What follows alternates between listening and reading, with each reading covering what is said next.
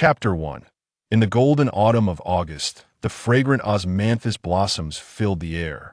Lu Yu, who had been languishing at home during the summer vacation, finally seized the opportunity to invite the handsome class leader, Jiang Qingduo, to glide on a mountain in Shenanjia. With plans to enjoy 3 days of fun, she packed an abundance of items into her bags. Yu is ready to glide. Are you prepared? Jiang Qingduo asked with a smile, standing atop the lofty peak of Shenanjia. I'm ready. Let's glide quickly, I can hardly wait. Lu Yu exclaimed eagerly, her face alight with excitement. The wind at the summit howled, tousling Jiang Qingduo's thick black hair. His amber eyes sparkled, his straight nose and slightly upturned lips exuding a wild beauty. All right, let's make the most of today. Once school starts again, they'll be heading to the University of Pennsylvania, and who knows when we'll meet next. Jiang Qingduo said, his tone tinged with nostalgia as he affectionately ruffled Yu's hair. Which university did you apply to, class leader? Can't you stay in the country?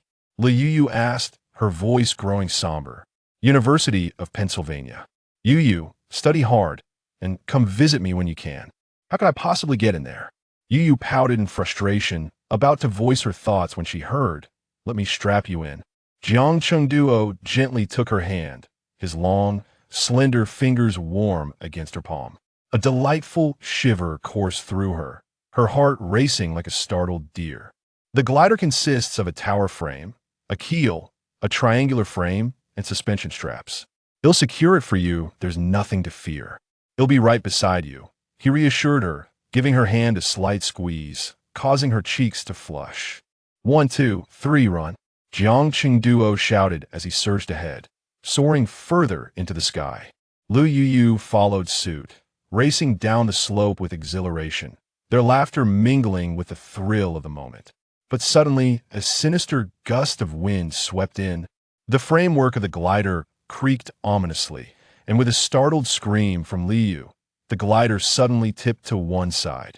Yu, Jiang Qingduo called out, straining to turn back and grasp her, but the wind propelled him further away.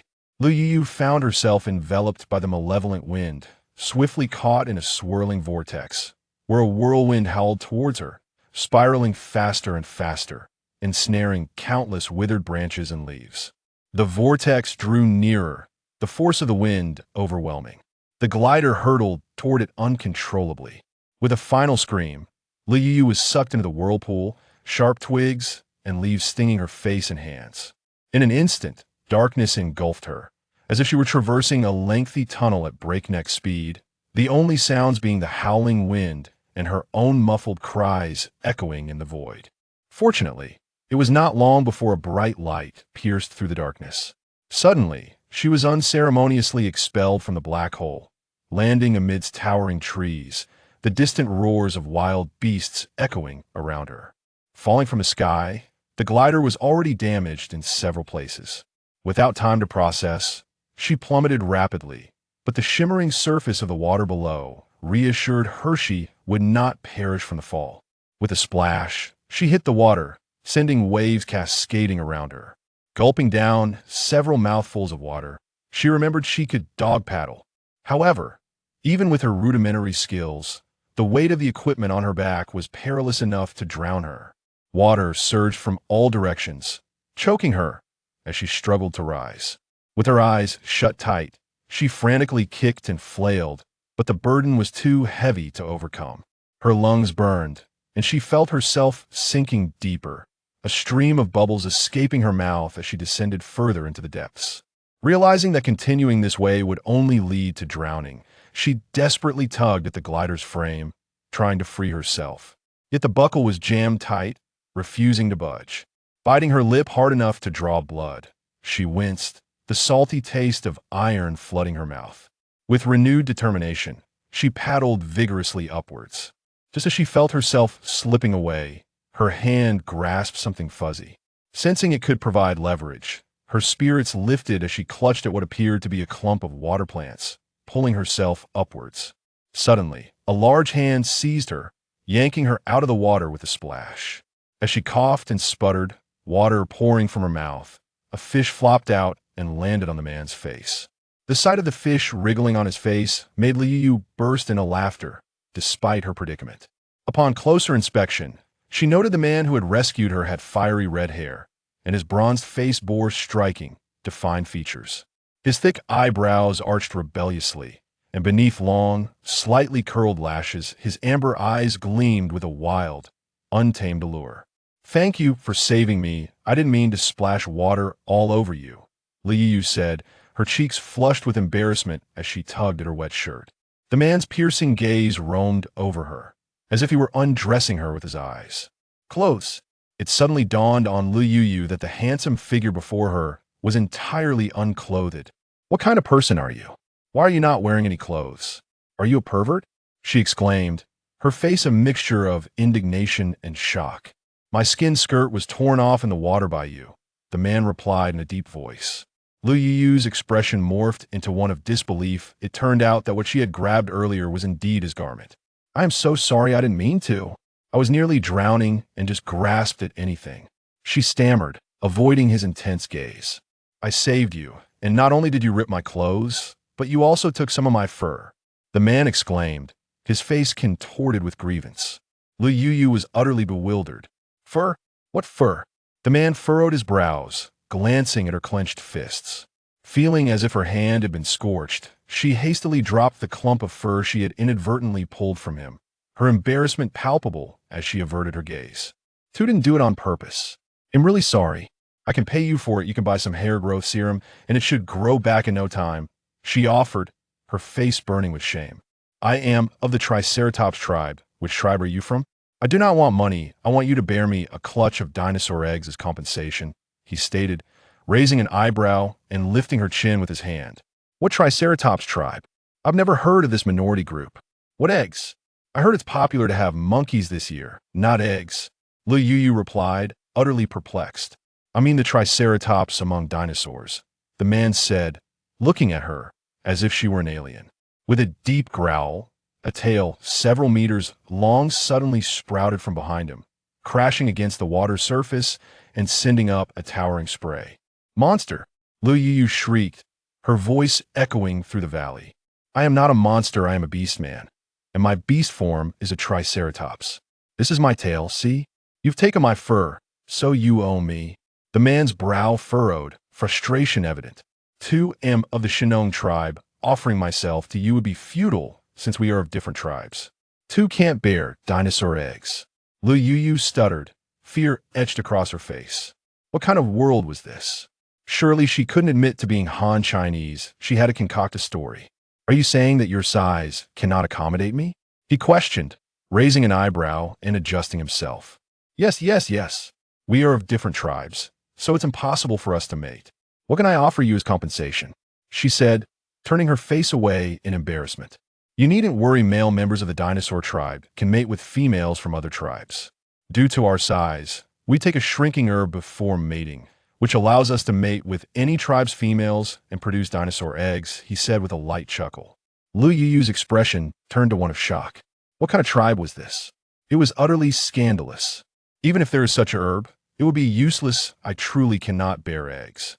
I'm not lying, I genuinely cannot. You taking me back with you would serve no purpose," she insisted. "Whether you can bear them or not will only be known after we mate, don't you think so? Little female," he said, his lips curling into a smirk, his amber eyes glistening as he lifted her chin. Liu Yu found herself momentarily entranced by his gaze, reminiscent of the boy atop the mountain. "Little female, you've taken my fur, so you must become my partner. I will protect you." The man laughed heartily as he began to walk towards the shore, his tail swaying and splashing water in her face. Wait. You could at least let me grab some of your hair, right? That way we'll be even." Liu Yu shouted in exasperation. "You are not grasping my hair," the man said, his thin lips curving into a wicked smile as he raised an eyebrow and cast a fleeting glance at Yu Yu's lower body. "Let me go, you scoundrel, or else I won't hold back," Yu Yu retorted, her teeth clenched in anger, momentarily forgetting her fear as she struggled against him. "What will you do if you don't hold back, little one?" he challenged, lifting Yu Yu closer to his face, his heated breath washing over her. Yu Yu fumbled in her backpack for a canister of pepper spray, trembling as she pointed it at him. "If you continue this way, I will spray you. This spray is toxic the moment it touches you. You will perish." "What is this contraption?" the man asked, his face a mask of confusion as he snatched the spray and pressed the nozzle. With a sudden hiss, the spray burst forth, dousing Yu Yu's face. She cried out in agony, her eyes stinging fiercely. "What's wrong, little female? Did I hurt you?" he queried, cradling Yu Yu in his arms, his large hand brushing her eyes as he gently blew on them. Gazing into his striking visage, she felt a mix of embarrassment and rage, and in a moment of impulsiveness, she charged at his face. With a resounding thud, she collided with him had she just hit a steel wall. Realizing she could neither fight nor flee, despair washed over Yu Yu as she rubbed her reddened eyes. "I'm fine, it will pass soon."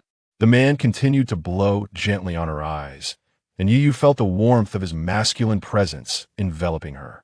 "Are you of age?" he inquired, his gaze penetrating as it lingered on her chest. "Not yet. I have many years to grow," Yu Yu replied, crossing her arms defensively, resembling a tiny hedgehog. "My name is Iwan. Once you reach maturity, we shall mate. For now, let me escort you home." With that, he deftly removed the gliding wing frame from her back. "Can I take this with me? It might prove useful," Yu Yu said, picking up the frame from the ground. "Certainly, but you're moving too slowly. Climb onto my back," he urged. With a smirk, Iwan transformed into a massive dinosaur, his entire body cloaked in a dusty yellow hue. His eyes resembled copper bells, adorned with a collar of sharp spikes, and a long horn on his snout gleamed ominously. He measured 5 to 6 meters long, standing 2 to 3 meters tall, with stout limbs and a hefty body, while his tail swayed back and forth as his beak-like mouth opened and closed. As Yu Yu witnessed the handsome figure morph into a beast, she plopped down onto the ground, her face draining of color as she patted her chest in shock. Suddenly feeling a dampness beneath her, she realized she had sat in a puddle. Wiping her sweat, she sighed in relief that it was not urine. "Get up quickly, or the Tyrannosaurus will come out once it gets dark. They are carnivorous and certainly not as amiable as I am." Iwan's deep voice reverberated, causing her ears to buzz.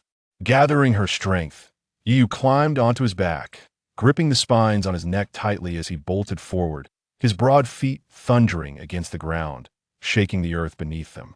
From her elevated position, Yu Yu surveyed the vastness around her lush grasses and towering trees, with birds soaring gracefully in the sky.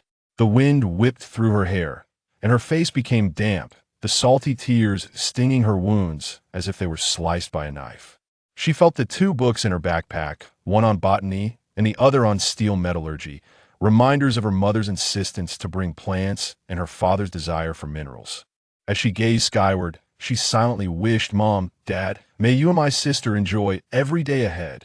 Before long, they arrived at a valley where she spotted a group of dozens approaching from afar. Examining the men and women closely, she noted their uniformly sun-kissed skin. The men towered over her at heights exceeding 1.85 meters, their bronze skin taut over well-defined muscles that glistened under the sun. Though some features were not conventionally handsome, their physiques were undeniably striking. Even having seen various handsome men on television, Yu Yu couldn't help but drool at the sight. This was truly a tribe of beautiful men. However, her expression shifted as she looked at the women. They all had deep brown skin, stocky builds, wild hair, eyes like copper bells, and noses resembling garlic. Most strikingly, each possessed a set of prominent, golden buck teeth. Their upper bodies were bare, and they wore minuscule skirts that barely covered their behinds. What was that furry brown substance on their chests? Yu Yu squinted her 1.5 eyesight, focusing intently, and gasped what an extensive growth of chest hair. Truly, from a distance, they appeared as a ball up close. There were 2 fuzzy balls accompanied by a larger one. To put it plainly, when the dinosaur maidens turned their heads, they could frighten a cow in the field. When they turned again, concerns for family planning would vanish. And on yet another turn, they could send comets crashing to Earth. Surrounded by these women were various handsome men clad in animal skins, and Yu Yu suddenly understood the meaning of beauty amidst the mundane. Goodness, this scene rivaled even the most stunning of beauties from far-off lands. Not to mention, She believed herself to be far more attractive than any of them. Awen, where did this female come from? She looks quite delectable. You should gift her me next time we share food. I shall allocate you a larger portion. A brown-haired man strode forward, blocking Evan's path. His lewd eyes roamed over Yu, as if he intended to strip her bare. Yu furrowed her brow and shielded her chest with her backpack. Bison, she is my partner, and I will not hand her over to you. Please speak more courteously. Evan coldly remarked, casting a sidelong glance at the man. Evan, don't think that just because you are a tiered beast, you can look down on me. Don't forget that my father is the chieftain of the Gilded Dragon clan, and he oversees your tier exams and food distribution, the brown-haired man sneered. His smile devoid of warmth. I know your father is the chieftain, but what does that have to do with you? If you are dissatisfied, you can challenge me. We'll settle it in the arena, Evan retorted, a hint of amusement in his voice as he hoisted Yu onto his shoulder and walked away. In the blink of an eye, they reached the valley's edge, where Evan transformed back into human form, carrying Yu into a cave.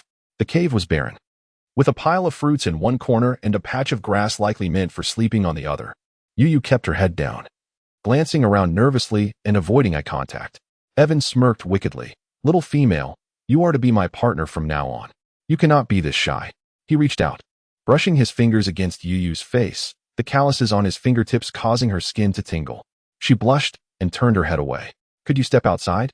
I want to change out of my wet clothes. Staying like this could make me ill, Yu softly requested.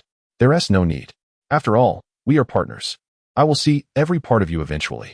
Just change here, Evan replied, his eyes glinting with mischief as he tore open Yu's garment. No. Yu shook her head vigorously, wrapping her arms around herself and trembling in the corner. Evan stepped closer, pulling her hands away. And when he caught sight of the delicate white curves beneath her dark lingerie, his eyes blazed red. He let out a roar, his tail suddenly appearing, burying his face in her chest and rubbing against her. Stop, get away. Yu cried, tears streaming down her face as she flailed at him. Don't move. You teasing little female. If you keep squirming, I won't be able to wait for you to grow up. I want to mate with you now, Evan growled, his voice a low, dangerous rumble. Yu froze, too frightened to move. So beautiful, your skin is as pure as winter snowflakes. My dear little female. I wish you would grow up quickly so that I can cherish you properly, he murmured, a storm brewing in his eyes. Yu, paralyzed with fear, let tears fall, whispering. Please, don't, I beg you to let me go. Suddenly, Evan felt warm droplets falling on his head. He lifted his gaze to find Yu's large, tear-filled eyes, her face marred with scratches and despair. A pang of sorrow struck his heart, and he gently wiped away her tears. Don't be afraid. I won't mate with you right now, he reassured her, his fiery red hair brushing against her cheek. Looking into her amber eyes, deep as the sea, Yu felt dazed. She shook her head and leaped out of Evan's embrace. He chuckled softly, observing her flushed cheeks. What a charming little creature, so easily embarrassed. I'll turn my back. You can change quickly. Females are delicate and easily fall ill. Please, just go outside. I can't change with you here, Yu insisted, wiping her tear-streaked face. Don't worry. I'll step outside now. In the beast realm, females are rare, and only the strongest males have mating rights. In our Gilded Dragon clan, males outnumber females 6-1, and it's similar in other tribes. The Tyrannosaurus clan has 10 males for every female. You must take care of yourself. You are mine. And I won't allow you to fall ill, Evan declared, tousling her hair with a possessive glint in his eyes. Standing at the cave entrance, he listened to the rustling behind him, feeling a mix of excitement and trepidation.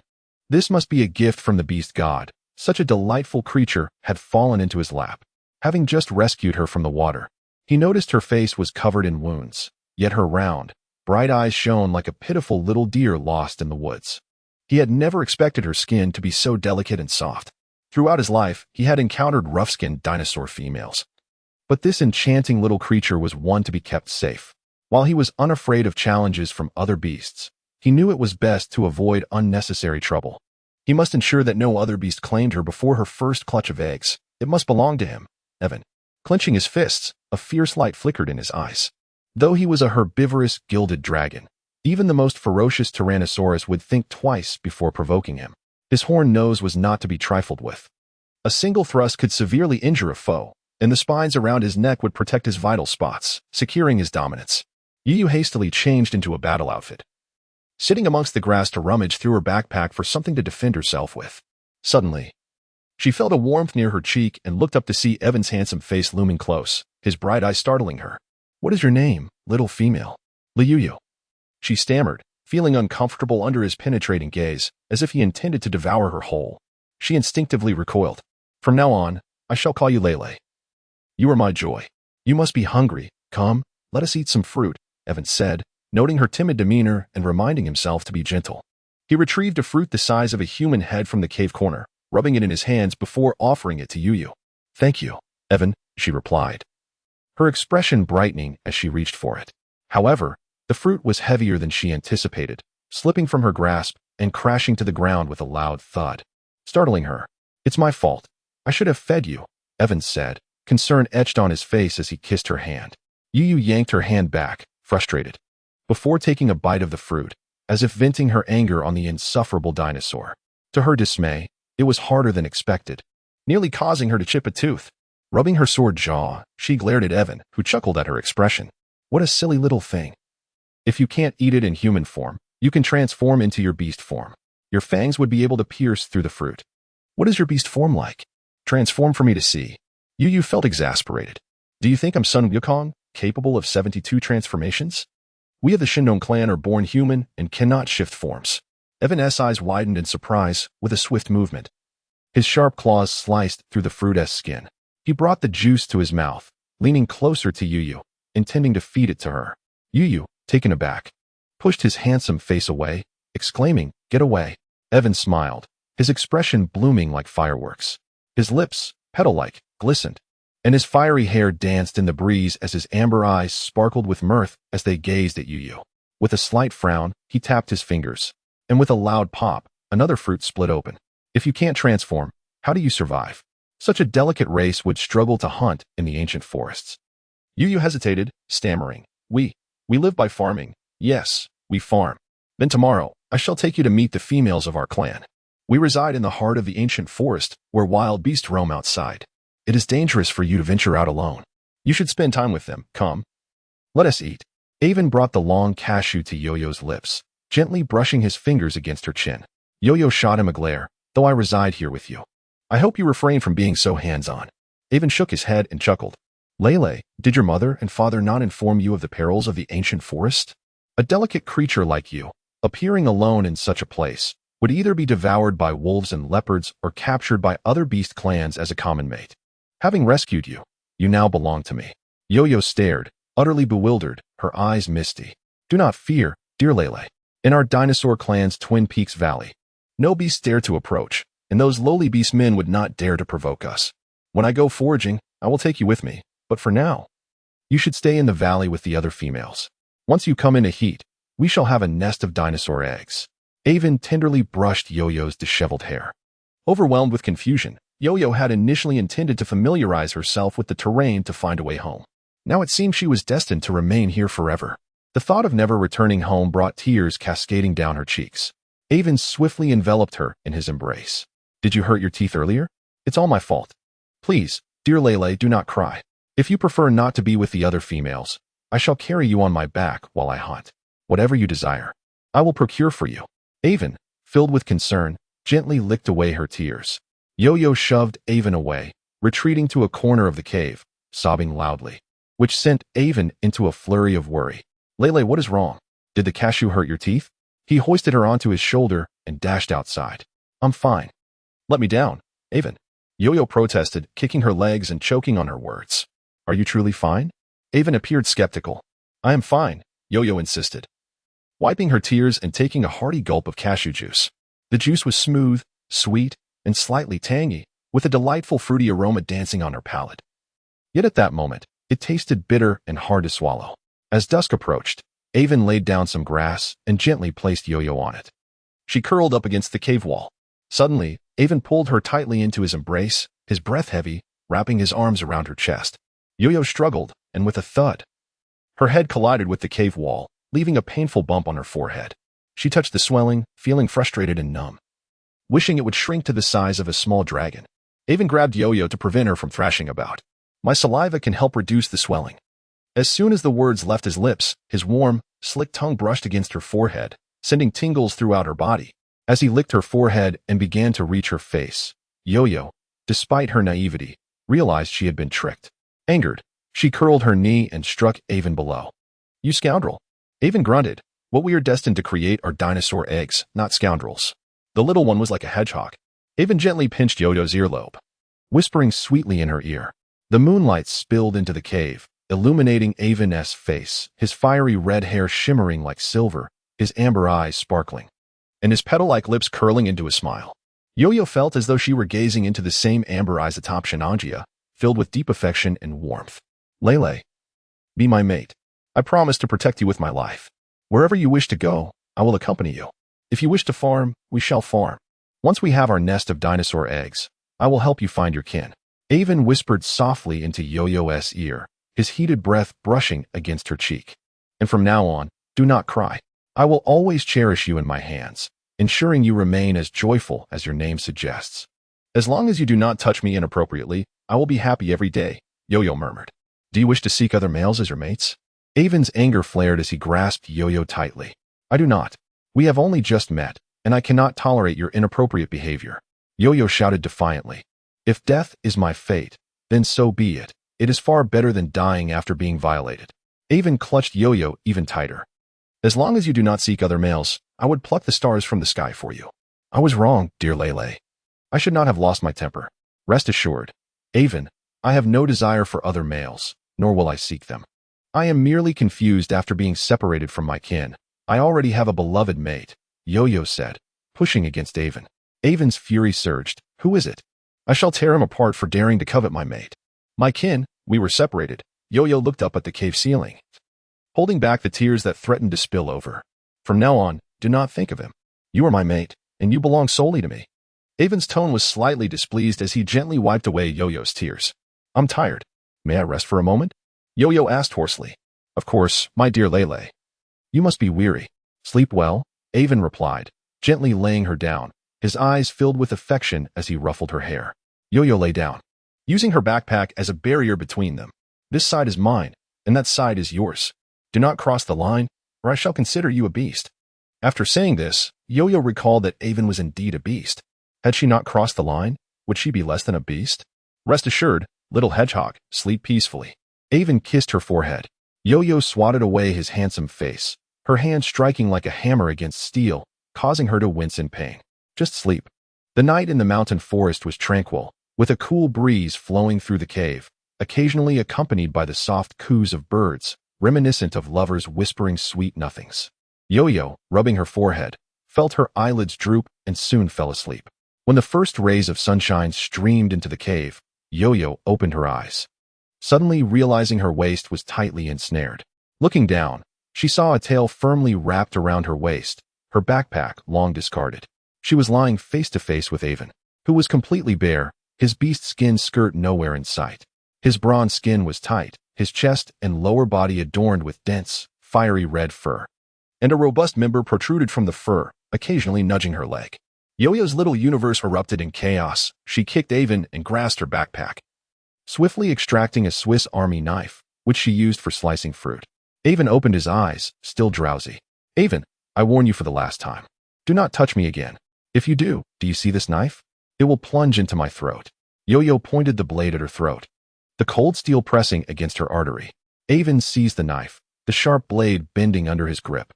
Yo-Yo closed her eyes, bracing for the storm to come. Avon pulled Yo-Yo into his embrace, as if to meld their bodies together, his voice trembling. "Lele, do not do this again. Seeing you point a knife at your neck makes my heart stop. I would rather you point the knife at me. Promise me, do not ever do this again." Ewan's eyes were filled with urgency as he vigorously shook Yo-Yo's shoulders.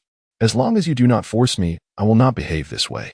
Among the Shinon tribe, mating must be rooted in emotional connection. Engaging in such acts devoid of feelings is akin to death for me. Yo-Yo gazed coldly at Ewan, who hesitated, his eyes fixated on her. "Very well, I concede, but you must maintain your distance from other males. Your beauty will undoubtedly attract their attention. They will not care whether you are of age and may attempt to mate with you forcefully. Your knife is of no use against them." Yo-Yo's lips twitched at the thought. She had never been the center of such attention before. To compensate for Yo-Yo's fragile heart, her mother had bestowed upon her the title of family flower, which had now become a treasure in the dinosaur tribe. Yuan, I would prefer to keep my distance from all males. You need not worry. There should not be many who find me interesting in my current state. Yuan studied Yo-Yo's scarred face with concern. Do you have any water? I wish to wash my face and brush my teeth. Yo-Yo pushed Yuan's hand aside. Yuan nodded and retrieved a water pouch from the corner of the cave, handing Yo-Yo a slender branch. This is fragrant willow. Using it to brush your teeth will leave your mouth smelling delightful.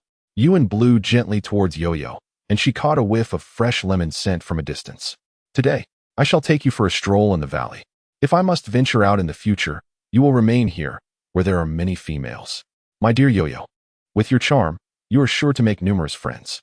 Yuan looked at her with adoration, affectionately ruffling her hair. Upon exiting the cave, Yuan transformed into his beast form, allowing Yo-Yo to climb onto his back.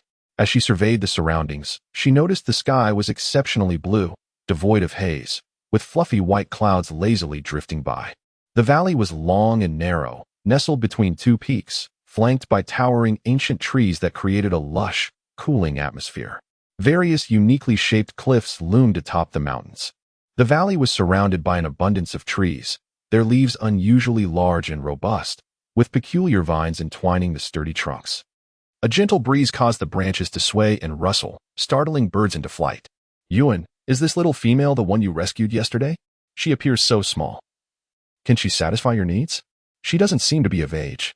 When will she come into heat? Once she does, I would like to become her companion. A brown-haired man fixated on Yo-Yo, sniffing around her, and soon, a circle of males surrounded her.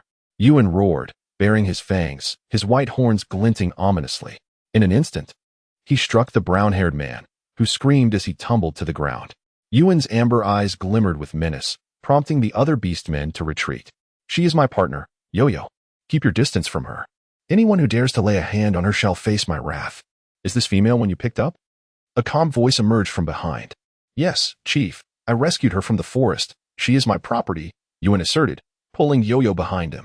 An elder, around 50 years of age, appeared, his expression stern, his eagle-like gaze fixed on Yo-Yo. Father, this female was saved by our group while bathing, yet Yuan, taking advantage of his superior strength, claims her for himself. Bazener stepped forward, his eyes cold as a snake's. The elder pressed his lips together, a glint of coldness in his eyes. Yuan, there are few females in our tribe, and many males lack mating opportunities. It appears this female may not come into heat. Perhaps we should make her a communal partner for the males of our tribe. A chorus of approval erupted from the males as they surged toward Yo-Yo. Her complexion turned pale, her limbs cold. She silently reminded herself that if it came to that, she would rather die than endure such a fate. Yuan embraced Yo-Yo, gently kissing her forehead. Do not fear, my love. None of them can match me. I am the only beast man in the tribe, aside from the chief, who has reached advanced stages of cultivation. I'm sorry, Yuan. I have become a burden to you. Even if you are powerful, facing them all at once is beyond you. We must find a way to escape. Yo-Yo wrapped her arms around Yuan's head, whispering in his ear. Foolish Yo-Yo, it is my duty to protect you. If you find yourself in danger, I am the one who should apologize. In a moment, you will ride on my back. Just hold on tightly. Today, I will risk my life to ensure you escape this valley. Yuan's amber eyes brimmed with deep affection as he gently licked Yo-Yo's eyes, causing her to feel a sting in her own. Chief, she is mine, rescued by me. No one in the tribe has the right to seize my property. Yuan lightly patted Yo-Yo, signaling her to trust him. Bring that little female to serve as a communal partner. You shall be my companion. A female dinosaur rushed over, pointing at Yo-Yo with fervor, her spittle flying as she spoke. Bailey, I already have a partner. I do not require you. Yuan replied, as you can see, there are over 200 males in the tribe, yet only 40 females. Can you bear to watch your fellow tribesmen live their lives without the chance to mate? The chief looked at Yuan with disappointment. You cannot selfishly monopolize this female. We have grown together, sharing our food. It is only fair we share the females as well. Are you willing to abandon your brothers for her? A brown-haired man approached Yuan threateningly. I will say this once more. She is my private property, entirely mine. Anyone who seeks to claim her must first contend with my horns. Yuan's eyes grew cold as he kicked the brown-haired man, who staggered back, transforming into his beast form and growling menacingly. You have deeply disappointed me, Yuan. You would betray the entire triceratops tribe for a single female. I had intended to pass the chief position to you when I grow old, but it seems I was mistaken. You care for none but yourself. disregarding the well-being of your fellow tribesmen. We do not need someone like you in our ranks. From this day forth, you are no longer a member of the Triceratops tribe. Seize him, the chief lamented, raising his hand as a dozen beastly Triceratops charged toward Ewan. Their sharp horns gleamed ominously in the sunlight, their eyes filled with ferocity as their heavy footsteps echoed through the valley, shaking the ground beneath them. Yo-Yo, hold on tightly to my back and do not let go. Ewan roared, transforming into his beast form, charging like lightning into the pack. Dust and debris swirled as Ewan let out a fearsome roar. With a powerful thrust of his massive head, his sharp horn pierced the eye of one Triceratops, blood gushing forth and splattering Yo-Yo. As the one-eyed Triceratops wailed in agony on the ground, Ewan growled, and in that instant, the wounded beast rolled onto its back. Ewan narrowed his eyes, crouching down to stab it again, resulting in a gruesome display of blood spraying into the air and drenching Yo-Yo. With fierce determination, Ewan advanced, his eyes shimmering with a chilling light, causing the surrounding Triceratops to recoil in fear. The chief's face turned ashen as he delivered a powerful kick to the struggling Triceratops, sending it crashing against the mountainside in a shower of gore. Good, good, good. Truly, you are the most promising warrior of our younger generation. At such a tender age, you have already reached the late stages of the Beastman transformation. Your disregard for your kin and your willingness to harm your own kind cannot be tolerated. Thus, I shall not allow you to remain. If I am no longer here to restrain you in the future, would you not bring ruin upon our Gill Dragon clan? Today, I shall rid our people of this scourge. The clan leader's eyes glinted with malice, his voice chilling. He hunched down and transformed into a colossal gill dragon, weighing several tons. His cavernous maw opened, emitting a thunderous roar that echoed through the air, while his short tail struck the mountainside, sending stones flying. With a swift lunge, a flash of yellow light brought him before Avon, his hind claws raised high as if the weight of the world bore down upon Avon.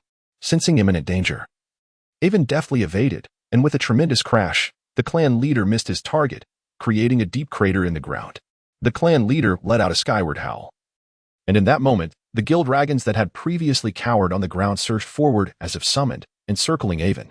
The atmosphere fell silent, save for the sound of heavy breathing. With a powerful push from his hind legs, Avon shot forward like a cannonball, his sharp, cold horns piercing the bellies of several gill dragons, painting the scene in a spray of crimson. Yo-Yo, clinging tightly to Avon's back, was drenched in blood, her eyes cold and resolute. Suddenly, she felt a warm liquid spreading beneath her. Glancing back, she saw Avon's broad rear punctured with several holes, hot blood gushing forth, creating a trail of red behind them. Gently patting Avon's back, Yo-Yo pressed her face against him.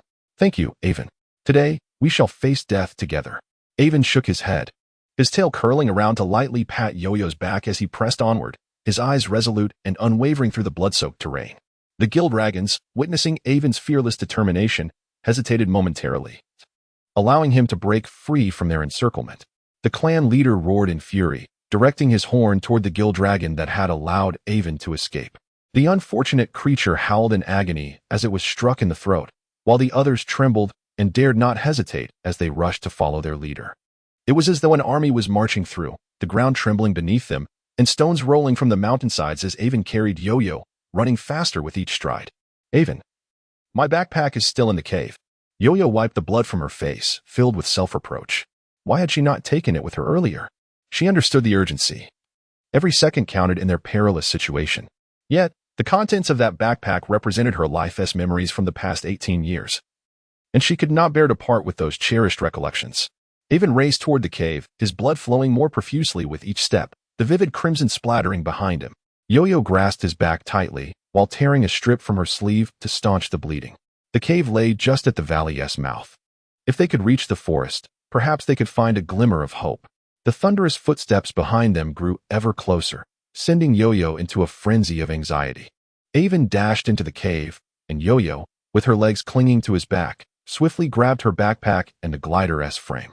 Bursting from the cave toward the valley mouth, the chilling roars followed them, reverberating as if the entire mountain were quaking. The clan leader, in the lead, let out a piercing howl and leaped forward, his icy horn plunging into Avon's rear. With a savage thrust, the entire horn sank in, and Avon let out a mournful cry, his pace faltering. Yo-Yo, perched on Avon's back, gritted her teeth and, with a swift motion, drew forth a dark gleam.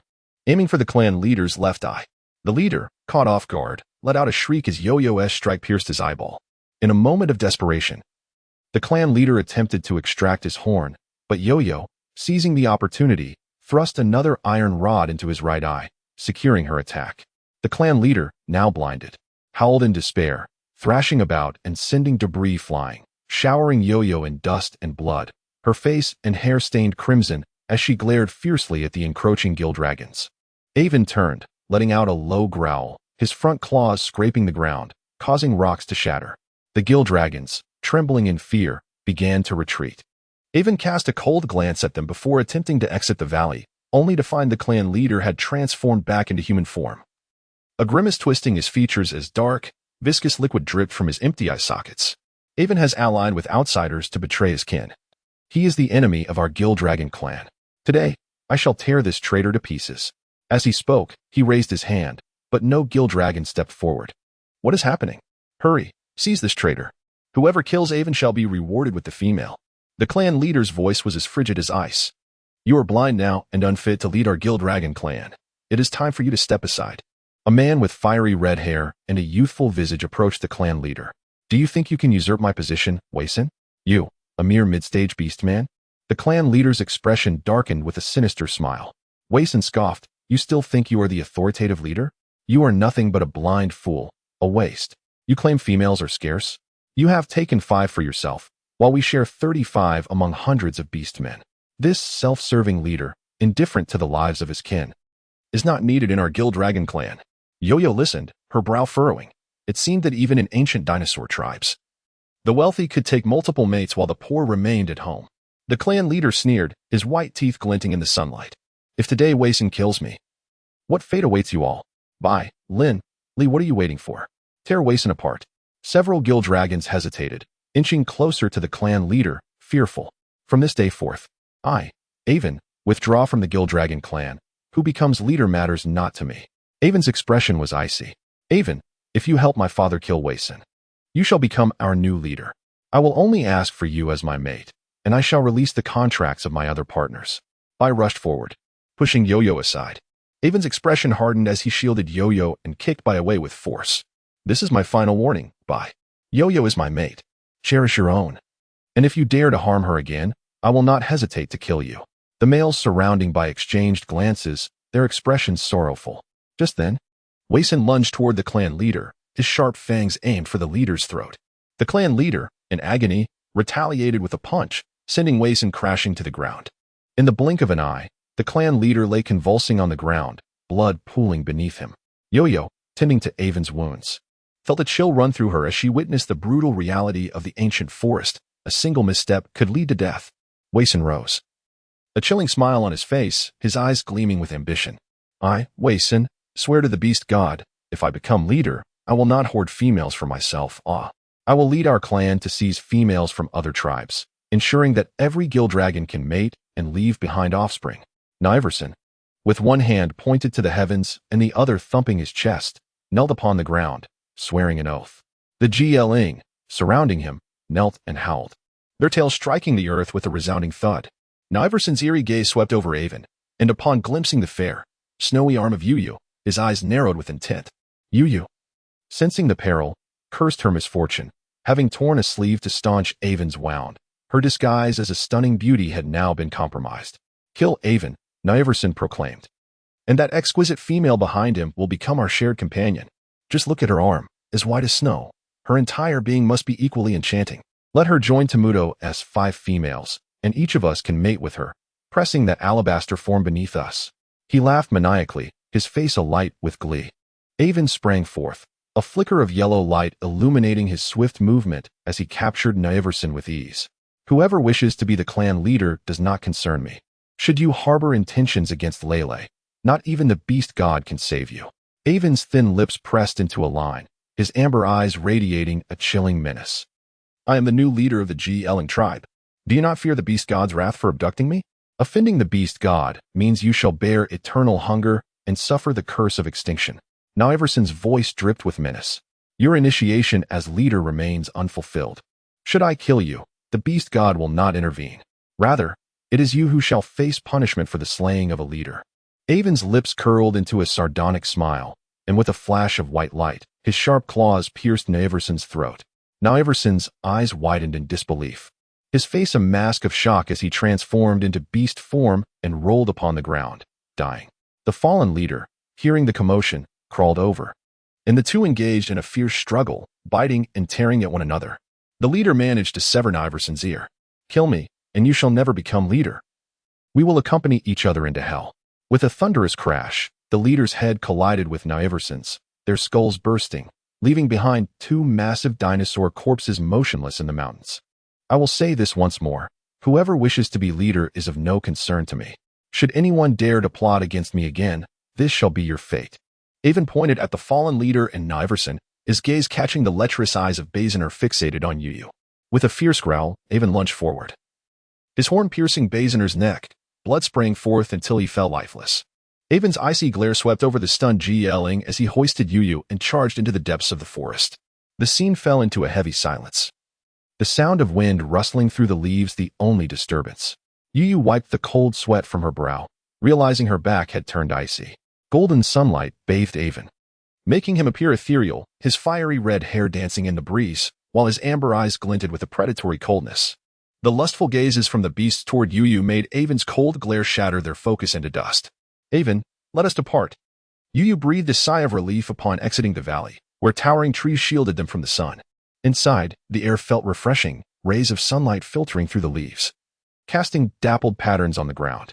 The earth was littered with dry branches and decaying leaves, crunching underfoot, startling birds into flight. Finding solace in the beauty of the surroundings, Yuyu resolved to make the best of her circumstances, yet noticed Avon's pallor and faltering steps. "Avon, are you gravely injured? Let us find a place nearby for you to rest, and I shall tend to your wounds. I only applied a little medicine earlier." Worry etched across her features as she gazed at him. "Lele, do not fret. I am merely lightly wounded and will recover with time. The males of the G-Elling tribe will not easily relent, knowing you are a beauty. We are unsafe here. Let us venture deeper into the forest. Once I am healed, I shall not fear their return." Avon's eyes brimmed with affection as he ruffled Yuyu's hair. Yuyu, now aware of her beauty, felt a pang of sadness. Being a beauty was not as simple as she had imagined. One misstep could invite the beast's wrath. "Today I learned that my Lele is incredibly brave. Had you not blinded the leader, we would not know what fate awaited us. Lele, I am proud of you." Avon gazed at Yuyu, his eyes gleaming with admiration. "Brave? Hardly. I was merely hoping to die while dragging someone down with me. His tough hide thwarted my attempts to strike him down. I could only poke his eyes. It seems the only vulnerable spot on you dinosaurs is your eyesight." Yuyu chuckled, revealing her sharp little teeth. "There's a cave deeper in the forest where I sometimes rest while foraging. It's seldom visited by others. We should stay there for a while." Avon hoisted Yuyu onto his back. "Avon, you are injured. Let me walk," she protested, struggling to slide down. "Fear not. The mountains are rife with snakes and insects. You would soon find your feet blistered." Avon gently patted her back.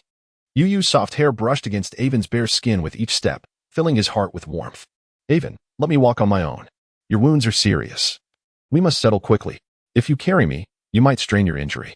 I must learn to adapt to life in the ancient forest. You cannot carry me forever." Yuyu pushed against Avon's back.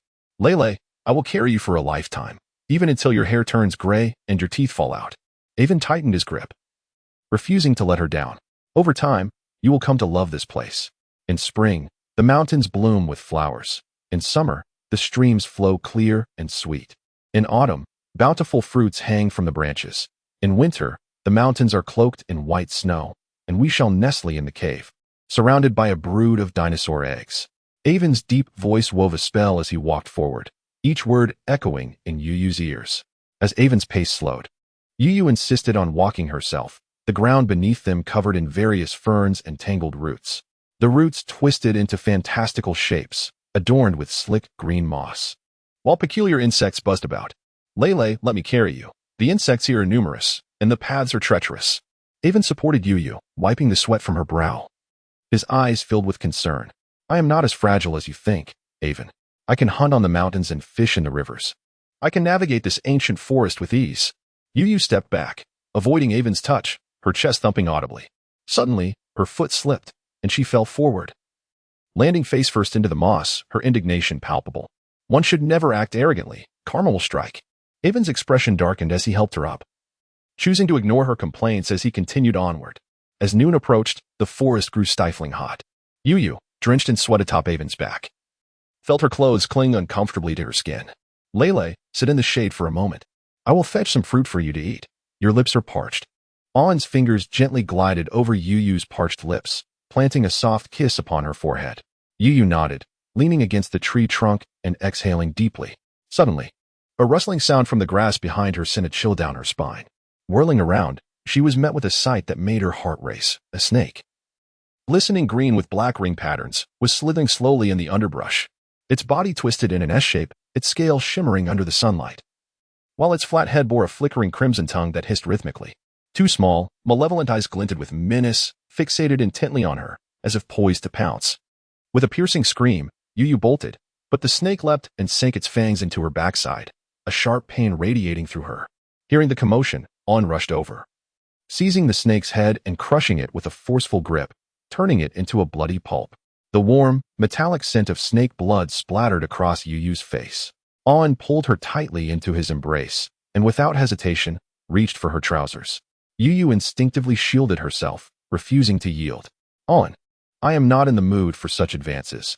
This snake is venomous, and I must extract the poison, he insisted. Urgency etched across his features as he tore her trousers away. Standing in the woods clad in only her rabbit-themed underwear, Yu felt utterly bewildered. On gazed at her fair, long legs, inhaling sharply, his narrowed eyes glinting with a mixture of admiration and mischief. He carefully positioned her on his lap and gently removed her underwear. Before him, her delicate form glowed with a soft pink hue, the curves of her backside revealing an enticing divide, while a mischievous tail peeked out. On's calloused hand caressed her tender skin, sending electric shivers coursing through her. You have grown a tail, and it is quite beautiful, he murmured, his voice husky with awe. Yu felt her mind go blank, as if struck by thunder, her cheeks flushed with embarrassment. On chuckled softly, lowering his head to where her skin glimmered like jade. Drawing the venom from her with careful precision, Yu's heart raced, a flurry of emotions battling within her: shame, anger, and an overwhelming sense of urgency. Heavens, let lightning strike me, she thought desperately. After what felt like an eternity, On finally finished extracting the venom, and Yu hastily donned her clothes, glancing at On, who wore a cheeky grin. Let us depart. The air is stagnant in these mountains, and the mosquitoes are as large as fists, she exclaimed, storming ahead in irritation. Is my Yu feeling shy?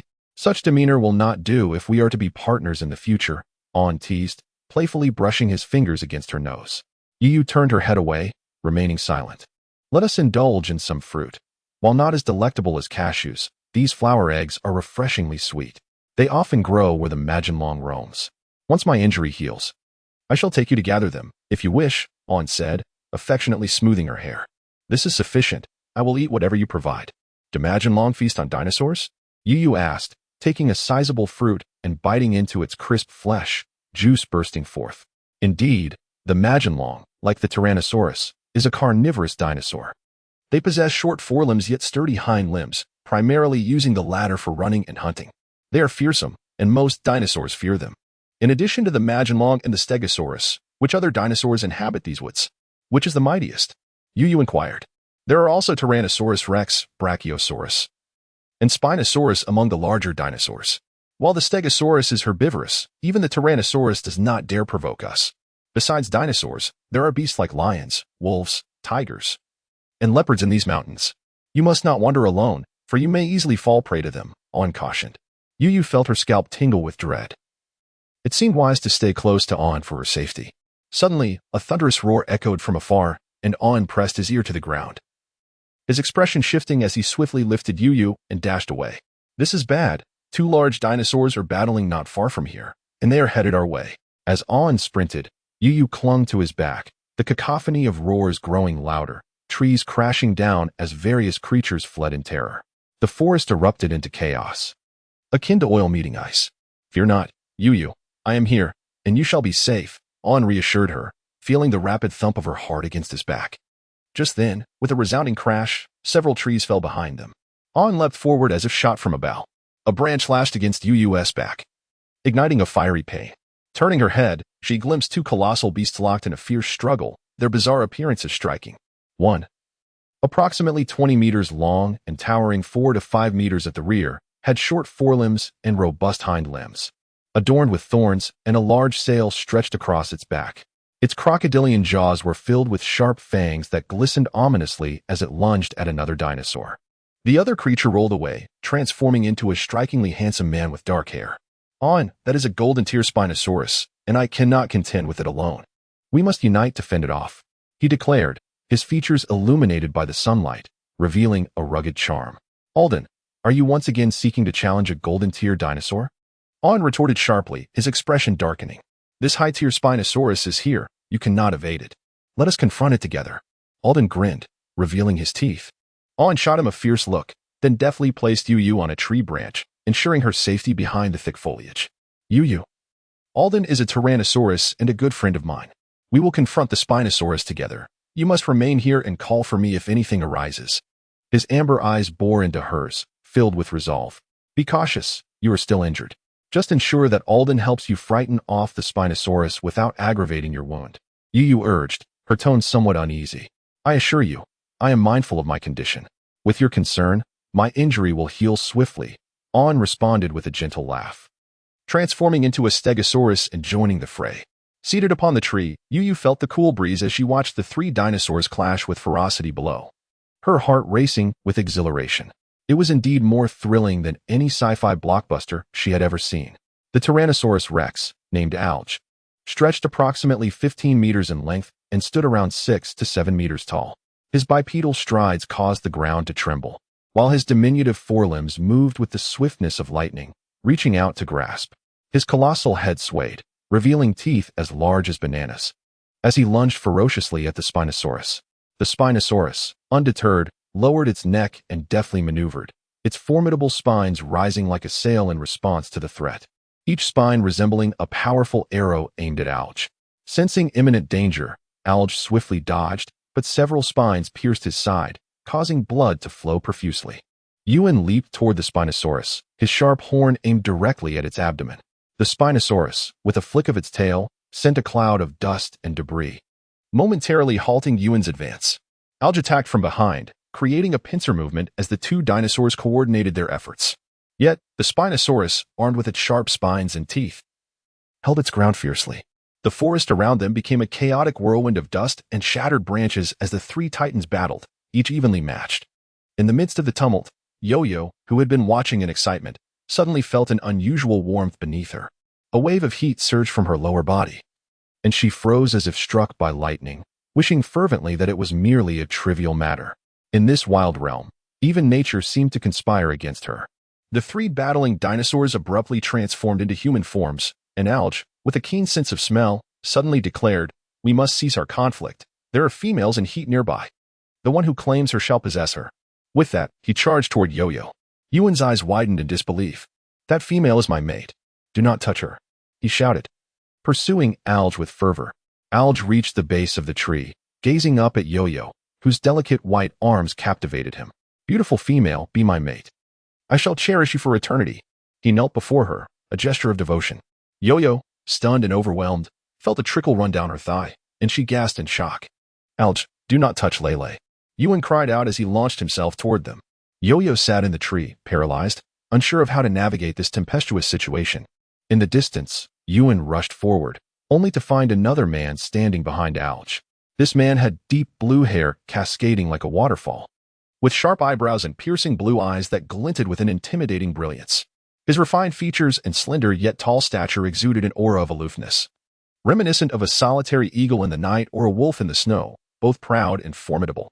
Suddenly, a flash of blue light enveloped him as he leaped forward, swiftly seizing Yo-Yo under his arm and taking flight. Enraged, Alge let out a low growl and lunged, sinking his teeth into Yo-Yo's arm. She cried out in surprise, feeling only a tingling sensation, as if something ethereal had entered her being.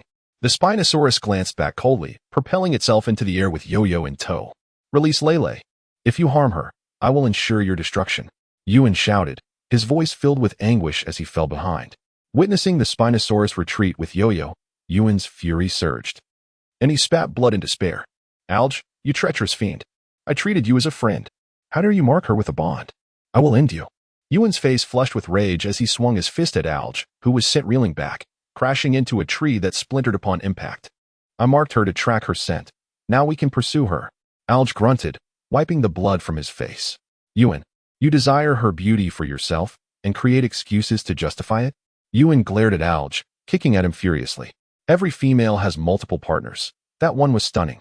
As brothers, let me be one of her mates. When she lays her first eggs, they shall be yours. Alge rubbed his nose, somewhat disgruntled. I never knew you could be so shameless. Ewan, his expression cold, turned to pursue the direction Yo-Yo had vanished, while Alge followed closely behind. Yo-Yo, ensnared under the Spinosaurus's arm, felt a surge as they raced forward. With each stride, her discomfort intensified, and she longed to scream, "This blasted situation is unbearable."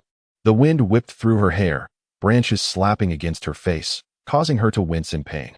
As the footsteps behind her faded, Yo-Yo was engulfed in despair. Wishing to confront the detestable Alge. Will you not release me? I am of no value, neither tasty nor pleasant, and I am but a burden.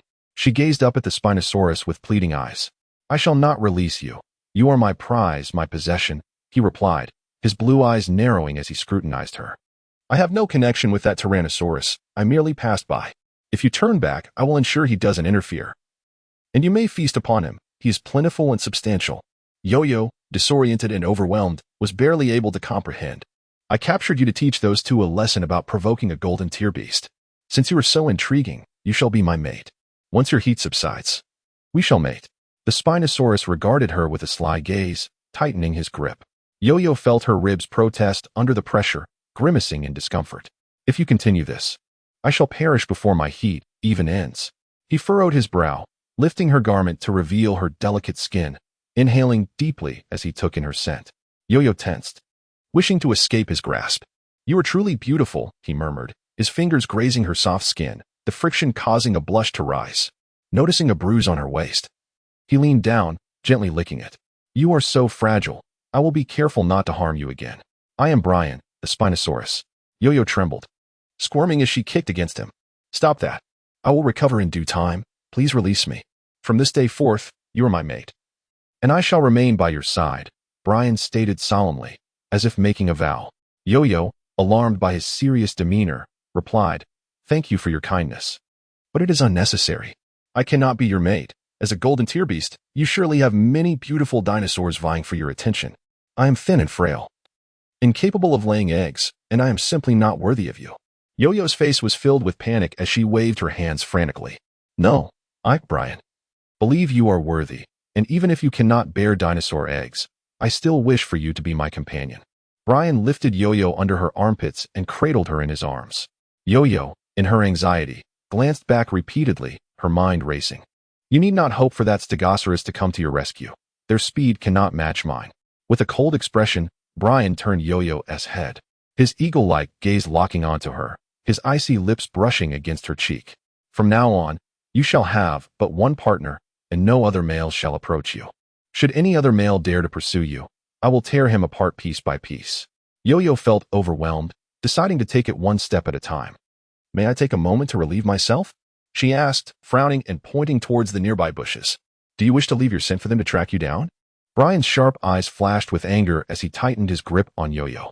She looked constipated and thought, seriously, I could even write an SOS with my urine. Talking to him felt like a futile endeavor, and as her discomfort increased, Yo-Yo felt tears welling up. I do not wish to leave a scent. It is a natural urge. I truly need to go. Is it acceptable if I use the water behind that thicket? You can relieve yourself here. The jungle is fraught with danger, and I must protect you, Brian replied sternly, gesturing ahead. Just let me down. I'll be quick. With your speed, I cannot possibly escape. Yo-Yo pushed off with her legs and slid down. She hurried a few steps to the bushes, opened her backpack, and took out her fluttering little angel stickers, sighing at the sight of the only 2 packs she had left. Crouching down to wash her hands, she noticed a piece of rotting wood in the water and pulled at it with all her might. Suddenly, with a loud splash, water erupted high as the rotten wood sprang up, revealing a crocodile that lunged at her with its gaping maw and fearsome teeth. Yo-Yo screamed as she scrambled backward, realizing it was a crocodile disguised. The creature leaped onto the shore, its tail crashing against the ground, sending stones flying as it chased after Yo-Yo with bared teeth. In a flash, Brian swiftly pulled Yo-Yo away, sending her rolling into the forest like a ball. His blue hair was tousled by the wind as he seized the crocodile, ripping it apart with a single motion, blood and flesh splattering everywhere as he tore it in two. The severed crocodile, still writhing, had its tail thrashing on the ground and its eyes wide with fury, suddenly lunging at Brian with its deadly jaws. Brian reacted with lightning speed, delivering a crushing blow to the crocodile's skull, shattering it and sending bone shards flying into the underbrush. He quickly checked Yo-Yo, ensuring she was unharmed, and let out a sigh of relief. Do not leave my sight from now on. With that, he sat Yo-Yo down next to the crocodile's carcass and tore a piece from its belly, handing it to her. Eat. Gazing at the blood-soaked, rotting entrails still writhing slightly. Yo-Yo felt her stomach churn, and she vomited violently, splattering Brian with her bile. Brian gently stroked Yo-Yo's head, concern etched in his azure eyes. Are you unwell? As he placed his rough, warm hand on her forehead, blood from the crocodile dripped onto her face. And the pungent scent of blood made Yo-Yo gag as she crouched by the bushes, retching violently until she nearly expelled her bile. Do not fear. You will be fine. I shall take you to the shaman. Brian patted her back, but Yo-Yo felt a sudden force from behind, causing her to fall into the bushes. Turning over, she saw her soiled pants and Brian's worried expression, and she felt an overwhelming urge to scream. Seriously, can you not show such concern for me? Your concern seems to bring me nothing but bad luck. Yo-Yo, pale and weak, waved her hand dismissively. I'm fine. I cannot stand the smell of blood. Just move that away. There is no need to see the shaman. Are you a herbivore? Brian raised an eyebrow. Yo-Yo's mouth twitched at his question. What on earth? I still produce milk. I eat both vegetables and meat, but I prefer it cooked. I cannot handle it raw, she replied, wiping the blood from her face and gagging again. Brian nodded, setting Yo-Yo aside while he gathered 2 stones and some dry grass. He crafted the grass into a nest-like shape beneath the stones and struck them together, creating sparks. As the intensity of his strikes increased, the sparks multiplied, and the grass began to smoke. He bent down, his azure hair cascading around him. With a forceful breath, he blew on the grass, igniting it into flames. Yo-Yo, sitting across from him, felt the heat on her face as the fire flared up, and the scent of charred hair filled the air. Noticing Yo-Yo's covered face, Brian furrowed his brow. I shall exercise more caution next time. Yo-Yo, with a mournful expression, pulled the charred grass from her hair. Now do you believe me? I am a burden. Following you will only hinder you. Please let me go. I will learn to prepare cooked meals for you. You need not worry. Brian wiped the soot from Yo-Yo's face and, with determination, resumed igniting the fire to cook. Before long, the fire blazed brightly as Brian began roasting the crocodile meat. The sizzling sound of fat dripping onto the flames producing a high flare. Several blisters formed on his hands as he hissed in pain, licking the wounds while continuing to roast the meat. Yo-Yo initially intended to express that she would not eat crocodile meat, as she had seen crocodiles devouring humans in the animal kingdom and had developed a psychological aversion. However, observing Brian's dedication despite his injuries, she felt compelled not to waste his efforts and handed him a stick. Skewer the meat on the stick to roast it. That way, you won't burn yourself. Brian's eyes brightened as he looked at Yo-Yo. You wait here. It will be ready shortly. Yo-Yo settled down beside the fire as the sun began to set, transforming into a golden disk, the sky a serene azure, reminiscent of a tranquil sea, softly whispering and flowing. The towering mountains glowed with a golden hue under the sunset, and the gentle breeze tousled Brian's blue hair, making him appear almost ethereal. Here, eat. A voice interrupted Yo-Yo's reverie. Looking up, she saw Brian holding a piece of charred meat, tearing off the burnt exterior with ease, while offering her the raw, blood-oozing center. Yo-Yo, feeling guilty for his efforts, shut her eyes and took a bite, her mouth filled with a foul, sour taste. Do you not have fangs? You should use them like I do. Brian furrowed his brow as he gazed at Yo-Yo, his teeth suddenly morphing into sharp fangs, which glinted coldly in the moonlight. He seized the crocodile's body and, with a few crunching sounds, swallowed it whole. Yo-Yo shivered in fear, the sound sending a wave of discomfort through her bones. I lack fangs and the form of a beast, merely possessing human shape. Shall I crush it for you? Brian raised an eyebrow, seemingly contemplating the practicality of this notion. No, I can manage on my own. Though I lack fangs, my incisors are quite sharp. Yo-Yo retreated slightly, clutching the meat. With swift efficiency, Brian devoured the crocodile, noticing Yo-Yo still lost in thought with the meat in her arms. Do you not enjoy crocodile? I shall fetch some fruits for you. Yo-Yo, overwhelmed with emotion, nodded vigorously, eagerly handing him the crocodile meat, as though he were a benevolent hero.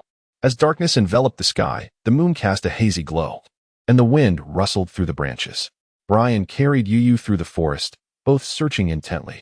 Suddenly, Yu spotted a fruit the size of a human head, heavy and swaying at the top of a large tree. Her face lit up with joy as she pointed.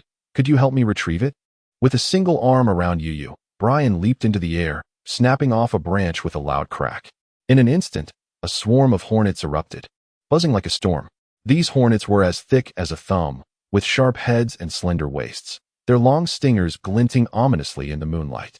They swarmed toward them, darkening the sky, sending Yu's heart racing. She buried her face in Brian's embrace, silently praying, I do not wish to become a pig's head. I do not wish to become a pig's head. Amen.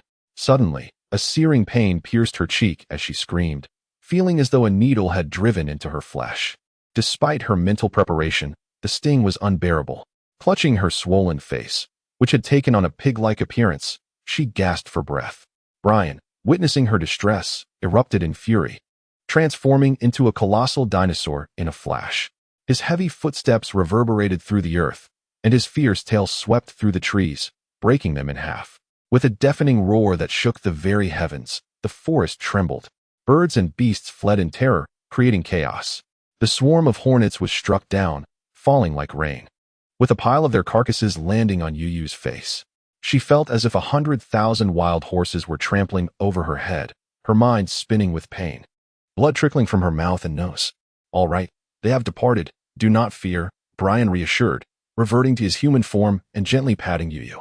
Upon seeing her bloodied face, his expression changed drastically as he scooped her up and sprinted away. I shall take you to the shaman. You will be fine.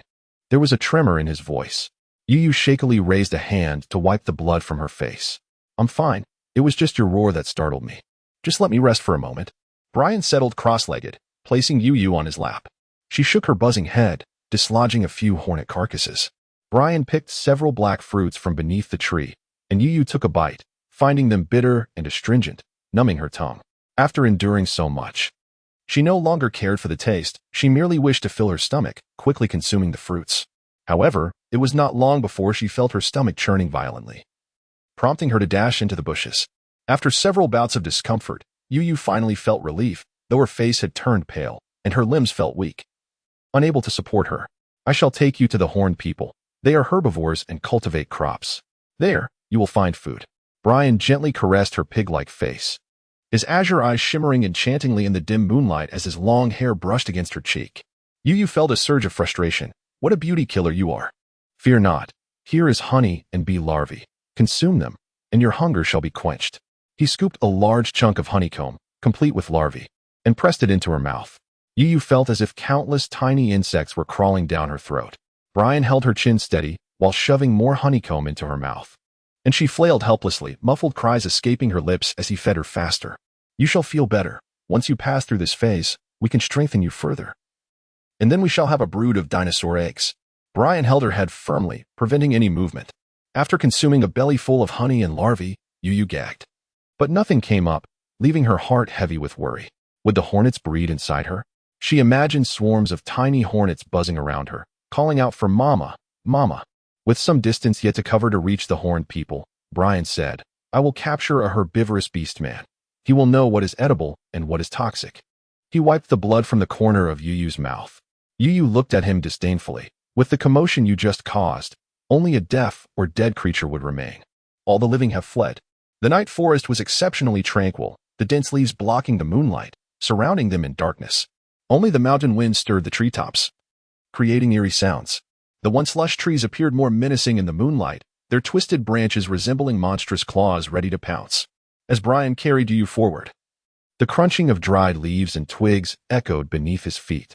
Suddenly, a faint sound of weeping reached their ears, carried intermittently by the wind. Yu's heart raced as she clung tightly to Brian's arm, the eerie cries sending chills down her spine. Do not fear. I shall investigate, Brian said, furrowing his brow as he pulled Yu closer to him. As they drew nearer, the cries grew louder, and beneath a fallen tree, Yu spotted something. In the dim moonlight, she discerned a creature with a human face adorned with 2 horns, a long neck, and 1 leg pinned beneath the tree, struggling to push it off with its remaining 3 legs. Upon seeing Yu, it flailed and shrieked, Get away, demon! Do not eat my heart. Yu felt a wave of confusion. Do I truly appear that terrifying? Horned beast man, if I rescue you, you must bring her food. If you dare flee, I shall consume you." With a swift kick, Brian sent the tree rolling aside. The small creature curled up, trembling, tears welling in its round eyes. Yu stepped down from Brian's embrace, offering a gentle smile. "Do not be afraid. We will not harm you. Just help me find food. Stay back. Stay back. You evil demon. If you approach, I shall kick you." The creature cried, retreating, its dark eyes glistening with tears. Yu felt a wave of exasperation. "Do I really seem so menacing? Do not move. If you do, I shall eat you now. If you bring me food daily, I shall spare your life. Do you understand?" Under the moonlight, the creature's grotesque visage was particularly menacing. The little one let out a wail, tears cascading from its round, glistening eyes like pearls strung on a broken thread, leaving Yu scratching her head in confusion. Find food, or perish, she thought. Brian swiftly lifted the creature in his grasp. The little one, seemingly petrified, nodded vigorously, its tiny horns bobbing in fright. "I will seek food at once. Please do not devour me. Oh, father, mother. I promise I shall never roam aimlessly again." As Yu watched it rise unsteadily on its feet, limping forward, she felt a twinge of guilt. Was this not a form of child labor? "Wait a moment, little one. Let me bandage your wound." The little creature paused, its large eyes wide with suspicion. Yu retrieved some Yunnan Biao from her bag, tearing off the only sleeve she had to wrap around its leg, tying it into a charming bow. "There you go. Keep it dry for the next few days, and it should heal nicely. You are indeed a benevolent spirit, not one of those fiends who feast on livers and brew tea with the bones of our kind." The little creature's eyes sparkled with admiration as it gazed at Yu. Shortly thereafter, it returned with a handful of egg-sized fruits. "These are mimic fruits. They are quite delectable. I had no idea they grew in this forest." It lifted its front paws, offering the fruits to Yu, its plump black eyes brimming with eagerness, its long ears perked up, and its pink tongue licking its lips, glistening with anticipation. Yu, charmed by its adorable demeanor, gently ruffled its head. "I will share with you. Thank you for bringing me these fruits." Taking a bite of one, she found the flesh to be pristine and delicate, melting in her mouth like satin, with a sweet, fragrant flavor that lingered on her palate, leaving her craving more. "This is truly delightful. You must try it," she said, squinting at Brian. "Help yourself. I prefer meat," Brian replied, pushing the fruits closer to Yu. "I'll have just one. I already sampled one while picking," the little creature insisted, shaking its head and flicking its tail nervously. When it noticed Brian's fixed gaze upon it, it trembled in fear. "I really only had one, I swear." The little creature extended a trembling claw, indicating one, its face etched with fear. Yours quivering as if on the verge of tears. "Next time, you should sample anything you find before bringing it to us," Brian nodded in agreement. "You are truly kind. Ever since I became separated from my kin, I have not encountered a beast as good-hearted as you." The little creature gazed at Brian with wide, admiring eyes. Yu felt a pang of irony at this chaotic world, where her gentle demeanor was perceived as demonic, while Brian, who had asked the little one to test the food, was regarded as the benevolent beast. Suddenly, Brian's sharp gaze fixated on Yu's arm, a tempest brewing in his eyes. He yanked her closer, causing her fruit to tumble from her grasp. "Why do you bear a contract mark? Do you already have a mate?" His voice was chilling, as he sniffed around her. He declared, "No, you lack the scent of having mated with a male." Yu, taken aback, lifted her arm to inspect it. On her fair skin was a peculiar earth-toned dinosaur pattern. She hadn't noticed while wearing long sleeves, but once the sleeve was torn away, the image, a fearsome tyrannosaurus with sharp fangs and a long tail, adorned with black stripes, was revealed. "That dinosaur bit me at noon," she lamented, scratching at the mark in frustration. Nearly brought to tears. "You are female. He forcibly marked you, which you can remove. If you do, his power will diminish." Brian's expression shifted slightly. "I wish I could kick him to death. It would be too lenient to only lower his powers." Yu gritted her teeth in anger, scratching fervently at her arm, nearly drawing blood. "You cannot remove the mark?" Brian seized her hand to prevent her from inflicting harm upon herself. "I cannot. Can you? Please tell me," Yu implored, desperation evident in her eyes. "I am a male. I can only place the mark," Brian replied, his brow furrowed. "Did your mother never teach you how to remove it?" The little creature timidly interjected from the side. Yu was filled with dismay, recalling her unreliable mother, who had never instructed her on how to refuse unwanted advances. "Dear little creature, did your mother teach you how to remove this mark? Please share with me," Yu urged, smiling as she pulled the little one closer. "Of course. She taught us. We females are quite precious. If we encounter a malicious mark, We simply pray to the beast god to remove it. How do you pray? Please tell me. Yu Yu's eyes gleamed with hope. Great beast god, may your name be glorified. May your kingdom come. I suffer from a malicious oath. I offer a blood sacrifice to break this evil contract, thus severing our ties. The little creature declared proudly. It mentions a blood sacrifice. How much blood is required? And whose blood? Yu Yu asked eagerly. My mother didn't specify, but it should be your own blood. The little creature blinked innocently. Yu Yu felt uncertain, but increasingly agitated by the dinosaur mark.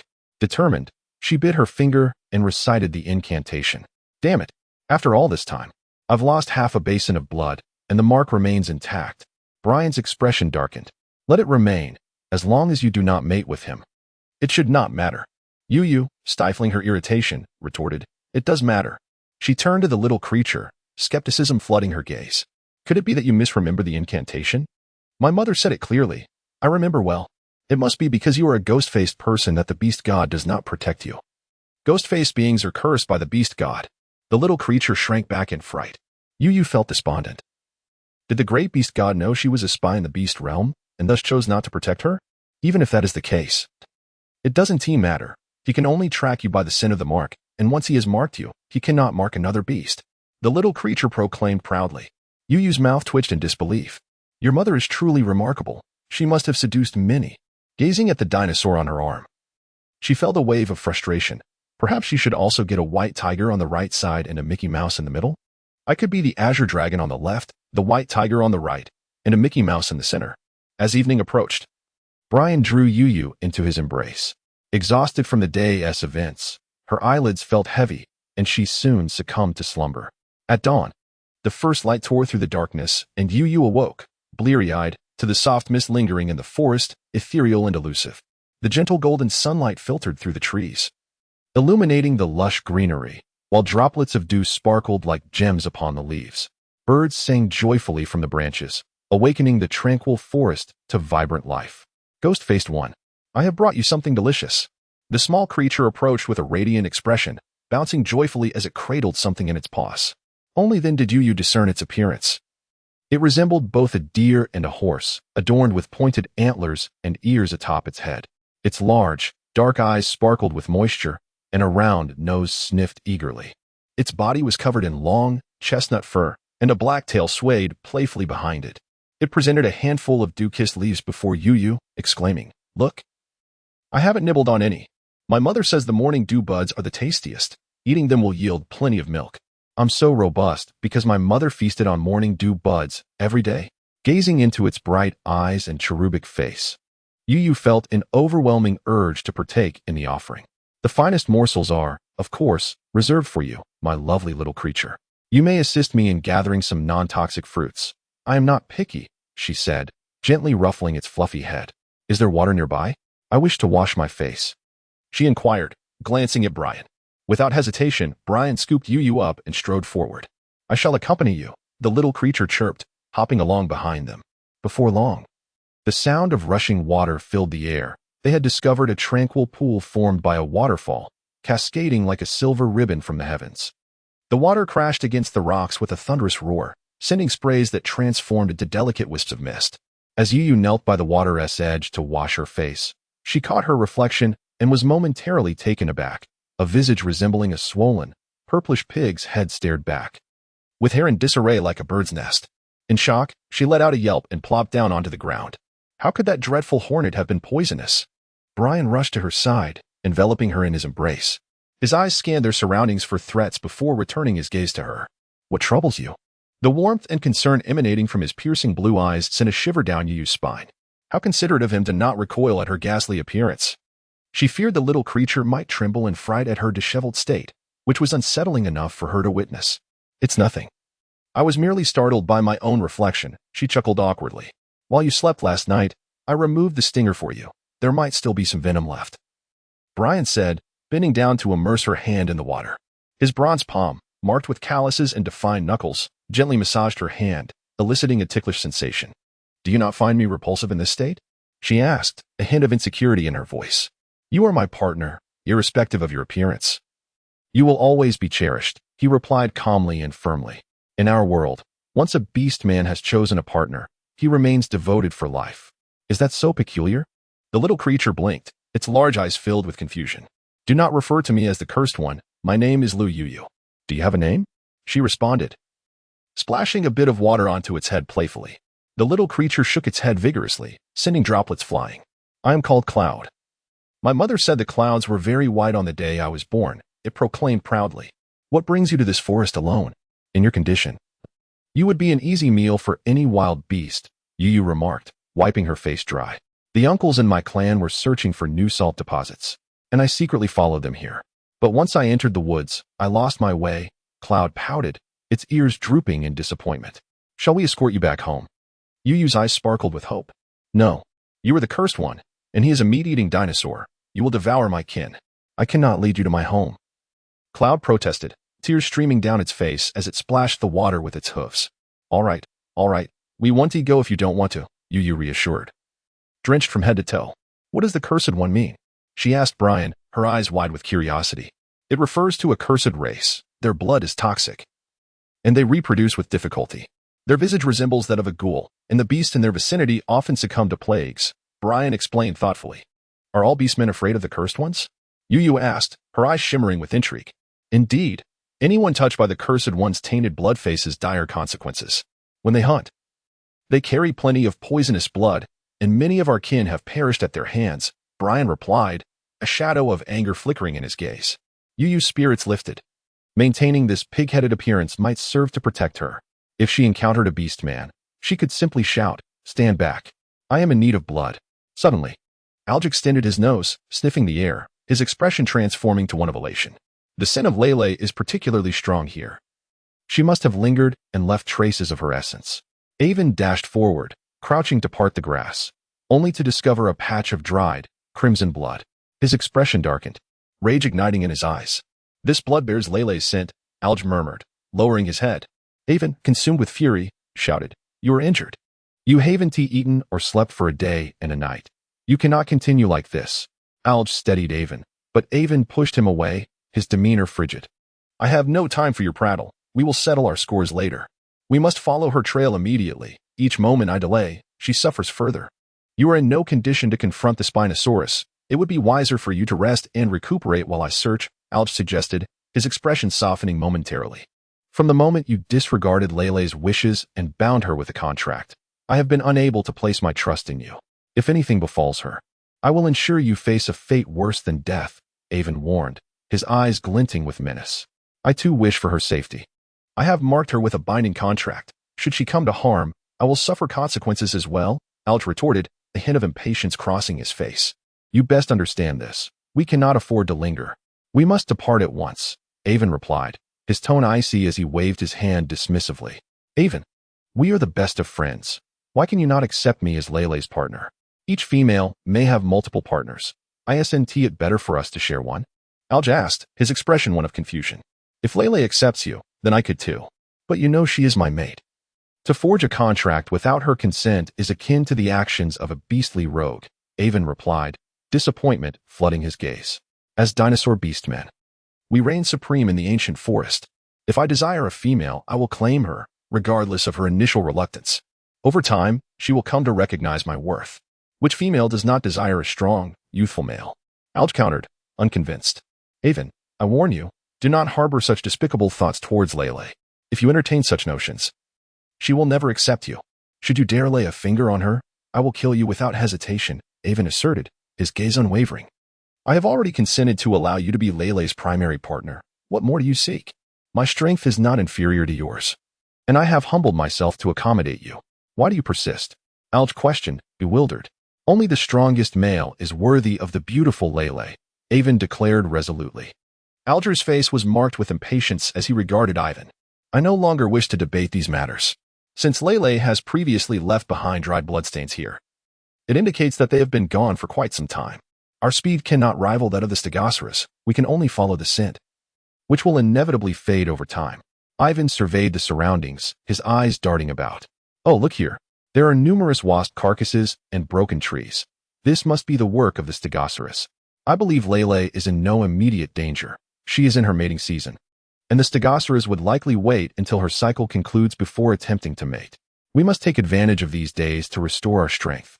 Alger's eyes sparkled with excitement as he rubbed his hands together. Yuyo, from now on, you shall call me Sister Yuyo. I am not a ghostly figure. There is no need for you to fear me. Yuyo endeavored to smile gently, attempting to appear less menacing. Are you truly not a ghostly figure? It seems that such beings are not as ineffectual as you. You rely on Uncle Dinosaur to carry you everywhere. Cloud, with her tiny paws, scratched her head, her eyes widening in realization. Yuyo, feeling a wave of embarrassment, struggled to free herself from Brian's embrace. Feeling disdain from such a small creature was indeed unpleasant. Is there a ghostly figure as benevolent as myself? If I were one, I would tear you apart and devour you. Brian's blue eyes twinkled with amusement. I will go catch some fish over there. You and Cloud can play here. Yuyo waved her hand dismissively. You attend to your tasks. There is no need to worry about me. Little one, I am feeling unwell these past few days. Once I recover, I will hunt in the mountains and fish in the river. Just wait and see if you dare to underestimate me. Yuyo playfully pinched Cloud's round nose while tousling her long fur. Naughty sister, I shall ignore you now. That pinching truly hurts. Cloud blinked her large, misty eyes, gazing at Yuyo with a mix of reproach and affection. How utterly adorable. Yuyo couldn't resist ruffling her head once more. All right. Next time I promise to be gentler. Do not be angry, dear Cloud. Oh, look. There's a fish in that stream. Cloud exclaimed, her eyes sparkling as she pointed at the shallow water. Indeed. A fish swam leisurely in the crystalline water. Yuyo's heart soared, and with a soft hiss, she pounced like a hungry tiger. However, the fish swiftly evaded her grasp, flicking its tail and splashing water all over Yuyo's face. Cloud erupted into laughter at the sight of Yuyo, drenched and resembling a piglet. Her little paw patting the ground in delight, her long fur bobbing and her pointed ears quivering with amusement. Yuyo hastily cleaned herself of the sticky discomfort. Feeling the presence of a bodyguard nearby, she lacked the courage to venture into the water alone, aware that even washing her hands in this cursed place could lead to an encounter with crocodiles. With a twinkle in his eyes, Brian lifted Yuyo, his rough hand brushing the water from her face. I'll catch them. You just watch, he stated, and in a flash, he sprang into action, his claws piercing through a fish with lightning speed, glinting menacingly in the sunlight. A shiver ran down Yuyo's spine. Brian continued to catch numerous fish, amassing quite a pile. Once ashore, he expertly filleted the tender belly meat with his sharp claws, the sound of sizzling soon filling the air as he began to grill the fish. Having gained experience, he kindled the fire with ease, and before long, the fish was grilled to a golden brown, the succulent juices dripping onto the flames, creating a chorus of hissing sounds. Testing the temperature by placing the cooked fish on the back of his hand, he gently blew on it before meticulously removing every bone from the fish, presenting the tender meat to Yuyo. Eat up. You need to regain your strength, he urged. Watching him perform these acts with such nonchalance stirred a ripple of emotions within Yuyo. She hesitated, not wishing to develop any deeper connection with him while simultaneously accepting his care. Sister, why aren't you eating? Yun Duo interjected, her curious eyes wide open. My mother always has my father feed her. Do you need Uncle Dinosaur to feed you too? Yuyo shot Yun Duo a glare, finding her incessant chatter quite bothersome. This fish has no bones. You needn't worry. From now on, I will personally taste your food before you eat, so you won't be poisoned, Brian replied solemnly. Swallowing a raw fish without a second thought, Yuyo smiled gratefully at him, realizing that in this jungle, surviving alone was impossible. Let us take it one step at a time, she thought to herself. She took a gentle bite of the fish, finding it tender and flavorful, the skin slightly crisp, the meat delicate, imbued with the unique sweetness of the mountain spring water, devoid of any fishy odor. It's delicious. Thank you, Brian. I'll try to catch some myself next time, she said with a beaming smile. I'm glad you like it. Once we find the herbivorous beast men, there will be plenty of food for you. Brian nodded before starting to eat. Suddenly, he transformed into his beast form, inhaling deeply and creating a gust of wind that sent the pile of fish flying into his mouth. In mere moments, dozens of fish had vanished without a trace. Yuyo was left speechless, astonished by his voracious appetite. Did he truly consume 200 or 300 pounds of fish in one sitting? Brian wiped his mouth, still unsatisfied. Not enough. I'll go catch more. Yuyo thought to herself. Perhaps it was true that dinosaurs became extinct due to starvation. After several bites, she lamented the absence of salt and spices, which would have rendered the meal extraordinary. Yun Duo, would you like some fish? She asked, waving the fish in her hand. Yun Duo, busy munching on the dangling leaves, shook her head vigorously. I don't want fish. We herbivorous beastmen don't eat meat. We have rice every day, along with some vegetables, she said, licking her lips. Yuyo's heart leaped with joy at the mention of rice. How wonderful that would be. Yet, since this little creature was unwilling to take her there, she could only subtly probe for information. Little Yunduo, you mentioned your people are searching for salt mines. Is your dwelling far from here? What happened to your original salt mine? Yunduo jumped back in surprise at Yuyo's question. Not far. It's only half a day's journey. We live in the mountains, and without a clan member to guide you, others cannot find it. We originally had a large salt mine, but recently it turned into a massive lake. The clan leader sent people out to search for a new salt mine, she explained. Her head drooping, visibly disheartened. Yuyo was alarmed. It was highly possible that the transformation of their salt mine into a lake was due to tectonic movements. Those familiar with geography understood the terrifying consequences of such shifts, which could lead to the rise and fall of land, the formation of trenches and mountains, and potentially cause earthquakes and volcanic eruptions. Yunduo, you should return to your clan promptly and urge them to relocate. Your current home may not be safe. The clan leader has already mentioned moving. The water from the salt vein has become scalding and emits smoke. The elder beastmen said it was a warning from the beast god that calamity is approaching, which is why everyone is searching for a new salt vein and a safer place to live. But I got separated from everyone. I can't return home now. Yunduo sobbed, tears streaming down her face, soaking her long, fluffy fur. Don't cry. How about I help you recognize some fruits before you hurry back? We wouldn't want you to get lost from your clan, Yuyo said softly, wiping her tears, feeling a pang of empathy for the little creature. But I don't even remember the way home anymore. I'll never find my way back. Yunduo cried louder, her little hooves stamping the ground in distress. Stop crying. Your clan is moving anyway. If you stay with me, we can inquire together, and I'm sure you will find your way home. Yuyo comforted her, holding her close as Yunduo's little nose turned red from crying. Sister Yuyo, I promise I won't call you a ghost-faced person again. Even though you look just like one, you are the best sister, Yunduo sniffed, shaking her head and splattering tears on Yuyo's face. Yuyo couldn't help but twitch her lips. Was that meant to be a compliment? Thankfully, it wasn't snot. Suddenly, a loud splash interrupted their conversation as Brian dove into the water with a swift motion, creating ripples upon the surface. Yunduo, are there many females in your clan? Yuyo inquired, continuing to play the role of the inquisitive wolf grandmother. Not many. There are only about 50 females, while there are over 600 males. I have 13 fathers, Yunduo replied proudly, her round eyes sparkling. Do you grow the rice you eat? Yuyo continued her line of questioning. Of course. Not only do we grow rice, but we also cultivate wheat. Besides rice, my favorite is the pancakes my fathers make. They are incredibly delicious. Yunduo licked her lips, nearly drooling at the thought. Suddenly, Yuyo felt a chill run down her spine, as if something were watching her. Turning around, she spotted a massive black bird that had unknowingly perched on a tree behind her. Fear coursed through her veins. She never imagined such a colossal creature could exist. Its entire body was as dark as steel, its claws gripping the tree trunk with an iron grip, while its feathers glinted ominously in the sunlight. Standing over 3 meters tall, its head was larger than that of a horse, and its wings bore sharp spikes, its beak thicker than Yuyo's arms and legs combined. With malevolent eyes the size of mung beans, it fixed its gaze upon Yuyo, as if preparing to swoop down and rend her asunder with its hooked beak. With a scream, Yuyo seized Yunduo and dashed towards the water. The bird dove down, creating a gust of wind that carried a foul stench. Its sharp beak aimed directly at Yuyo's back. She rolled forward to evade it, the bird's beak striking the roots of the tree, sending splinters flying everywhere. Brian leapt from the water, swiftly embracing Yuyo in his arms. His robust tail swept through the air, stirring a cloud of dust that caught an unsuspecting bird off guard, sending it tumbling into the grass. With a swift motion, Brian landed a foot on the bird's neck, and with a decisive twist, the sound of crunching echoed as the creature's neck was crushed into a pulp. The bird, with its eerie gaze, hung its head and breathed its last. Fear not. It is no more, Brian murmured, gently nuzzling the top of Yuyo's head in a soothing gesture. Yuyo closed her eyes, exhaling deeply, wiping the cold sweat from her brow. I shall never leave you alone again, Brian declared, his expression turning grave as he tightened his embrace around her. You must hunt. It is inconvenient to carry me. Today was merely an accident.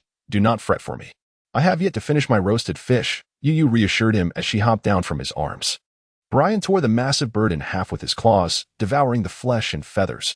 leaving behind a pool of blood that swiftly erased the memory of the previous encounter like a fading nightmare. Yu gazed at him with wide eyes. We dinosaurs can ruminate. When food is abundant, we feast, and when scarce, we can endure without it for a time, he explained, gesturing to his belly. Yu nodded knowingly. Then how much do you need to feel satisfied? Twice the amount of fish from earlier would suffice. After that, I could go 2 days without food, Brian replied, covering the bloodstains with earth. With Yu in his arms, they ventured upstream, the clouds bouncing playfully behind them. The babbling brook danced against the variously shaped rocks, creating a joyful melody. Lush trees along the banks dipped their verdant branches into the water, while a gentle breeze sent ripples across the surface. Scattered wildflowers bloomed in a riot of colors along the stream, painting the landscape with vibrant life. Big sister Yu, I made you a flower crown. Look how beautiful it is, Cloudy exclaimed, bounding to Yu with a crown adorned with wildflowers atop her head, her long ears peeking cutely through the blossoms. What a lovely crown, Yu said, taking it in her hands and playfully shaking it. Brian swiftly snatched the crown and placed it atop Yu's head. It suits you beautifully, he said, his azure eyes sparkling with joy. Yu felt a rush of embarrassment, thinking that with the crown, her pig-like face would appear even more comical. Yet, seeing Brian's appreciative demeanor, she reluctantly accepted it. Brian, put me down. The path is easy to traverse, and I am not as fragile as you think, Yu asserted with determination. Seeing her resolve, Brian set her down but maintained a firm grip on her small hand. His large, rough palm enveloped hers, warm and comforting. Yet the calluses on his hands sent an unexpected thrill coursing through her. She longed to withdraw her hand, but he held on tightly, leaving her unable to escape. Brian's brow furrowed as he caught a whiff of the strong scent of blood, his concern growing. In his ancestral memories, he recalled that only females in estrus could mate. Yet Yu had been in heat since yesterday, causing him great unease. Are you still in heat? He questioned, his gaze fixed on her. Yu's expression turned to one of shock, her condition intensifying. How long does your mother stay in heat? Brian asked Cloudy, turning his attention to her. Just half a day. After that, she can have siblings, Cloudy replied, her big eyes sparkling with curiosity. Suddenly, Brian jerked, and with a swift motion, he tore Yu's pants and undergarment to shreds, letting the pieces fall to the ground. A trickle of blood ran down her thigh, the vivid crimson stark against her pale skin. Brian inhaled deeply, narrowing his blue eyes. You are unwell. I need to examine you, he said, reaching to pry apart her legs. Yu shrieked, shielding herself with her hands, her cheeks burning with embarrassment. Brian, what are you doing? I'm fine. It's just my menstrual period, and it will pass in a few days. Please, step back. Yu, your bottom is so pale, Cloudy remarked, her eyes wide with fascination as she gazed at Yu. Yu felt mortified, wishing for a bolt of lightning to strike her down. I only have one pair of pants, she cried internally, rummaging through her backpack for the only spare pair of undergarments, all while Brian gripped her wrist. You are ill. I will fetch some medicine for you. Estrus only lasts half a day, he insisted, worry etched across his face. I do not need medicine. Just turn around so I can dress, Yu shouted, her voice filled with desperation. Brian frowned but turned away. And you, Cloudy, turn around as well. Yu pointed at Cloudy, who was staring at her in confusion. But big sister, I'm a female too. I won't mate with you, Cloudy protested, her interest piqued.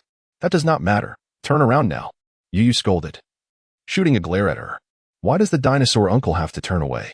My mother always has the fathers help her when she's in heat, Cloudy inquired innocently, her round eyes filled with curiosity. Yu felt as if 1,000 galloping horses were trampling her. Be quiet and turn around, she yelled in frustration. But it's so smooth and bouncy, like a bun, Cloudy exclaimed, playfully poking at Yu's bottom, her eyes alight with wonder. Cloudy, if you don't turn around, I will eat you, Yu shouted in a mix of embarrassment and anger. What's the big deal? It's just a little touch, Cloudy pouted, flicking her tail as she finally turned away. Taking a deep breath, Yu forced herself to remain composed. This is not the animal kingdom. It feels like a realm of filth, she thought to herself. She quickly donned her spare undergarments, hiding the dirty ones in the grass, and gazed sorrowfully at her tattered pants, her only pair.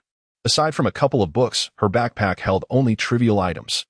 As her clothing remained in the youth hostel down the mountain, dressed in her pink rabbit-themed undergarments, she pumped herself up, convincing herself it's just like wearing a bikini. Yet, she wondered why it had wings. Yu fashioned the torn pieces of her pants into a makeshift skirt around her waist, admiring her reflection. Not bad. It has a chic flair, she thought. All right, let's go, she called to the others, her resolve hardening.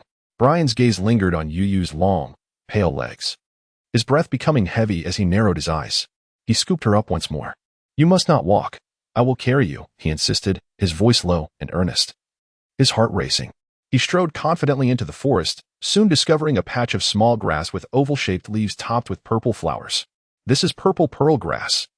The shaman said it is the best for stopping bleeding, suitable for any wound, he declared, his expression a mix of relief and determination. The clouds, smiling gently, plucked a few blades of grass and handed them to Brian. He placed the grass in his mouth and chewed it. Yu Yu was taken aback. I don't need any medicine. I'm not ill. I'll be fine in a few days. She pushed Brian away with all her might. The estrus lasts only half a day, if you're sick. You must apply the medicine. Brian, his face resolute, gently pressed down on Yu Yu's flailing hands. She felt as if a mountain were crushing her. As he spoke, his other hand moved to tug at Yu Yu's undergarment, causing her complexion to turn pale. I'll do it myself. Just let me handle it. Watching the green paste spill from Brian's mouth, Yu Yu felt tears welling up. Could you smash the herbs for me with a stone? Brian furrowed his brow and nodded slightly.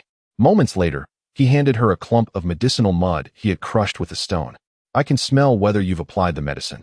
If you haven't, I will do it myself. Brian tugged at Yu Yu's disheveled hair. Yu Yu, her expression stormy, closed her eyes and gritted her teeth, thinking, if it's for sterilization and hemostasis, it can't be that bad. Once they turned away, Yu Yu tore a piece of fabric from her flowing skirt to wrap the clump of medicine, fastening it beneath her. A chill coursed through her body, and soon after, warmth enveloped her lower abdomen. Yu Yu rejoiced. It truly is a miraculous remedy. Let's gather the remaining purple pearl grass.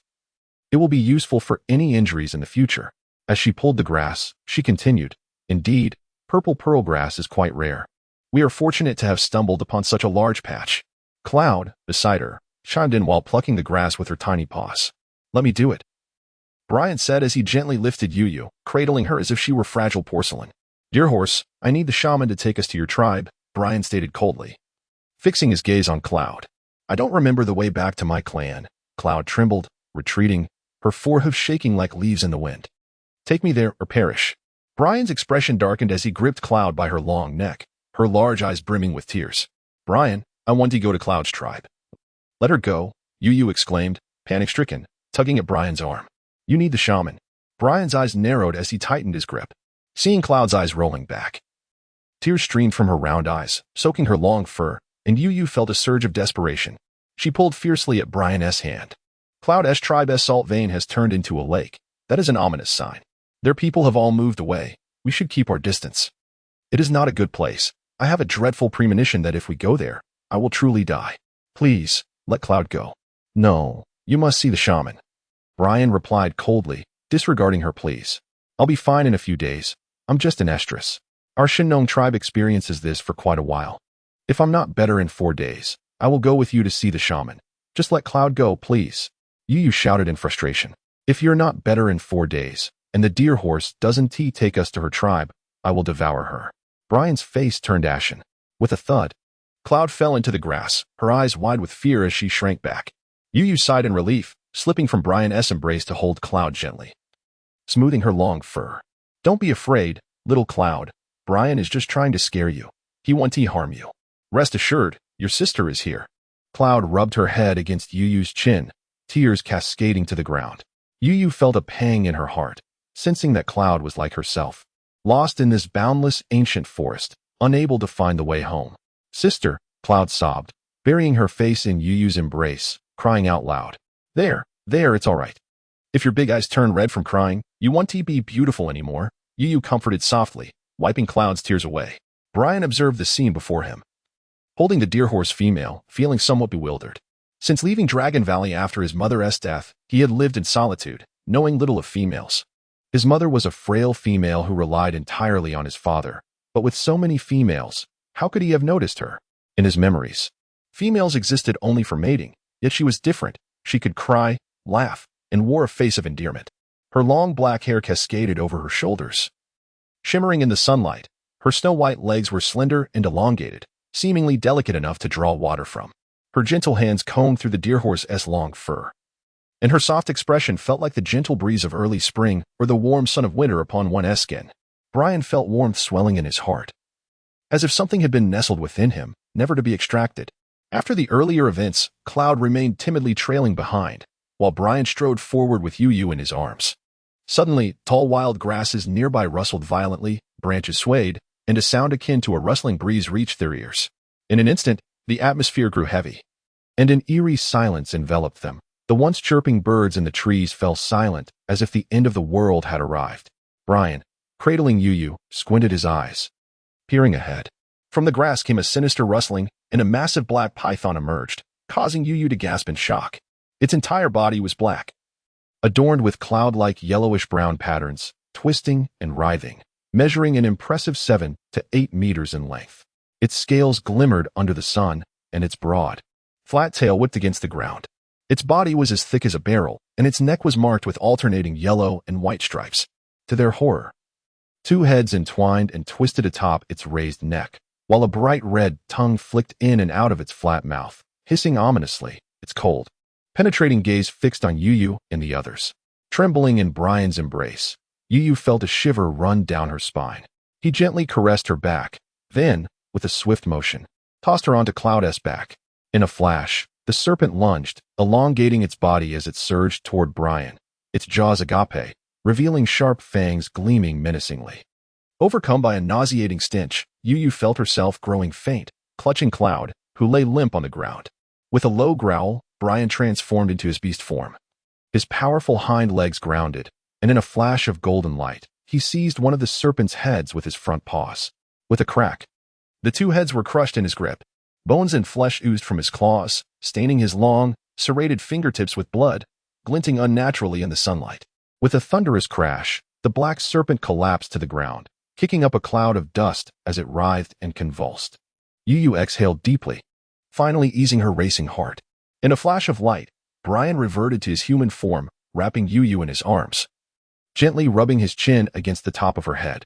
"Do not fear, no one can harm you." As he walked towards the creek, cradling Yu in one arm and dragging the serpent's carcass in the other, he scanned the surroundings for any potential dangers before gently setting Yu down.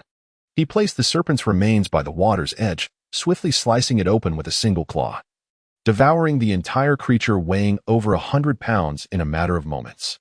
Afterward, he diligently washed the snake's skin in the water.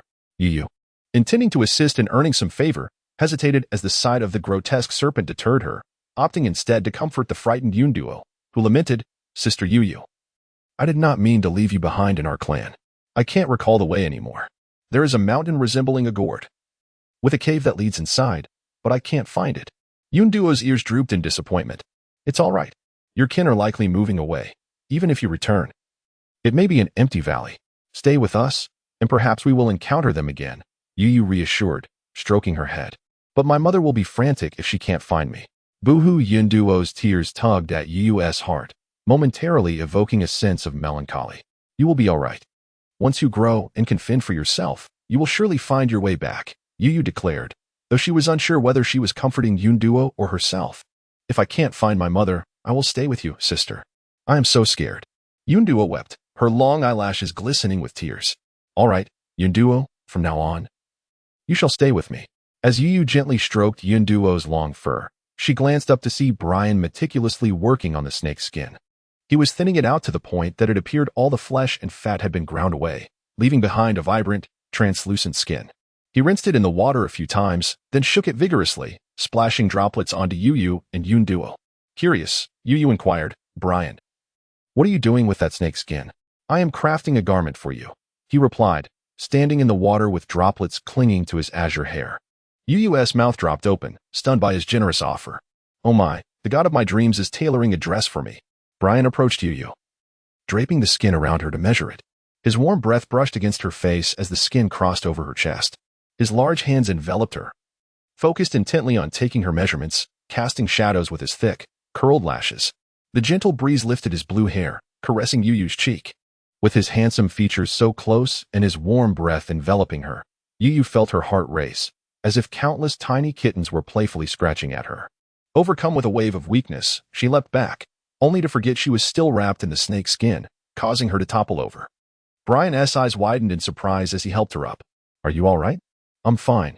I'm just waiting for the dress you promised, Yu replied, pushing him away, covering her face with her hands to gather her composure. Suddenly, she felt a tickling sensation at her leg. Looking down, she discovered a fist-sized, yellow-brown insect scratching at her. In an attempt to shake it off, she lifted her leg, but with a loud pop, the insect released a cloud of foul-smelling smoke that engulfed her. Brian swiftly pulled her from the cloud, a smirk playing at the corners of his lips, his azure eyes sparkling with amusement. Tears still glistened on Yunduo's face as she watched Yu's hair stand on end from the stench, giggling uncontrollably, her tiny paws clutching her belly. Sister, why did you provoke that stinky bug? Just a huff at it, and it will scurry away. Yu looked utterly perplexed. Brian turned his attention back to the snake's skin, skillfully puncturing it with his sharp claws and tearing strips to create a belt. In no time, he fashioned a long skirt. Yu shuddered at the thought of the grotesque skin, but with her only pair of pants gone, she had no choice but to wear it. Gritting her teeth, she reached for the snake's skin. I'll put it on myself, she insisted as Brian held on tightly. I can dress myself. If you don't give it to me, I want to wear it. Yu tugged at the skirt, desperate to avoid another shock. The skin, cinched at the opening, clung to her like a form-fitting dress. She fought to suppress her fear of the grotesque patterns and the cold, slippery texture, and inwardly chuckled. Now I have a genuine leather skirt, a fishtail design that exposes my shoulder. The skin felt surprisingly comfortable, airy, and cool against her body, almost as if she were not wearing anything at all. Gazing at her shimmering scales, she pondered whether they might render her impervious to blades. With a sudden realization, she burst into laughter. Am I not the goddess Nuwa of half-human, half-serpent form? Upon entering the forest, Yu noticed that the once daunting mosquitoes now fled at her approach, buzzing away in fear. What a remarkable transformation, she thought, exhilarated by the prospect of crafting a leather vest next. With this attire, she wondered which beast would dare to challenge her. Sister, there are some dung balls here. Come eat, Yunduo exclaimed, bounding towards her. Yu took a closer look and discovered they were wild kiwis. Observing Yu's hesitance, Yunduo took a bite, squinting her eyes in delight. So delicious. It's sweet and tangy. Though it resembles dung, we call it dung balls. Yu sampled one, savoring the natural sweetness, which seemed more fragrant than anything modern. Brian, you should try some. They taste wonderful. As Brian strode forward, holding Yu effortlessly, his waist-length blue hair swayed, brushing against her face. He glanced at her and, leaning down, took a kiwi from her hand, swallowing it in one bite, his tongue lightly grazing her palm. Yu felt a warm, soft sensation pass over her hand, akin to a kitten's playful touch, sending a shiver through her. Startled, she quickly withdrew her hand, leaving a peculiar tension in the air, broken only by the rustling of their footsteps in the forest. Sister, are you feeling hot? Your face is flushed. Let me make you a hat, Yunduo suggested, her big eyes sparkling. With a long sigh, Yu contemplated her response before opting to continue evading the issue. All right, let us each wear one. Yunduo swiftly gathered some vines and fashioned a makeshift hat for Yu. This feels cooler. Brian, would you like one too? Brian glanced at Yu and shook his head. What I said earlier is true. My instincts are growing more foreboding. I sense danger lurking. We should leave this forest quickly and find another place. Yu's face was etched with concern, her brows furrowed. Is there anywhere suitable for settling down? The farther away, the better? She inquired solemnly. Shenlong Valley, a haven for dinosaurs, is home to many high-ranking dinosaurs and some herds of herbivorous beasts they keep, Brian replied, furrowing his brow. Then let us head to Shenlong Valley at once. The sooner, the better. With bright, sparkling eyes, Yu considered the arduous journey ahead. Your health is not suited for such long travels. It takes half a year to reach Shenlong Valley, and we must traverse numerous orc tribal territories along the way. I'm fine. Let us depart immediately, Yu insisted, patting her chest to signify her strength. Who knows if a volcanic eruption might occur, or if this place could soon transform into a vast ocean. Very well, but when we pass through the orc tribes, I shall have the shaman examine you, Brian said, frowning. However, if we go to Shenlong Valley, will I never see Mama and the others again? Yunduo exclaimed, on the verge of tears. Yunduo, this forest is perilous. Remaining here could lead to death. Trust me, sister, as long as we are alive, there is hope. Even if I let you walk alone, you would not find your way back, Yu replied solemnly. Brian cast a cold glance at Yunduo, who trembled in fear. Can I not accompany you? Uncle Dinosaur, please do not eat me. Observing Yunduo's reddened eyes and drooping ears, Yu sighed. Brian, could you be a bit kinder to Yunduo? After all, I am just as much your captive as she is. No, you are my companion, Brian stated, gazing intently at Yu. His expression serious as if declaring a vow. As twilight approached, they were weary from the day's journey. Brian found a cave to rest in, while Yu felt an urgent anxiety, as if she were sitting atop a volcano ready to erupt. Her heart raced at the thought of whether Avon would be worried about her absence. She recalled that beasts possess an instinctive response to danger and silently prayed that Avon would move as far away from this forest as possible. After 2 days of relentless travel, exhaustion set in. Brian ventured out to hunt, sealing the cave entrance with a large stone. The darkness enveloped Yu and Cloud as they listened to the rhythmic sound of their heartbeats. "Do not be afraid. Sister is here," Yu reassured, gently stroking Cloud's fur. Cloud chuckled, shaking her head. "Sister, I am an orc. I see better in the dark.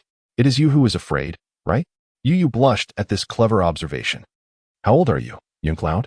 I believe I am 7. My mama ties a knot each year since I was born, and she has tied 7 knots." Cloud nuzzled her furry head against Yu's face. "When will you become human?" Yu asked cheerfully, hoping that speaking would dispel her fear of the darkness.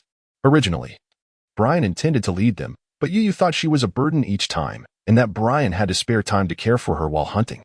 In the days to come, they would still need to travel extensively, so she decided it was best to let him eat his fill while there was food available, as both her and Cloud's lives depended on him. Before long, a loud crash echoed as the stone at the cave entrance was pushed aside. Brian entered, carrying an antelope. The cold moonlight cast a long shadow upon him as he placed the antelope down and hurried to Yu, gently patting her belly. "I will prepare the meat shortly." Yu could not suppress a sigh. "I let you hunt alone so you could eat your fill. I am not hungry as I have consumed plenty of fruits during the day." "Fruits cannot provide enough energy. Only meat can make you stronger," Brian asserted, igniting a fire and busily preparing the antelope. His sharp claws swiftly sliced through the antelope's hide, filling the cave with the scent of blood. He carefully cut the tenderest parts into thin slices and placed them over the fire. The flames danced upon his face, illuminating his deep features with a golden glow. His narrow eyes fixed intently on the roasting meat, occasionally flipping the pieces as fat dripped onto the fire with a sizzling sound. "Go hunt some more prey for yourself. I can handle the roasting," Yu suggested, adding a twig to the fire. "The aroma of the meat might attract other predators, and the remaining antelope is sufficient for me." Brian tore off a piece of meat, disregarding the heat, and after ensuring it was bloodless, he blew on it gently before handing it to Yu. "We shall rest tonight and set off at dawn. You need not worry." He continued to roast the remaining slices until they were golden and crisp. Yu took a bite and smiled. "Brian, your cooking is truly exquisite. It is far superior to the crocodile meat you prepared yesterday." Brian squinted his eyes slightly. "It will only improve. Do you wish for salt? It's fine to go without it for a while. Once we settle in Shenlong Valley, we can seek out a salt vein." Yu nodded. "Sister, salt can be purchased with money. Our tribe often sells the salt we boil to other orc tribes, although only herbivorous orcs buy it." Cloud gazed at Yu with a look of disbelief. Yu was taken aback, realizing that even the carnivorous orcs had a unified currency. Could it be that they also had standardized measurements? Did they have a great leader akin to Qin Shi Huang, who rose to power by sleeping with many? After finishing their meal and tidying up, Yu took out her bent military knife and handed it to Brian. "Please straighten this for me. I would like to use it for cutting meat in the future." Brian accepted the knife and gently straightened it with ease. "It is too sharp. I will prepare meat for you to eat." Brian tossed the knife aside. "I will occasionally need it for cutting fruits and such. I will be very careful," Yu replied, bending down to retrieve the knife. Observing her persistence, Brian frowned but ultimately relented, laying a sheep hide in the corner of the cave and wrapping Yu in it. The scent of sheep and blood filled the air, causing Yu's throat to itch, prompting her to leap up and rush to the cave entrance to gag. "What is wrong?" Brian's large hand rested on her forehead. Yu grimaced and waved her hand. "It's nothing. I cannot stand the smell of the sheep hide. Just move it away from me.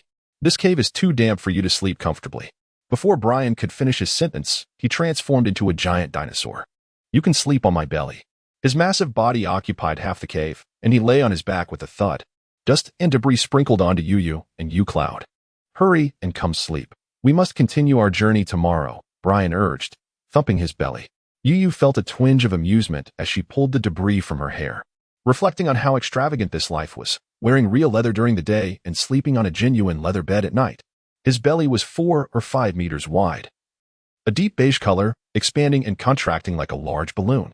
With a swift motion, he scooped Yu up, and with a startled cry, she found herself atop his belly, which felt both soft and warm. Yu sighed contentedly, finally able to get a good night's sleep. As she lay down, she suddenly noticed his two front claws resting on her chest. She tugged at them, removed them. Just as she moved one away, the other returned. Brian, if you keep this up, I will stay in the cave all night. Brian's belly swelled, and he rolled leisurely to the side, playfully grasping her and placing her back in the center. Seemingly entertained by this, he stretched and contracted his belly to tease Yu, dizzy from rolling. Yu was relieved that he no longer pounced on her chest, and she eventually succumbed to sleep, her eyes closed in a daze. As she was deep in slumber, a thunderous roar erupted, shaking the cave and causing small stones to fall from the ceiling onto her. Startled, Yu sprang up to see the sky outside ablaze with a fiery red hue. With a deafening boom, the brightness dimmed momentarily, and Brian's expression turned grave as he stared outside. It's heavenly fire. We must leave, he declared, slapping his tusks with a swift motion.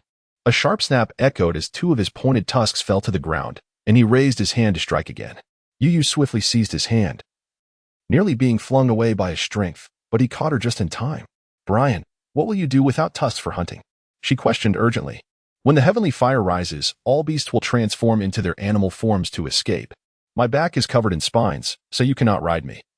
My tail is needed for balance, and I must carry you in my mouth.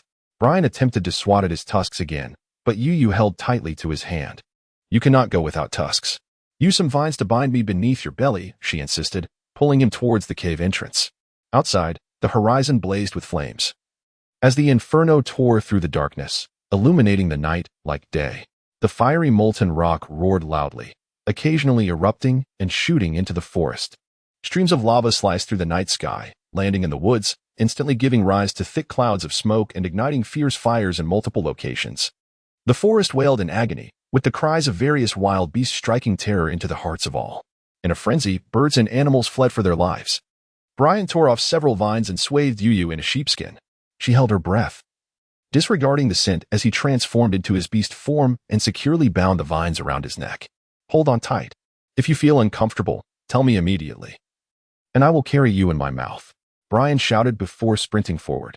The trees around them blurred as he dashed, and small animals scattered, their anguished cries echoing as those unable to evade were trampled into the ground. With his shorter front paws, Brian crouched low, leveraging his strength to leap forward. Yu, hanging from his neck, felt as if she were on a roller coaster, tossed up and down, soon becoming dizzy and nauseous. It dawned on her that Brian's intentions were good. Riding this roller coaster for a while was tolerable, but enduring it for an extended period was another matter entirely. Stuffing her hands into her mouth to stifle her screams, she realized she could not afford to be delicate at this moment. She leaned out, trying to acclimate to the rhythm of their wild movements, the soft wool against her neck tickling her. Amused by her appearance, Yu chuckled softly, realizing she transformed daily. Just yesterday, she was a goddess, and today she resembled a kangaroo mother with her young nestled in her pouch. Suddenly, a thunderous explosion echoed as a gourd-shaped mountain in the distance was violently lifted by the surging lava, bursting apart in a cataclysmic eruption. Fiery rocks and molten lava splattered in all directions, engulfing the area in flames. Yu could only hear the crackling and feel the scorching heat wave wash over her. Cloud, in panic, cried out, "Mom, Dad," and bolted back. Brian swiped at her, sending her tumbling far away. "If I wanted to kill you, I'd do it now." Seeing Cloud's dazed expression, Yu shouted urgently, "Cloud, your mother has moved to the Divine Dragon Valley. She told me in a dream last night to find you. Get up and run." At that moment, the ground beneath them began to crack, and small animals fell into the crevices. Shrieking in terror as the scent of roasting meat wafted through the air, lava bubbled beneath. Brian's broad paw was straddling a crack, but luckily, his wide foot kept him from falling in. Yu felt the intense heat of the flames searing her, her wool cloak crackling ominously. With a scream, she plummeted downwards as the scorching lava burned through the sheepskin and vines, sending her directly towards the molten cracks. In a frenzied roar, Brian lunged forward, catching Yu just in time, but his paw plunged into the fiery lava, emitting a plume of white smoke as his sharp claws were reduced to charred bones. Trembling slightly, he secured Yu tightly against his neck and leapt upwards. Cloud, stumbling and glancing back, hurried to keep up, her gaze fixed on the encroaching flames. Yu's heart raced with fear. Brian held Yu with his front paws, but his rear legs struggled to maintain speed as they fled. "Brian, put me on Cloud's back. After we pass this inferno, we can find vines to bind me," she urged, but Brian shook his head, continuing to leap forward. Lava erupted sporadically beneath them, sizzling as it splashed on the ground. "Brian, if you pull your tusks now, I will jump into the lava. If your front paw gets injured and you lose your tusks, we will both die if we encounter another fierce beast. You must retain your strength for our survival. In this jungle, Cloud and I can only serve as prey for those wild creatures. Even without tusks, my tail and spines can defend us. You will be fine." Brian's eyes brewed with a storm. "That is not an option. I cannot bear the thought of losing you. Immediately place me on Cloud's back, or I will show you death." Yu thrashed in his grip, shouting defiantly. "Uncle Dinosaur, I can carry my sister for a while. Once we are past this, we will devise a plan." Cloud, wiping tears from her face, rushed over. "Remember to hold on to the deer horse. I will lead the way, and the deer horse will follow behind." Brian gazed deeply at Yu, his bloodied mouth brushing her forehead as he placed her onto Cloud's back. Yu clung tightly to Cloud's neck as they raced forward, the fiery waves crashing behind them. The weaker animals behind were consumed by the flames, their anguished cries turning to ash. The stronger beasts surged ahead, trampling the smaller creatures beneath them, ensuring their demise, as the forest echoed with the sounds of destruction. The trees collapsed with a deafening roar, the earth quaked, and the flames advanced with fierce intensity, devouring life in their path. Yu felt her heart constrict painfully, struggling to breathe. As the inferno receded into the distance, she sighed in relief, only to notice Cloud gasping for breath, her sides heaving heavily, foam trickling from her mouth. Heartbroken, Yu realized that Cloud, only 7 years old and not yet fully grown, could not sustain her for long. In haste, she rummaged through her backpack, pulling out several kiwis and stuffing them into Cloud's mouth. With barely a chew, Cloud swallowed them and continued to sprint. Suddenly, a flash of yellow light appeared as a leopard leapt toward them from behind, and Yu felt a powerful force collide with her, sending her flying and rolling across the ground. "Sister!" The Cloud let out a piercing scream and kicked fiercely at the leopard, sending it soaring into a nearby fissure of molten lava. The Cloud then flew over, trembling, and nestled closely against Yu. As the ominous mass of beasts behind them surged forward, ready to trample over, Yu shielded the Cloud behind her, brandishing a knife, contemplating that even if she were to be trampled to death, she would take a few with her. Brian turned his head, his copper-like eyes glinting with ferocity, and roared as he leaped forward, firmly shielding Yu beneath his belly. Countless wild beasts trampled over him as he pressed his forepaws down to create a safe space. Yu could only hear a thunderous roar overhead, as if 1,000 horses were galloping away. Brian's bones creaked under the strain, and a muffled groan escaped him, blood seeping from the corners of his mouth. "Forgive me, I failed to protect you." His massive jaws opened and closed, regret evident in his coppery eyes. Brian wrapped a forepaw around Yu, shaking as he rose to his feet, and with a powerful swipe, his vital tusks fell to the ground. Yu closed her eyes, wiping away the salty liquid that surged from the corners of her eyes. Avon dashed frantically into the forest, while Algie was drenched in sweat, urging him to leave. "Avon, we must go. The fire is growing fiercer, and the spy-backed dragon has surely taken Lele and fled. If we don't leave now, we will certainly perish in the flames. There is a trace of Lele here. She must have lingered. Let me search a bit more." Avon forcefully pushed Algie aside and continued to search through the woods. The entire forest had erupted into a sea of fire, crackling fiercely, with massive trees collapsing with a thunderous crash. Avon suffered burns all over, his skin drenched in blood. Suddenly, a large tree came crashing down towards Avon. Algie yelled and pushed him aside, his forepaws sizzling from the searing flames, blistering in an instant. "Avon, I have already marked Lele with a contract. If anything happens to her, I will have no peace. I can feel her presence fading further away. We must hurry." Avon shot a dark glare at Algie. "Don't think that just because you saved me, I will hand Lele over to you. As long as she is unwilling, you shall never become her mate. I know. I will win her over with my sincerity, and she will willingly be my companion. How wonderful it would be for the three of us." Algie beamed, patting Avon's back. Avon shrugged off his hand. With the fire raging now, if Lele is not in the forest, that spine-backed dragon will surely flee towards the Dragon Valley. I must go to the Shinong Valley. I have been expelled from the Spear Dragon tribe. From now on, wherever Lele goes, I will follow. With that, he turned and dashed out of the forest. "Avon, wait for me. Let us go together. We will protect Lele together, and if we encounter the spine-backed dragon again, I will tear him apart for daring to claim my mate. They transformed into their beast forms and bolted towards the forest's edge. Ahead, there was a group of deerhorse people. I will ask them if they have seen Lele. Avon sprinted forward. Deerhorse people, have you seen a beautiful female dressed in white? She has black hair, round eyes, and fair skin. Avon rushed towards the deerhorse people, his eyes wide with urgency. The deerhorse people trembled at the sight of Algae beside Avon. Esteemed spear dragon and Tyrannosaurus, we have not seen the female you speak of. Disappointment clouded Avon's face. Excuse me, have you seen a young deerhorse? She is my daughter, and she has gone missing. A trembling female deerhorse approached, flanked by a dozen males. Avon shook his head. The female deerhorse's tears fell like rain. Is my cloud dead in this forest? Impossible. The cloud is so lovely. The beast god will protect her. Several deerhorse people comforted her. Algae sniffed the air excitedly, his eyes alight with joy. Avon, I sense the same scent of this female deerhorse in that cave. Lele must still be alive. The spyback dragon must have sent the deerhorse people to find her food, and they stayed together in the cave. Avon shouted, dispelling the shadows of despair that had lingered for days. Did you say you caught a whiff of my daughter's scent? The female deerhorse wept tears of joy. Yes. Do you deerhorse people have any special methods for locating someone? Avon fixed his gaze on her. Yes, I can track her by the scent of her urine and saliva. The female deerhorse nodded. Then let us search for her together. Algae laughed heartily. Yu was cradled in Brian's jaws, his warm breath enveloping her entire being as he ran forward, his head held high to avoid any molten lava touching her. His forepaws and hindpaws were scorched, revealing stark white bones, yet his coppery eyes sparkled with joy.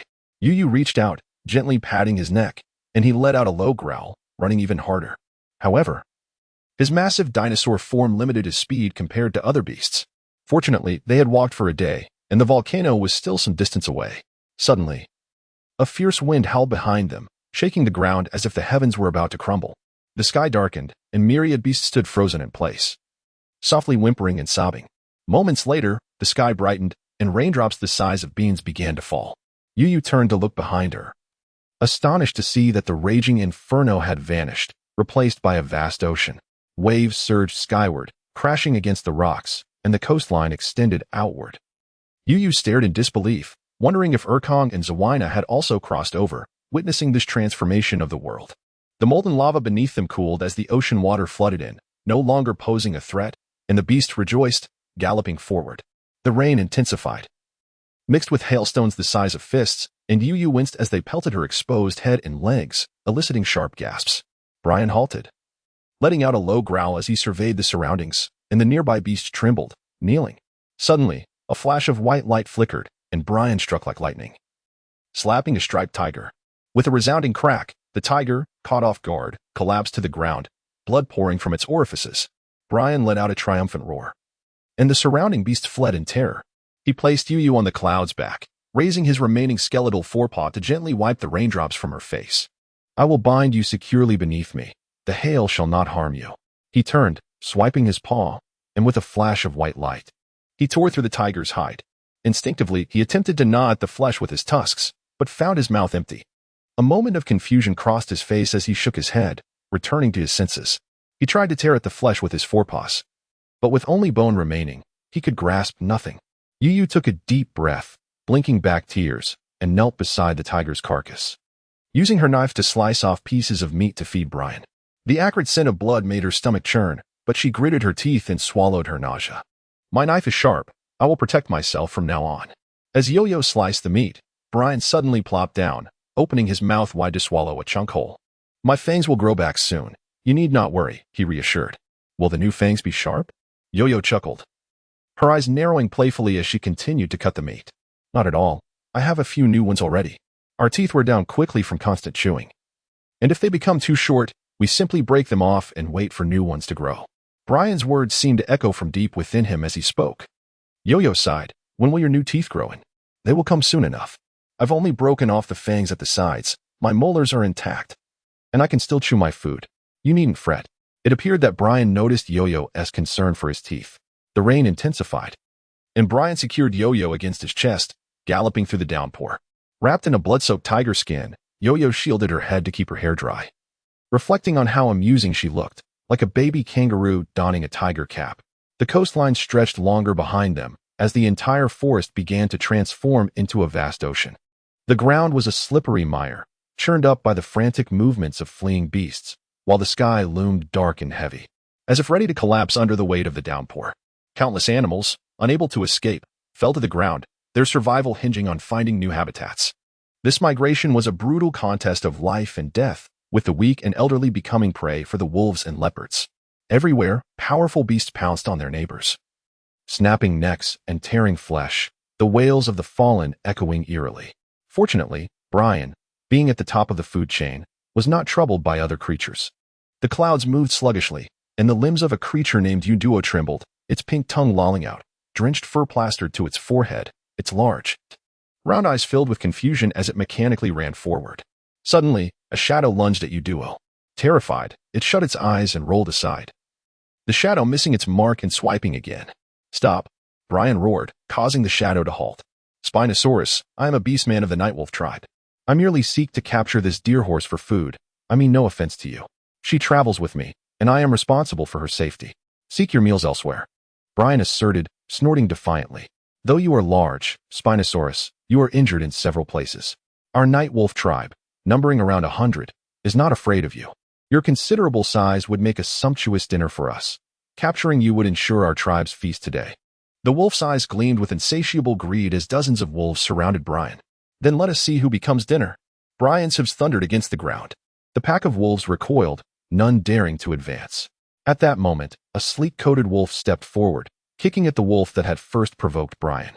"Respectable Spinosaurus, they were ignorant of your might. Since this deer horse is your companion, we shall not pursue her for dinner. Then keep your distance. This deer horse is timid. Your presence frightens her, and she still has some value to me," Brian replied coolly. "Very well, Great One. We shall keep our distance." "Thank you for your understanding of their foolishness," the lead wolf replied, casting a wary glance at Brian's bared, skeletal claws. Unduo collapsed in the mud, soaked and shivering, its legs spasming, foam bubbling at its mouth, its large eyes filled with despair. "Sister, I can't run anymore. You and Uncle Dinosaur go on without me. When you reach Shenlong Valley, please tell my mom I miss her." With that, Unduo closed its eyes, lying in the mud, unwilling to move. Yo-Yo took a deep breath, blinking away the moisture in her eyes. "Unduo, get up. Your mother is waiting for you at Shenlong Valley. If you keep running, you will see her. I want to visit your home for some rice, and I crave the pancakes your father makes. Let us rest a bit before we continue. Deer horse, eat something first." Brian nudged Unduo with his hoof. Glancing around at the surrounding beasts, he noticed their frightened silence. He trotted over, uprooting a small tree and tossing it before Unduo. "If you want to live, eat something to regain your strength." Not far away, members of the Nightwolf tribe were encircled, hunting a small group of rhinoceros beastmen. Their numbers overwhelming. The lead wolf howled into the sky, rallying the pack, and they surged forward like arrows released from a bow. The rhinoceros beastmen fought valiantly, kicking and thrusting their sharp horns in desperate resistance, but chaos erupted as blood and flesh flew amidst their anguished cries. "The strongest among us should charge ahead. We old ones will hold back the wolf pups." An elder rhinoceros bellowed, charging at a wolf, goring it with its horn, spilling its entrails onto the ground. As the rhinoceros beastmen pressed forward, blood painted the scene. The wolf that had previously attacked Unduo lingered nearby, waiting to seize the fleeing rhinoceros beastmen. Its claws stained crimson as it sunk its teeth into one's throat, eliciting a chilling scream. Yo-Yo's heart raced with fear for Unduo, prompting her to remove the tiger's skin from her head. "Unduo, please eat something. When we reach Shenlong Valley, I'll take you to the stream to catch fish." "I have no money. Could you bring some salt from your home?" "All right, I'll bring you a jar. My father can cook with salt," Unduo replied, panting as it lay on the ground, nibbling leaves from a tree. Seeing Unduo beginning to eat, Yo-Yo breathed a sigh of relief, wiping the rain-soaked bangs from her forehead. That same wolf stared at her from across the way, blood dripping from its maw, having just finished off a rhinoceros beastman. Its eyes glinting with hunger as they fixated on Yo-Yo's exposed forehead. Brian's eyes narrowed, and in a flash, he struck the wolf with a powerful blow, sending it crashing to the ground with a howl, its skull splattering against the earth. The lead black wolf leaped forward, its ominous gaze locked onto Brian. "Spinosaurus, I have already apologized. Why do you continue to slaughter my kin? In the jungle, there is no need for apologies among males. The only requirement is to tear each other apart. This insolent beast dares to disrespect me. This is its fate," Brian declared, stomping down, turning the fallen wolf into a puddle of flesh seeping into the ground. The pack of black wolves growled low, their green eyes fixed intently on Brian. "May you remain strong and powerful, Spinosaurus." The leading black wolf sneered, "Let us depart." In an instant, 100 shadowy figures darted past as they sprinted forward. Brian transformed into human form, but the rope around his neck slipped and fell into the mud with a splatter. He hurriedly picked up Yu, using his bony hand to wipe the mud from her face and hair. "I apologize. I forgot that my neck would thin upon transformation," Brian said, his voice slightly muffled, his thin lips parting to reveal a cavernous mouth. Yu giggled. "Emma, like Song Dandan, our idol has turned into a toothless wretch." As the rain intensified and the sky darkened, the cloud lying in the mire began to regain some vitality, standing up and shaking off the mud. "Uncle Dinosaur, I'm ready. Let's run again." "Let us rest a while longer," Brian replied, devouring slices of meat. Yu, wearing a tiger-striped hat, deftly sliced pieces of wolf meat, blood splattering everywhere. Brian handed her a bloody piece of meat. "Eat this. The road ahead is long, and we have nothing to ignite a fire." Yu recoiled from the dripping meat. "I prefer to eat leaves." She then plucked a few leftover leaves from the cloud and began to crunch on them. "Delicious." She smiled at Brian while munching on the leaves. "Since you can eat leaves, that is fortunate. As we venture further, food will become scarcer. The leaves and fruits have long been harvested by the orcs ahead, and there's not even any bark left. I will gather some trees to carry as your provisions," Brian said, nodding. Yu grimaced at the bitter, tough leaves. "Damn, is this what the Red Army trudged through?" As night approached, Brian reverted to beast form, carrying Yu on his neck. She, feeling dizzy from the ride, clenched her teeth tightly. After traveling several miles, they suddenly heard the deafening sounds of battle ahead. The ground trembled, mud flying everywhere, as dark figures clashed and howled in agony, their cries piercing the night air. Hundreds of green eyes flickered like ghostly flames in the darkness. It was the Night Wolf clan battling the saber-toothed cat clan. Brian snorted, intending to press on. What is the situation on the battlefield? If the saber-toothed cats are not at a disadvantage, perhaps we should assist them. Yu scratched Brian's neck, prompting a curious glance from him. "I heard from the elders in our clan that wolves are vengeful. We have wronged them, and a confrontation is inevitable. It would be wise to eliminate this threat now while we have the saber-toothed cats as allies." Yu regarded the distant, verdant eyes with a chilling gaze. "You speak wisely," Brian acknowledged, looking down at the scene before them. "You should hide in the grass over there, Cloud. Remember to remain silent. I will call for you when the fight is over." Yu touched Cloud's drooping ears. "Sister, come with me. Those wolves are ferocious. They will devour you. I will carry you into the grass. Cloud, I have a knife and am not afraid. If the wolves dare reach for me, I will strike them down." Yu waved the knife in her hand. "I will protect you." With a thunderous charge, Brian plunged into the fray. "Thank you, Lord Stegosaurus, for aiding our Nightwolf clan.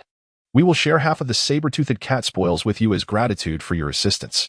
The Wolf King's eyes flickered as he shouted, claws scratching at the saber-toothed cat. "Even with the Stegosaurus' help, you will not fare well today. The flesh of the saber-toothed cat is not so easily consumed.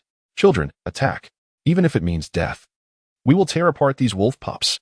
The Leopard King roared in fury, his sharp fangs glinting ominously in the night. As dozens of saber-toothed cats charged toward Brian, he swatted one night wolf away with a swift motion.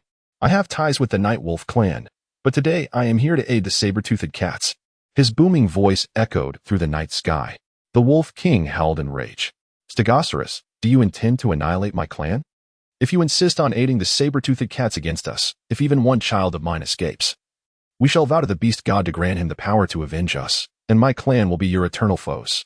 You Night Wolves shall perish tonight. Not one of you shall escape." Brian swiped at an oncoming Night Wolf, sending it hurtling away with a pained howl. "Thank you, Lord Stegosaurus, for your support. The wolves we capture today will be your sustenance. My saber-toothed cat clan shall take none." The leading saber-toothed cat, filled with a sense of purpose, rallied the others. "Children, attack. Tear apart these wolf pups and present them to Lord Stegosaurus as a greeting gift." The Wolf King, eyes gleaming with malice, fixated on Brian and leaped forward like a shadow, aiming directly for Brian's neck. Brian sidestepped, narrowly avoiding the Wolf King's iron-like claws. Yu, with all her might, swung her knife toward the wolf's eye, sparks flying as the blade struck true. The impact left her arm numb, nearly causing her to drop the knife. The Wolf King, momentarily hindered, launched himself high, his white fangs aimed at Brian's throat. With a swift motion, Brian swatted the Wolf King away. The Wolf King rolled and leapt again, this time aiming for Brian's belly. Brian twisted his body, swinging his massive tail, sending mud flying into the air. Realizing he was outmatched, the Wolf King howled, summoning 3 to 4 dozen wolves to charge at Brian. In a rapid spin, Brian's tail crashed against the ground, scattering the surrounding wolves. Meanwhile, a saber-toothed cat, lying in wait, pounced with deadly precision, its sharp fangs sinking into the wolf's throat, silencing it in an instant. After a fierce exchange, only a dozen wolves remained, fiercely attacking Brian from the left, trying to create an opening to swarm him.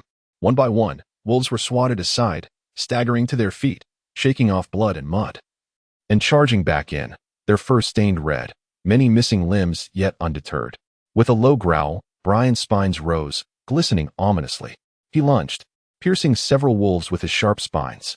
With a thunderous crash, Brian fell to the ground, crushing several wolves beneath him. Seizing the opportunity, the Wolf King lunged for Brian's throat. As the Wolf King's teeth approached, Yu stabbed at its eye, catching it off guard and causing it to howl in pain. With a furious roar, the Wolf King bared its bloody maw at Yu, but Brian, with a powerful swing of his paw, sent the beast flying once more. With a dagger embedded in one eye, he staggered to his feet, seemingly oblivious to the torrential rain drenching him. He violently tossed his massive head back and let out a long howl before resuming his assault. With 30 or 40 nightwolves dispatched by Brian, the pressure on the saber-toothed tiger clan diminished significantly, allowing them to firmly repel the pack of wolves. In a short while, the ground was littered with wolf corpses. The Wolf King trembled as he rose amidst the fallen, his body marred with multiple bite wounds, his front paws drooping weakly, and his entrails dragging on the ground. Kneeling, he raised his head high and howled mournfully, a sound filled with despair. Seeing the Wolf King on the brink of death, the saber-toothed tiger clan leader let out a hearty laugh. Many thanks to Lord Spikeback for your assistance. Had it not been for your intervention today, it would have been our saber-toothed tiger clan that fell. These provisions are yours, my lord. Please leave me 20, the rest you may take. Brian gestured towards the wolf corpses. Hiding in the distance, Cloud cautiously peeked out as the battle concluded. My lord even brought a female and a cub, she remarked. I have some provisions I acquired from the antelope people. Allow me to present them to you. The saber-toothed tiger clan leader transformed into a middle-aged man and bowed respectfully to Brian. A young leopard person behind him handed a beast skin bag to Cloud. Yo-Yo, the little one, was overjoyed, finally relieved from gnawing on tree bark. Brian nodded and permitted Cloud to set Yo-Yo down before reverting to his human form. Noticing the filthy mud beneath them, he cradled Yo-Yo in his arms, retrieving a piece of bread from the beast skin bag and placing it in her mouth. Eat up. With delicious food, you shall no longer suffer from hunger.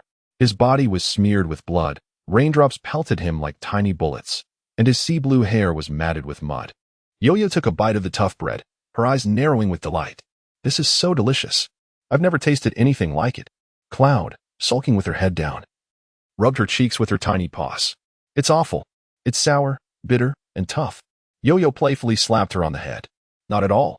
The sour flavor is delightful. It's my favorite. Thank you for finding me such tasty food. With these breads, I can feast for several days. Yo-Yo beamed at Brian, wiping the blood from his face. Sister, your taste is quite peculiar. You can have all of that. I'll stick to my leaves. Cloud shook her head, splattering Yo-Yo with water, pouting as she shoved the bag into her hands. Different tribes have different tastes. Cloud and I are of different races, what she finds unpalatable, I enjoy, just as you love raw meat while I cannot stomach it. Yo-Yo tugged at Brian's arm, munching on the bread to validate her words. Lord spiked back. If you don't mind, why not travel with us? While your combat skills are impressive, caring for a female and a cub must be cumbersome.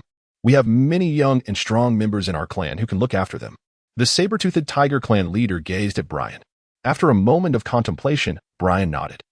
We can defend against enemies together along the way, and the food we gather shall be distributed according to our contributions, while all the vegetarian provisions will belong to me. The clan leader was elated. Of course, with you accompanying us, I believe no beastmen will dare to strike. We have several strong beastmen in our clan. I shall have them craft a litter to carry this female. She is my partner, Brian affirmed. Oh, I see. My name is Andy. Should any issues arise, please feel free to inform me, my lady. The saber-toothed tiger clan leader smiled softly. Yo-Yo, feeling a bit embarrassed, thought to herself, am I really that old? My lady, I might as well be a grandmother. Before long, a simple litter was prepared. Add a canopy and cover it with beast skin, Brian instructed, frowning at the litter on the ground. In a flurry of activity, a dozen beastmen quickly fashioned a top for the litter, resembling a rudimentary sedan chair. Just as Yo-Yo was about to climb in. "You go first, Cloud," Brian said, pointing at her.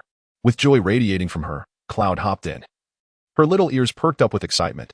The four saber-toothed tiger beastmen, with their bronze skin and chiseled features, their fiery red hair cascading over their shoulders, shouted in unison as they lifted the litter and sped forward. Moments later, they returned, gently setting down the litter. Cloud poked her head out, her round eyes squinting with delight, her little tail wagging. "Sister, this sedan chair is so comfortable. It moves swiftly, and I don't even have to get drenched in the rain. I could almost fall asleep inside. If you tire and cannot run anymore, just tell me. And we can sit together," Yo-Yo said, her heart aching with concern as she stroked Cloud's damp head. She wished Cloud could sit inside. But the journey was fraught with danger, and the saber-toothed tigers needed to maintain their combat readiness. Cloud, weighing around 200 to 300 pounds, would be too much for them to carry. If she could keep pace, she would prefer not to be carried. "I can run by myself. You needn't worry about me. With the sedan chair, you will no longer be caught in the rain. You would fall ill without your fur in the rain." Cloud nuzzled against Yo-Yo's arm. "You're wonderful," Yo-Yo praised, scratching Cloud's back, eliciting giggles from her. "Does your saber-toothed tiger clan have any shamans?" Brian called out. "Yes, we do. Avis, come here." Andy beckoned to an elderly man in the crowd. "My partner is feeling unwell. Please examine her closely." Brian sat cross-legged on the ground, placing Yo-Yo on his lap, his eyes filled with concern as he looked at the elder. "Open your mouth so I can examine your tongue," the elder instructed, lifting Yo-Yo's eyelids. "Your tongue is thin and moist. It appears you have been on the move daily. My lady, you are likely in your heat cycle. If you do not take care now, it may affect your ability to bear offspring later." The elder regarded Yo-Yo with worry in his eyes. "As long as she is healthy, that is what truly matters. Whether she bears offspring is inconsequential," Brian said, drawing Yo-Yo closer, rubbing her head with his sharply defined chin. "Logically, my lady should be consuming warm foods at this time," Avis sighed. "What else should we be cautious of?" Brian asked, his gaze fixed anxiously on Avis. "There are many cautions we cannot adhere to. It is best to consume rich, piping hot foods and avoid getting soaked by rain." Avis shook his head in resignation. "Do not fret. I am aware of my own body. Right now, our priority is to escape. Once we reach Shinong Valley, I will take time to recuperate." Yo-Yo assured Brian with a smile.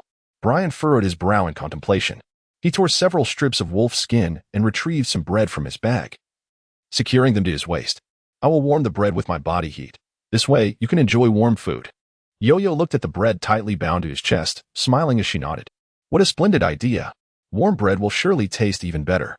Realizing it was time to continue their journey, Brian cradled Yo-Yo in his arms, leaned into the sedan chair, and stroked her to ensure she was all right before gently setting her down. "Do not be afraid. I will be right beside you. Call for me if anything arises." "All right." "This is my first time in a sedan chair," Yo-Yo replied, nodding enthusiastically. "Do not worry. Once we reach Shinong Valley, I will find the best shaman to tend to you. Even if you cannot lay eggs, we will always be together." The gentle head nestled against his neck, suppressing a choked sound. "My body is perfectly fine, truly. Do not worry. I shall recover in a few days." The saber-toothed beast ran swiftly, and within the carriage, she felt a constant jolt that nearly lulled her to sleep, infinitely more exhilarating than a roller coaster ride. Taking a deep breath to calm her emotions, she looked at her reflection, adorned with a tiger head hat and clad in a snakeskin skirt, while 4 dashing men bore her palanquin. "Goodness, is this a royal procession?" she mused. "Should I seize a few handsome men to match the occasion?" The palanquin featured 2 openings resembling windows, with Brian transformed into his beastly form racing outside. Observing his bony claws made her heart ache, prompting her to rummage through her backpack for any useful medicines. Fortunately, the waterproof bag had preserved its contents: liniment, cold medicine, fever reducers, and Yunnan Baiyao, though the latter was not suitable for wound healing. Moreover, as Brian pressed on, his front paws remained immersed in muddy water, leaving her troubled. Her gaze fell upon a sizable piece of snake skin she had previously stowed away, and her eyes brightened. She carefully sliced it open, but the palanquin trembled, causing the knife to prick her hand, and blood dripped onto the scale. Hissing in pain, she tightly grasped the wound and, after much effort, fashioned 2 gloves. Though their shape was peculiar, they were indeed genuine leather and waterproof. Rubbing her waist, she sighed deeply as the rain continued to pour, seemingly threatening to engulf the world. There is a pond nearby. Let us rest a while, Brian's voice called from outside. Peering through the window, she noticed several beasts resting by the water, retreating in alarm as they spotted her group, huddling together for warmth. With a sigh, she reflected on the countless orc warriors who would perish before reaching the ancient forests of the Dragon Valley. It was uncertain when her time would come. By the pond, several trees stood bare, their leaves stripped by the preceding orcs, leaving only bare branches swaying in the storm. Cloud darted over, crunching on the twigs. But perhaps due to their toughness and her impatience, she choked and rolled her eyes. Sister, there's a tree hollow over there. Hurry inside. It's dry, Cloud exclaimed, her eyes shining as she pointed ahead. Brian enveloped her tightly in his arms, shielding her from the elements, and gently placed her inside the hollow. As she removed the tiger's skin from her head, she realized the hollow was barely large enough for one. Brian remained outside in the rain, playfully tugging at her hair. Here are some warm flatbreads. Eat up. He produced 2 warm pieces from beneath his body and handed them to her. Taking a generous bite, she exclaimed, "You truly have a knack for this. These warm flatbreads are delightful." Her eyes sparkled like crescent moons as she gazed at Brian. "Wash your hands of mud. I'll apply some medicine, and I made you 2 gloves," she offered, lifting the gloves proudly. Brian's eyes brightened as he nodded, turning away. She placed his bony hands on her lap, trembling as she sprinkled the Yunnan Baiyao over his wounds, unable to hold back the tears that trickled down her cheeks. Brian gazed at her with surprise, a flicker of joy passing through his eyes. "Our dinosaur skin is tough. These wounds are trivial and will heal in no time." He raised a claw to gently wipe her tears, but the sharp bone scraped her face, smearing the medicine across it. "Do not move. I will apply the medicine.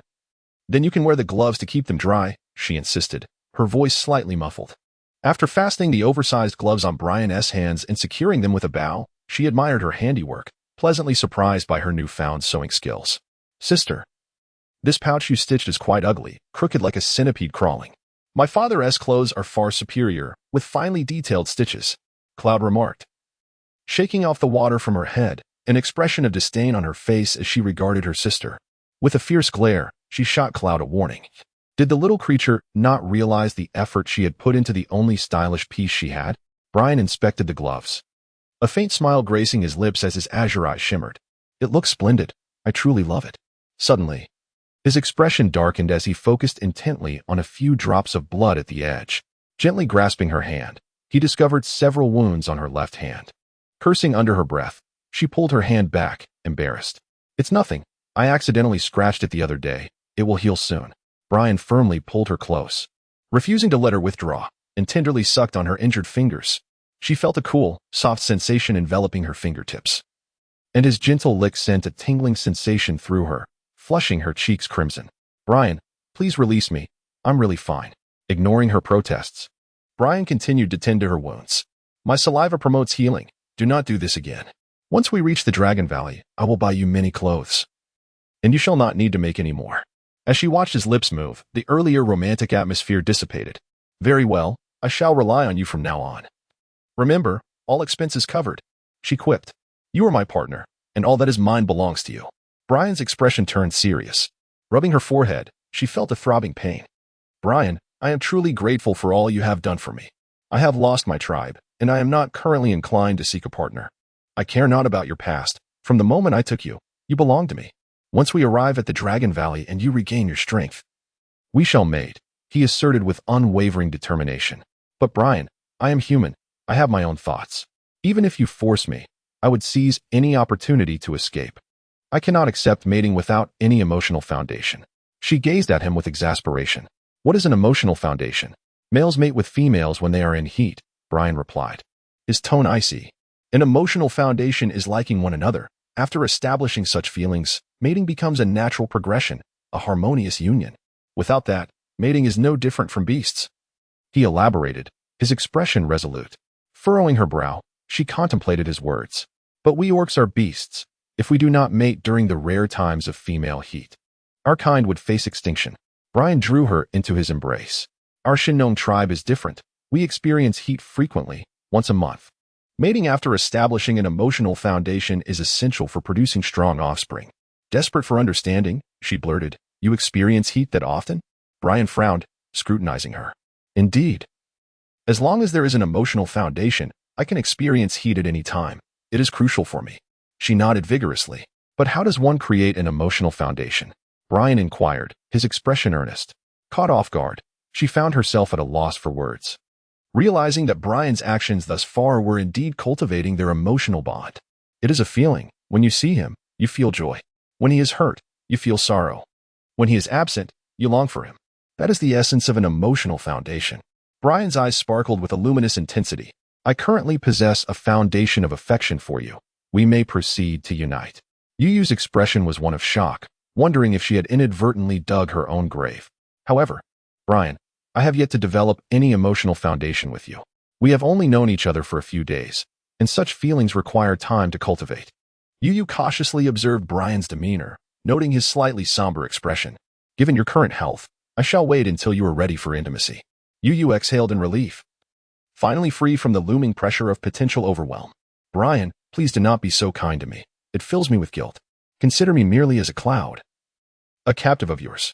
I am aware that accompanying me on this journey has brought you considerable trouble, and I shall strive to repay you in any way I can. If that is acceptable?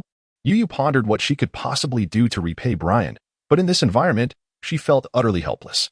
You may repay me with your emotional foundation, Brian remarked, his lips brushing against Yu Yu's hand, his fervent gaze stirring a tumult of emotions within her. Yu Yu closed her eyes, resolving to cast aside these tangled thoughts. Lie down. You have wounds on your back. Allow me to apply some oil to promote circulation and expedite healing. Brian tucked Yu Yu's icy hand beneath his warm fur. I shall lead the deer and horsemen ahead to search for something edible for you. Remain here. The saber-toothed tiger will ensure your safety. With that, he turned and stepped into the relentless downpour, large raindrops splattering against his back, creating a misty veil. His back appeared as if coated with a layer of translucent bronze, and his sea-blue hair danced in the rain, gradually vanishing into the endless curtain of water. Yu Yu felt a soft, bittersweet sensation rising within her heart. Madam, look what I have found, the old shaman exclaimed, drenched in mud, holding up several herbs with a beaming expression. Yu Yu accepted the herbs with a smile, replying, You may call me Yu Yu, I am no madam. You and the nobleman saved our saber-toothed tiger clan, for which I am deeply grateful. However, you are still young and unaware that neglecting proper care during your estrus may lead to lifelong ailments. Is that so? Thank you for the Angelica. Yu Yu expressed her gratitude. Madam, you understand herbal medicine? The old shaman was taken aback. My mother had a penchant for studying such matters. I know a little, but I wouldn't say I understand herbalism. Yu Yu replied softly as she brushed the dirt off the Angelica. Child, look ahead. Did your mother and father perish along the way? All the elders in my clan, apart from myself, have died, including my 7-year-old granddaughter. I survived only because my kin protected me along the way. The old shaman sighed deeply. No, I merely got separated from them. I may never find them again. Do you have enough food? If not, I can ask Brian to share some with you. Yu Yu gazed at his hollowed eyes, her voice steady. I have enough. I am the only one in my clan with any medical skills. If you wish, you can learn from me. I do not know when my time will come, and I cannot abandon my kin. The old shaman gently wiped his eyes. Very well, I will learn your skills, and in time, I shall honor you like your granddaughter.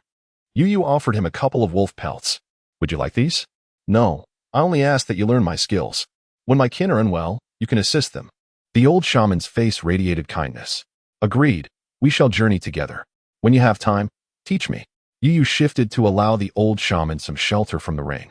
This Angelica, also known as female blood, is excellent for replenishing vitality. It is suitable for females in estrus or those who are elderly and frail. The old shaman elaborated on the Angelica with enthusiasm. Suddenly, a shadow darted, and with a swift motion, the old shaman was thrown into the mud. Brian stood at the entrance, his face darkened, clutching a handful of fresh leaves. You may only have me as your partner. Brian, what are you doing? The shaman was teaching me about the herbs. I was bringing him in because of the heavy rain. Yu Yu was both angry and anxious, rising to exit the tree hollow. I am fine. Young males are naturally drawn to females in estrus. The old shaman stood up from the mud, wearing a mischievous grin. Yu Yu glared at Brian with intensity. You cannot be alone with other males. If you wish to learn herbal medicine, do so while I am present. The old shaman is far too old. What does it matter if I am with him? Yu Yu protested, her temper flaring. Males are always interested in females in estrus, regardless of age. Brian maintained a stoic expression. Observing his serious demeanor, Yu Yu thought how peculiar it was that many older men in modern times cradle the next generation while singing songs of delayed affection. Yet, her situation felt entirely different. Yu, I am all right. Though I am old, a fall is as inconsequential to us beast folk as a mosquito bite. The old shaman chuckled, brushing off the mud. He calls you Yu? Brian's expression darkened ominously. My name is indeed Yu. It is simply what people call me. Yu was exasperated, wishing to crack open his skull to see if his central system was misaligned. Saber-toothed tiger, from now on, refer to her as Madam. Her name is mine to utter. Brian declared with a fierce glare directed at the old shaman. Very well, nobleman. My granddaughter is of similar age. I regard her as my own. Once I have restored the madam's health, you may unite with her. I gathered some angelica. Next time, seek more for her. And she shall bear a clutch of dragon eggs next year. The old shaman pointed to the angelica. I will offer you some food in exchange for these herbs. Brian's expression softened slightly. No need. With you and my kin accompanying us, we are well provided for. Please take good care of the madam. Females are delicate and cannot withstand the chill. Be vigilant. The old shaman shook his head repeatedly. Brian nodded, washed the angelica by the water's edge, and began to chew it slowly. As Yu focused on cleaning the mud, she suddenly felt a warm breath envelop her. I will warm the medicine for you. Brian spat the chewed angelica into his mouth. Yu, taken aback, replied, Brian, I can manage on my own. This medicine is warm in nature, and there is no need for you to chew it for me. The shaman advised that you should consume warm food. From now on, I shall warm whatever you need with my mouth, Brian insisted, shaking his head. Really, it is unnecessary. I have teeth and can eat independently. You are overly concerned about this. In a moment of fervent emotion, Brian seized Yu's head. The confines of the tree hollow felt stifling, as if the intense warmth of his breath might melt her away. His petal-like soft lips brushed against hers, and she was suddenly engulfed in a wave of sensations, her mind erupting like a sky full of fireworks. Yu's eyes widened in shock, her expression akin to a thunderstruck visage, as Brian's long, curled eyelashes fluttered before her, igniting a tingling sensation in her heart. The warmth of his breath enveloped her face, causing it to flush with heat, while his sharp nasal bridge resembled a sculpted blade. And the azure depths of his eyes mirrored the boundless affection of the ocean, making her feel as though she might drown in his overwhelming tenderness. Brian's elongated eyes narrowed, radiating a piercing light as if a dormant beast had been awakened from its slumber, with one strong hand anchoring her head in place. He administered the medicine into her mouth while his heated tongue explored, savoring the sweetness within. The aggressive movement of his tongue twisted and rolled, and Yu, momentarily stunned, quickly reacted by pushing against his handsome visage, flailing her limbs in an attempt to break free. After what felt like an eternity, Brian finally released her. And Yu gasped for air, a tempest of anger and frustration brewing within her. Brian, you promised that we would establish a foundation of feelings before engaging in such acts. Why are you behaving like this now? I am merely administering your medicine, Brian replied, a hint of lingering amusement dancing at the corners of his mouth. I do not require your assistance. I can feed myself, Yu exclaimed, nearly driven to madness. Her precious first kiss snatched away in such an inexplicable manner. From now on, I shall administer your medicine in this manner, Brian declared, his tongue grazing his lips as if relishing the exquisite taste from moments prior. Should you continue in this fashion, you might as well cast me aside for the beasts to devour, Yu retorted, her face stern. Very well, in the future, I shall not force the medicine upon you without your consent, but I will warm it for you before you consume it, Brian conceded, noting the seriousness of her expression. These are leaves I gathered for you, warmed against my skin. Please, eat. He handed her a pouch made of animal hide. Clutching the pouch of leaves, Yu felt a sense of despair. If she continued to consume such foliage, she might truly begin to produce milk. You must eat while it is warm, Brian urged. Concern etched across his face. With a deep breath, Yu closed her eyes and grabbed a handful of the warm leaves, mentally convincing herself. I shall consider this a supplement of vitamin B. After a prolonged pause, the saber-toothed bear people grew anxious, as the path ahead became increasingly treacherous. Yu, now irritated, resumed her journey in the palanquin, burping with the earthy taste of leaves still lingering in her mouth, gazing out at the relentless rain, which rendered the landscape a dismal white. Panic gripped her heart. The vast expanse bore no signs of sustenance. What would they do? Look, ahead, there are many yak people. Their tribe excels in agriculture, she exclaimed, her spirits lifted at the sight of the herbivorous beings, a rarity in a land dominated by carnivorous tribes. I shall return shortly, Brian said, casting a glance back at her from the window. Yu nodded, turning her face aside, unsure how to confront him after their earlier encounter.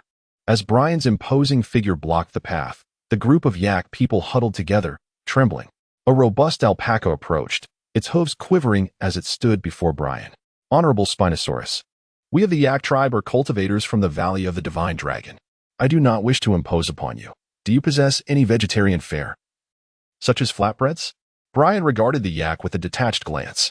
The yak breathed a sigh of relief. We have flatbreads and rice balls. These we offer to you. Great one, he said, producing several pouches from behind him. Cloud, quickly inquire if the yak people have salt and whether they can kindle a fire, you urged. Her heart lifting as she saw Brian holding the pouches, knowing that life without salt was unbearably bland. Bouncing with excitement, Cloud approached, her large eyes shining brightly. Dear yak uncle, you are exceedingly generous to provide us with such delicious offerings. Might you also part with some salt? How do you kindle a fire? The yak chieftain's expression soured slightly. Produce your salt and kindling materials, and I will compensate you, Brian said, his voice darkening as he threw a blue stone toward the yak. My lord, this is far too precious. The yak exclaimed, eyes glimmering with excitement. Since we have provided you with food, you must also share salt and kindling. Brian's impatience grew. Very well, bring them forth immediately. Yes, yes, I shall fetch them. The yak hurriedly replied, and several yaks produced pouches filled with black stones. Can these stones ignite? Cloud asked incredulously, flicking her tail. Yu's eyes sparkled with excitement. Quickly. Bring those black stones over. Ask them for more. She grasped a stone, crushing it lightly, transforming a corner into a powdery black granule, her heart racing with joy. Dear Cole, with you, I shall finally escape this life of raw flesh.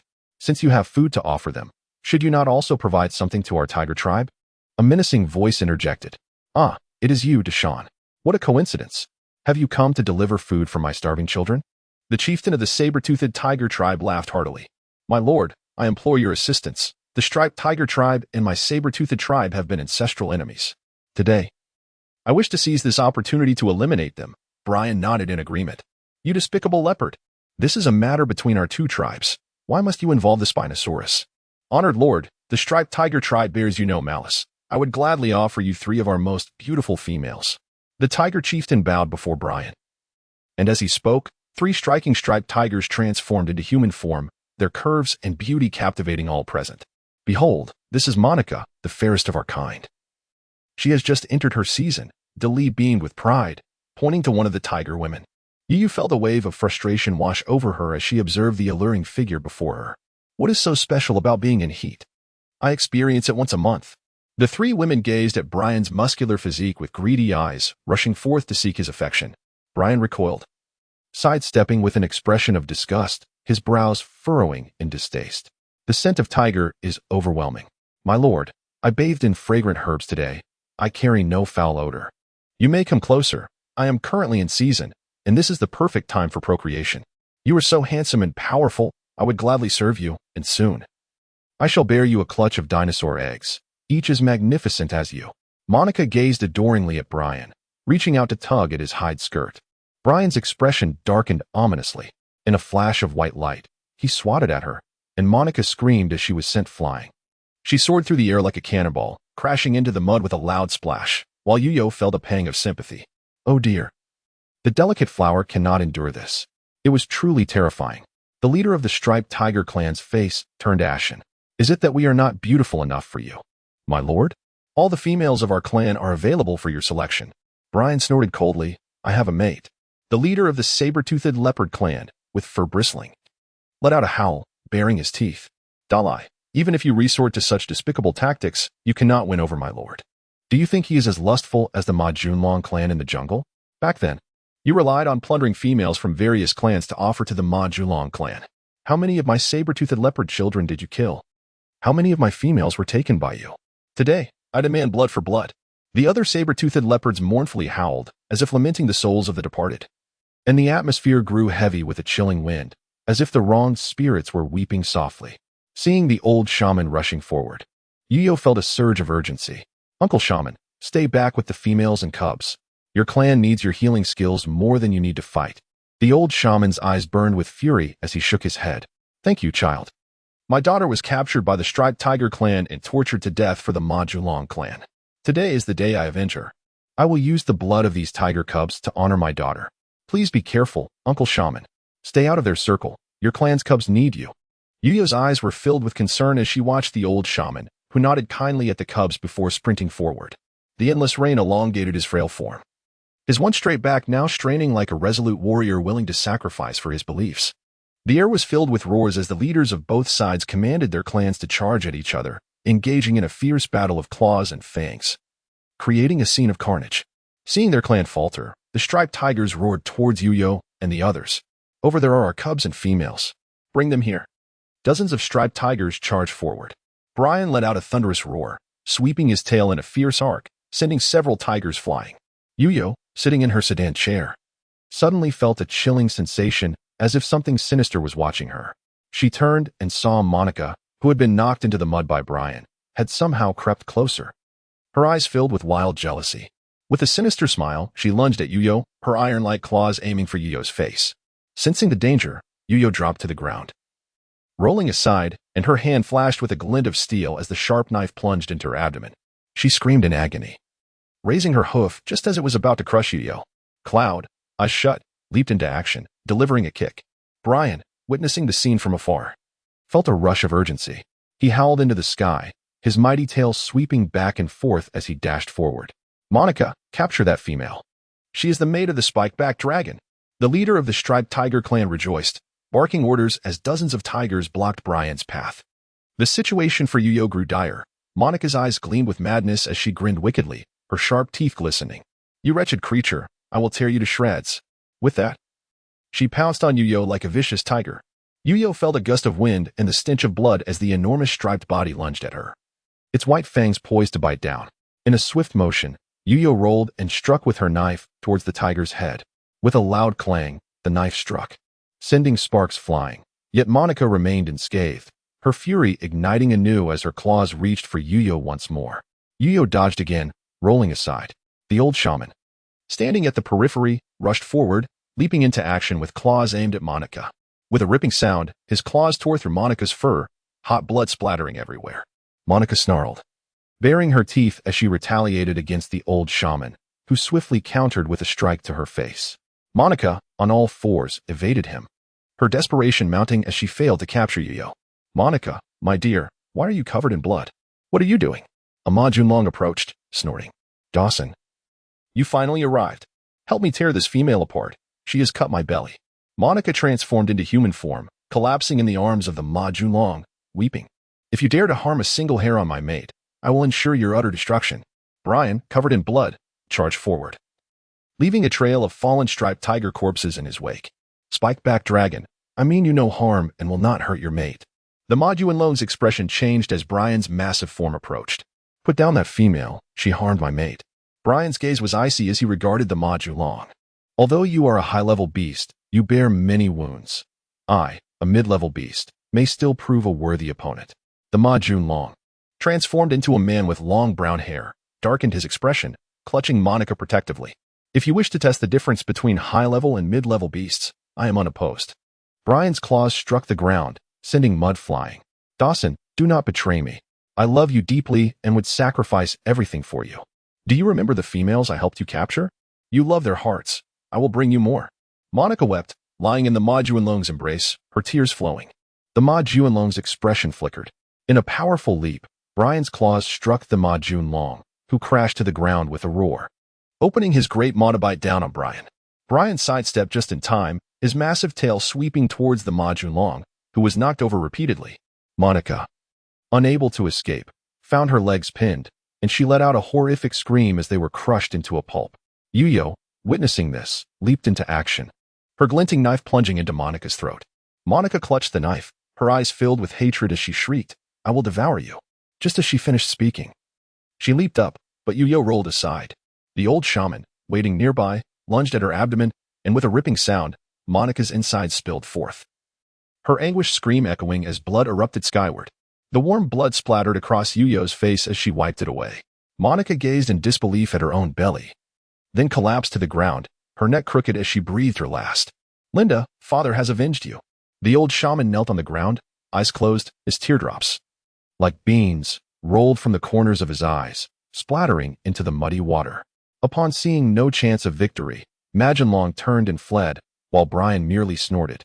choosing not to pursue. The scene before them was devoid of suspense, a blood-soaked landscape littered with corpses, the dying orcs rolling in the mud, their anguished roars and convulsions evoking a terrifying semblance of hell on earth. Monica's lifeless body lay in the mire, transformed into a grotesque form.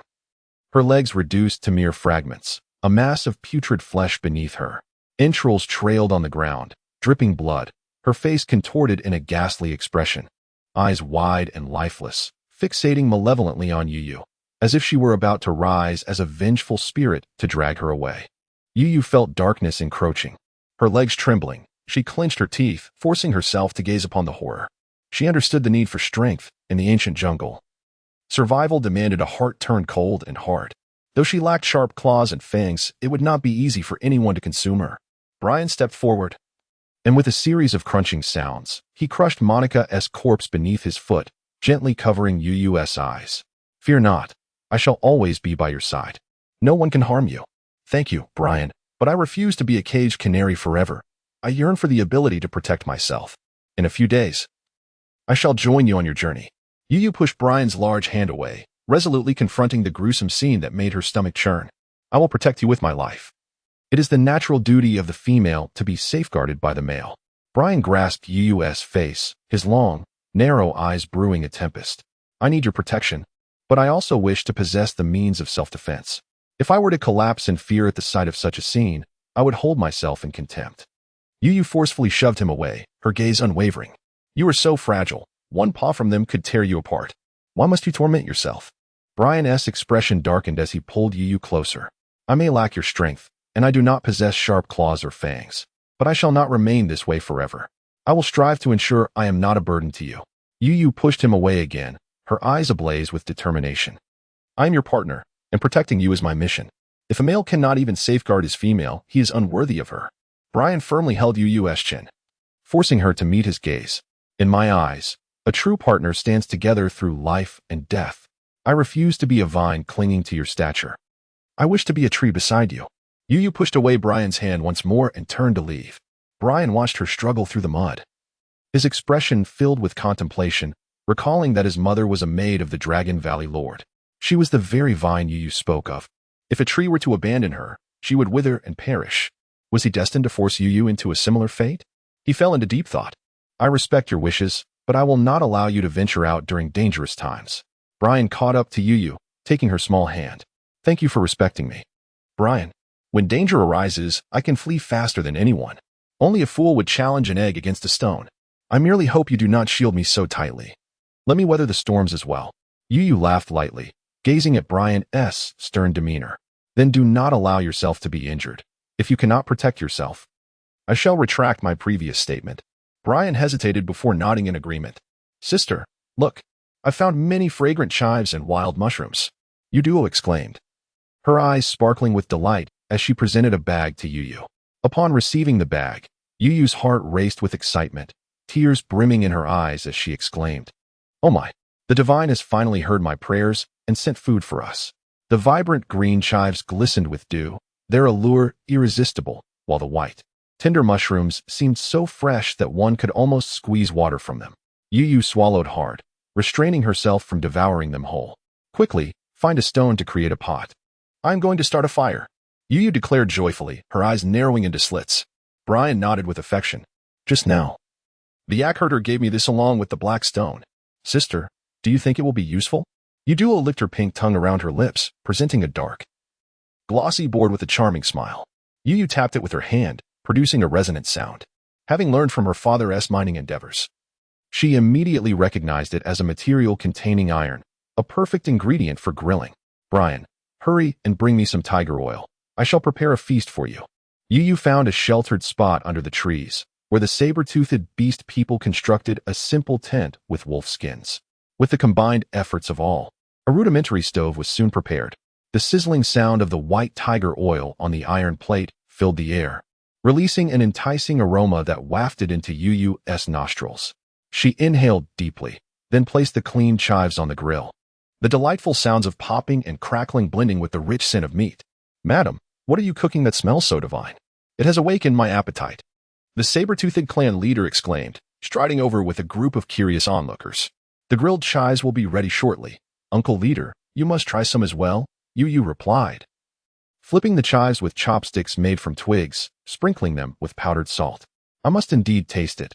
At my age, I have never encountered such a delightful aroma. The old shaman chuckled proudly. You must have the first taste, for I, as your disciple, have yet to present you with a gift. Yu hurriedly placed the grilled chives on a stone and set the mushrooms on to roast as well. The plump mushrooms wilted under the heat, their moisture evaporating, creating bubbles on their tender caps. Seeing the scant amount of food, Yu decided to ask Brian for some tiger meat, but was met with a mountain of tiger tails instead. Stunned, she exclaimed, seriously? They say you should eat what you wish to gain strength from. Are you not afraid of exploding from all this tiger tail? Go fetch me some marbled tiger belly meat. I will prepare a feast for you, Yu commanded, diverting her gaze from the pile of tails. These are the finest parts of the tiger. Only the strongest males deserve them. You should grill these instead, Brian insisted, gesturing to the tails. I prefer the tender meat from the belly. Hurry and bring some, Yu said, exasperated.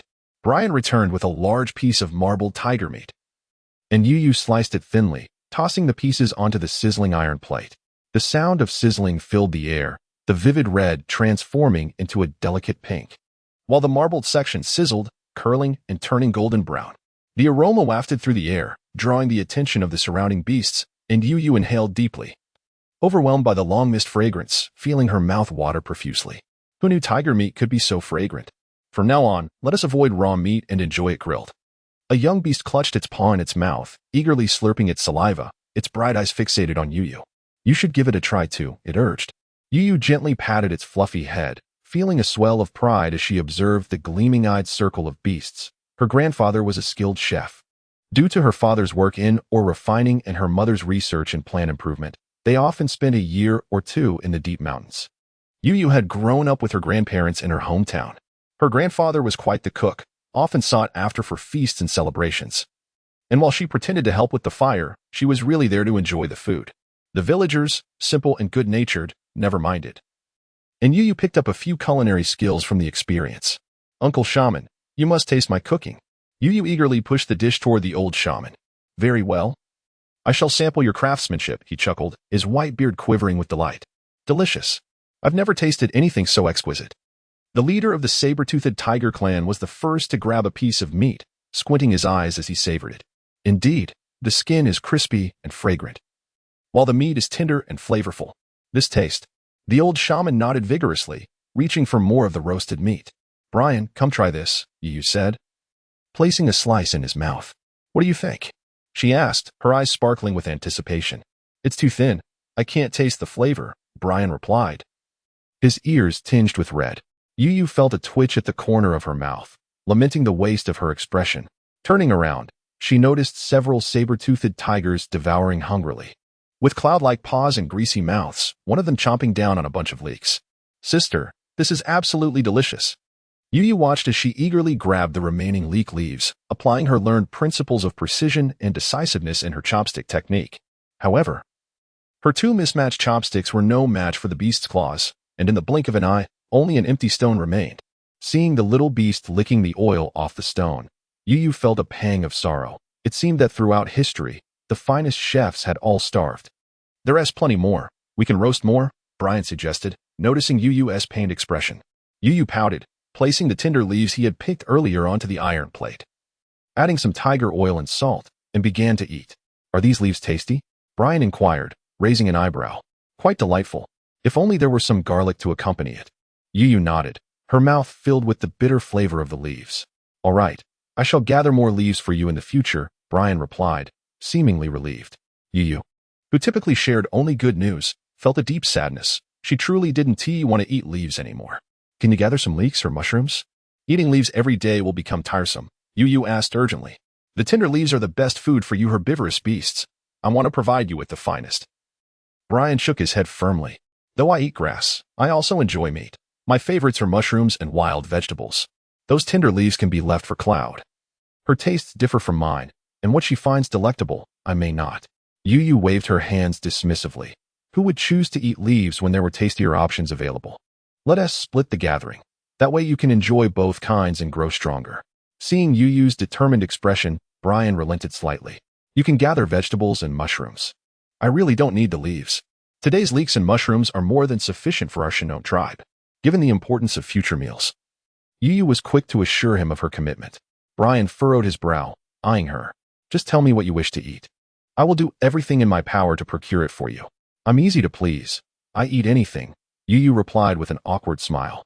Let us take these tiger skins. They might come in handy later, she pointed to the ground. Sister, tomorrow I will gather more wild mushrooms to roast. They are simply too delicious. I haven't even had a chance to taste them yet, what with the saber-toothed tigers snatching them away. If they dare to take my share again, I shall teach them a lesson. Cloud pouted, shaking her little paw in indignation. Leader, trouble is brewing. A large river lies a few miles ahead. Its current is swift, and many beasts cannot cross. The banks are eroding, and the water is rising rapidly. Several bloodied saber-toothed tigers rushed back, panting heavily. For us saber-toothed tigers, swimming is not a problem, the leader mused after a moment's contemplation. However, the water is extensive, and we cannot see the shore. While the strong can manage, the young ones cannot swim across, and there are crocodiles lurking in the water. Many beasts have already perished in the river. A tiger crouched on the ground, gasping in distress. Fear not, I can swim, even if it's the ocean. I can carry you across, Brian assured, gripping Yu's hand tightly. Are there trees on either side of the river? Yu eagerly inquired. There are many, but the leaves and bark have been stripped bare. Only the trunks remain, devoid of food. The tiger's voice grew somber. In an instant, many young beasts huddled together, while the older ones sighed in despair.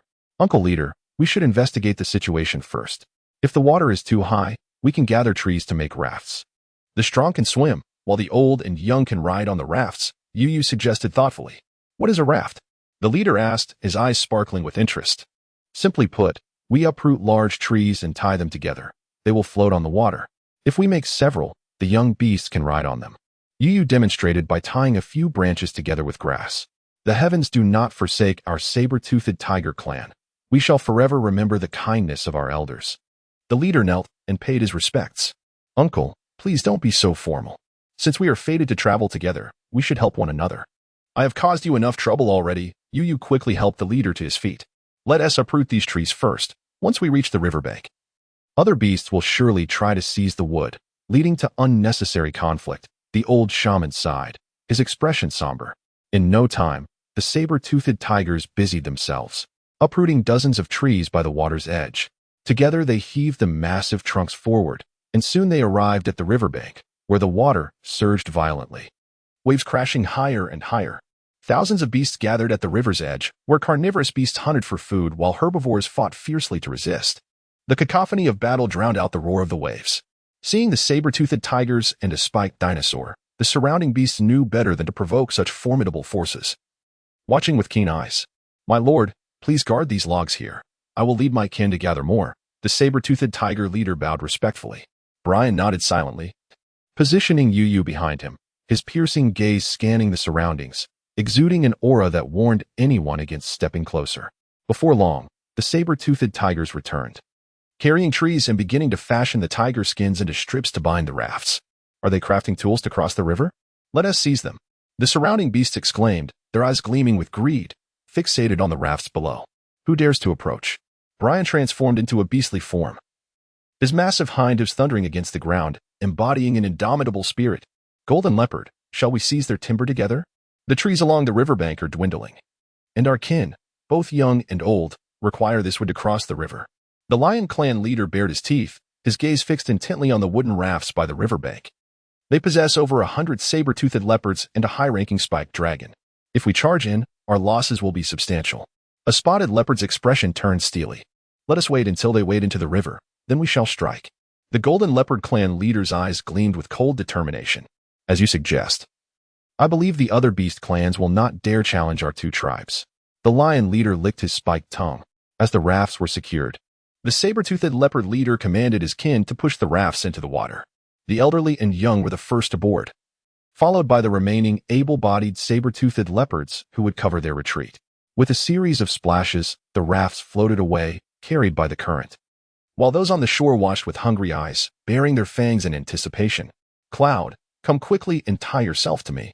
We may be separated in the water. Yu hastily retrieved a tiger skin to bind herself and Cloud together. Sister, I am afraid. Cloud trembled at the sight of the bloodthirsty beast approaching. Do not fear, Cloud. The more you fear them, the bolder they become. If any dare to bite you, kick them into the water. There are sharks that will devour them. Yuyo gently stroked Cloud's long fur, offering comfort. Everyone, rush for the rafts. Whoever possesses a raft shall cross the river. Remaining here is a path to death. Charge. The Golden Leopard clan leader roared, leading the charge. Suddenly, hundreds of figures surged into the water, the sounds of tearing and biting mingling with anguished cries, painting the surface crimson. Divide into groups of 50 to protect the young ones. The rest, follow me. Our saber-toothed clan has thrived for millennia. We cannot let it end here. The saber-toothed leopard leader bellowed, drenched in blood. In that instant, a group of saber-toothed leopards leaped into the water, their eyes ablaze with fury as they snarled. Seeing the elder shaman leap into the fray, Yuyo grew frantic. Shaman uncle, the young of your clan need you more than ever. The journey ahead is long. If you perish, they will suffer even more. Yuyo rushed to the edge of the raft to pull the elder back. Yuyo, I am old. Let the younger ones survive to propagate our kind. Allow me to trade my old bones for a chance at life for the children, the elder declared, tossing Yuyo 2 bags filled with herbs. I intended to teach you the art of healing, but it seems time has run out. If any of my clan's children fall ill, you must help. He turned and plunged into the water, his frail figure resolute amidst the relentless rain and bloodshed.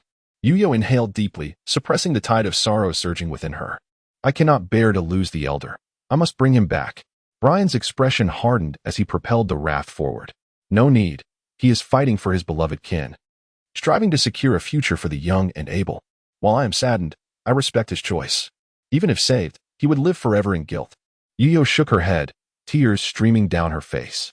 The river churned with ferocious winds, waves crashing against them, the blood-red water chilling them to the bone. Stay on the raft and do not move. I shall return shortly. Observing the saber-toothed leopards fall, Brian's demeanor grew somber. Go, do not worry about me. I am surrounded by numerous saber-toothed protectors. Yuyo urged him forward. Brian enveloped her in the tiger skin, commanding, sit tight on the raft and await my return. With a mighty roar, he surged into the fray, the river boiling around him. Let us tear apart that spiked dragon. The raft shall be ours. The Golden Leopard clan leader bellowed. In an instant, dozens of lions and golden leopards positioned themselves before Brian, baring their fangs, preparing to pounce. Brian roared, spinning his massive form, his tail sweeping up a colossal wave that sent the monkeys and golden leopards flying into the water with resounding splashes. From the depths, a crocodile leaped out, targeting an unsuspecting beast, but Brian joined the fray, alleviating the pressure on the saber-toothed leopards. Do not engage them in prolonged combat. Swiftly seize the rafts and place the young ones aboard. The Golden Leopard clan leader, witnessing the rafts drift further away, shouted in panic, dodging the saber-toothed leopards to charge toward the rafts.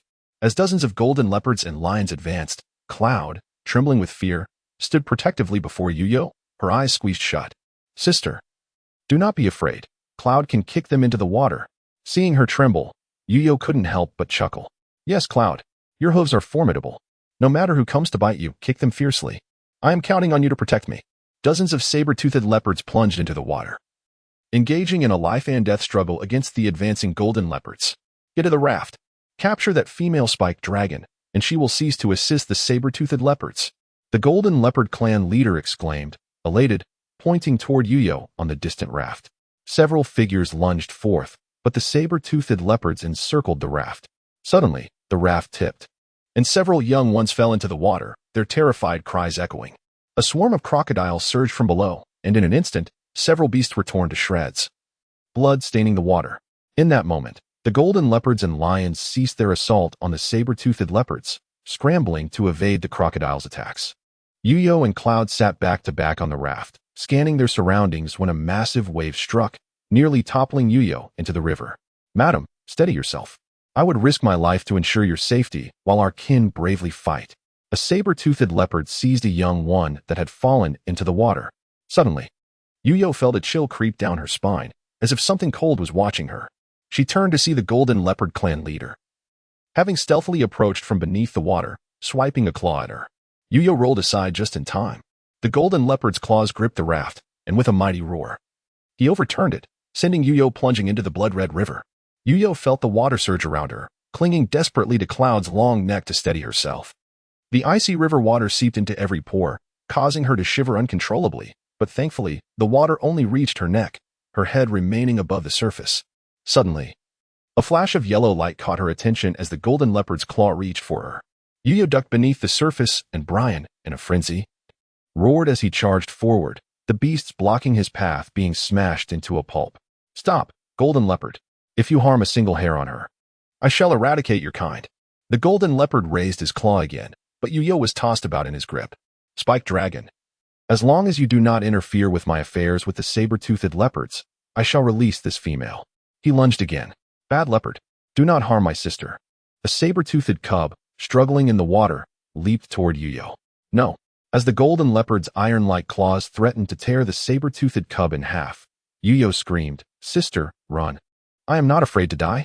As the saber-toothed cub dashed towards the face of the spotted leopard leader, a resounding thud echoed, followed by a splatter of crimson and white brain matter, showering into the river. Yu-Yo felt a dark veil descend before her eyes, anguish twisting her heart as if it were being cleaved by a blade. She envisioned the small creature, its fluffy head tilted as it licked roasted meat, its bright eyes sparkling with delight, exclaiming, "Sister, your tiger meat is delicious. From now on, I shall only eat it cooked." Standing in the bloodied waters, she wailed in despair, while several saber-toothed warriors lunged at the spotted leopard. The leopard sprang forward like a bolt of lightning, landing before Yo-Yo. The spotted leopard leader aimed to capture Yo-Yo alive, his claws descending without force, and as Yo-Yo's hand erupted from the water, a glint of cold steel flashed before a knife plunged deeply into his eye. With a horrific howl, the leopard lunged at Yo-Yo, seething, "You wretched creature. How dare you blind me? I shall tear you to shreds." His fearsome fangs snapped towards Yo-Yo, but Brian, who had been positioned behind, leapt forward, toppling the leopard into the water. With a powerful swipe of his paw, a sickening crack echoed as the leopard's skull shattered, and he sank lifelessly into the depths. Brian's face was a stormy shade of blue as he hoisted the leopard's corpse, declaring, "Who dares lay a finger on my mate shall face this fate." The remaining beastmen, sensing the tide of battle turning, retreated in haste, while the saber-toothed leader bellowed, "Fall back to the raft." Covered in blood, the saber-toothed warriors withdrew into the river, the battered spotted leopard clan howling mournfully, prostrate on the ground. Brian, his face dark as a thundercloud, carried Yo-Yo to the raft and set her down. "The spotted leopard merely sought to capture you to coerce me. You should have let him. Why provoke him?" Yo-Yo hung her head, tears splattering onto the raft.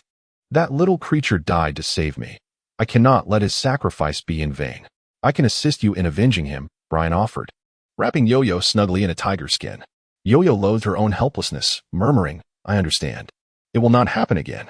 This is the first and last time. If you put yourself in danger once more, I shall bind you. Do not blame me for lacking respect." Taking a deep breath, Yo-Yo was startled to see the old shaman had survived, weakly sprawled on a distant raft, a severed paw and bloodstains marred his black fur. The raft drifted further away, the cries of the beastmen on the shore echoing like the last flicker of hope extinguished. The spotted leopard and lion clan exchanged glances before leaping into the river. Those robust enough swam against the fierce current, while the young were swiftly swept away, their mournful howls fading as their numbers dwindled. The raft was pulled toward the river's center, turbulent waves crashing against it, threatening to capsize. Crocodiles, like phantoms beneath the surface, lunged out to claim their prey. Suddenly, dark shapes erupted from the depths, jaws agape, ready to feast upon the beastmen. "This is dire. A pod of orca sharks. We must escape," roared the saber-toothed leader, drenched in blood. With a mighty flick of their powerful tails, the sharks struck the raft, splintering it apart. The cubs tumbled into the water, thrashing and crying out in terror. Soon the surface stained crimson. The orca sharks emitted low growls, encircling the remaining rafts in a deadly embrace. The saber-toothed leader's eyes bulged with fury, his fur bristling as he bellowed, "Charge forth. Protect the cubs. We are at the river's heart. Beyond lies land." The saber-toothed warriors leapt into the water, attacking the orca sharks with their sharp fangs. The sharks shrieked, unable to shake off their assailants. As they rolled and thrashed in the water, their powerful tails occasionally striking the rafts. The old shaman, having bitten into the belly of an orca shark, was struck by another's tail and sent flying, leaving a trail of blood behind him. His feeble front paw seemed to wave farewell to his beloved kin, before another orca shark opened its gaping maw and swallowed him whole. Yo-Yo clung desperately to the edge of the raft, her teeth chattering as she whispered, "Uncle Shaman."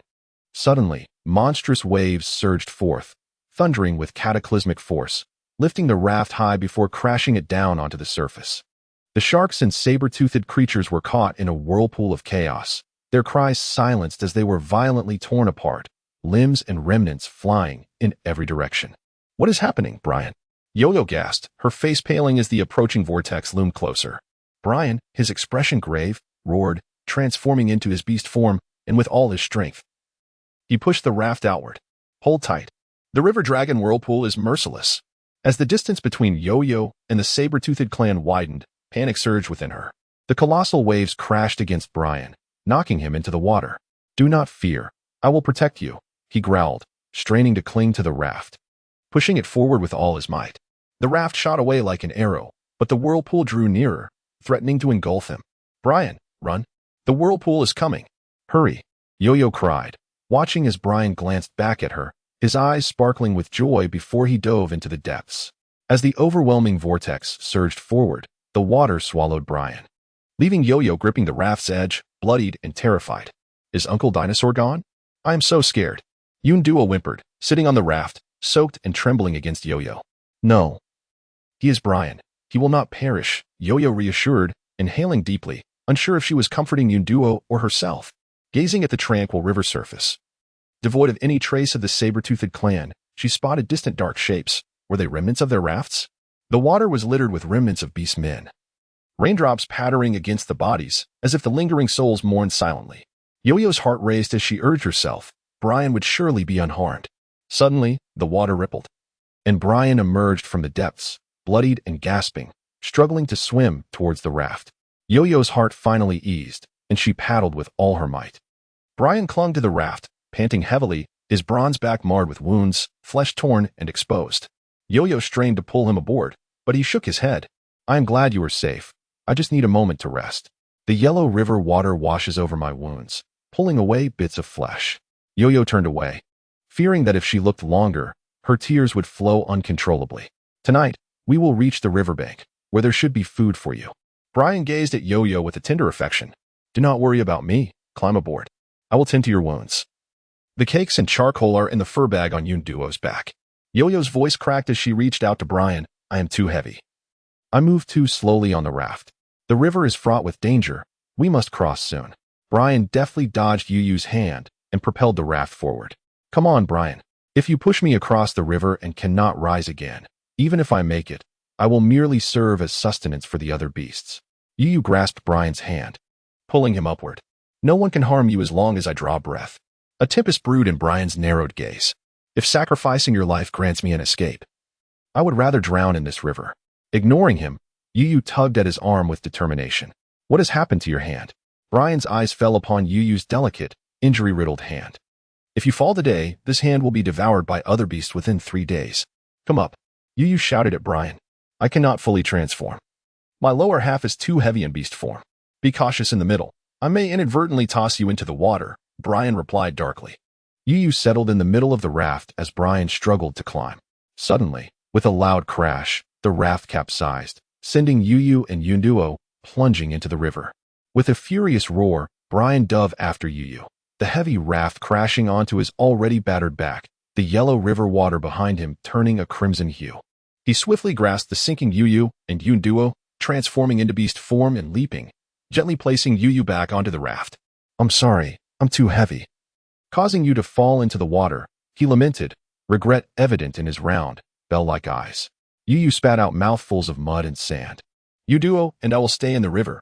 You climb onto the raft first. Your wounds cannot remain submerged. If they do, I fear you won't be able to maintain your human form." With that, she pulled Yunduo and jumped back into the river, thrashing her limbs vigorously. Brian's face twisted in rage as he slowly transformed back to human form, gripping the raft and laboriously inching upward. Beads of sweat rolled down his forehead as he finally managed to clamber onto the raft. "Hurry up. The river is cold. Your body cannot withstand it." He lay on the raft, urgently reaching out to Yu. "We do not know how long we will drift in the river, and I cannot catch food. I will first retrieve some beasts to place on the raft, so you will have something to eat." Yu shook her head, continuing to paddle in the water. "There are sharks in the water. Quickly come up. I don't need food. Whatever is in my stomach can be regurgitated." Brian's face turned ashen as he shouted at Yu. "Without sufficient food, your wounds cannot heal. I will be fine. Yu swam towards a floating shark. Yunduo, you go up first, she urged, pushing Yunduo while continuing to struggle in the river, holding her breath to avoid the stench of blood. Sister, I will help you. Yunduo timidly glanced at the blood-red water. We will push these corpses to the edge of the raft, and you can pull them up. Yu pushed at a shark's tail. Together, Yu and Yunduo managed to haul a large portion of the shark onto the raft, causing it to sag dangerously low in the water, prompting Yu to stop. She looked at Brian, whose expression was filled with worry. You focus on recovering. I will take care of you now. She took a piece of tiger skin to clean the dirt from Brian's wounds. Brian seemed to sense the hot liquid rolling down his back, concern etched on his face. Does your hand hurt? You should tend to your wounds first. Mine will heal in a couple of days. No, it's just some mud that got into my eyes. I was rubbing them, Yu replied, sniffling. Brian pulled her closer. Sand in your eyes can damage them. I will lick it out. He leaned in, his mouth gently brushing against her round, glistening eyes. Yu felt a warm, soft sensation, fragrant and soothing, like a mother-esque caress, and could no longer contain her tears. Tightly embracing Brian's neck. Thank you, Brian. It is my duty to protect you as my partner. Do not speak such words again, he replied, shaking his head. His warm breath enveloping Yu. It's all right now. The sand has been cleared, and my eyes feel much better. After I finish applying medicine, I will find you something to eat. Yu smiled, rubbing her face. You should eat some cakes to stave off hunger. Brian's large hand tenderly stroked her long hair. Fear not. I would never neglect myself. You focus on healing. I rely on you to lead me to victory. Yu playfully swatted his hand away, laughing lightly. Fortunately, after the whirlpool in the river, many sharks had retreated, too frightened to roam freely. Days later, they finally reached the opposite bank. Yunduo leaped and shouted by the river's edge. Sister, it feels so good to stand on solid ground. I never want to be in the water again. Are we nearing the Dragon Valley? Will I soon see Mum? Her round eyes sparkled with joy as her long hair swayed. Yes, as long as Yunduo keeps running. We will surely reach the Dragon Valley and see Mum, Yu assured, stroking Yunduo's long hair. Mum will surely call me brave for making it on my own. I won't be afraid of other beasts anymore. I will kick them to death with my hooves. Yunduo proclaimed, vigorously waving her hooves.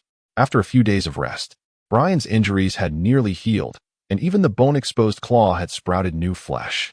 Yu marveled at his remarkable recovery, thinking him less a dinosaur and more like a cockroach with such resilience. Perhaps the new flesh was itchy, as he frequently attempted to scratch it against Yu. Despite her firm prohibitions, ultimately he retrieved the hand glove, which had been tied to his abdomen, stained with numerous blood splotches. Yu washed it in the water and dried it. Here, let me put it on you. If you keep scratching, the new flesh will wear away. No. My hands are bloody. It will dirty the glove. I will refrain from scratching, Brian replied, carefully placing the glove back under his abdomen. Yu took a deep breath. It doesn't matter if it gets dirty. I will make you another one. This is the first gift you ever gave me. Brian strode ahead, leaving Yu with a broad view of his back. Before them lay dense underbrush, stretching endlessly. They trudged forward, unevenly, as Yu insisted on not being carried by Brian, using a branch to support herself while jogging along. Suddenly, she heard the flapping of wings. Brian squinted, sweeping his arm, causing the bushes to collapse, revealing a large snake lunging at a wild chicken. It leaped and bit the chicken's leg, which flapped its wings and scratched at the snake's head.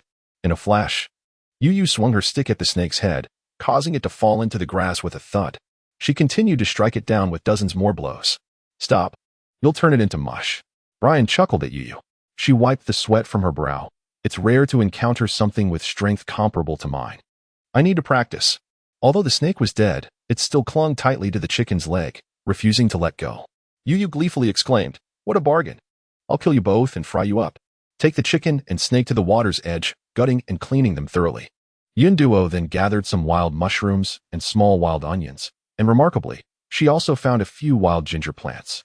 Brian located a hollow stone to start a fire, while Yu tossed the golden chicken fat into the pot, creating a sizzling sound as an enticing aroma wafted through the air. She added thinly sliced ginger to enhance the fragrance, followed by pieces of snake and wild chicken, which crackled delightfully in the pot. Yu stirred vigorously, transforming them into a golden, glossy dish. Yunduo, with her front paws, fetched water using leaves and sniffed with her small pink, damp nose. Sister, it smells so delicious. I almost want to skip the leaves and eat the meat instead. Indeed, this is dragon and phoenix soup. Brian, you must indulge. It's highly nourishing. Yu continued her culinary dance, and when the time was right, she poured water into the pot. Soon, the milky broth bubbled and released an intoxicating scent that floated into the air. Yu took a deep breath, poking it lightly with a twig to check its readiness. Sensing it needed more time, she urged Brian to add more charcoal. Brian inhaled deeply.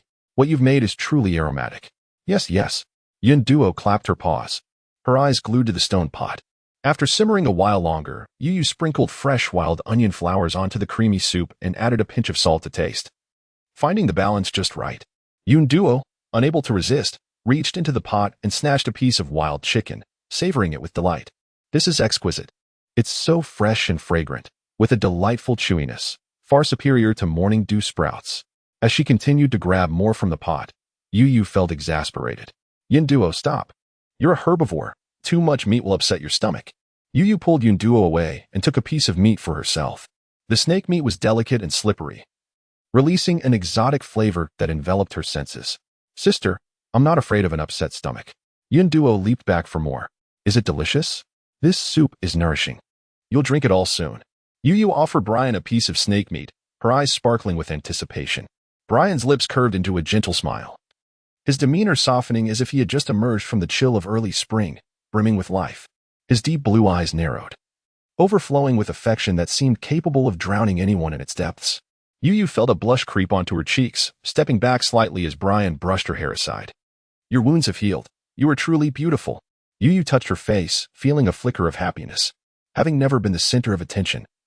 She recalled how her mother once called her the flower of joy to comfort her, reflecting on her transformation from an ordinary passerby to a striking beauty of the dinosaur clan.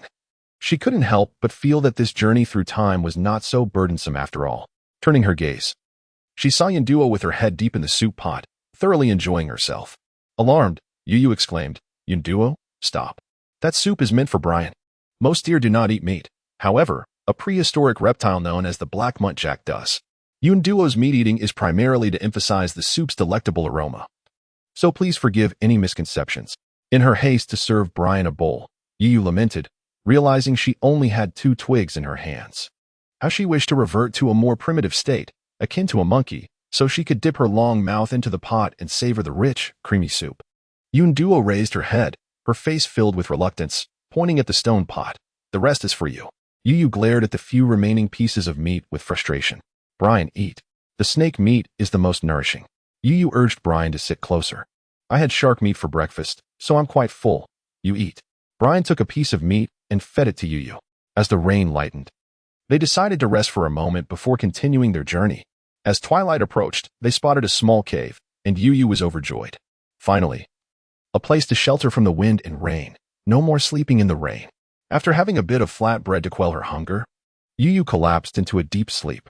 In the middle of the night, she was suddenly awakened by a series of thumping sounds, as if the entire cave was shaking. Startled, she sprang up. An earthquake. Run. She grabbed Brian and Yun Duo, rushing towards the exit. Brian's eyes gleamed green in the darkness, and he gently patted Yu's back. Don't be afraid. It's likely just some other dinosaurs passing through. They quietly crept outside and saw that dawn was breaking, with footsteps approaching ever closer. Brian shifted into beast form, securing Yu beneath his neck. Yun Duo, find a bush to hide in. Remember, stay silent until I call you out. Yun Duo nodded and concealed herself in a distant thicket. I sensed the presence of my kin nearby, along with a strong smell of blood. Someone must be injured. A Tyrannosaurus proclaimed, its eyes gleaming with desire. If we attack together, even a high-level beast will not be our match. We've found no food after crossing the river. Let us check on our kind.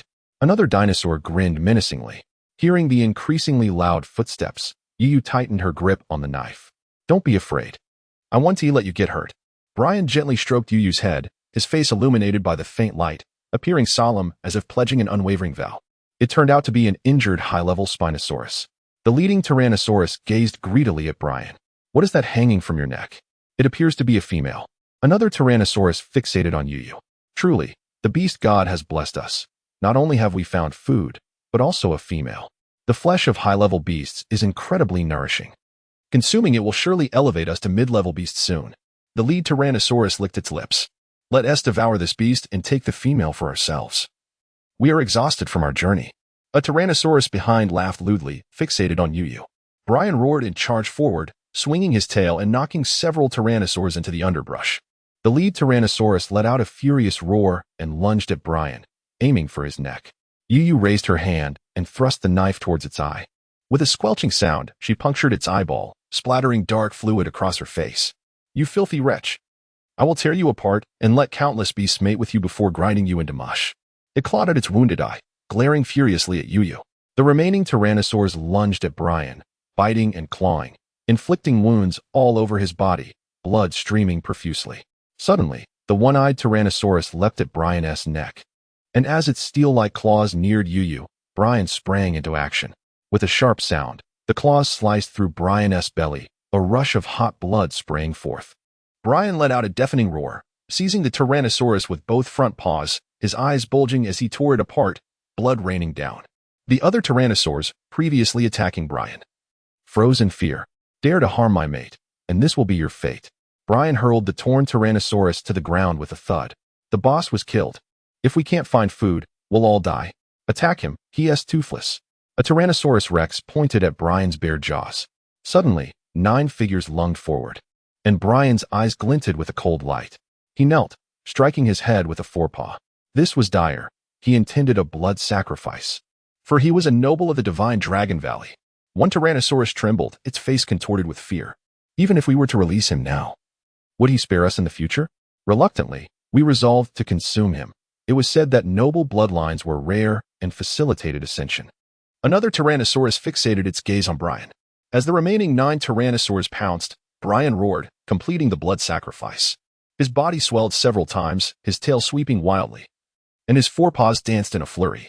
However, the onslaught of Tyrannosaurs was overwhelming. He could not guard both his front and back. With a fierce roar, he crushed one more Tyrannosaurus, but his pace slowed. The time for his blood sacrifice was nearly up. If we attacked now, he would surely perish. The remaining Tyrannosaurs rejoiced. After slaying 7 of their kind, Brian's movements grew increasingly sluggish, as if he could scarcely support his heavy frame. With 3 left, desperation filled his large eyes.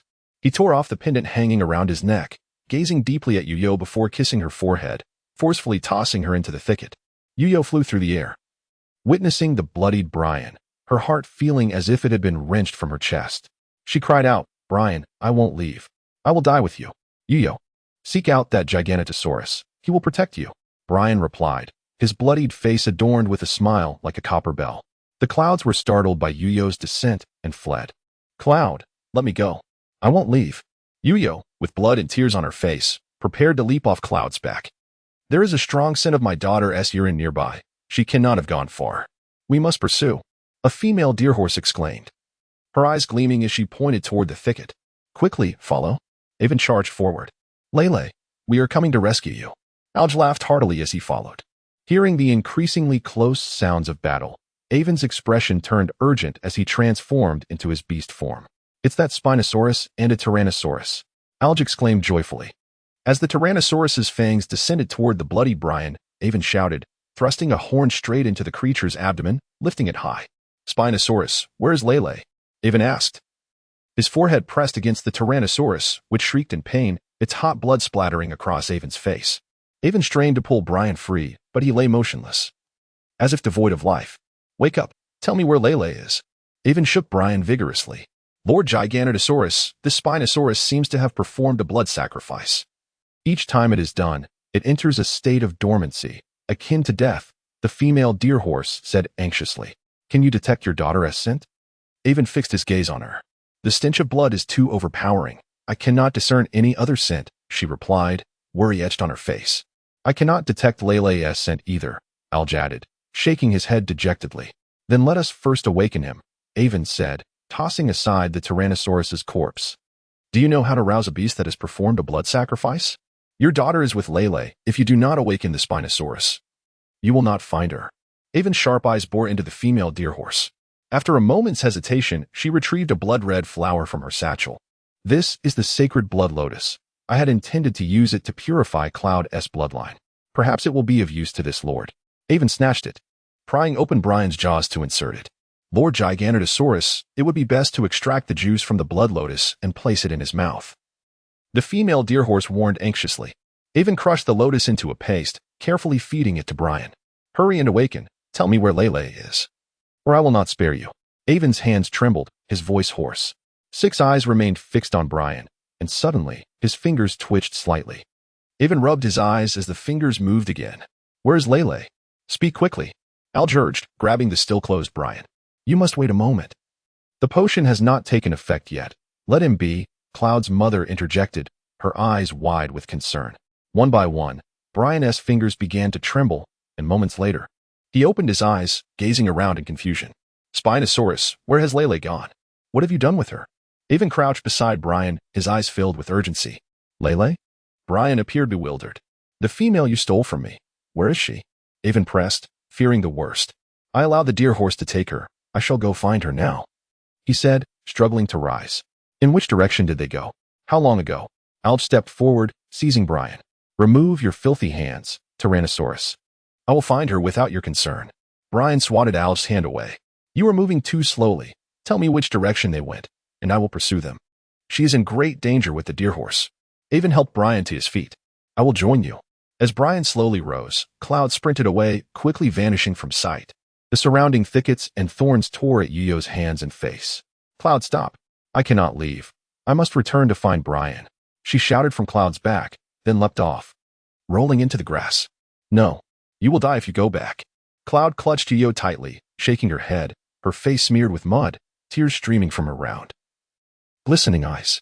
Yuyo struggled to pry her paws away. Cloud, go on without me. I cannot abandon Brian. Let me go. I will not. If you go back, I will go with you. I am too scared to be alone, Cloud cried, holding Yuyo close and weeping. Yuyo wiped her tears away and said, Cloud, let go. I want to go back. Then quickly climb onto my back. We must run. Cloud lowered herself. Yuyo took off running, but Cloud, realizing she had been tricked, wept bitterly. I will drag you away if I must, she exclaimed, biting onto Yuyo's clothing and pulling forward, dragging Yuyo through the mud for quite a distance. Cloud, let me go. I will not run anymore. Yuyo sat atop Cloud's back as they sped away, glancing back at the forest that faded into the distance. She seemed to see the figure of a man standing beneath a tree. His deep blue hair cascaded down like a waterfall, his sharp brows arched handsomely. Slender blue eyes shimmering with an intense, commanding light, and his lips were delicately pressed, distinctly contoured. The corners of his mouth lifted. His eyes filled with boundless affection. Yuyo, seek out that Giganotosaurus. He will protect you. Yuyo gazed skyward, her nails digging into her palm as she whispered, Brian, survive. I wish to see you again. Cloud sprinted forward, not knowing how far she had run, when suddenly she stumbled and fell into the mud, her face filled with terror. Sister, listen. There are large beast footsteps ahead. Yuyo wiped her tears and strained to listen, hearing the thudding sounds approaching. She knew it must be large creatures like dinosaurs. Sister, what if they are large carnivorous beasts? What shall we do? I am afraid. The clouds murmured as they lay in the muddy water, weeping softly. Yet, the cloud was unafraid, for her sister was there. Yuyo brandished a knife protectively in front of her, but then paused, sensing something amiss. With a few forceful punches to her face, her previously healed visage transformed into a grotesque sight, smeared with blood as she bared her teeth. How do I look? Am I like a specter? The cloud timidly nodded. Sister, you truly are not a specter? I wish I were. Yuyo sighed. Then I would not feel so powerless. Suddenly, she spotted two females ahead, seemingly juvenile, and her spirits lifted. Today we brothers shall indulge together. Let us mate and then feast upon them. A pack of Maginlong thundered forth. Yuyo lifted her battered head from the cloud's neck, cackling maniacally. How dare you interrupt my meal? You shall perish. With that, she pretended to bite her finger and flung blood towards the Maginlong. Ah, specter! The Maginlong howled in terror and fled, splattering mud all over Yuyo. She collapsed in the mire, overwhelmed with regret and sorrow, lamenting whether she might have avoided danger had she thought to masquerade as a specter from the start. Her cries were heart-wrenching, evoking tears from those who heard. Sister, let us depart. This place is teeming with beasts, the cloud urged. Her large eyes filled with fear as she tugged at Yuyo's arm. I will be fine, Cloud. Please let me be alone for a moment. Yuyo wiped the mud from her face.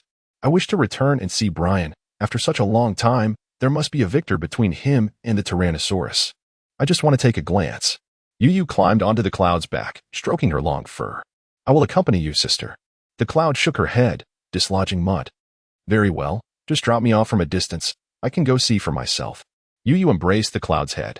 No, I want to stay with you. Wherever you go, I will follow. The cloud shook her head resolutely, turning to run back. Yu sighed, contemplating that if all else failed, she might have to render the cloud unconscious and hide her in the bushes before proceeding alone. Ah, look, there's one of our kin. A group descended, blocking Yu's path. They were robust humanoids, exuding strength, with ghastly green faces and sharp fangs. Upon landing, their wings retracted with a swift motion. The cloud collapsed in the mud, trembling, a specter. She is an undeveloped female. If we take her back to our clan, she will evolve in the sacred blood pool and grow wings. Which tribe do you belong to, Spectre? A middle-aged man seized Yu's limbs, examining her. I have lived in the jungle with my mother and father since childhood. I do not know which tribe I belong to. Yu shrank back warily. You must be a lost member of our tribe. Return with us to the clan. Only when your bloodline awakens can you become a true Spectre. A ruler of the jungle. The leader laughed heartily, stepping closer to Yu. I shall not go with you. I must find my mother and father. Yu struggled to free herself from his grasp. As members of the Spectre tribe, if we encounter a lost kin, failure to return means death. Which young female do you choose? The Spectre raised Yu's chin with an ominous glint in his eyes. Leader, there is a juvenile here. I adore the tender flesh of younglings. He bared his sharp fangs and lunged towards the cloud.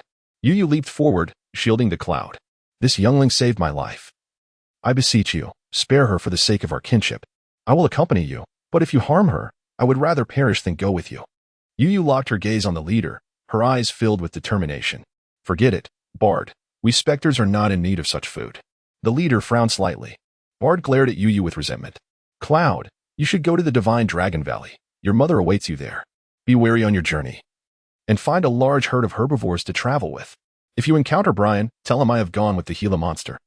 Do not mention that I was captured by the Spectres. Yu whispered urgently, embracing the cloud's head. Let us go? Do you wish for us to take this youngling as well? Bard's expression darkened as he chuckled maliciously. Yu walked forward expressionlessly, and the leader bound her with animal hides, securing her to his back before unfurling his wings and soaring into the sky. Sister, do not follow them. You will perish. The cloud staggered up from the mud, pursuing them, repeatedly falling and getting back up. The wind whipped through her long hair as she watched Yu shrink into a distant speck. Wiping her tears, she silently murmured, Farewell, Brian. Farewell, Avon. Farewell, Cloud. Thank you for your care and love, which allowed me to survive in this beast realm. The cloud could run no longer. Her hooves were bloodied from thorns, and seeing Yu disappear, she collapsed in the mud, wailing, Sister, do not abandon Cloud. I am so frightened. I can smell her blood. We must pursue. The female deer horse exclaimed, and Avon bolted ahead. Brian stumbled after him. Cloud. The male and female deer horse rushed to embrace the cloud in the mire. Mother. Mother. I have finally found you. The cloud cried out in her embrace. Deer horse, where is Lele? Avon's eyes blazed with urgency as he clutched the cloud. He speaks of Yu. Where has she gone? Brian's face paled. My sister said she went with Uncle Gila monster. The cloud shrank further into her mother's embrace. Terror etched on her face. You lie. I am right here. Who took Lele? Avon appeared frantic. My sister was captured by the Spectres. She forbade me from telling Uncle Dinosaur. The cloud sobbed. Lele. Avon, in a fit of rage, spat blood. Brian fell into the mud, struggling to rise. I will go rescue her. It is your fault. Return my mate. Algie seized Brian and struck him. Remove your filthy hands. I have yet to settle the account of the contract Mark you forced upon her. Brian gripped Algie's hand, casting a cold glare at him. In which direction did they flee? Avon's face was ashen, fixated on the cloud. They took my sister and flew into the sky. I chased after them, but could not catch up. The cloud pounded her hooves in desperation. I will pursue. Brian staggered to his feet and charged onward. Avon, should we take this opportunity to slay the Spinosaurus? Algie's eyes glinted with determination as he watched Brian's unsteady form, gesturing with his hands. Lele is not your mate, Algie. I have yet to reckon with you. Our immediate concern is to rescue Lele. Avon scoffed, following suit. Mother, I wish to accompany Uncle Dinosaur to find my sister. If not for her, I would have perished long ago. The cloud tugged at her mother. Join them. The two of us alone are merely prey for the beasts. With a deep sigh, Mother gently stroked the top of Yunduo's head. Yu lay on the back of the demon-faced man, soaring ever higher into the sky. After a considerable time, she spotted a cliff below, and the demon-faced man began to descend slowly. He raised his hand to his mouth and let out a long, echoing howl to the heavens. Feeling dizzy from flying for too long, Yu shook her woozy head, realizing that they had arrived at the demon-faced man's tribe. As expected. Moments later, dozens of demon-faced people emerged from the forest. They wore leather skirts around their waists. The men were robust while the women appeared frail, as if a gust of wind could sweep them away. The crowd regarded Yu with astonished gazes, and an elder stepped forward. Aubrey, is this a clanswoman you rescued? Yes. Chief, we discovered this lost clanswoman while hunting. Her bloodline has yet to awaken, and it would be inconvenient to take her hunting, so we brought her back first. Aubrey explained, gently nudging Yu forward. Indeed, she appears quite strong. Once she matures, we should breed her with several males to ensure more offspring, the elder remarked, his gaze roving over Yu as if appraising a lamb destined for slaughter. Chief, I was the first to discover her. I should be her first mate, Aubrey asserted, stepping forward with a serious tone. Aubrey, we all found her together. Each of us should have the right to mate with her, Bader interjected, leering at Yu's chest as others chimed in. Enough. First, let her eat until she's full, and then proceed to the sacred blood pool to awaken her bloodline. Many females have perished in that pool each year, unable to survive the awakening process. Even if they do survive, they often bear weak offspring. The chief coldly surveyed the noisy crowd. This female is robust. She will surely awaken her bloodline. Once she does, who will mate with her? Bader asked begrudgingly. If she remains strong after awakening her bloodline, we shall hold a competition. The strongest male will be allowed to mate with her. For only the offspring of the most robust male and female can survive, the chief scoffed. That is unfair. You are the strongest among us. Chief, none can rival you. Bader protested angrily. What do you propose? The chief shot a glance at Bader. Let the top 20 from the competition mate with her, as long as she produces offspring. That is all that matters. What say you? Bader called out to the others. Yes, yes, with a strong female. We must all mate with her to ensure she bears young. The crowd echoed in agreement. Yu looked at them with a cold smile in her heart, thinking, just wait until you find yourselves mating with a corpse. Several females glared at Yu with hostility, tossing her some hard cakes that could crush bones. Yu sat aside and ate heartily, determined to die a satiated ghost. After a while, they led Yu into a dark cave where the demon-faced people's eyes glowed like ghostly flames. As soon as they entered, a pungent scent of blood assaulted them, and the cave was shrouded in darkness. Only the sound of dripping water could be heard. After initiating the bloodline awakening ritual, everyone exited the cave. A demon-faced individual could awaken their bloodline only once in their lifetime. Those who were not afraid of death could stay behind. The chief glared at the group trailing behind him. We will leave now, Aubrey said, stepping outside first, followed closely by Bader and the others. Females, enter the pool. From this moment on, your fate will be determined. You may either become a strong demon-faced person or perish in the pool. You are fortunate. A royal wyvern is supplying blood to the sacred blood pool. Absorbing its bloodline will surely make you stronger, the chief said, grasping Yu and preparing to throw her into the blood pool. I can walk myself. May you all reap a corpse. Yu's eyes blazed with fury as she raised a knife and plunged it into his abdomen. It clanged sharply, as if striking steel, sending sparks flying. It has been many years since I have seen such courage in a female. I shall mate with you now and meld your flesh into the sacred blood pool. After 49 days, I will inform the tribe that your evolution has failed, the chief sneered as he lunged at Yu. Yu leaped aside just in time, standing at the edge of the blood pool with the knife, coldly staring at the chief. He lunged again like a famished tiger, and Yu swiftly thrust her knife toward his glowing, ghostly eyes. With a squelching sound, she struck true. The chief writhed on the ground, howling in agony while Yu laughed heartily and gave him the middle finger. If you have the guts, jump down. I'll be waiting for you in your pitiful pool. With that, she plunged into the crimson blood pool. In that instant, a resounding hum echoed, and brilliant light illuminated the entire cave. The chief screamed and scrambled away. Inside the cave lay a beast resembling a massive white dragon, bound tightly by thick vines as large as tree trunks, which led deep into the mountainside, disappearing into the unknown. The beast's two crimson eyes glinted with mocking disdain, fixated on Yu standing in the blood pool. With blood gushing from its chest and streaming into the pool, a scorching breath erupted from its cavernous mouth, creating waves of searing wind that made Yu feel as if she would ignite at any moment. The blood in the pool bubbled violently, and her submerged legs hissed as though plunged into acid. The bubbling blood, sensing her presence, began to congregate around her legs, piercing her delicate skin and burrowing toward her bones. She attempted to flee, but her legs felt as if they were rooted to the ground, immobilized within the blood pool. Cold sweat dripped from her forehead, veins bulging. She bit her lip fiercely to stifle her cries as blood trickled down the corner of her mouth. The blood continued to rise, engulfing her legs and reaching her thighs, leaving only her skeletal legs visible as she managed a grim smile. Trembling, she retrieved her phone from her backpack. With little battery left, she had hesitated to turn it on again, but now, facing her demise, she decided to take one last look. Opening her album, she gazed at the smiling faces of her father, mother, friends, and classmates, each memory flickering before her eyes like fleeting shadows. How joyous those times had been. With trembling hands, she caressed each smiling face, tears of blood splattering onto the screen. She regretted not having taken photos of Brian and Ivan. Her hand shook as she pressed the phone to her cheek, silently chanting, "Dad, Mom. It's not that Yu isn't strong. I've always wanted to be as happy and carefree as my name suggests. Yet this excruciating pain is unbearable. It feels like a knife carving into my heart. Please allow me this moment of weakness." With her eyes closed, she prepared to submerge herself entirely in the blood pool. But glancing back at her backpack made her hesitate. She placed the phone inside, summoning all her strength to hurl it toward the beast. "There are some medicines in there. See if you can use any. If you manage to escape, find a place and bury this bag for me. I don't want its contents to dissolve in the blood water." Yu offered a sorrowful smile as she sat in the blood pool, and in an instant, the surrounding blood surged toward her like a torrent, each strand akin to a razor slicing through her skin, burrowing into her body. She felt as if thousands of knives were carving into her flesh, and with a shriek, she toppled into the blood pool. "Female, you are not a demon-faced person?"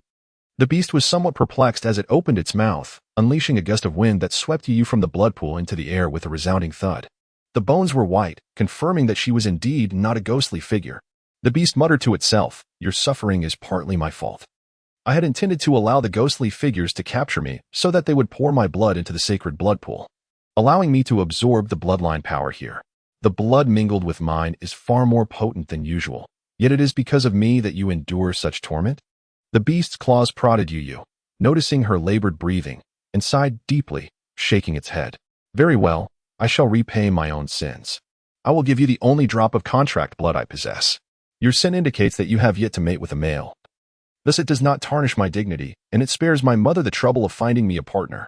With that, it expelled a peculiar red droplet of blood, which glowed eerily in the dark cave.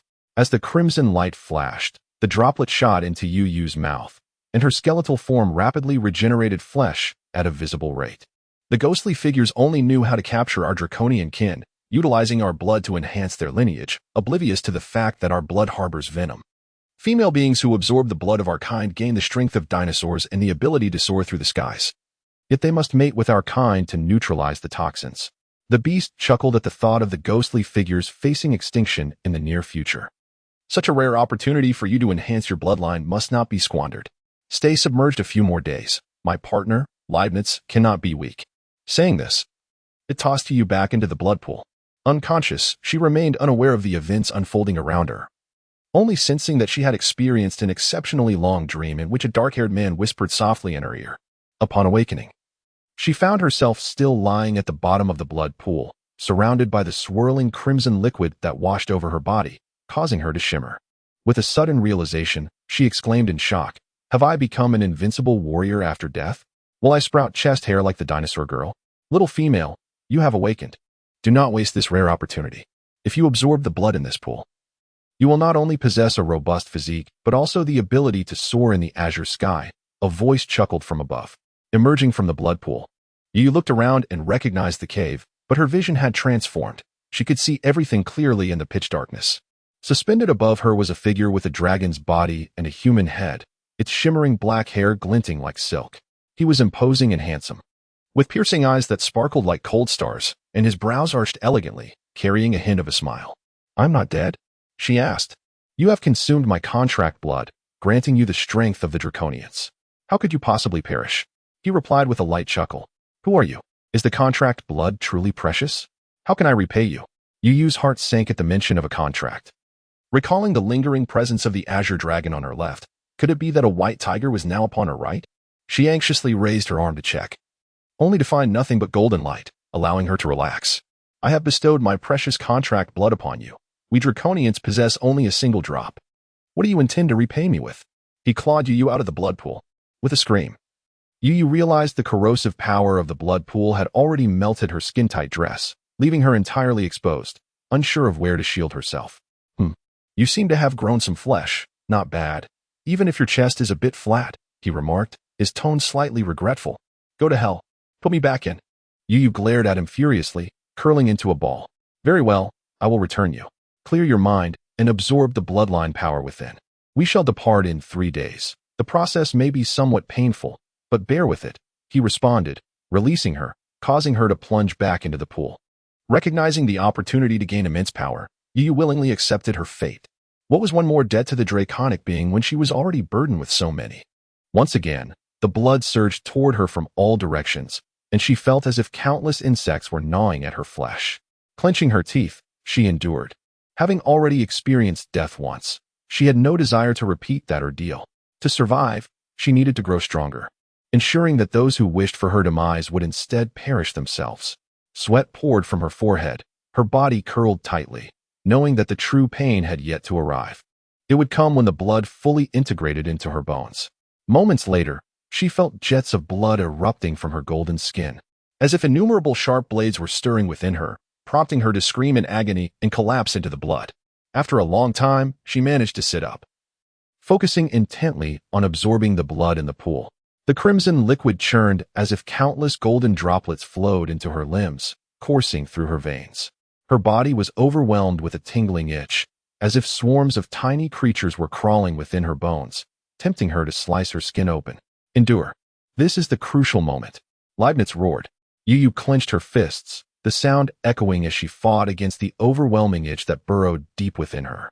She continually reminded herself that if she persevered, she would gain tremendous power and would no longer be a burden to others. 3 days later, no more blood flowed from her body. Sitting cross-legged in the blood pool, her skin glowed with a pearly whiteness, subtly illuminated by the moonlight. Her hair dancing lightly in the breeze. She slowly opened her eyes, which sparkled like the stars. Little female, you look quite well. It seems I have indeed found a treasure, Leibniz chuckled. Please toss me the backpack. I need the clothes inside. Yu Yu pointed toward the backpack. Little female, stand up and let me see if you have successfully evolved.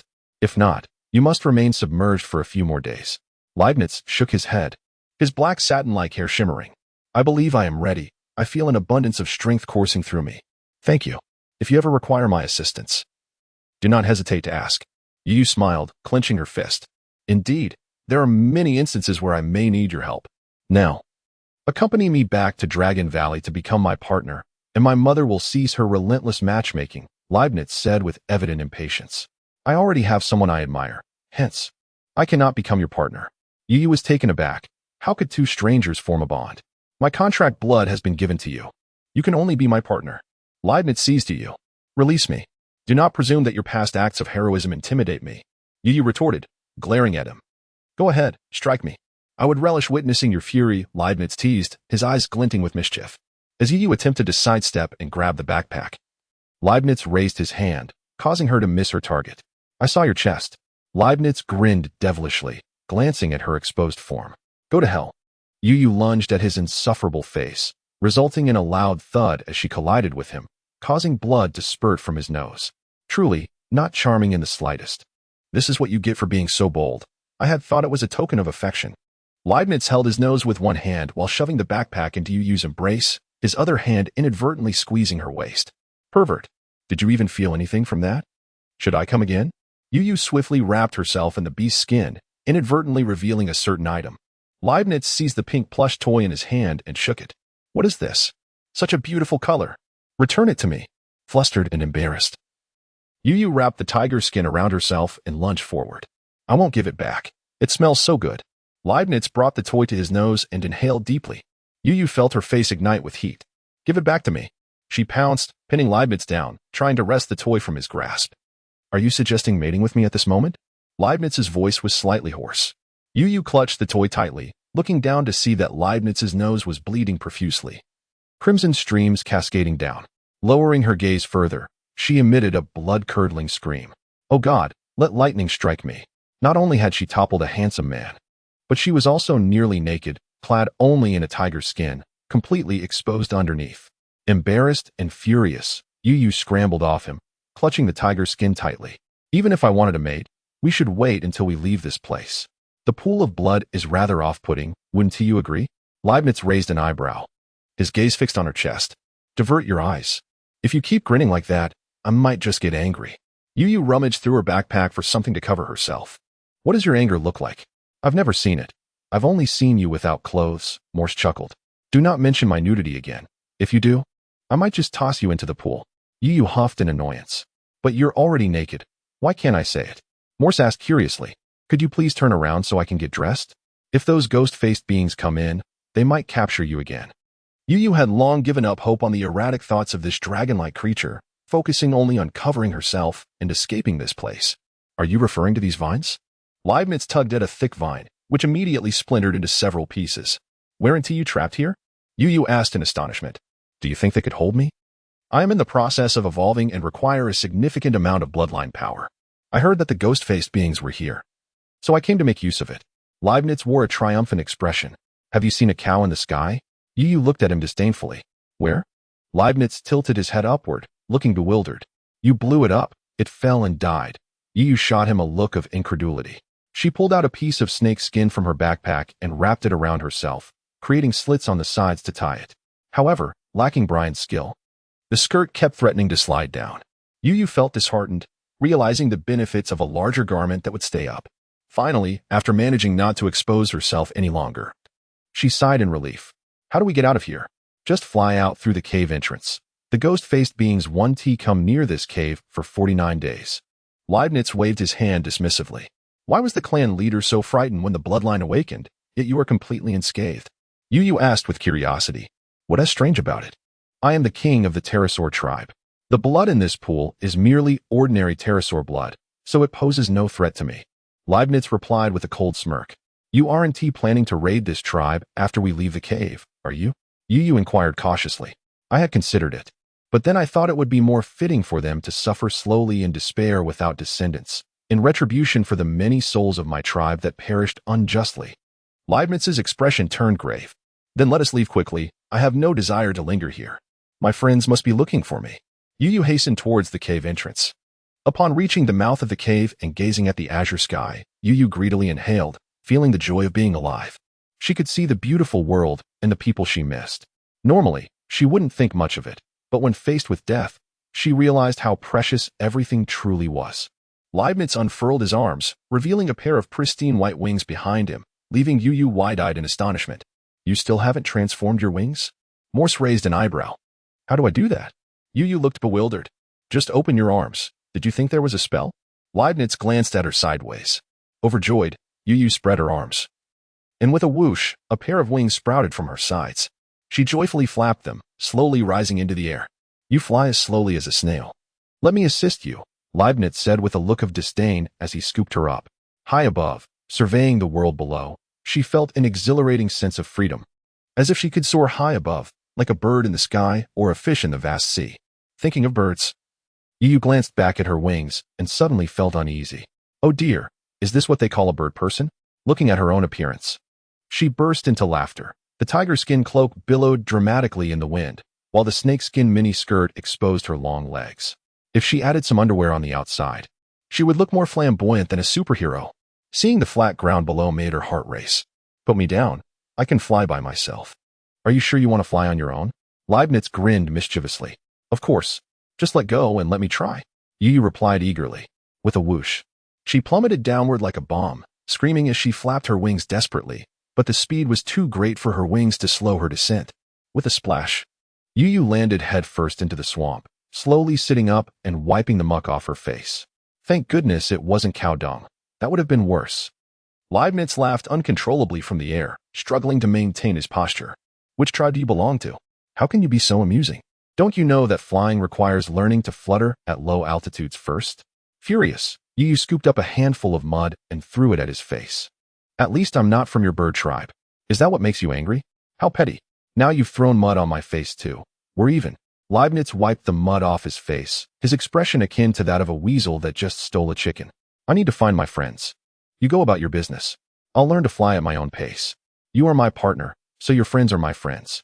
Wherever you go, I will follow, Leibniz said, helping Yu clean the mud from her head. While I appreciate your rescue, I am not your partner. I bear no marks of your contract.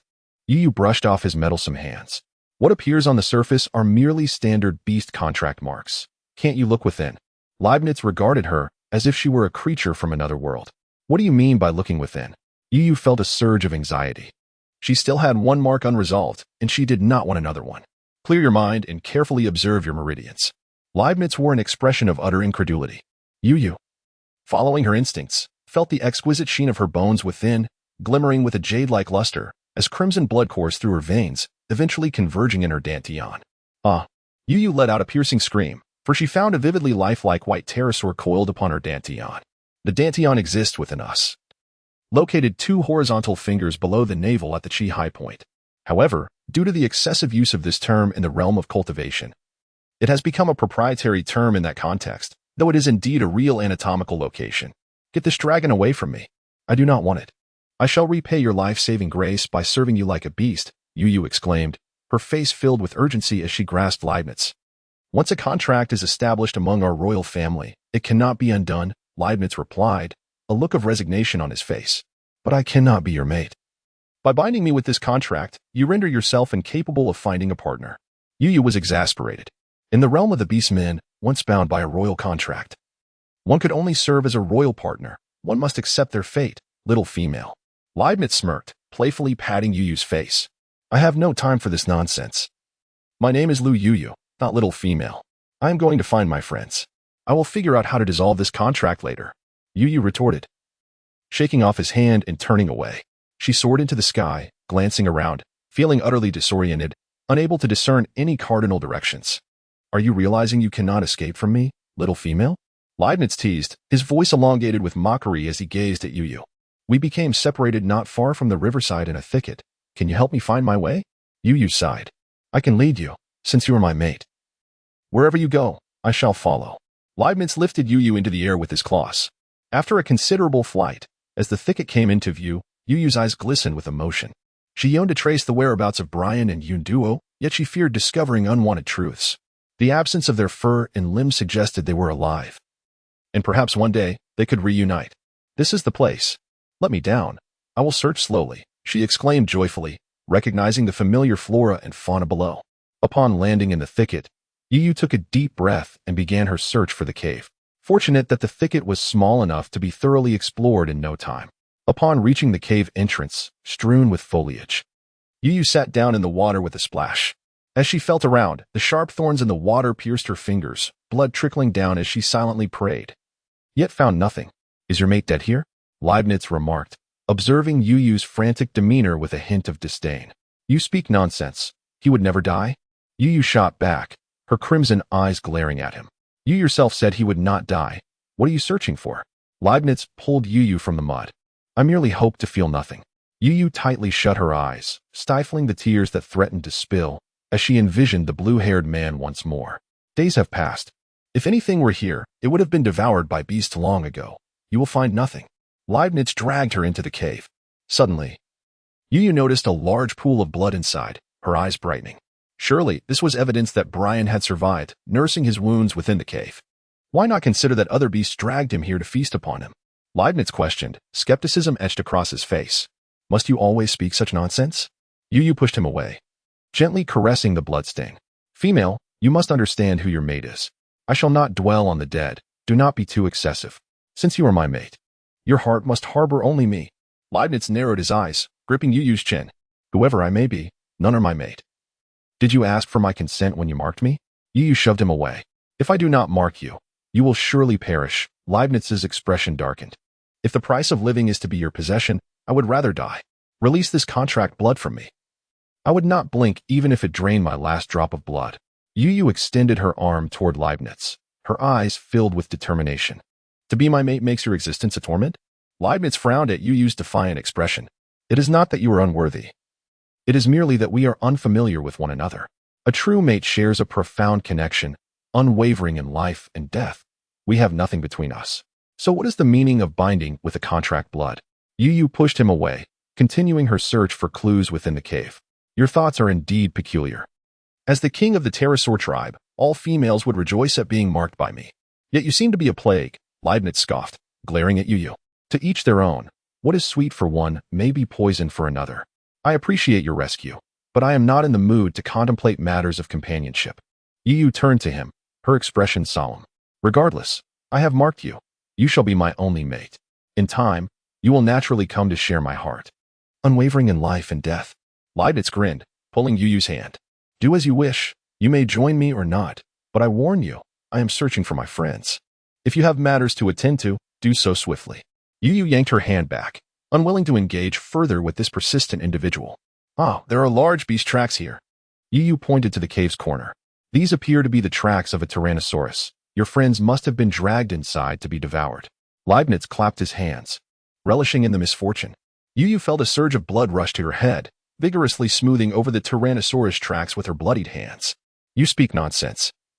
Brian surely healed and left on his own. There are no tyrannosaurus tracks here. All right. If you say there are none, then there are none. But wait. How could there be tracks of a stegosaurus? Leibniz smirked, stepping back, suddenly pointing at the ground beneath him. Where? Yu exclaimed, her heart warming as if falling from an icy abyss. This is it. The stegosaurs are large herbivorous dinosaurs, and their tracks are distinctly different from those of others. Leibniz placed his hind foot atop the print, demonstrating the comparison for Yu. Yu burst into tears. Brian is alive. He must have been saved by Avon. He is not dead. If he is not dead, then why are you crying? Your outburst startled me, Leibniz proclaimed, his expression one of annoyance. Do you not know what it means to cry tears of joy? I am elated. Yu sniffled, her face beaming with joy. Well, despite your unremarkable appearance, you have encountered numerous dinosaurs, Spinosaurus, Stegosaurus, and even the Tyrannosaurus. Leibniz wiped the tears from Yu's face with disdain. What concern is it of yours how I look? Mind your own business. No matter my appearance, I am still more appealing than you dinosaur ladies. Yu glared at the impertinent man. You have surely never visited Dragon Valley, have you? The Snow Fox tribe, the Swan tribe, and the Snake tribe, all their maidens are breathtakingly beautiful. With your looks, you would be reduced to merely carrying their shoes. Leibniz scrutinized Yu with an expression that suggested he found her countenance quite unappealing. Pray, dear prince, seek out your enchanting maidens instead of trailing behind this hideous creature. It is a disservice to your eyes to remain in my presence. Yu, clearly disdainful, pushed aside Morse. Those lovely ladies are not my companions. Only you, this grotesque being, is my partner. If I do not follow you, then whom shall I accompany? Leibniz raised an eyebrow. Is it discomforting for you not to take advantage of me? Yu fixed a stern gaze upon him. Did you truly perceive that? Your frenzied antics are rather amusing. Leibniz stroked his chin, a playful glint in his eyes. Do refrain from provoking me without cause. Yu shot him a glare. Seated in a corner of the cave, Yu toyed with a few small stones, murmuring to herself. Moments later, her face lit up with joy as she raised her head. Brian and Evan must have learned from the clouds that I was seized by the phantom-faced ones. They are surely heading to their tribe in search of me. If they wait at the phantom-faced tribe, they are bound to encounter me. Leibniz regarded her with a look of incredulity. There are at least 8 or 10 tribes of phantom-faced ones along the riverbank. Which tribe do you intend to guard? One by one, we shall locate them. Yu replied, momentarily at a loss. Who do you think you are? Are you truly foolish enough to confront so many tribes alone? Leibniz spat, showering Yu with a spray of saliva. Keep your distance. Is it not your esteemed self that is to accompany me? Allow me a glimpse of your prowess. Besides, I'm merely going to scout their presence. I have no intention of attacking their tribe. Yu, still disdainful, pushed him away. Are you suggesting that I accompany you to seek out your old flame? Do you deem that appropriate? Leibniz grimaced. Do not speak such nonsense. What old flame or new partner? I am not your companion. They are merely individuals who have aided me. Without them, I would not have survived. Yu's tone grew somber. And yet you claim they are not old flames? A male disregarding his own life to protect a female implies but one possibility. He desires to mate with her. Leibniz pointed a finger at Yu's forehead, shouting, You, with your misguided notions, assume everyone is like you. I have no desire to engage with your delusions. Fuming, Yu turned and exited the cave, trembling with indignation. When it comes to the crux of the matter, you turn hostile. Am I not speaking the truth? Leibniz, his face darkened, kicked the cave wall, causing a thunderous echo. Even if their initial intentions were as you suggest, they did not coerce me. They have always respected me. They risked their lives to afford me a chance at survival. I bear guilt, gratitude, and concern. Brian stayed behind to face a pack of tyrannosaurs to ensure my escape. How dare you insult them? Tears streaming down her face, Yu picked up a handful of stones and hurled them at Leibniz. Is this how you react to tears? Very well, it is all my fault. They did not target you. They are simply the finest beasts in the world. Leibniz seized Yu and pulled her into his embrace. Let go. Remove your hands. Yu exclaimed, colliding with his chest. You truly resemble a hedgehog, never to my liking. Leibniz rubbed his nose sheepishly. If you are to accompany me, I hope you will not disparage my friends, Yu stated, wiping her tears. If ever I find myself in peril, will you risk your life to save me? Leibniz's expression turned grave. Of course, I owe you a life. Yu sighed. Perhaps it would be best if you refrain from attempting to save me. Your presence would only add to the danger. Leibniz resumed his roguish demeanor. This area, within 100 miles, is the only patch of shrubbery. Aside from this, the expanse is devoid of sustenance. I shall seek food to sustain us on our journey. Yu ignored the inscrutable Leibniz. Can you hunt? Leibniz raised an eyebrow. Is it not innate to you? I was not born with the skill. Cannot I learn? Yu retorted, storming out of the cave. You lack the respect due to me in this moment. Leibniz followed her outside. If you desire my respect, you must first learn to respect yourself. Yu regarded him with disdain. Wherein lies my lack of self-respect? Would you like me to demonstrate by pinning you down? Leibniz grinned mischievously, pretending to lunge at her. Go away. If you persist in this manner, perhaps it is best we part ways. Yu kicked at him, splattering mud across his face. Leibniz wiped his nose. Truly ferocious. You are not of the tiger clan, are you? Enough of this banter. Let us discuss hunting. Yu sighed, gazing at the vast whiteness around them. Haha, it is quite simple. During dry weather, we wait near water sources. On rainy days, we seek dry areas where beasts tend to hide. While surrounding the prey, we position ourselves at higher grounds, as they generally flee upwards. Leibniz's expression turned smug. The cave we occupied was dry. Why did we not find any beasts there? Yu looked perplexed. Are you truly a beast man? How could you not know? The overwhelming stench of blood lingered there. Large beasts have clashed recently. What creature would dare approach that vicinity? Leibniz sniffed the air. Are you searching for dry places? Yu lowered her head and began to sniff as well. There is an abundance of water. I am searching for the scent of excrement. Leibniz's expression darkened. Observing the handsome figure bent over in the muddy water, Yu could not suppress a laugh. What is so amusing? How else does one hunt? We track prey based on their footprints and droppings.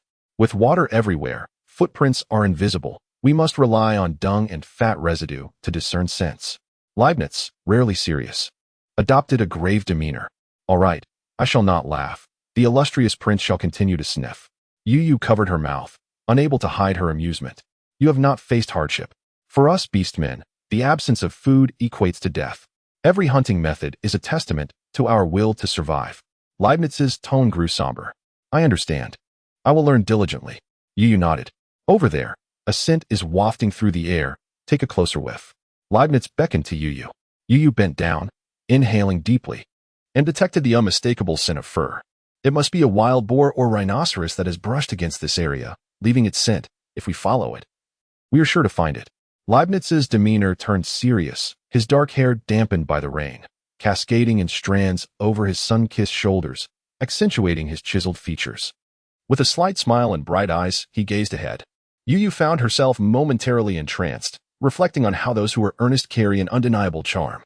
Even an impudent fellow could transform into a figure of admiration. Keep up.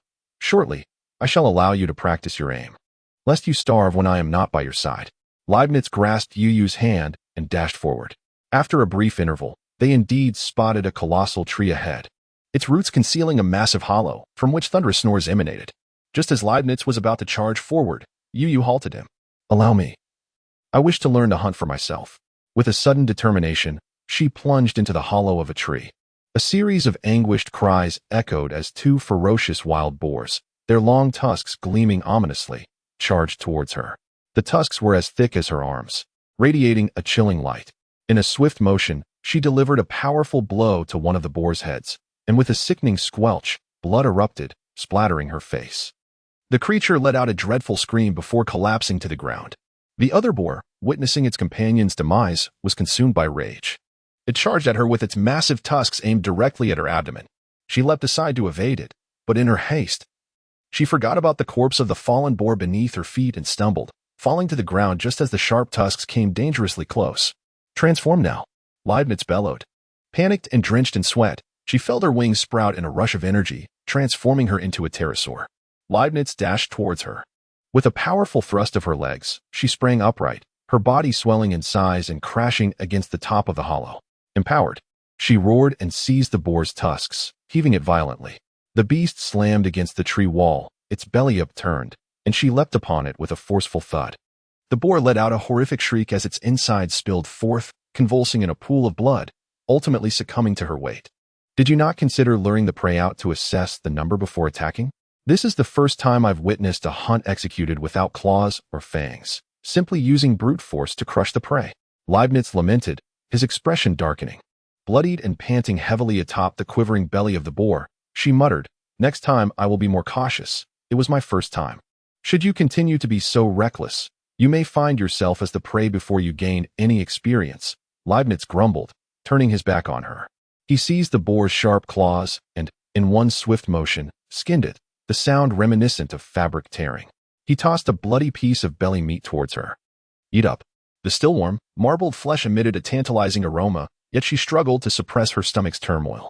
"I prefer it cooked. Can you start a fire?" "There's no time for such delicacies. We must eat," Leibniz retorted, tearing into a chunk of raw meat with abandon. She swallowed hard, stepping outside the hollow to gather her thoughts. "Why aren't you eating?" Leibniz asked, astonished. "You eat first. I need a moment," she replied, searching for stones to strike together. "Are you trying to make a fire? Without tinder, how will you ignite it? As I'm shedding, I can provide you with some." With that, Leibniz plucked several feathers from beneath his wings and offered them to her. Nodding, she gathered some dry wood from the hollow, settling on the ground to strike the stones together. Despite her efforts, the flames eluded her grasp, and she accidentally struck her hand, tears streaming down her face. "I shall ignite it for you," Leibniz declared, discarding the boar. Searching the hollow, she discovered a few coconut-like remnants that the boar had gnawed on. Overjoyed, she washed them with rainwater and took a hearty bite, though the bitter, tough flesh made her throat ache, causing her to nearly choke. Suddenly, a loud crack echoed, and Leibniz burst into laughter. "Behold my prowess. I ignited the fire with nothing but boar fat smeared on wood and feathers." Watching him, his singed hair and ash-covered face elicited a mix of emotions within her. "Indeed, you are impressive. Come, let us roast the meat." Leibniz seized half a boar, ready to toss it into the flames. "You go ahead. I will cook it myself," she insisted, taking the meat and slicing it into thin pieces. The taste of blood was comforting, the rich flavor filling her with hunger. Leibniz, undeterred, grabbed another chunk and began to feast. As the meat sizzled over the flames, the aroma filled the hollow, and she sprinkled salt from her pack, causing the fire to spark and crackle with delight. The delicious scent enveloped her, igniting her appetite further, and she craved to consume an entire boar. "My dear, you roast the meat beautifully. Do share some with me," Leibniz exclaimed, reaching for a piece, burning his claws in the process. "After you finish yours, I'll share," she replied, pulling the remaining pieces closer to herself. With only half a boar left, she smirked. "You insatiable glutton, even a day's worth of food would not suffice for you. Today was a feast. With this sustenance, I could go days without eating," Leibniz sighed, patting his full belly as he lay down. She dried the remaining meat into jerky for travel and, seeing Leibniz deep in slumber, nudged him awake. "Time to move. We must continue our journey." His eyes snapped open, filled with primal intensity, and in a flash, he gripped her throat with his claws, a glint of ferocity in his gaze. "If you seek my life, I shall claim yours first." Gasping for air, blood streaming from her neck, Leibniz's expression shifted to horror as he realized his mistake. "Forgive me. I did not know it was you." He clutched her tightly, his tongue instinctively licking the wound. "Get away. I have my own medicine," she protested, pushing him aside. "I did not mean to hurt you," he lamented, his eyes filled with remorse. "I understand. Next time I will keep my distance while you sleep. This injury is minor. Do not dwell on it," she assured, staunching the bleeding as she applied some medicinal powder. "This is the first and last time. Do not fear me," he said, his dark eyes clear and sincere. "I will not. It was merely instinct, something I overlooked." "There is no need for guilt," she replied, shaking her head despite the pain from her injury. "Let us depart. The rain has lessened," she suggested, stepping out of the hollow. Outside, water flooded the ground, leaving no refuge. "You are injured. Do you still wish to seek them?" Leibniz asked, his expression solemn. Yes, they might be near the ghost-face tribe. The sooner I find them, the sooner I can rest easy, she replied, plunging into the relentless downpour. The endless range stretched her frail figure into the distance, while Leibniz watched her with a hint of a smirk. Pondering who might come to his aid should he ever encounter peril, she conjured wings that wobbled as she ascended into the sky. The rain drenched her wings, causing her to lose her balance and crash into the muddy ground with a thud. Slowly, she rose again and tried once more, falling from the air repeatedly, yet persistently rising again. Leibniz's eyes gleamed brighter. This was the companion he had long sought. She need not possess a prestigious lineage or stunning beauty, but she must have a heart that is strong and unyielding. He would grant her wings, and eventually she would soar through the skies. I can fly, I can fly, she exclaimed joyfully, shaking her muddy hair in the air. You fly quite well, learning so quickly. I was flying the moment I was born, Leibniz remarked with a smirk. Unamused, she ignored the sarcastic boy and flapped her wings, soaring forward. With a flourish, Leibniz sprouted his own wings and snatched her backpack onto his back. Let me show you what it truly means to fly. Your flapping is merely a clumsy attempt, and with that heavy bag, do take care not to plummet from the sky.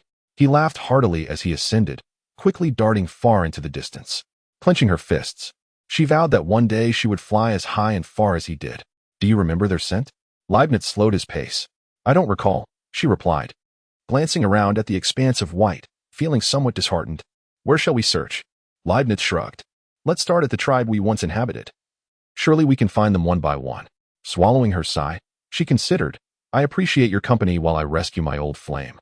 But how do you intend to be repaid? Leibniz flapped his wings, splattering her with water. If you stay silent, no one will consider you mute. The water on her face was itchy, and as she wiped it away, she lost her balance again, plummeting downward. Leibniz swiftly caught her by her long hair, lifting her painfully into the air. Let go. Do you think my hair is straw? It's soaked with mud. Even straw is cleaner than this. He grimaced in disgust. Quiet. There's movement ahead. It seems a number of beasts are engaged in a fierce battle. Leibniz's expression darkened as he perked his ears to listen intently, straining to hear. She indeed caught the sounds of a tumultuous struggle. Let us go have a look. Perhaps it's Brian and the others. Her eyes sparkled with delight. But if it's another large beast, can you escape with your life? It's noble to rescue friends, but overestimating oneself is a path to demise. Do you understand? Leibniz's tone was grave. I'll only look from a distance. If it's not them, I'll simply fly away, she insisted, shaking her head as she flew toward the noise. Stay behind me. I'll check it out first. With a swift motion, Leibniz darted ahead. Moments later, he returned, shaking water from his head. Rest assured, there are no dinosaurs, just a herd of deer-horse people and a pack of hyena people. The deer-horse tribe might belong to Cloud and her kin. I'll investigate further. Perhaps we can glean some information about them. Elated by this news, she dashed forward. And soon the sounds of battle grew louder, mingled with anguished cries, as a sin of blood wafted through the air. She flapped her wings rapidly and found dozens of hyenas encircling the deer-horse people. The hyenas leapt with powerful strides, their shadows darting towards the deer-horse tribe. One particularly vicious hyena sank its fangs into a deer-horse's belly, eliciting a piercing scream as the creature kicked desperately, but could not shake off the predator, which tore away a large chunk of flesh. Suddenly, a shriek pierced the air, and she saw a hyena baring its teeth, lunging toward a young deer horse. The youngling shrieked in terror, its big eyes filled with fear. Her heart ached, and she dove downward, shouting, "Do not harm her." Losing control of her descent, she crashed into the hyena, which splattered into a gruesome mess, blood pooling beneath. She brushed the blood from her body, musing that next time she would aim for someone less favorable. Sister, are you a beast God sent to help us? Please save my uncles. They are about to be killed by the hyenas. The youngling tugged at her hand, sobbing. Seeing the tearful eyes, she felt warmth in her heart. What she had intended to say was lost in her throat. Yes, I am the beast God sent to aid you. Do not be afraid. Leibniz swooped down, and in an instant, his sharp claws tore open the belly of a hyena, pulling out a handful of entrails. The hyena, still gnawing at the deer horse, let out a wail and collapsed, rolling on the ground as the intestines Leibniz held dripped blood onto the muddy earth. The freed deer horse kicked out, striking the hyena's neck with a resounding crack, silencing it forever as it lay lifeless in the mud. Respectable pterosaur, we are hunting. Why do you attack my kind? The hyenas snarled, baring their fangs at Leibniz, their eyes filled with malice. With a dismissive chuckle, he let the entrails drop at their feet, splattering the lead hyena with mud. No reason. I'm simply hungry. And I've set my sights on this herd of deer-horse people. The hyenas seethed with rage, and one, driven by fury, lunged at her. With the glint of its fangs poised to strike, she yanked the youngling behind her and swung a punch that landed squarely on the hyena's head, sending it crashing to the ground with a pained whimper. She rained down blows upon the hyena's skull, undeterred by the others who threatened to pounce. Leibniz circled above, sneering. Those who are unafraid of death, come forth. Watching the hyena struggle for breath, its skull caved in from her relentless assault. She raised her bloodied fist in triumph. I can kill a hyena all by myself. She laughed heartily, tears streaming down her cheeks and splashing into the mud. Next time, aim for the belly. Are you lacking in sense? Why strike the hardest part? Where are your claws? Your fangs? Leibniz glared at her, his expression dark. We must go. The hyena leader roared. And the pack turned to flee, vanishing into the endless curtain of rain. Do you know Cloud? She asked, clutching a trembling deer-horse. Sister, I know her. Cloud is my best friend. She went missing, and her mother went to find her with the Ceratosaurus and Tyrannosaurus uncles, the youngling replied, trembling. Elated. She grasped the young deer-horse. Which way did they go? When did they leave? Sister, you're hurting me. The young deer-horse whimpered, on the verge of tears. Apologies. I'm just too excited. She quickly released her grip. Cloud's mother and the two dinosaur lords left many days ago. Before they crossed the river, an elder deer-horse explained. I see. What about Cloud's father? Did he go with them as well? The atmosphere felt as if a bucket of cold water had been poured over them. The cloud-like figure, Cloud Father, had perished in the flames of heaven, and had he known, he would surely have been heartbroken.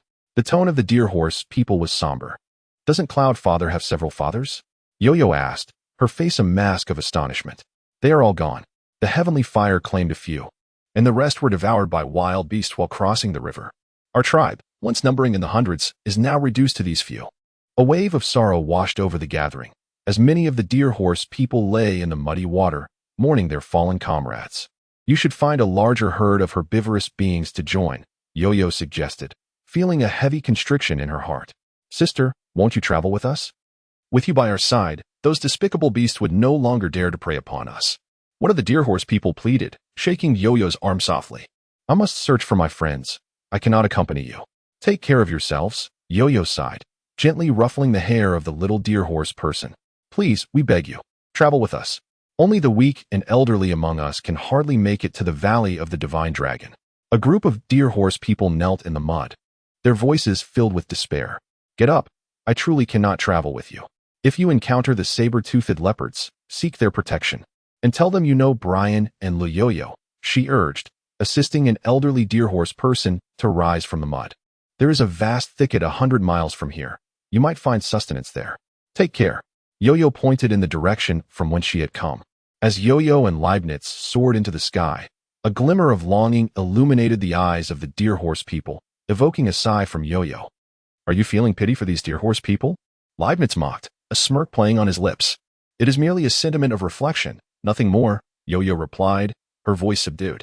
In our ancient jungle, there is no need for tears and compassion. If you wish to survive here, you must sharpen your claws and harden your heart. One day, your kindness may cost you your life, Leibniz retorted with a disdainful snort. I understand, Yo-Yo replied, shaking her head, dismissing the troubling thoughts. She was no savior, nor could she rescue them. Dwelling on it would only add to her distress. Just know, I possess but a single drop of contract blood. Should you perish, I would be left alone. Leibniz shot her a disgruntled glance. Do not mention your contract blood. Before I die, I shall return every drop of it to you. We must hurry. Cloud Father and the others may soon reach the valley of the ghost-faced beings. If they rush in, it could spell disaster. Yo-Yo furrowed her brow and urged forward. That location is difficult to locate beneath the cliff. There is no need to rush, even if we arrive a few days late. Those foolish dragons will not discover it, Leibniz grumbled, reluctantly following her. Could you refrain from acting as though you are the greatest in the world? Brian is far superior. Yet he does not carry himself in such a manner. Yo-Yo expressed her disdain for Leibniz's attitude. Is he waiting for you to rescue him? Leibniz scoffed. You may go or stay. No one is asking for your company. Yo-Yo felt a surge of frustration at his words. With such an unimpressive appearance. Your temperament is quite the contrary, Leibniz remarked with a huff. Yo-Yo chose not to waste her breath on him, and focused on flying forward. Uncle Dinosaur, my mother and I found some herbs over there for you. Cloud, covered in mud, offered a few sprigs to Brian. Nodding, Brian stuffed the herbs into his mouth. Then with a swift motion, he tore a vulture in half, sending blood splattering everywhere. "You sickly creature, seeking death, are you?" yelled Alge, who was nearby. His face smeared with blood. Brian shot Alge a cold glance, and Alge defiantly glared back. "There is a ghost-faced tribe nearby. Let us investigate if Lulu is there," Evans said, chewing on a twig while gazing ahead. "Alge, can you sense Luli's presence in the vicinity? With this relentless rain, and after so many days, any scent has long since been washed away," Alge replied, shaking his head in disappointment. Evans' expression darkened as he sighed heavily. "Days have passed. We cannot wait any longer. We must rush in now. Lulu, my partner, I am coming to rescue you." Alge's eyes gleamed with determination as he tossed the vulture carcass aside. Suddenly, a bone flute sounded an alarm. Enemy attack. A large tree had been hollowed out by the ghost-faced beings, serving as a lookout tower, providing a view of the surrounding forest. "We must grab one and flee. If they all pour out, we will be in grave trouble." Evan's amber eyes sparkled with urgency. With that, he leapt towards a wooden house, kicking the door off its hinges. He seized a female ghost-faced being, rushing out. "Go." The enraged male ghost-faced being emerged, shouting, "You vile beast, how dare you capture my mate? I will tear you limb from limb. Let go of my mate, or I shall turn you into a puddle of blood." The male ghost-faced being transformed, sprouting wings, and with a mighty howl, summoned a swarm of dark figures towards them. The female ghost-faced being, struggling in Evan's grip, coughed up blood in her desperation. Fearing she might escape, Evan held on tightly, but the blood sprayed onto his arm, corroding the flesh and leaving behind only bone. Evan furrowed his brow, inhaling deeply as he gazed at the slightly protruding belly of the ghost-faced woman. "I do not wish to harm you. Has your tribe captured a female humanoid in recent days?" Brian, utilizing vines, swiftly fashioned a noose and flung it towards the ghost-faced woman, ensnaring her. "Speak the truth or perish." Evan tugged at the vine, striding forward, dragging the ghost-faced woman behind him as she emitted anguished cries. "We have not received any new females in our tribe. Please release me. The ghost-faced clan struggles to reproduce, and I am with child. If you harm me, my mate will turn you into blood pulp. Swear by the life of your unborn that you speak the truth." Brian's expression turned icy as he spoke. "I, Benata, swear by the beast god that every word I have uttered is true. Should I speak falsely, my unborn shall become blood mud." The ghost-faced woman glared at Brian with a face full of resentment.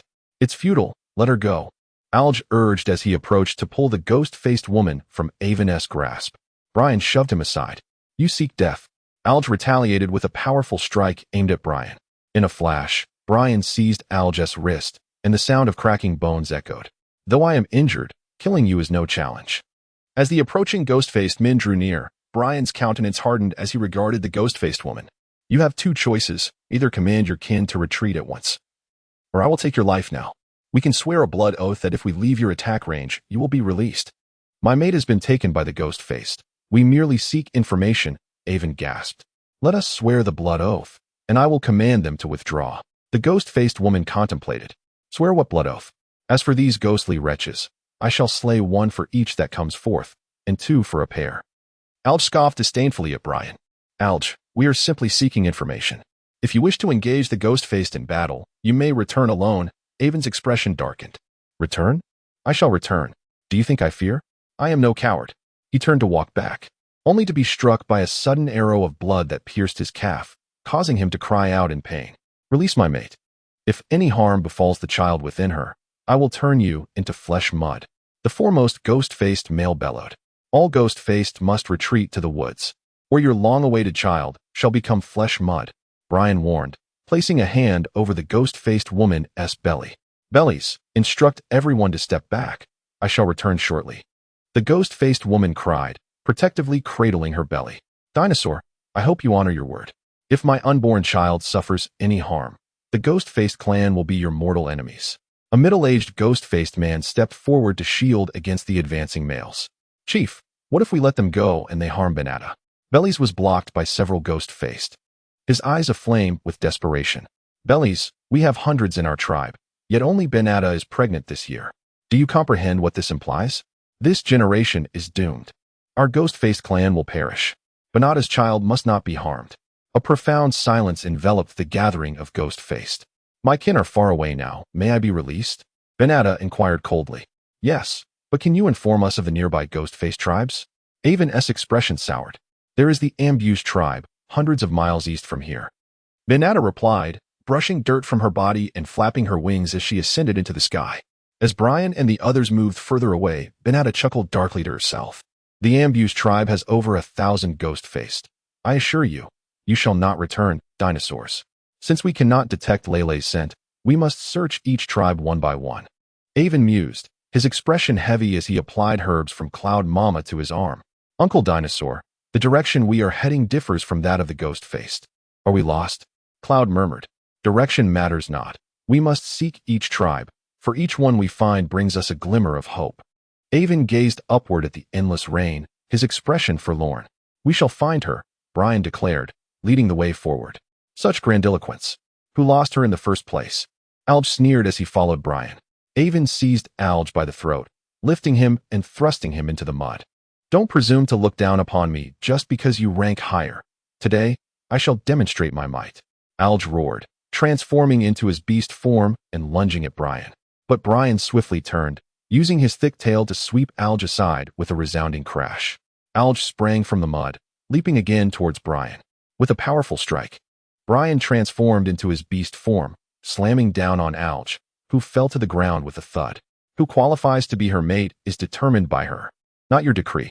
If it weren't for your slight usefulness, I would crush your neck, Brian retorted coldly, as Alge glared with ferocious intent. Indeed, you are a formidable mid-tier beast, yet I am no match for you. One day, I shall see you kneeling at my feet, begging for mercy. Alge, our sole objective is to find Lele.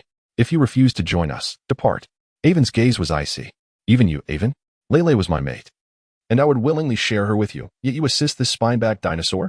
Alge's fury ignited as he slammed a fist to the ground, frightening Cloud to hide in her mother-s embrace. You have provoked the spineback throughout this journey. We require unity now. Avon turned and ran ahead, leaving Alge, who sat in the mud, teeth gritted in anger. Slowly, he rose, shaking off the dirt. Banished tribe, is it? I am on my way. I wonder who shall perish there? He chuckled darkly, galloping forward. After flying for some time through the rain and against the wind, Lele gasped for breath. And Leibniz's expression darkened. There is a tree ahead. Let us rest for a moment. No, we must continue to avoid missing them. Lele shook her head. You have just learned to fly. Prolonged flight may strain your wings. Do you wish to become disabled in the future? Leibniz glared at Lele, gracefully landing on a branch. Luyu gazed at the tree as though it were an oasis in a vast desert. Her weary wings felt too heavy to lift, and she longed to sit upon the tree and rest. With a powerful flap of her wings, she landed on the branch with a thud, forgetting that in her transformed state, she could crush a pig beneath her weight. The branch creaked ominously before snapping, and with a startled cry, Luyu plummeted into the muddy water below. You and the pig are both foolish, Leibniz remarked, a smirk playing at the corners of his mouth as he observed Luyu sprawled in the mire. With a prince who spends his days with swine, he must surely be the pig prince. Sputtering with mud, Luyu kicked the tree in frustration, causing a cascade of water to shower down. Noticing her tiger-striped attire drenched in filth, she decided to shed her garments and wash herself in the water. Leibniz's eyes sparkled as he beheld her delicate, porcelain-like arms. Oh, why has the T-Rex mark on my arm faded? Luyu exclaimed, staring in astonishment at her limb. Naturally, the mark of my royal lineage, which you bore, has been devoured, Leibniz replied, furrowing his brow. What shall I do? You must make it reappear. Luyu urged, vigorously rubbing her arm in hope of restoring the mark. Do you truly miss that T-Rex? Leibniz's expression darkened ominously, and with a decisive step, he crushed a branch beneath his foot, causing it to snap and strike Luyu's face, leaving a stinging pain. Are you mad? Without the contract mark, how will they track my scent? Luyu, filled with both anger and indignation, lifted a branch and forcefully swept it towards Leibniz perched upon the tree. If he could not find it, then so be it. What was the big deal? Leibniz nimbly leaped to another branch, flapping his wings and splashing water all over Luyu. Tell your pterosaur to spit out the Tyrannosaurus. Luyu's eyes blazed with fury. If it has swallowed it, then so be it. If it cannot regurgitate it, from now on, anyone who dares to place a contract mark upon you shall be devoured by me. Leibniz snorted dismissively. And who are you? Are you a deity? I shall plant my marks wherever I please, and I need not your unsolicited concerns. Luyu leapt gracefully into the air, colliding with Leibniz. The impact caused Leibniz to stumble, and both of them plummeted towards the ground, heading straight for a branch as thick as a human leg. Just as it seemed that Liu would crash down upon it, Leibniz managed to flip himself and landed on the branch with a thud, grimacing in pain. Are you so eager to mate with me, Liu? This sky could serve as our ceiling, and the endless rain might make for a splendid canopy. I suppose I can indulge you. With a mischievous grin, he leaned in to kiss Liu. Liu tilted her head backward and reached out her hand to grasp the muddy water. With a splat, a clump of muck landed on Leibniz's lips. I'll let you have your fill with a single kiss. Watching Liu's back, Leibniz's gaze flickered momentarily, and he clenched his teeth, letting out a muffled groan. Liu felt an intense heat radiating from her navel, and in just a moment, the faint mark of the Tyrannosaurus Rex on her arm vanished entirely. Hundreds of miles away, Archie stumbled to the ground with a thud, spitting blood repeatedly. He glared ominously at Brian and Avon ahead. LL, I have risked my life to save you multiple times, yet you severed our partnership, causing my powers to diminish. If that is the case, let your lovers perish. Seeing Archie lagging behind, Avon furrowed his brow. Archie, what's wrong? Archie wiped the blood from his mouth and chuckled. It's nothing. Just an old injury that won't hinder us. I believe I can smell LL's presence. She must be in the Ambush tribe. Let us hurry. Really? Are you sure of your senses? Avon's eyes sparkled as he grasped Archie. Archie pretended to sniff for a moment, his eyes gleaming with excitement. There's no mistake. It's definitely LL's scent, infused in my very blood. We are about to find her. We must quicken our pace.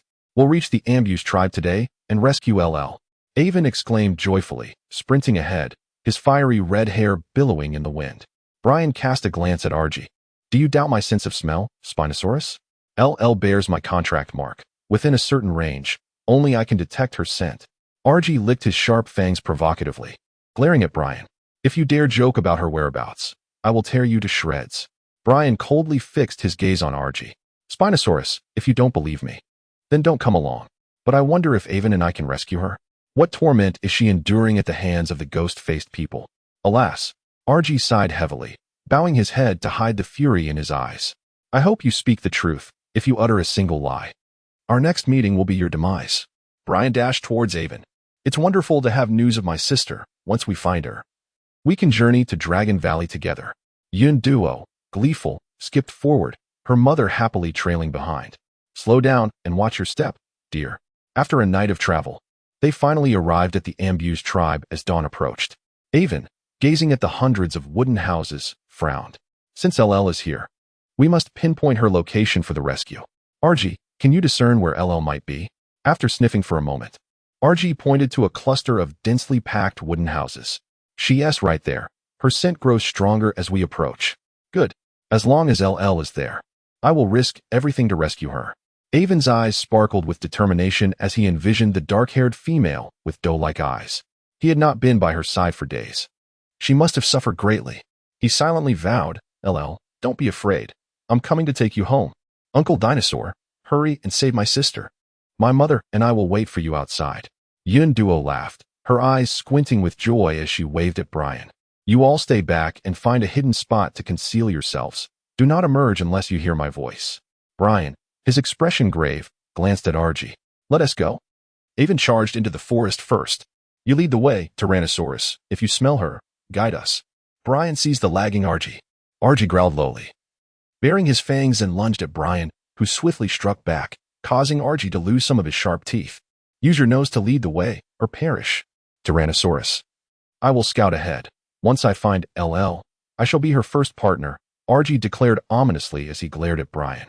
Hurry, the sun will rise soon. We must infiltrate the village under the cover of darkness. Avon urged them forward. Upon reaching a wooden house, Archie nodded. LL is imprisoned here. The scent is overwhelming. Avon, rush in. Avon kicked the door open joyfully, and Archie shouted, pushing Avon inside. Avon stumbled into the room, where he found 7 or 8 male ghost-faced people and 1 female. Avon's face changed drastically. Archie, what is happening? Where is LL? Archie bolted, and Brian seized him, crashing into the room. Go. Brian pulled Avon, and like arrows released from a bow, they dashed outside. Several ghost-faced people chased after them, while the rest surrounded Archie. With a mighty roar, Archie transformed into his beast form, attempting to leap out of the encirclement. The female ghost-faced person bit her finger and, with a flash of crimson, struck RG's forehead with dark blood. RG screamed in agony, smoke rising from his forehead as he writhed on the ground.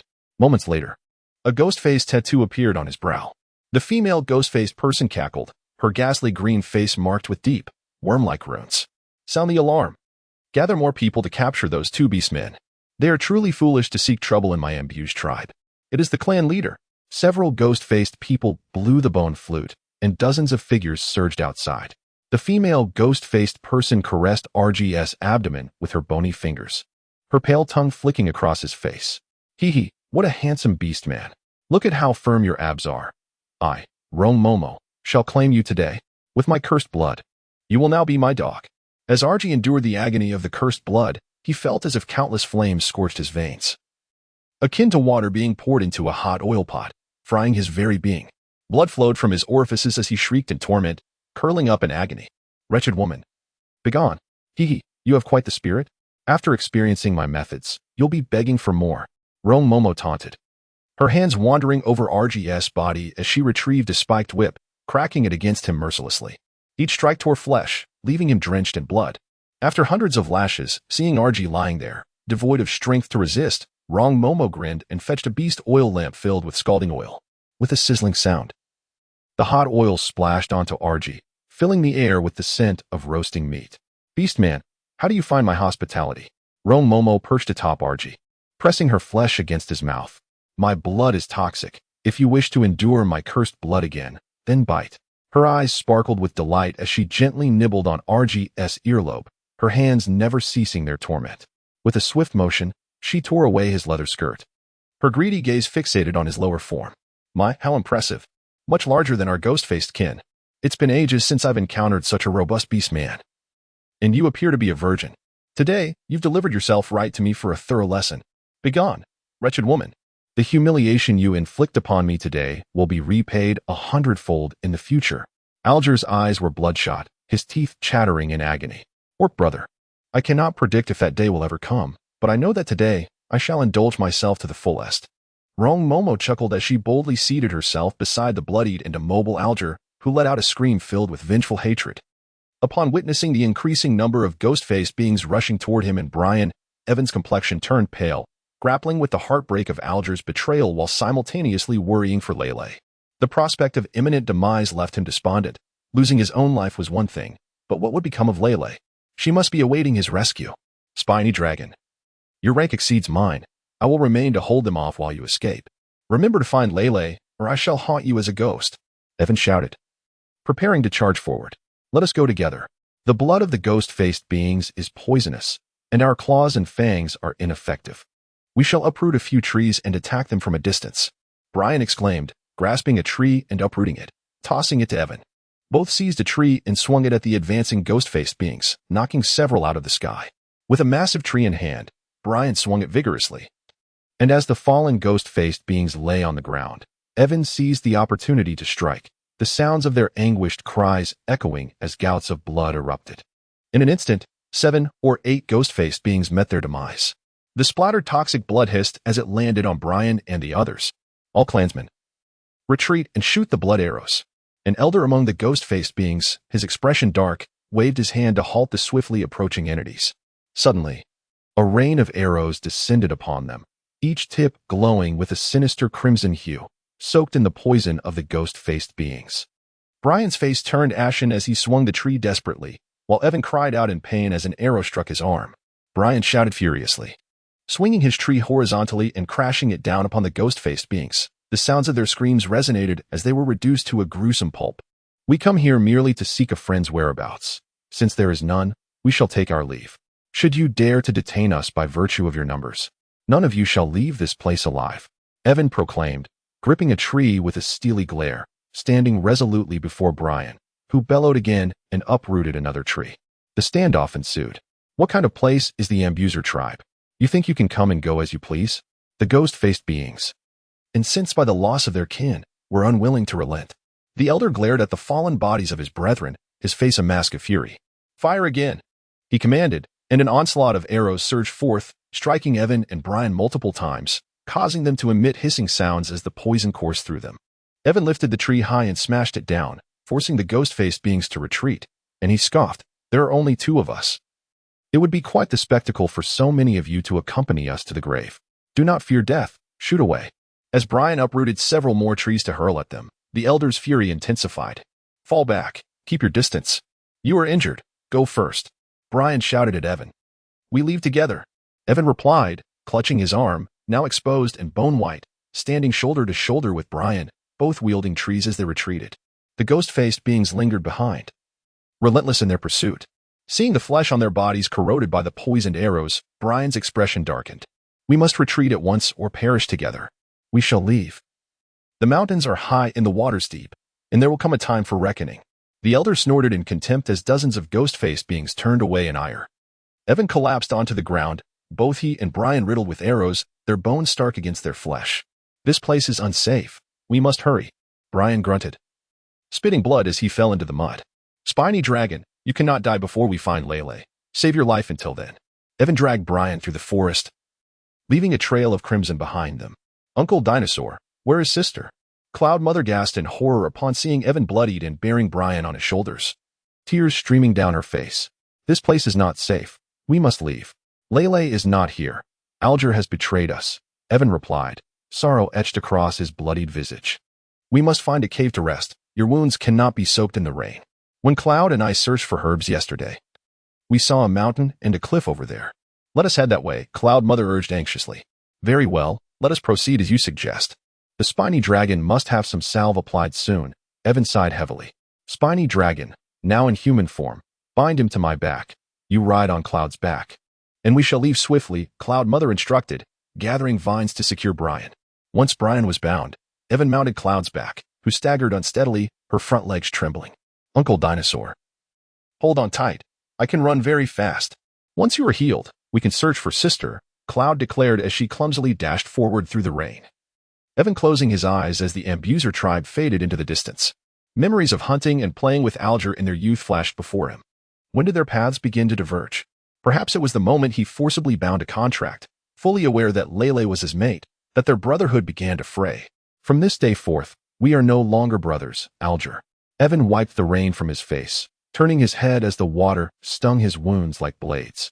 Yet, this pain paled in comparison to the ache in his heart. The uncertainty of his beloved's fate and the betrayal of a brother left him in a state of confusion. As he slumped against Cloud, swaying back, gradually losing consciousness. "There is a cave ahead. Let us hurry," Cloud Mother exclaimed with joy. With a thud, Cloud collapsed into the mud, and Evan tumbled off her back.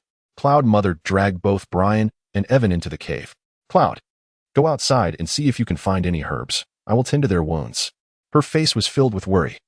The 2 dinosaur lords could not afford to be harmed. Without them, she and Cloud would not survive.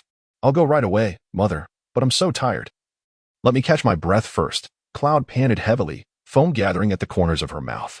"Good child. Once the dinosaur lords are healed, all will be well. Be careful while you search for herbs, all right? We are almost at the cliff. Should we wait by the edge or jump down?" Leibniz raised an eyebrow, glancing at Lele. "Let us split into 2 groups to search the forest along the cliff's edge and reconvene here shortly," Lele said, silently praying amidst the relentless downpour. "Take care of yourself. If anything happens, activate the contract mark on you, and I will come immediately. You must endure. If I arrive to find only bones, it would be dire." Leibniz scoffed.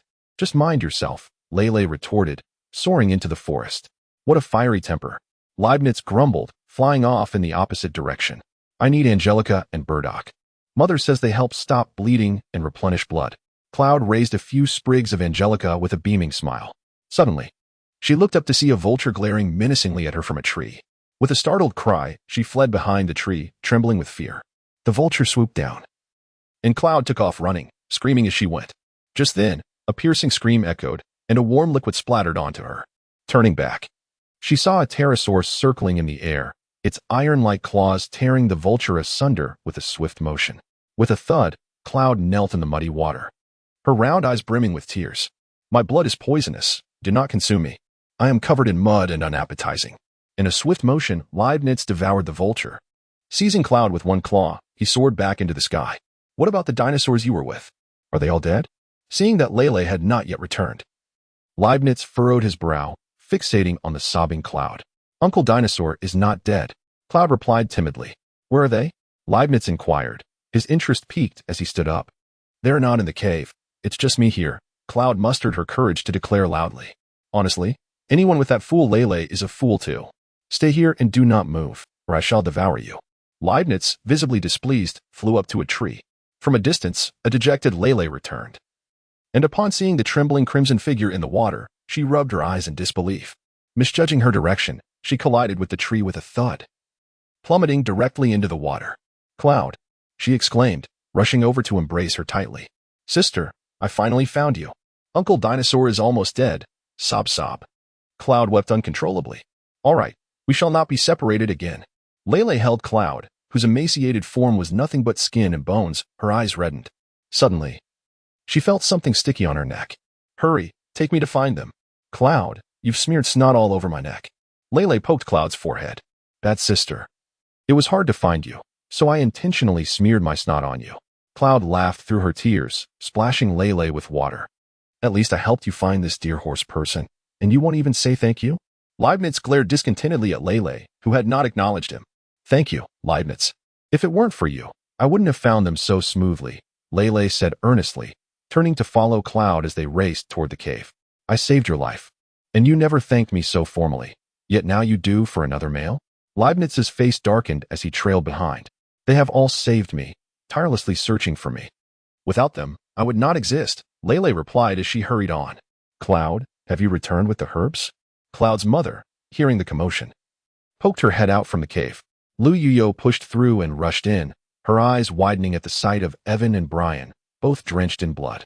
Tears streamed down her face like a string of broken pearls. I have some medicine here to apply to them, she said, handing over the zizhu grass she had hoarded in her bag to Mama Uduo. As she propped up the injured Evan, her heart ached at the sight of his gruesome wounds. She was at a loss for how to repay such a debt. Slowly, Evan opened his eyes. His amber gaze dimmed.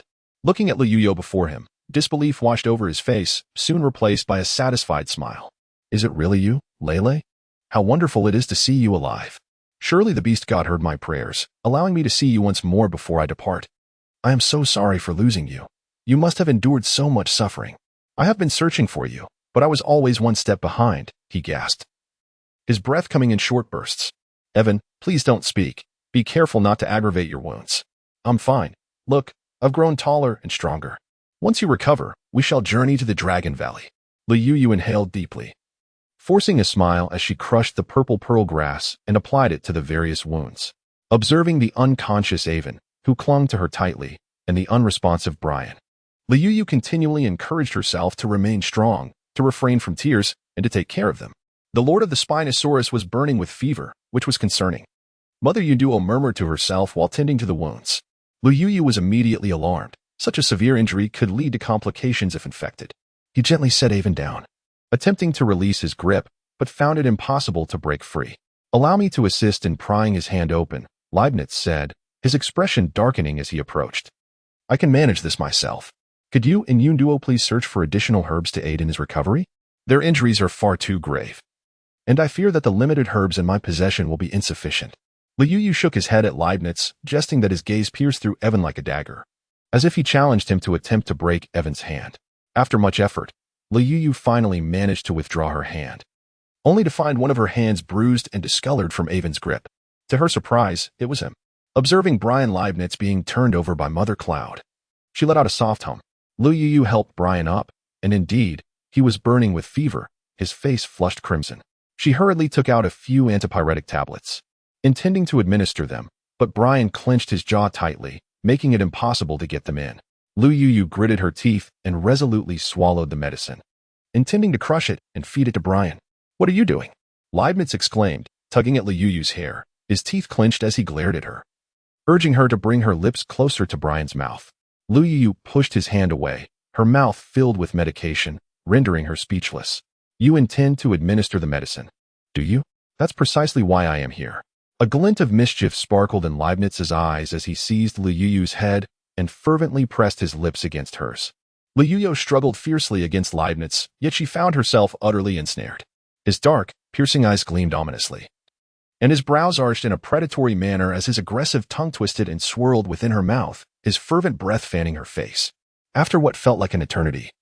He finally released the breathless Lu Yuyu, a lingering sense of satisfaction etched upon his features. With a casual flick of his finger, he directed a stream of medicinal liquid from his lips into Brian's mouth. He caressed the corner of his lips, his eyes gleaming with contentment. Next time, I shall assist you in administering the medicine in such a manner once more. Lu Yuyu's face turned ashen. Did I ask you to gather some herbs? Did you not hear me? I am kindly assisting your former lover with his medication, and yet you dare to act so brazenly?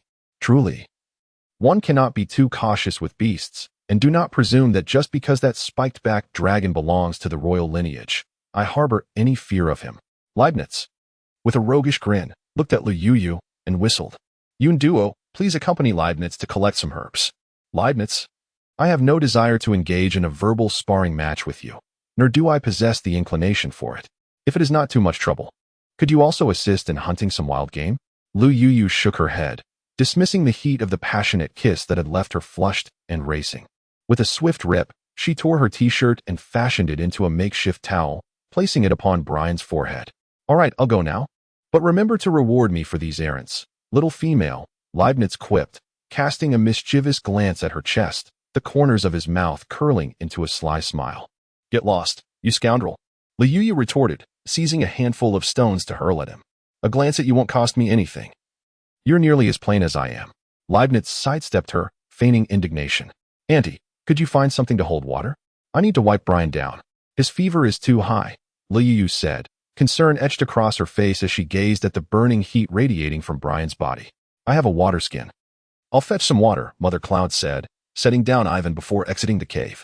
Watching Brian's clenched teeth and furrowed brow, Lu Yuyu's tears could no longer be restrained, cascading down onto his face. Brian, please recover quickly. I'm truly frightened. In my heart, you have always been a warrior. Can't you hold steadfast even if the sky were to fall? Isn't that so? Lu Yuyu cradled Brian in her arms. His icy visage pressed against her feverish cheek, hoping to absorb some of his searing warmth. It seemed as though Brian stirred slightly in her embrace, prompting Lu Yuyu to rub her eyes in disbelief. Suddenly, his eyes flew open, sharp blue irises greedily fixating on the tear-streaked face of Lu Yuyu. As he drew her tightly into his embrace, as if to meld her into his very being, Lu Yuyu felt her bones creak as if they were on the verge of being crushed. Brian furrowed his brow, relaxed his grip, and gently kissed away the tears from her face. I will never let you go again. Do not cry. His expression was grave, his blue eyes as profound as the sea, while his long hair brushed softly against Lu Yuyu's cheek. Suddenly, a loud thud echoed, and there stood Leibniz at the cave's entrance, his face dark with fury, eyes ablaze with a fire that seemed ready to incinerate everything in sight. At his feet lay the corpse of a bleeding rhinoceros. Brian, as members of royalty, you should understand the tyrannical nature of the royal contract. I have already implanted the royal pact within Lu Yuyu. She is my partner. Leibniz's gaze fixed on Brian, as if a mere word could provoke a fierce battle. Did you force this upon her? Those who have compelled her have perished.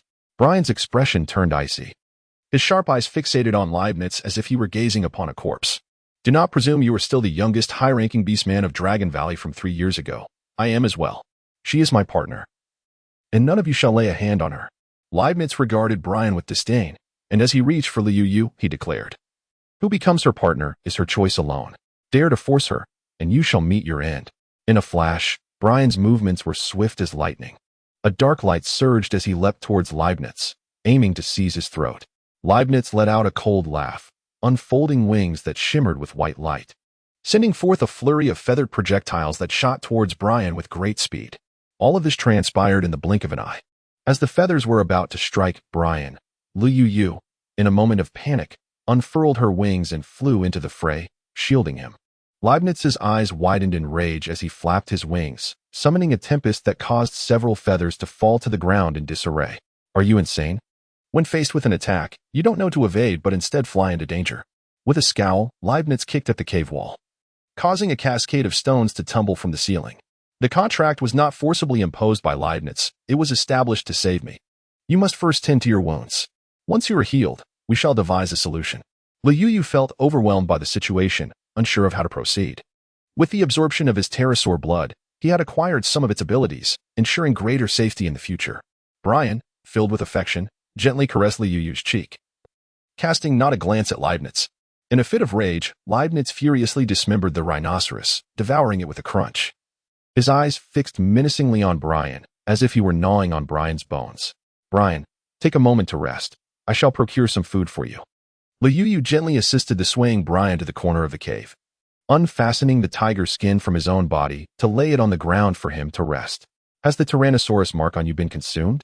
he asked, his gaze intently fixed on Liu's smooth, delicate arms. "Well, there were some traces yesterday, but they have completely vanished now. Do you think the wings I conjured are beautiful?" Liu, with a beaming smile, fluttered her pristine white wings behind her. Her long, raven-black hair danced in the wind, and her fair, rosy complexion was adorned with a pair of sparkling, watery eyes that curved into crescent moons, illuminating her otherwise ordinary features with brilliance. "It seems my earlier message before dinner didn't go through, so I'm sending it again. It will be delightful, in a few days. As we embark on our journey, you will be able to soar above me." Brian's eyes shimmered with mirth as he spoke, his lips curling in a gentle smile. "Liu is my companion. Naturally, she shall accompany me. Her visit to you is merely to repay the life-saving favor you bestowed upon her." Leibniz glared at Brian with resentment, ready to engage in a physical altercation at any moment. "Brian, allow me to place a cool towel upon your forehead. This will expedite your recovery." Liu cast a sharp glance at Leibniz, draping a towel over Brian's head. The temperature seemed to drop, granting her a slight sense of relief. "I feasted yesterday and can ruminate. You need not hunt for me," she stated. Brian grasped the hand that Liu had placed upon his forehead. His skin burned like fire, and his cheeks, flushed from a high fever, no longer bore their usual icy demeanor. His azure eyes sparkled like an endless ocean, evoking an irresistible allure that beckoned one to lose themselves within. Liu felt as though she were ablaze, her cheeks aflame, and even the tips of her ears burning with heat. Her heart raced wildly, as if it might leap from her throat. Suddenly, a loud crash resonated, and she sensed a sharp pain in the back of her head. Turning swiftly, she beheld a fragment of bone wobbling on the ground. Were they not supposed to be hunting? Why the delay? Leibniz, in a fit of anger, hurled the unfinished half of a rhinoceros onto the ground and stormed out of the cave. Feeling the chilling aura of Brian's murderous intent enveloping her, Liu rubbed the bump on her head, her mind in turmoil. It is indeed a challenge to navigate the affections of handsome men.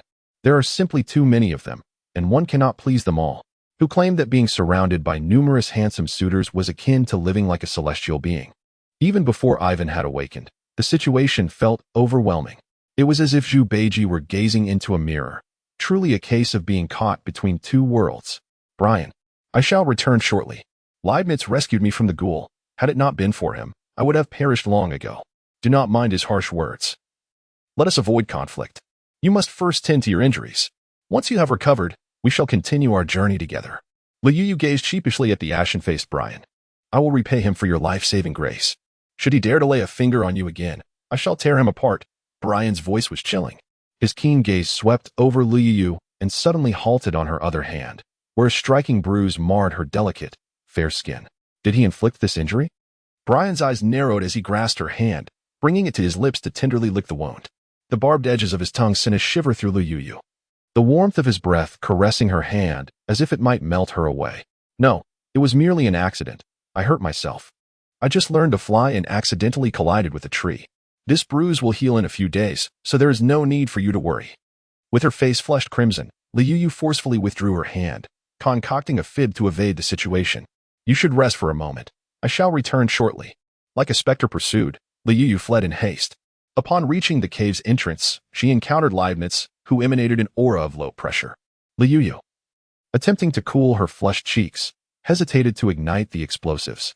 "Here," Leibniz said, thrusting a hefty rhinoceros and some branches into her hands. Water dripped from his hair, the rain cascading rhythmically downwards, and his usually sparkling eyes appeared veiled in a layer of dust. Noticing Liu's silence, he scoffed, turning away without a backward glance as he ventured into the forest. Liu found herself overwhelmed with a multitude of emotions. Her heart heavy as she opened her mouth to call out to him, yet she was at a loss for words. Observing his solitary figure, forlorn against the backdrop of the rain, she felt a profound sense of loss, as if something precious had slipped away, leaving her with an emptiness that was deeply poignant.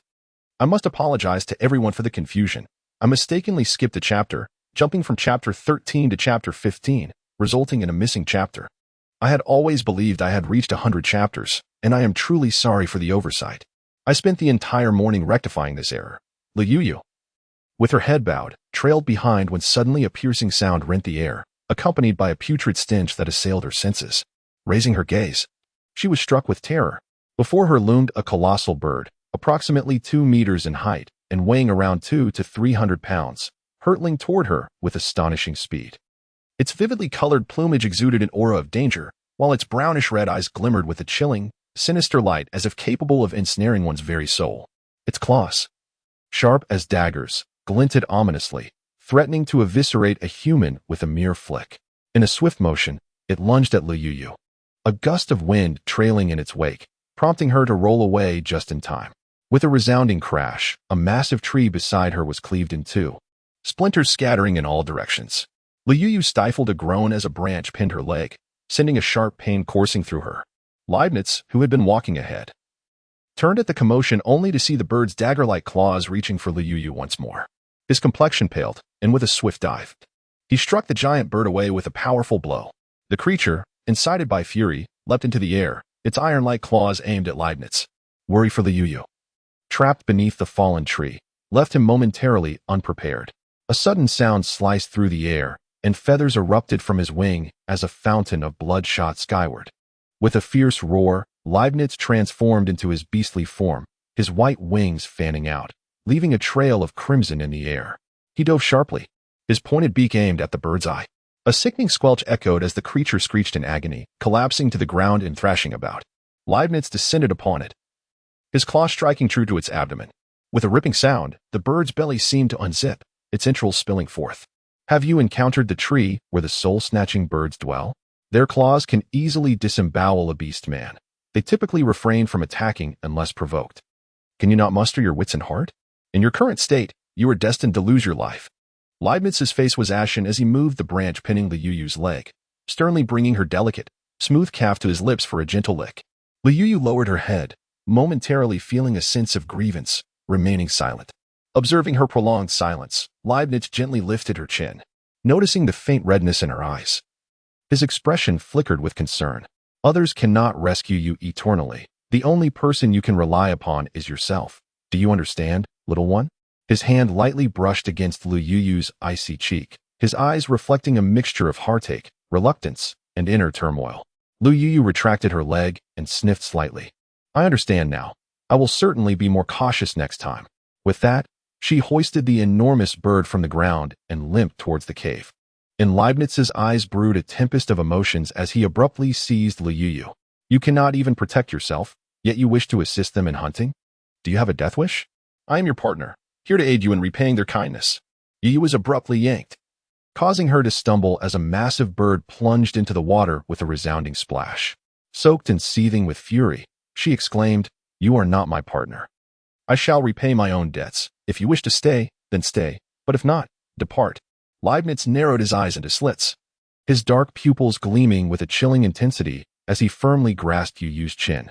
You have already sown the seeds of my covenant in your blood. You are eternally bound to me, and no one shall dare to wrest you from my grasp. As he spoke, he forcefully seized her head and kissed her fiercely. Enraged, Yu Yu struggled to break free, but her efforts were in vain. In a moment of desperation, she bit down hard, flooding her mouth with blood. Leibniz raised an eyebrow, intensifying his kiss, his warm hand caressing Yu Yu's body with fervor.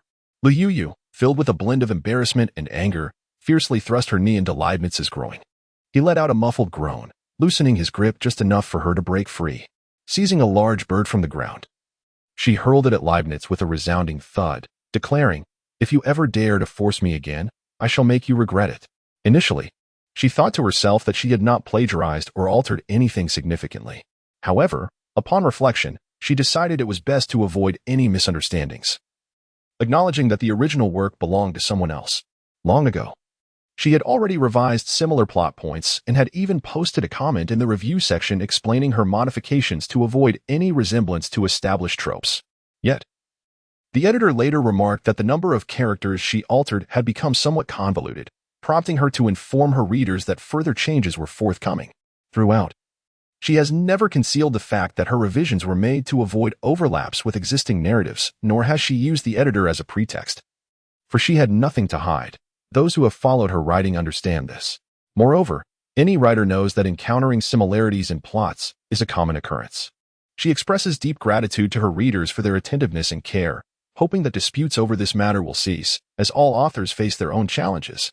She believes that time will vindicate her efforts and hopes her readers will continue to nurture their passion for her work, promising to double her efforts in return for their unwavering support.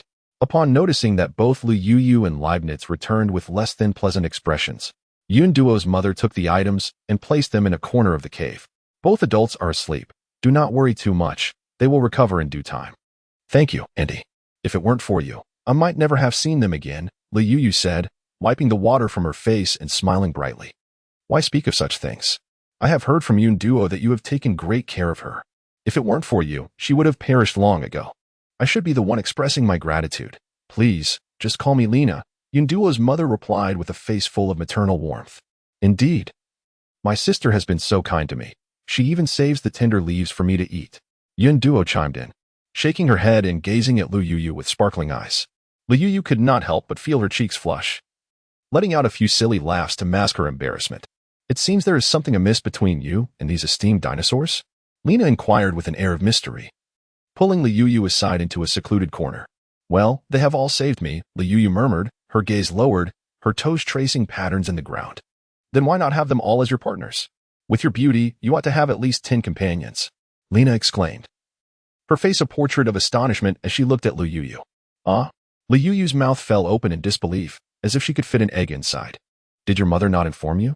In our orc society, females are permitted to have multiple partners. Since females are inherently more delicate, their survival rate is significantly lower than that of males. It is through having multiple partners that we can ensure the continuation of our orc lineage.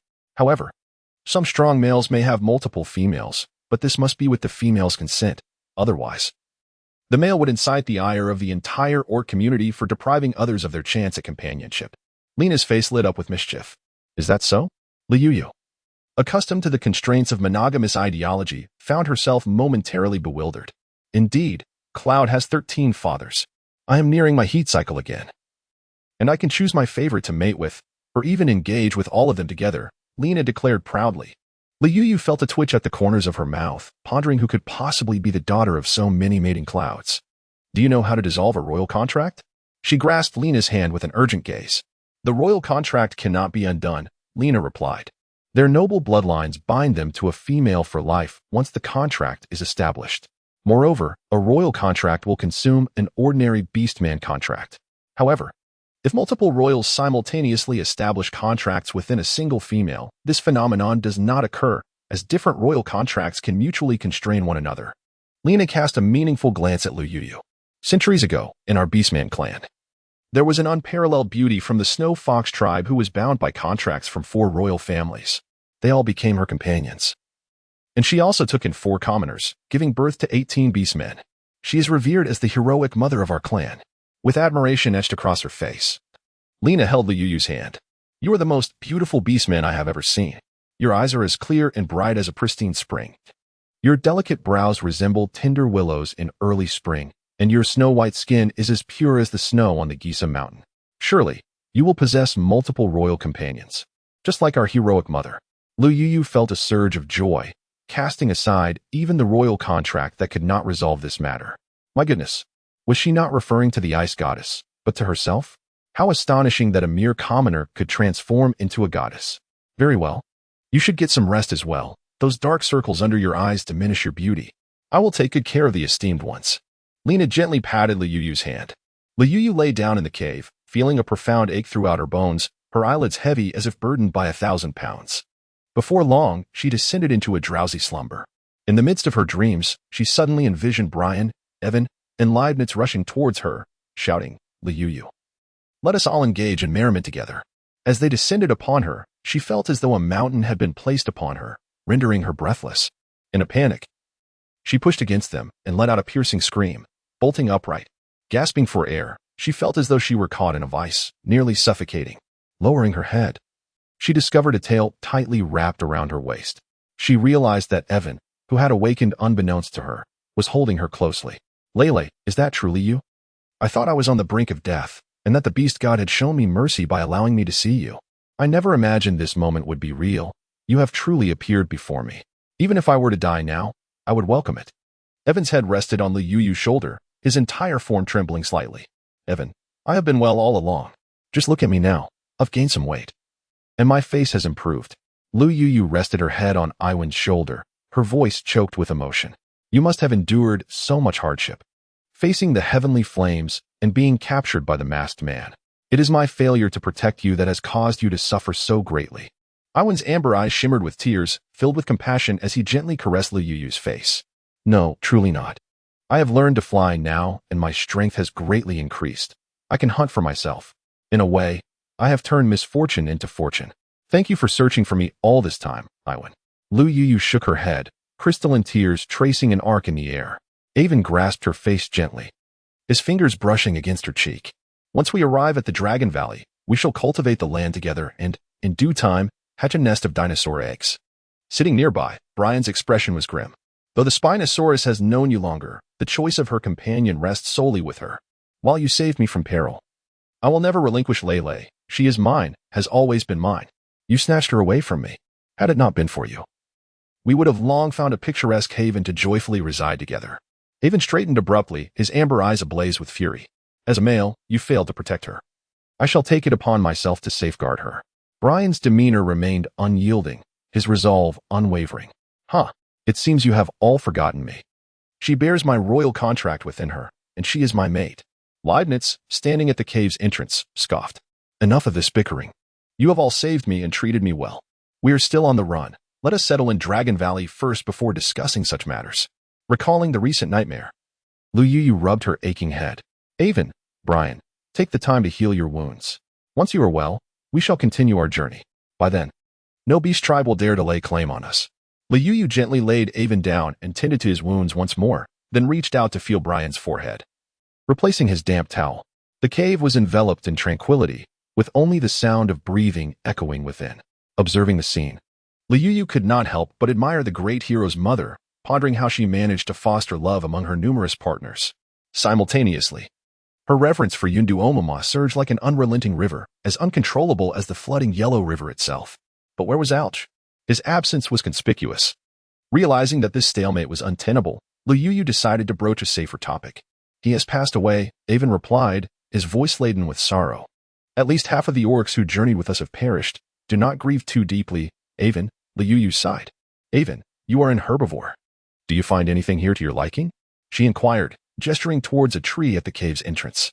It appears quite appealing and tender, Avon responded with a light chuckle. Brian, your teeth have yet to fully develop. Allow me to offer you some meat slices. Lu Yu hoisted the soul-consuming bird to the cave's mouth, preparing to pluck its feathers. Here, I relish avian delicacies, Leibniz declared, tossing a rhinoceros leg before her, tearing into it with gusto. Thank you, Leibniz, for bringing me such a bounty, Lu Yu said with a smile as she accepted the rhinoceros. It is indeed rare to hear a thank you from you, she added, noting Leibniz's displeasure as he shot her an irritated glance. Do you believe everyone is as amiable as you? Your words can provoke quite a reaction. Lu Yu, with an expression of disdain, sliced the rhino meat into thin pieces and offered them to Brian. Eat up. Consuming more will hasten your recovery. Be careful not to cut your hand. Instead of taking the meat, Brian leaned in and consumed it directly from her hand. He lightly grazed her palm with his barbed tongue, sending a shiver through Lu Yu, as if struck by an electric current, leaving her flushed and flustered. Gazing into the depths of Brian's affectionate eyes, vivid memories flashed before her like scenes from a film. A tumult of emotions surged within her, blending feelings of tenderness, attachment, and an intricate entanglement of sentiments that lingered in her heart. Taking a deep breath, she felt the heaviness within her dissipate, since she harbored feelings for Brian. There was no need for pretense. She would simply follow her heart. Take your time eating. I will slice the meat for you as long as you need. Lu Yu gently wiped the blood from the corner of Brian's lips with her wrist, finally meeting his deep, ocean-like blue gaze instead of avoiding it as she had in the past. Sensing the shift in her demeanor, Brian's eyes sparkled with an intense brilliance. The tumultuous emotions within him surged forth, captivating her completely. He growled softly, pulling Lu Yu close. Be my partner, Yu. I have been waiting for this day. All right. I like you too, Brian, Lu Yu replied, resting her head on his broad shoulder, listening to the powerful rhythm of his heartbeat. Her mind was filled with his masculine essence. He provided a sense of safety that dispelled any confusion she had felt upon her arrival in the beast realm. This was her sanctuary. You are not well at the moment. Once we reach the Dragon Valley, I will find the finest shaman to restore your health. When you are well, we will mate. Brian softly kissed Lu Yuyu's long hair, his words tinged with urgency, his warm breath brushing against her ear, causing her limbs to weaken and her body to feel weary. I will do as you wish, Lu Yuyu murmured softly. Brian's firm chest pressed tightly against her, radiating warmth. The steady thump of his heart and the chaotic kisses he bestowed upon her spoke volumes of his ecstatic joy and profound affection, as deep as the sea. Lu Yuyu inhaled the scent of his deep blue hair as she gently caressed his back, when suddenly, a soft thud echoed as the branch in Avon's hand fell to the ground. Her gaze fortuitously met his, filled with a profound despair, and in that instant, her heart, once brimming with affection from Brian, tightened slightly, as if she had erred in some unfathomable way, giving rise to an indescribable pang of sorrow. It was as if she beheld the boy who had watched the school bell depart in another sports car. He too possessed a pair of amber eyes, mirroring a similar desolation and emptiness. Yet, unbeknownst to him, a girl named Lu Yuyu lingered in the shadows, absorbing every moment. How she longed to step forward and erase the despair and sorrow from his gaze, to declare, "Jiang Chiduo, I harbor feelings for you." But timidity and hesitation restrained her. As she watched him drift further away, day by day, trailing in his footsteps, cherishing the sweetness of their fleeting glances, rejoicing in his joys, and weeping for his sorrows. Lu Yuyu let out a soft sigh, retracting the tumult of her emotions, and noticed Leibniz standing behind her with a pallid expression. Leibniz, although I have sown the seeds of our pact, my heart belongs to Brian, and perhaps in the future, I may find affection for someone else. Lu Yuyu decided to lay everything bare, no longer wishing to bury her head in the sand, for the torment of being caught in the middle was truly unbearable. Very well, you are bold. Do you truly wish to emulate a heroic mother? Leibniz seized Lu Yuyu and dragged her outward. Brian swung a hand towards Leibniz. You are the youngest son of the pterosaur family, are you not? Even if your brother were here, he would not dare to be so disrespectful. Leibniz pivoted, releasing Lu Yuyu and fixing his gaze intently on Brian. Do you really believe you are still the invincible one from 3 years ago in Dragon Valley? Even in my current injured state, you are welcome to try. Brian positioned Lu Yuyu behind him. Lulu, I shall never let go. Even if I cannot be your primary partner, I will still be your companion. Avon abruptly pulled Lu Yuyu into his embrace, his voice trembling. I am sorry. Lu Yuyu choked on her words, uncertain whether she spoke to Avon or to the unfulfilled promise of her first love. No. You have nothing to apologize for. It is I who lost you. Avon's fiery red hair brushed against Lu Yuyu's chest, his amber eyes filled with guilt and sorrow. Leibniz slammed his fist against the cave wall, casting a fierce glare at Lu Yuyu before storming out. Though Lulu has chosen you as her primary partner, I shall not relinquish her. Avon's eyes glinted with determination as he stared at Brian. Observing Avon's arm wrapped around Lu Yuyu's waist, Brian narrowed his eyes. Choosing a partner is her freedom. He turned away, sitting in the corner of the cave. Sister, are you going to bond with all the dinosaur uncles? That would be splendid. Then you could have many little dinosaurs for me to play with. Cloud's tiny paws tugged at Lu Yuyu. That is a matter for a long time in the future. You think too far ahead. Lu Yuyu pinched Cloud's nose playfully. Brian, has your fever subsided? Do you feel better now? Lu Yuyu gently touched Brian's forehead. I feel invigorated all over. Brian's eyes sparkled with joy as he tightly embraced Lu Yuyu and inhaled deeply. His burning palm caressed Lu Yuyu's back, the calluses on his hand creating a delightful sensation that was both tingling and teasing. Stop fooling around. Eat something. Lu Yuyu shot Brian a glare and stuffed a piece of meat into his mouth. Brian chuckled softly, sucking on Lu Yuyu's fingertip. His blue eyes, devoid of their usual calm, filled instead with boundless joy and a hint of mischief. Lena, can you slice the meat thinner? I will roast it for you soon. Cloud had meat last time. Lu Yuyu pushed Brian away, wishing to avoid further troubling Avon. As deer horse people, we have the blood of black roe deer and can consume meat, although we typically eat vegetarian. Such a little glutton. Lena affectionately tapped Cloud's forehead. Sister's roasted meat is incredibly delicious. I want to eat until my belly is round. Thankfully, I did not discard the black stone and pot. I carried them with me, waiting for you to return and cook something tasty. Cloud licked his tongue, his fluffy head nuzzling against Lu Yuyu. All right, I will roast a whole cow for you later. Lu Yuyu patted his head. Avon, you have yet to taste my cooking. It will surely tantalize your taste buds. Lu Yuyu emerged from the cave, pulling out a leather bag filled with coal. Oh, right, you are a herbivore. Shall I roast some leaves for you? She inquired aloud, glancing at Iwan. The thought of consuming grass immediately reminded her of milk, and she pondered whether the dinosaurs in Iwan's clan produced something akin to black milk. The notion made her chuckle softly. What are you laughing at, Lele? Iwan asked, his eyes wide with surprise. It's nothing, just the thought of black milk. Liu replied, waving her hands dismissively. Do you wish to drink black milk? In a couple of days, I could catch one for you to milk, Iwan said, his eyes sparkling with delight and an expression of boundless affection on his face. Imagining a horde of dinosaur maidens surging towards Iwan, shouting, Iwan, I have black milk here. He nodded. With powerful hands, he proceeded to milk the round, furry spheres on the chest of the dinosaur maidens, extracting a barrel of black milk. Liu was immediately overcome with laughter, desperately trying to suppress her thoughts, for they were rather wicked, weren't they? No need for that. I shall not partake in the black milk. Liu chuckled heartily, clutching her stomach in mirth. All right, the meat is ready. We can stoke the fire to commence the grilling. Lena, having washed the blood from her hands, placed a generous amount of meat upon a large stone.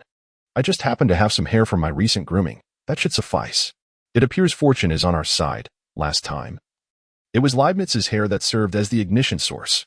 Liu gathered the fur into a ball and placed it beneath the coal.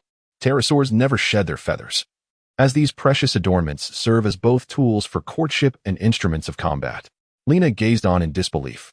Liu's heart sank as if she once again beheld Leibniz, who, with an air of impatience, emerged from beneath his wings, clutching 2 handfuls of down. I am shedding feathers to kindle a fire for you, he had said.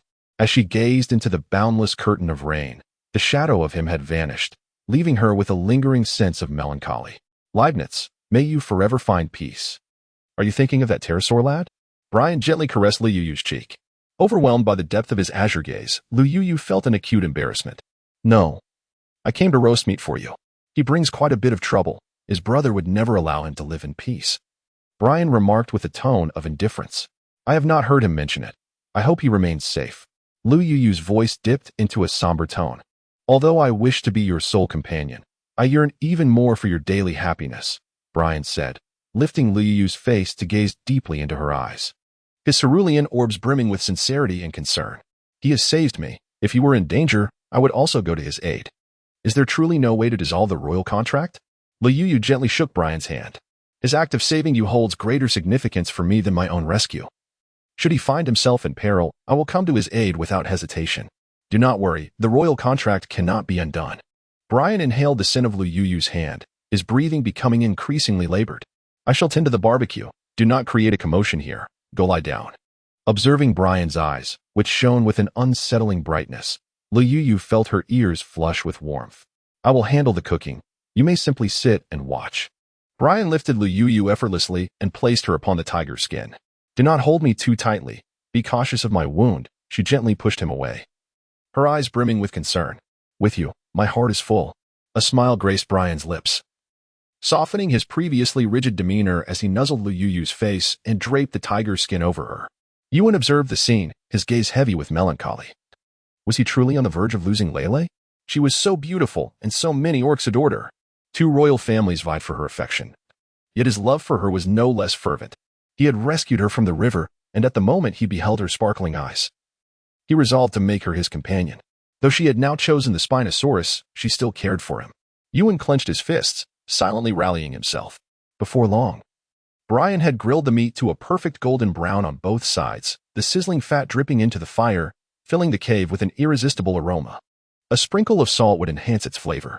Liu hurriedly scattered salt over the meat, the sound crackling as sparks flew up. Brian pulled Liu close, positioning himself between her and the fire. Be cautious. The flames may burn you, he said, his expression displaying concern. I am fine. I have cooked often before, and I will not be burned. Liu felt somewhat unnatural being treated like a fragile porcelain doll. You have endured too much suffering from now on. I shall ensure your life is filled with sweetness. Brian gently sucked on Liu's fingertips, his moist, soft lips exuding a hint of his characteristic dominance that was utterly captivating. The meat is burning, Yuan remarked, his expression rather grim as he removed the charred pieces and placed them upon a stone.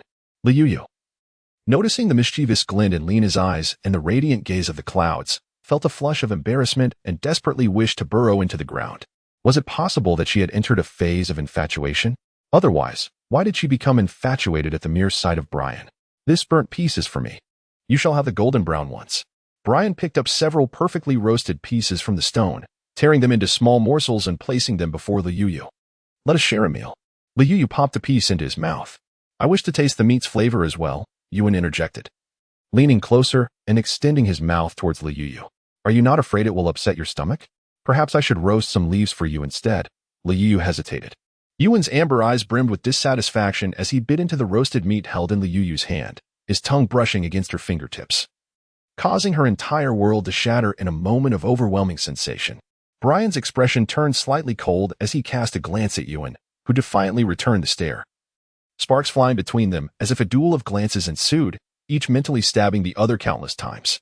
Suddenly, a loud thud echoed as Leibniz entered, heaving some prey and discarding it at the cave entrance. You have returned. Come and enjoy the roasted meat, Liu Yu called out eagerly.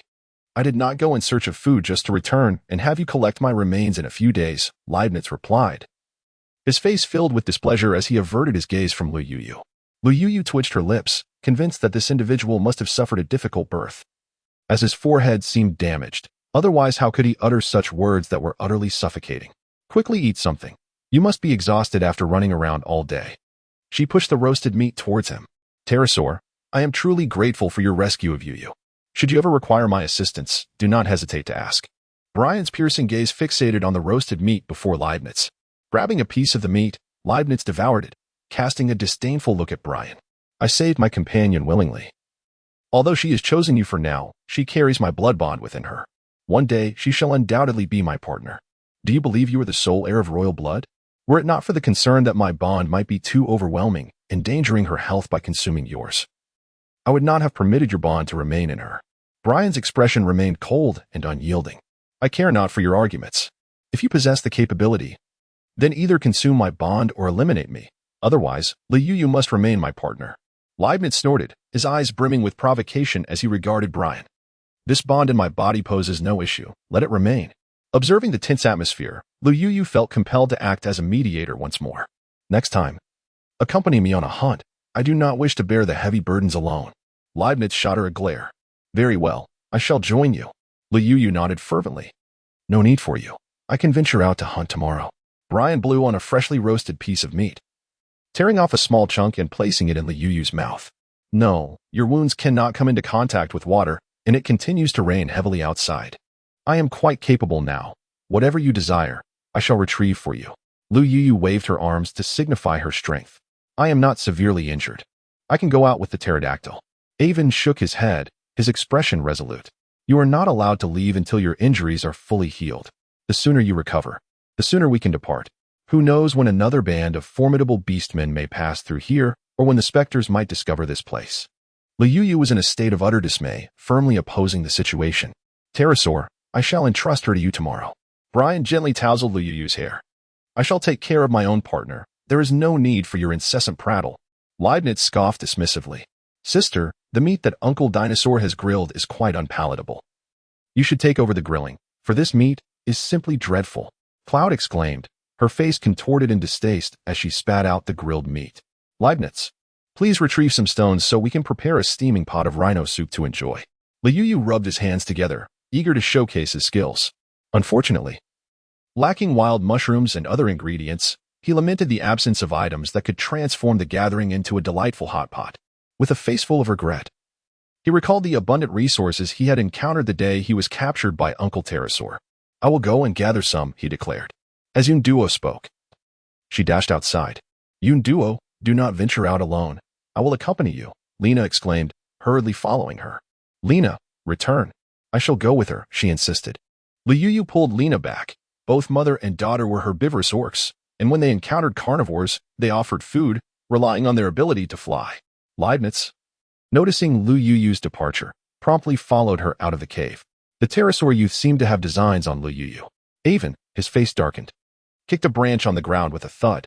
Brian sat in the corner of the cave, gazing at the endless curtain of rain, appearing somewhat lonely. The clouds raced ahead, and Liu Yu quickly sprouted wings to catch up. Seeing Leibniz trailing behind, Liu Yu decided to clarify her stance. You need not accompany me. This area is not far, and I can look after the clouds just fine. It would be a feat for you to take care of yourself. Leibniz's expression turned grim as he soared straight ahead.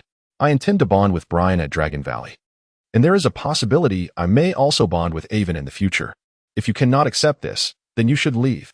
Liu Yu shouted at Leibniz's retreating figure. Enraged, Leibniz flapped his wings, and with a thunderous crash, a large tree was uprooted and sent crashing to the ground. Do you think that just because I have shown you leniency, you can act as you please? He thundered, gripping Liu Yu's throat, his eyes filled with anguish. I am grateful for your rescue and for the care you have provided along the way, but my heart belongs to Brian. I cannot abandon him to become your companion. Your life-saving grace remains etched in my heart, and should you ever require my assistance, I shall exert every effort to aid you. Liu Yu swiftly deflected Leibniz's hand, gazing directly into his stormy, dark eyes, which brimmed with fury, sorrow, and an undeniable sense of loss. A pang of bitterness stirred within her. Yet she understood that wallowing in despair benefited neither of them. Liu Yu, can you truly claim that I do not occupy a place in your heart? Leibniz ground his teeth, clutching her tightly. Indeed, I harbor feelings for you, but they pale in comparison to those I hold for Brian. You cannot accept him. And rather than prolonging this discomfort, where neither of us finds joy, I believe it would be best for us to part ways. Liu Yu took a deep breath and wiped the water from her face. I have never hated anyone as much as I hate you. You are the first, Leibniz exclaimed, shoving Liu Yu aside in anger and striding forward. Sister, come here. There are so many wild mushrooms. Yun Duo exclaimed with delight. I'm coming. You must not venture out alone next time. The mountains are teeming with wild beasts, and it's far too dangerous for you to be out here by yourself. Liu Yu, with a serious expression, poked Cloud's forehead. We must not pick those brightly colored ones. They are demon mushrooms, deliberately planted by the demons to lure us orcs. Cloud, with utmost seriousness, pointed to a cluster of red mushrooms adorned with blue polka dots. With a swift motion of her small paws, she deftly wove together some vines, transforming them into a basket in no time. You can actually weave this? Liu Yu gazed at her with admiration.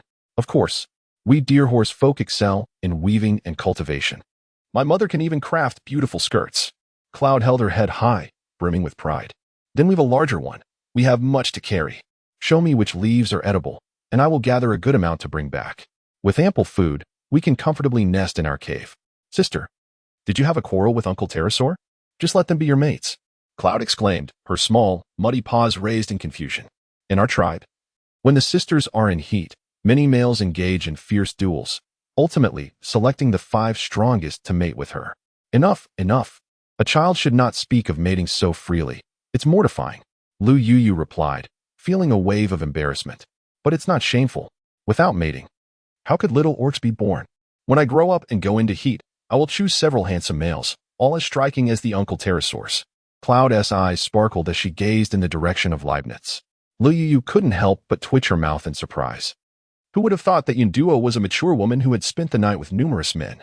Such matters are best contemplated when you are older. For now, focus on gathering your wild mushrooms. Liu Yu patted Yunduo's head.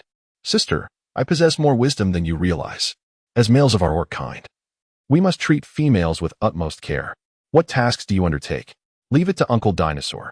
Females are inherently meant to be protected. Yunduo looked at Liu Yu with a face full of disdain. All right, you understand it all. It's me who is ignorant, isn't it? Liu Yu, filled with resentment, attempted to break a branch that proved too thick for her to manage. Hanging from it, she exerted all her strength to descend, and with a resounding crack, the branch snapped, sending her crashing into the muddy water below. Why didn't you ask for my help with something you can't accomplish on your own?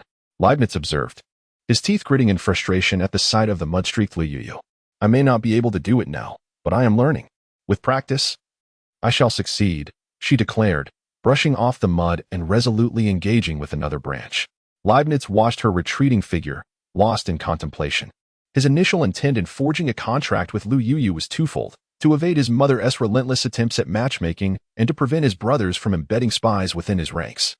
The brothers, vying for the throne of the Pterosaur king, would not overlook any opportunity to undermine him. Since childhood, he had been a thorn in their sides.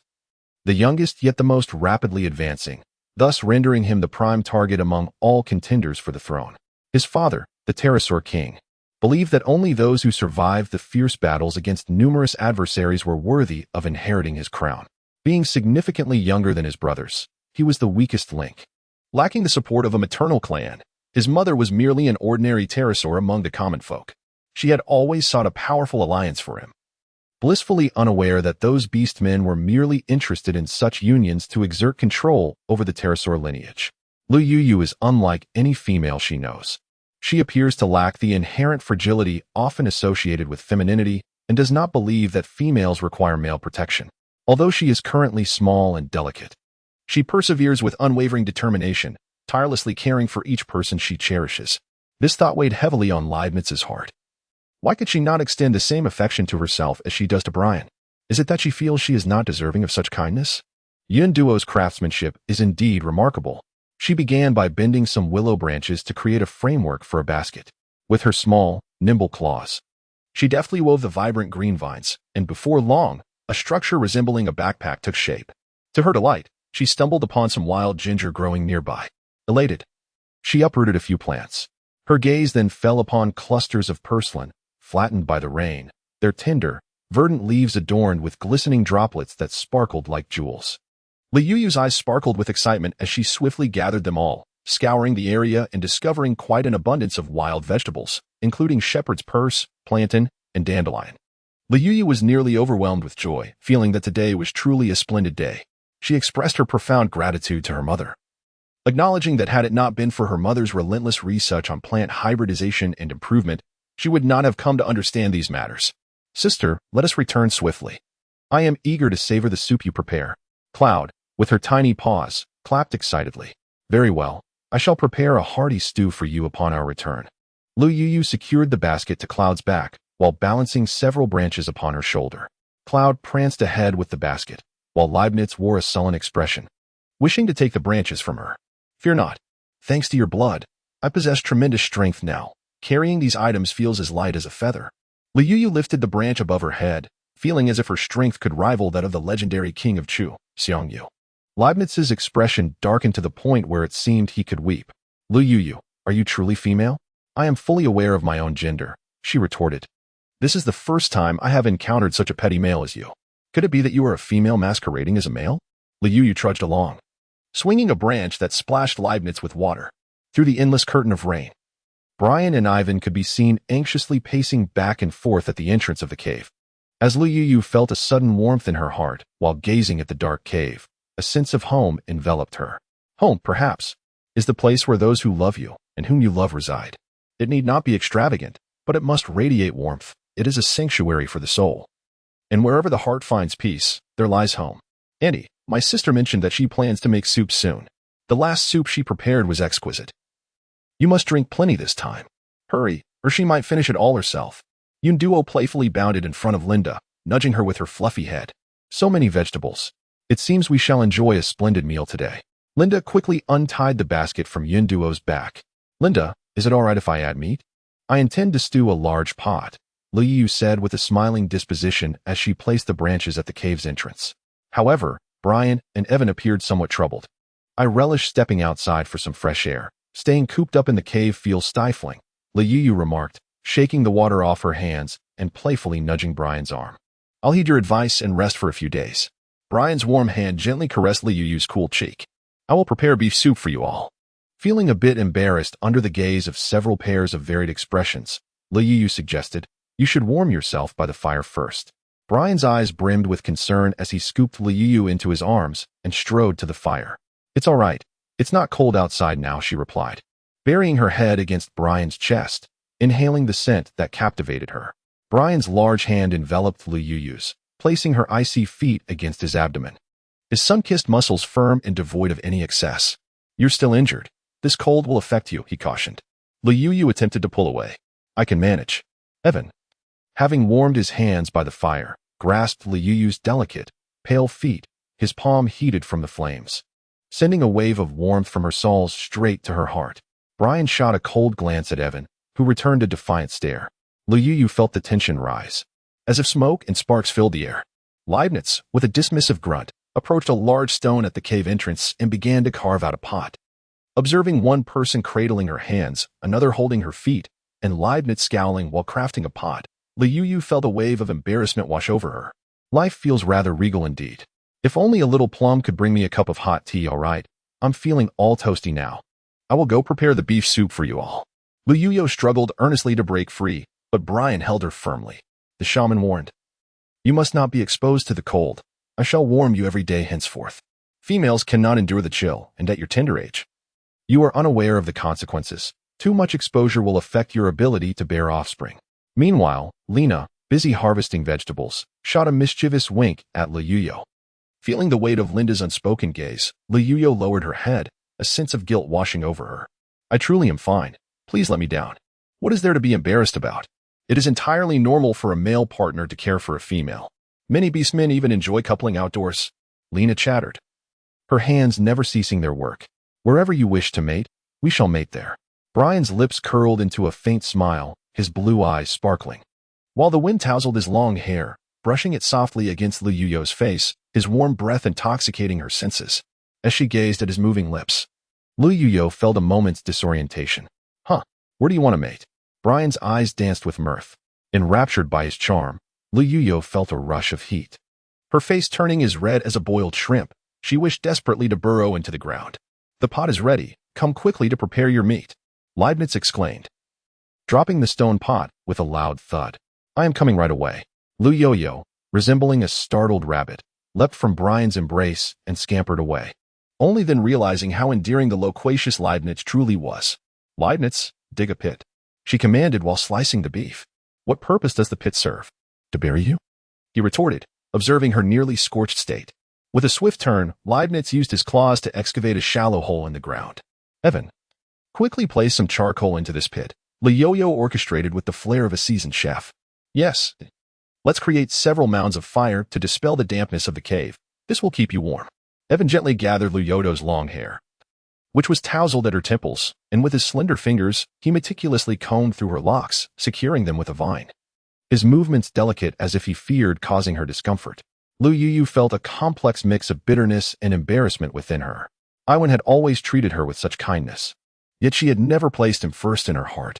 Iwan, do not speak. Lele, be cautious. I do not wish for you to hurt yourself. I shall remain by your side until your hair turns gray, and I will still braid it for you. His expression was intent, as if tending to a fragile and precious artifact. Very well, I shall await that day. Liuyo pressed at the corners of her eyes. Lele, there is no need for you to feel sorrow or guilt. Your choice of Brian was a consequence of my losing you. I failed to protect you, and thus the beast god has punished me. In the days to come, I shall not allow you to slip away again. Iwan's voice was low, imbued with an indescribable melancholy. Iwan, what kind of grass do you like to eat? When we reach the Dragon Valley, I will plant it for you. I have learned how to cultivate the land. Liuyo felt as though a tempest was raging within her, perceiving herself as a heartless villain of the worst kind. Whatever you cultivate, I cherish, she mused. Ivanza, having meticulously styled her hair, whispered softly in Liuyo's ear. Liuyo seemed to once more behold the cave in Shuangfeng Valley, where gentle gazes and warm words were exchanged. It was Avon who provided her with her first sanctuary upon entering the beast realm. Without him, she would have surely become a mere wisp of a lost soul. Thank you, Avon, Liuyo said, her eyes glistening with unshed tears as she took a deep breath. I do not require your gratitude. You are my Lele, and I wish for you to find joy every single day, Avon replied, his long fingers delicately wiping away the tears from the corners of her eyes. Sister, just enjoy watching the dinosaur uncles mate at night, and come make the soup. The impatient Cloud, unable to wait for the soup, bounced over to seize Liuyo. Coming. You little glutton, she exclaimed. The stone pot was heated to a rolling boil, emitting steam as Liuyo used a sturdy wooden stick as a spatula. Tossing in the pre-cut beef fat, the sizzling sound echoed, and the fragrant aroma of the beef wafted through the air.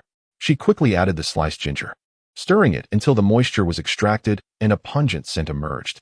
With a swift motion, she poured in the diced beef brisket, the blood-red meat marbled with snow-white fat. As it met the heat, it crackled and released puffs of white smoke. Liuyo continuously stirred, watching as the meat gradually lightened in color until it turned golden before hastily adding water to the pot. The fire roared to life, and the bubbling water produced a rich aroma unique to beef. It smells divine.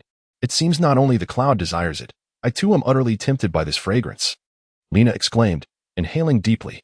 The soup will be exquisite. It will surely tantalize your taste buds, Liuyo declared, carving decorative cuts into the mountain mushrooms. Sister, why are you scoring the mushrooms?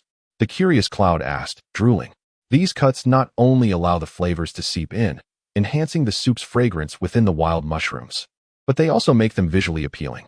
When cooked, they resemble beautiful flowers, do they not? You are overly particular. As long as it fills me up, that suffices. Leibniz scoffed, rolling his eyes at Lu Yuyu's enthusiasm. One should never disdain the intricacies of food. Even a prince should understand this, Lu Yuyu retorted, giving him a pointed glare and choosing to ignore his negativity. What you create is indeed delicious. I too wish to partake.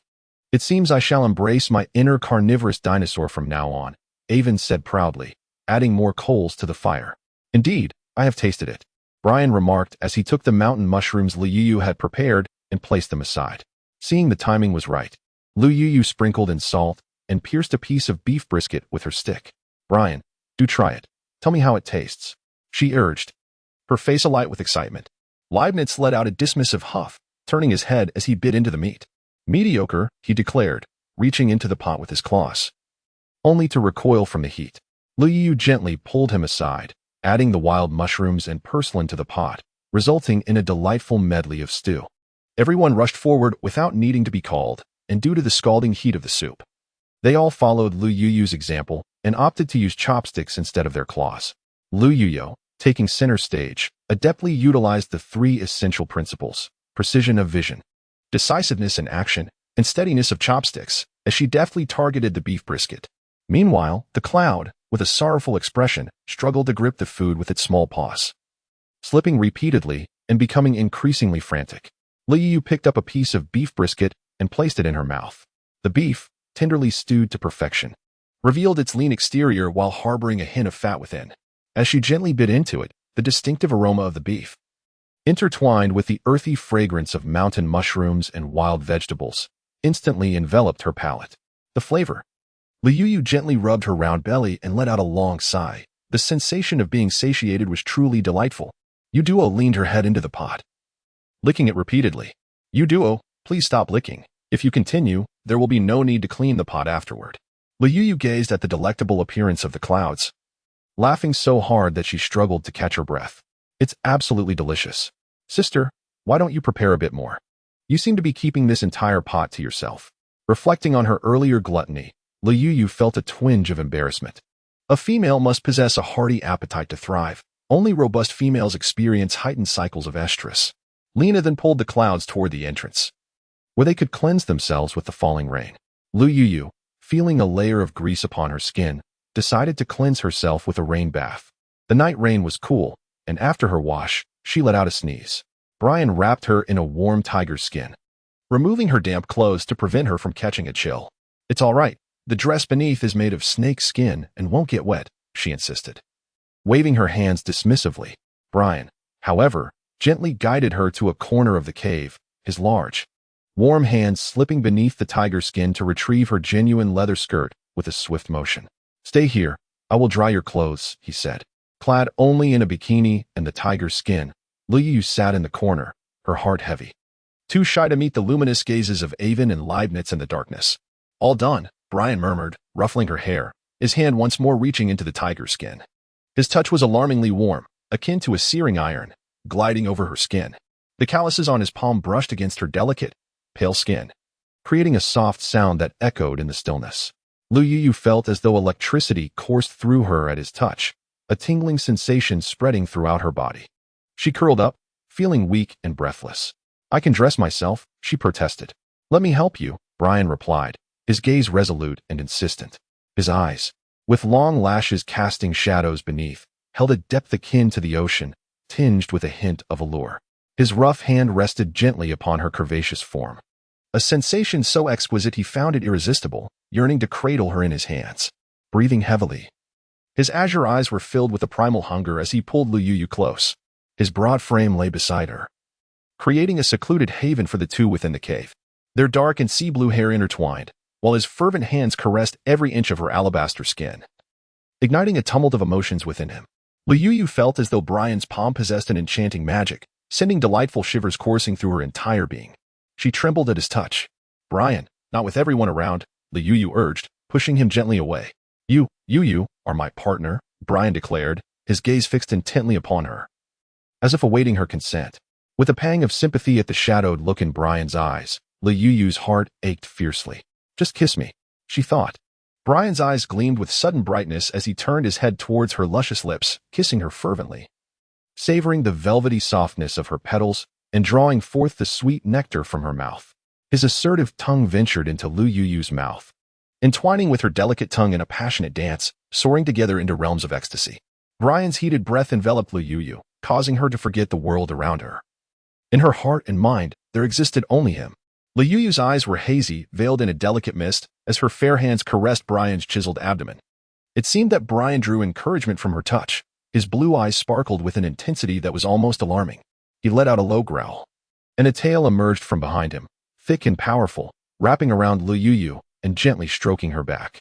With a swift motion, he tore away the tiger skin draped across her, burying his head deep within the alluring, snowy cleft of her bosom. He murmured softly, "You." Lu Yuyu was overwhelmed by Brian's kiss, her body rendered limp and powerless, as if turned to mud.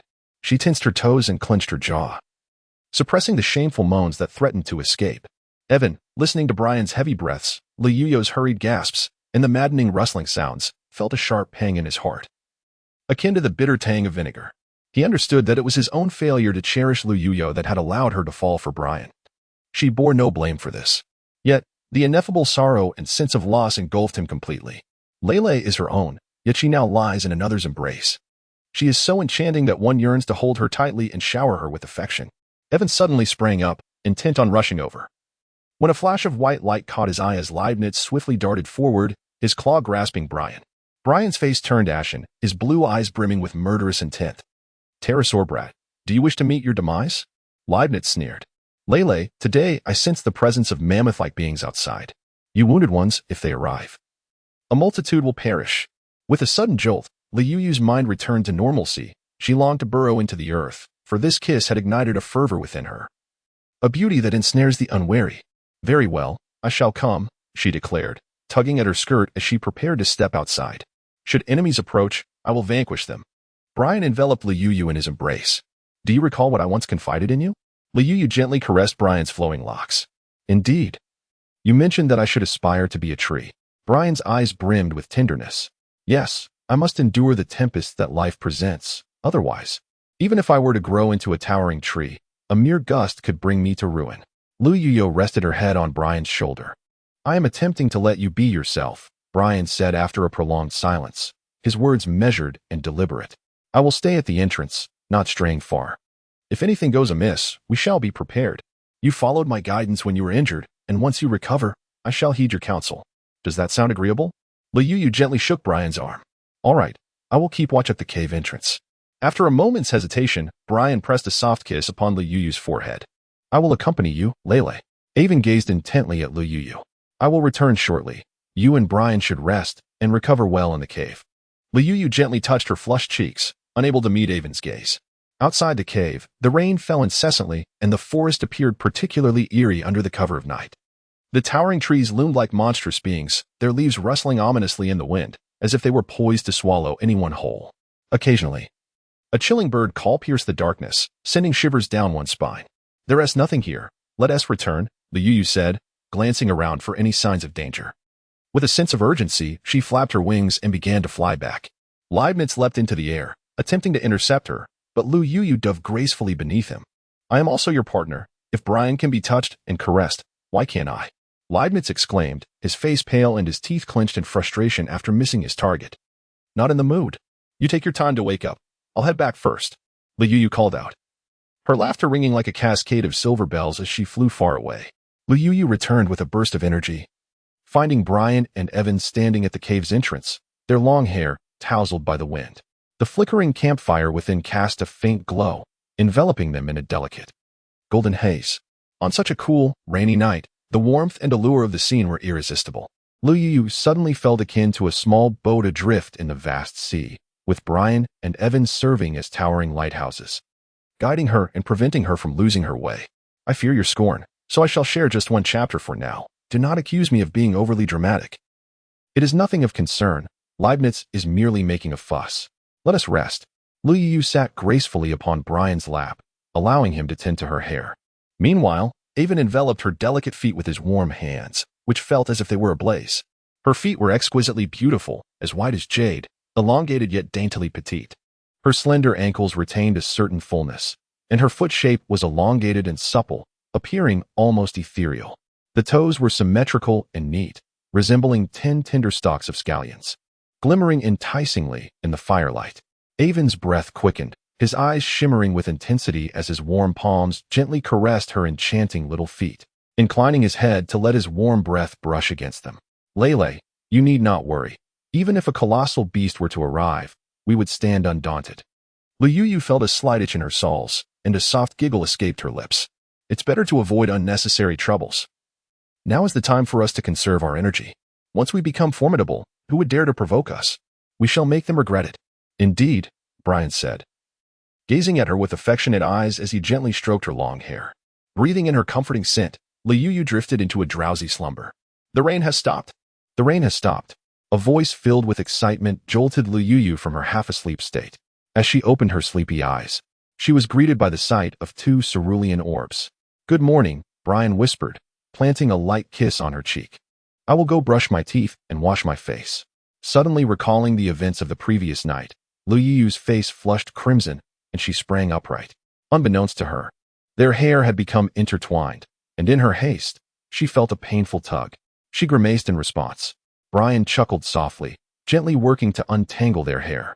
As he observed the dark strands mingling with the sea-blue locks, Luyuyu felt an unexpected sweetness wash over her. Is this what it means to be a married couple bound by their hair? Brian, unbind it, she requested. I wish to keep a piece of this as a memento.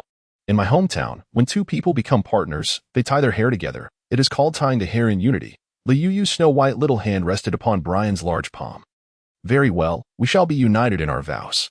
Brian's voice was somewhat hoarse, yet his eyes shone with an astonishing brightness. Luyuyu drew forth a knife and severed 2 locks of hair. Half for you, half for me. Her eyes sparkled like crescent moons as she handed the entwined strands to Brian. Gazing upon her radiant, flower-like visage, Brian felt a profound sense of fulfillment, believing there would be no regrets left in this life. Her large, expressive eyes seemed to ripple with emotion, silently conveying an infinite affection, while her straight nose possessed a delicate femininity coupled with a hint of masculine vigor. Her lustrous, soft cherry-red lips exuded an almost translucent hue, and her long, flowing black hair cascaded down like an inky waterfall, perfectly draping over her gently sloping shoulders. The specks of red upon her shoulders bore witness to last night's passionate encounter. I shall be more cautious next time, Brian murmured, gently caressing the marks. Luyuyu gazed at the large expanse of red strawberries adorning her chest, feeling as if her mind had short-circuited with a resounding thud. How utterly embarrassing. Was this not a proclamation to the world of her nocturnal escapades? I wrapped myself in a tiger skin. Luyuyu, on the verge of tears, found herself stripped of her t-shirt, left with only a piece of tiger skin for modesty. There's also some rhino hide. I shall polish it up and craft you a garment shortly, Lele, she remarked. Having shot daggers at Brian for an eternity, Avon seized the opportunity to respond. Are you feeling any better today, Avon? Luyuyu approached to examine Iwan's wound, relieved to see that many had already formed scabs. Lele, you needn't worry. My skin is tough and my flesh resilient. These minor injuries will leave no trace in just a few days. Iwan reassured her as he gently took her hand and pressed a kiss to it. Upon reaching the cave entrance, Leibniz stood outside with a pallid complexion, dark circles under his eyes. If I hadn't intervened last night, you would have mated with him, wouldn't you? I have my own plans regarding my affairs. I heard from Brian that your situation isn't very favorable, so do take care of yourself. Luyuyu adjusted the tiger skin around her neck. I am your partner. Yet you wish to consort with other males without my say? Leibniz seethed with frustration, kicking the cave wall and sending stones scattering. I am profoundly grateful to you for saving my life, and I shall find ways to repay your kindness. However, I am not your partner. Both your father and Brian's father have multiple females, which indicates that within your dinosaur aristocracy, one may seek other females beyond contractual partners. While you may not accept my choice of partner, I indeed have affections for him. I have encroached upon your contract, and this is a debt I owe you. I hope you can seek another female. Uncertain of how to repay Leibniz's life-saving grace, Luyuyu found it better to speak candidly rather than prolong the matter and hinder him. I wish to be your primary partner. Leibniz gritted his teeth in response. No. I have feelings for Brian. Luyuyu resolutely steeled herself against the urge to gaze into those eyes brimming with animosity. Do you believe, Luyuyu, that I could strangle you right now? Leibniz's teeth clicked ominously. Today, the rain has ceased. I shall accompany you to gather some edible delights, said Lele. I am well acquainted with numerous edible plants. Avon snorted coldly, placing distance between himself and Leibniz. with a venomous glare cast at Liu Yu. Leibniz turned and strode into the forest. Very well, as your feet bear no wounds. There is no harm in venturing out when the rain has abated. Basking in the sun will hasten your recovery. Liu Yu observed that Iwen was recovering quite well, and her anxious heart finally settled. I will search for some cashews here. Your favorite, she said. Iwen, filled with joy, assisted Liu Yu in untangling her hair, which had been tousled by the wind. The soft, golden sunlight of the early morning illuminated Iwen's face, casting a radiant glow upon his handsome features. His amber eyes sparkled brightly, and his long, fiery red hair danced gracefully in the breeze. I adore everything you seek, he replied. Liu Yu gazed into the pair of amber eyes brimming with concern, momentarily lost in thought as those two pairs of amber eyes swirled in her mind. All right, let us hasten, Iwen urged, grasping Liu Yu's hand as they sprinted towards the forest. Brian, we shall return shortly. Please stay by the cave entrance as your foot is injured. Liu Yu stumbled and turned back to call out to Brian, who nodded silently, understanding that her heart belonged to Avon. The gaze she directed at Avon was imbued with tenderness, pity, guilt, and confusion. He longed for her affectionate glances to be exclusively for him. Yet he recognized the futility of such desires. She was the delicate yet resilient Liu Yu, who had encountered Avon long before their paths crossed. In the orc realm, it is instinctual for males to protect females, often leading to a swift forgetfulness regarding the males who sacrifice their lives for them as they seek out new partners. When he lay gravely injured, the moment Liu Yu descended from the heavens overwhelmed him with joy. Unlike other females, she did not forget those who had given their lives for her. She worried. She cared. She thought of returning to save him. She possessed a heart of gold, grateful and reciprocative towards kindness, never taking anything for granted. In that moment, he silently vowed that she would be his one and only companion in this lifetime, and he would forever cherish her, ensuring that this exquisite female, as precious as gold, would live a life filled with happiness and devoid of worries. Yet, her beauty and sincerity would undoubtedly attract many males, stirring within him a blend of joy, anxiety, and a faint sense of melancholy. The forest after the rain was refreshingly vibrant, the leaves gleaming a brilliant green, and droplets of crystalline water rolled and danced upon their surfaces. The air was thick with oxygen, seemingly penetrating every pore of his body. As the sun finally broke through, revealing a smiling face, Liu Yu could not help but take a deep breath. The skies had cleared at last. If it continued to rain, they would surely grow moldy. I'm so glad to have found you, Lele. I think of you every single day, Avon said, holding Liu Yu tightly, his voice hoarse and his body trembling. Thank you for always searching for me. Liu Yu rested her head on Iwen's shoulder, guilt flooding over her like a relentless tide. I know, Lele. That Brian will become your primary partner. Had I not lost you, you would have chosen me as your first companion. It is all my fault. I failed to protect you, which has led you to endure so much suffering. Iwen gently caressed Liu Yu's cheek, his eyes filled with compassion. Without you, Iwen, I have not truly faced any hardships. I have developed feelings for Brian. Please, seek a new partner for yourself. Liu Yu shook her head, suppressing the bittersweet ache within her heart and the tears brimming in her eyes. No, Lele, I wish to be your companion. I have always known of your beauty and that you would have many suitors in the future. Thus, I sought a place devoid of orcs, a sanctuary for just the two of us. Yet, I lost you in the process. From this moment forth, I shall always be by your side, awaiting the day you accept me.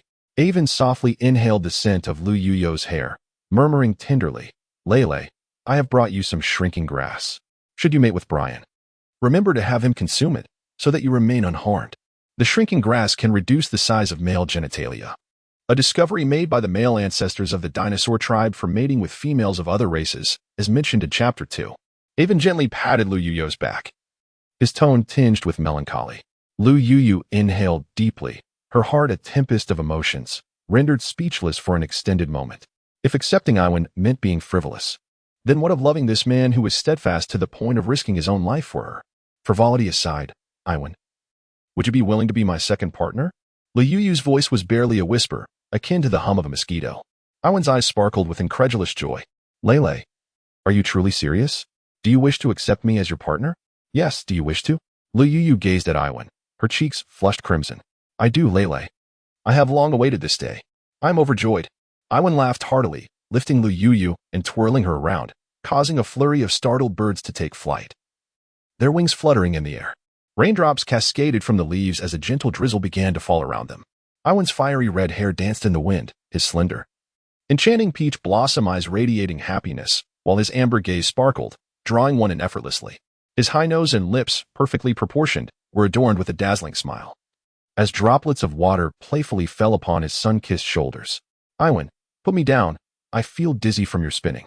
Lu Yu laughed gaily in his embrace, her laughter like a cascade of silver bells. Lele, I am so happy. From this moment on, I shall also be your partner. Iwan's eyes shone brightly, his breath heavy as he leaned in to kiss Lu Yu, his fervent warmth enveloping her. She was wholly immersed in Iwan's essence. He tenderly caressed her lips, his kiss as gentle and lingering as his spirit, imbued with a delicate care reminiscent of precious treasures, weaving a web of affection that ensnared her completely. Felt a sense of dizziness enveloping her, leaving her utterly devoid of strength as she leaned into his embrace. His long and powerful hands caressed her body repeatedly, while his fiery red hair brushed against her skin, smooth as silk. Gasping for breath, a delicate blush spread across her complexion. In his amber eyes, a wild and enchanting glint shimmered, his breath heavy and voice husky. Lele, you are truly beautiful. I wish to unite with you at this very moment. Lu Yu suddenly roused from her state of emotional turmoil. They are still waiting for us in the cave. We must hasten to find some food. I truly cannot bear to let you go, Lu. Even greedily kissed Lu Yu's cheek, as if he wished to merge her into his very being. I adore you as well. Lu Yu's voice was barely above a whisper, as she nestled against Avon's chest, listening to the rhythmic thumping of his heart. Lulu. Avon roared, burying his head deep into Lu Yu's bosom, inhaling her scent fervently. Come now, we must hurry. They are likely growing anxious. Lu Yu's cheeks flushed crimson as she gently pushed Avon's head away. All right, we shall depart now. My Lulu is feeling bashful. Avon chuckled softly, his petal-like lips curling upwards as he playfully brushed Lu Yu's nose. Let us see what provisions we can find. If we linger any longer, I might succumb to the temptation of devouring you. Avon took a deep breath and placed a tender kiss on Lu Yu's lips. Their hands intertwined as they ventured deeper into the woods. The sun gradually intensified, casting beams of light through the gaps in the leaves, elongating their shadows. Suddenly, a commotion erupted as a few wild chickens, startled, took flight from the underbrush. Lu Yu, thrilled, conjured wings and darted upwards. She flapped her pristine wings, her delicate hands moving with grace, and soon, 7 or 8 wild chickens fell from the sky with a resounding thud. Avon, watching Lu Yu soar above, felt a whirlwind of emotions. Her flowing hair, like a cascading waterfall, danced in the wind, her fair skin glimmering under the sun like flawless jade. And her petal-like lips curled slightly, her eyes sparkling with vibrant spirit. Unbeknownst to him, she had grown capable of self-protection, no longer the pitiful creature he once rescued from the river, leaving Avon feeling both joyous and slightly melancholic. Avon, I can hunt now. You need not worry about me anymore. Lu Yu beamed as she gathered the chickens into a string. Indeed, it turns out my Lulu is quite formidable. Avon gazed at her with pride, ruffling her hair affectionately. Let us search for some wild mushrooms. Soon, I shall prepare a fragrant beggar's chicken for you. Just the thought of the enticing dish made Lu Yu's mouth water. Very well, I shall lead you to find it. Foraging is my forte. Avon took the wild chickens from Lu Yu's hands. After the rain, numerous mushrooms had sprouted throughout the forest, plump and glistening, resembling a collection of colorful little umbrellas atop the decaying leaves. Many of these are toxic. We must be cautious while picking them. You can observe me. Teach me, and I shall learn for next time. Lu Yu pointed to a cluster of mushrooms. I shall gather whatever you like. There is no need for you to learn. Avon's eyes sparkled with affection. Foraging for mushrooms is quite delightful. I heard from the clouds that one should select the lighter-colored ones, as the vividly colored varieties are often poisonous and can be fatal. However, many light-colored mushrooms can also be toxic, as herbivorous beings. We are sensitive to such scents and can distinguish most poisonous foods. Avon identified each mushroom on the forest floor, explaining their characteristics. This white agaric, though pale, is highly toxic. Many beastmen have met their demise from accidental consumption. And this smoky yellow mushroom can induce madness. One must exercise caution while foraging. Avon gently enveloped Lu Yu's delicate hand within his sun-kissed one, guiding her to recognize various mushrooms, his warm breath brushing against her temple, his deep, melodious voice resonating in her ears. Lu Yu gently patted her flushed cheeks, silently admonishing herself to refrain from indulging in infatuation. Suddenly, with a resounding thud, a fruit pit struck her forehead, causing juice to splatter everywhere. Iwan, filled with fury, let out a roar and was about to charge forward. Lu Yu looked up to see a gorilla perched atop a tree, playfully thumping its chest and making faces at her. Ah, let it be. It was a rare encounter with a distant relative, and she felt a surge of excitement. Could it be that even kin could not tolerate her daydreaming? Iwan glared at the gorilla with disdain, which merely rolled its eyes before leaping away into the forest. We should return swiftly. They must be growing anxious. Lu Yu said, gathering her belongings as she turned back. I will collect more leaves to take home. Iwan kicked a tree, and with a loud crack, the trunk splintered in two. There's a water hole ahead. I'll go clean the chicken. Please gather any large, non-toxic leaves you can find. As Lu Yu shook off the mud from several wild ginger plants, she instructed Iwan, here are some fragrant wood leaves, perfect for wrapping things, and they are quite delectable. Would you care for a taste? Iwan promptly stuffed the thick, lush leaf into his mouth, trailing behind Lu Yu. He observed her skillfully gutting a chicken and approached to lend a hand. With a swift flash of white, his sharp claws sliced through, effortlessly peeling the chicken's skin away as if removing a garment. Lu Yu's lips twitched, indicating her anticipation. Let it be, she said. Iwan raised an eyebrow, grasping the chicken by the neck while deftly tossing it about, sending feathers flying in all directions. Upon returning to the cave, they found Leibniz had already arrived, busy skinning a porcupine at the entrance, its hide bristling with sharp quills. You have only brought back this meager catch, hardly enough to satisfy, he scoffed, casting a glance at Lu Yu. Next time you hunt, I shall take notes. After all, Iwan is a herbivore and knows little of the chase. Lu Yu hastily placed several chickens upon a stone. She stuffed wild mushrooms and ginger slices into their cavities, wrapping them in fragrant leaves and binding them securely with vines. Brian, the beggar's chicken I prepare will surely tantalize your taste buds, she proclaimed. Rest assured, I shall reserve the finest parts for you. The remainder I shall handle. Witness my method. Brian gently kissed Lu Yu's forehead. Very well. After wrapping, cover them with a layer of mud. I shall begin by salting each chicken. Before long, 8 mud balls were ready. Lu Yu nestled them into the fire, adding ample charcoal for a robust blaze. As the flames grew fiercer, the surfaces of the mud balls dried out, releasing a fragrance reminiscent of both lotus and chrysanthemum. Who knew that the aromatic leaves wrapped in mud could produce such delightful scents? Yunduo sniffed the air, her eyes gleaming as she perched beside the fire, fixated on the mud balls. As the balls glowed red and proved immovable, Lu Yu used a stick to extract one. In an instant, Yunduo leapt up, her tiny paws grasping the mud ball, and took a bite. Yuck! It's scalding. Why is it all mud?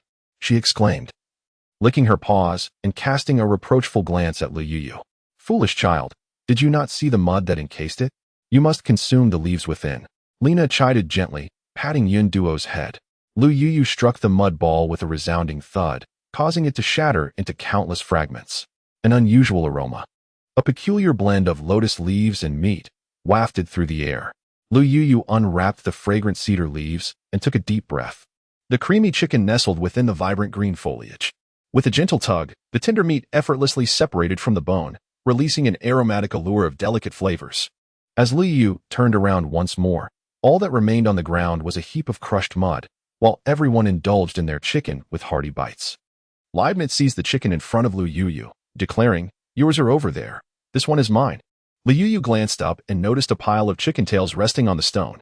This is the most delectable part of the chicken, tender and succulent. And consuming it significantly aids in a smooth birthing process for us females. It is said that heroic mothers must consume hundreds of these to bear such numerous offspring. Lena, with a solemn expression, imparted this wisdom to Lu Yu. Lu Yu's lips twitched in amusement. Leibniz, I shall exchange my finest portion with you. Saying this, she snatched the succulent chicken from Leibniz's grasp. The meat was tender and juicy, and with a single bite, she watched as Leibniz picked up a chicken's backside and chewed it slowly, casting a defiant gaze towards Brian and Ivan. A flush of embarrassment crept over Lu Yu, reminiscent of the wicked wolf deceiving Little Red Riding Hood. Sister, this chicken is indeed delicious, albeit too scant. Shall we roast that porcupine as well? Yunduo licked her little paws, her eyes gleaming with desire as she gazed at the porcine creature. Go graze on your grass. Lu Yu shot a resentful glare at Yunduo, who had only consumed half a chicken. I have learned how to prepare it, if you delight in it. I shall cook for you again, Lele, Ivan declared, seizing Lu Yu's hand and lavishing it with kisses.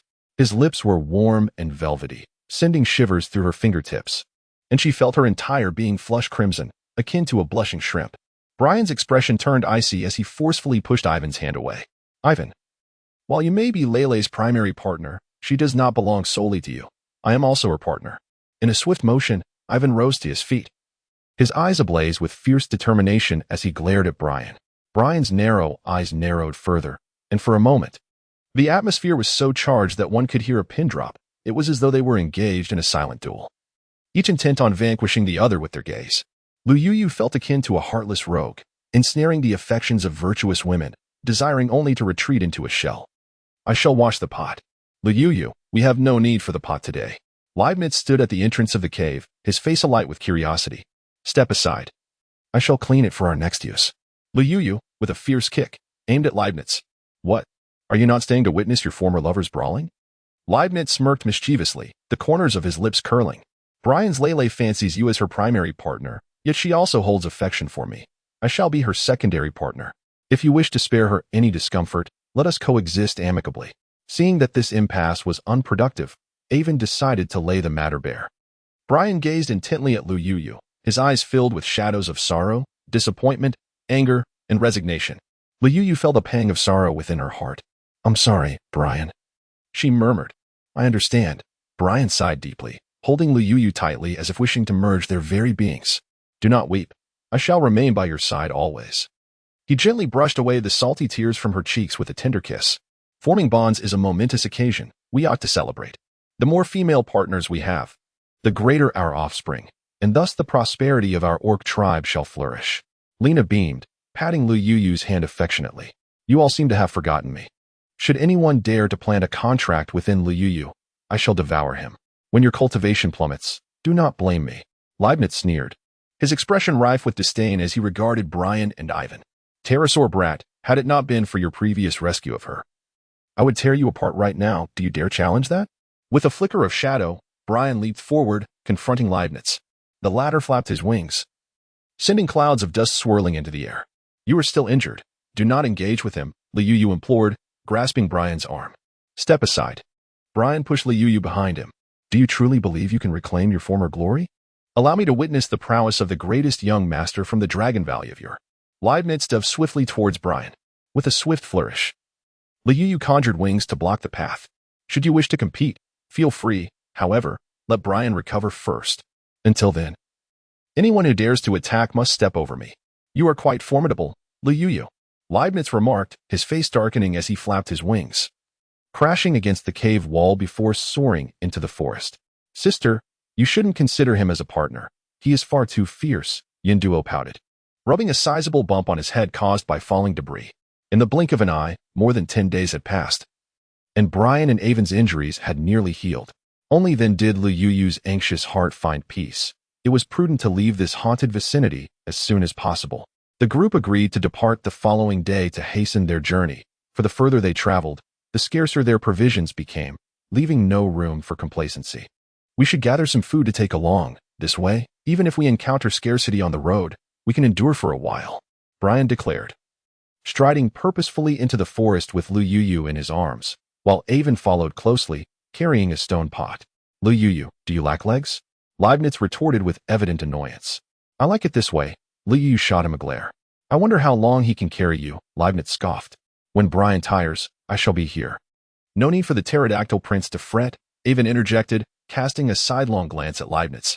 Challenging me, a mere tier beast, is rather audacious, isn't it? Leibniz bristled. Regardless of my tier, my affection for Lulu is unwavering, Avon replied defiantly, returning his glare. Let us procure our food swiftly. If those esteemed individuals engage in combat, it may attract the ghost-faced men, and that would spell trouble. Lena glanced apprehensively at Leibniz. Humph, if they don't come, it is their fortune. Do you think everyone is as inept as those two? One comes, I will vanquish him. Two come, I will destroy them both, Leibniz boasted, exuding an air of invincibility as he darted into the distance. With overwhelming strength, he hunted 5 rhinoceroses, 3 wild boars, and 2 tigers by afternoon.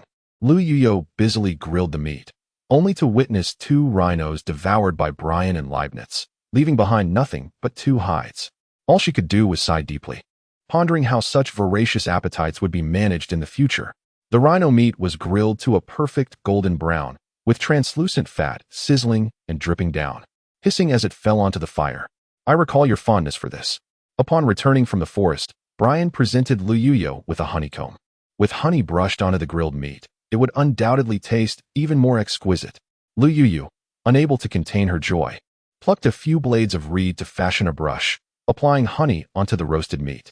The honey, undoubtedly gathered by bees from a variety of wildflowers, exuded an enticing fragrance, glistening golden and stretching into long strands.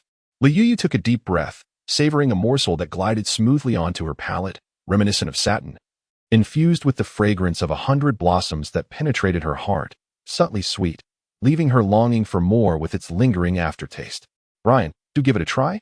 It is simply exquisite. She offered a piece of honey-coated delicacy to Brian's lips. Brian raised an eyebrow, his finger gently brushing against the corner of Lu Yuyu's mouth. His touch firm and electrifying, causing a warm blush to envelop her face, even tinting her ears a delicate shade of crimson.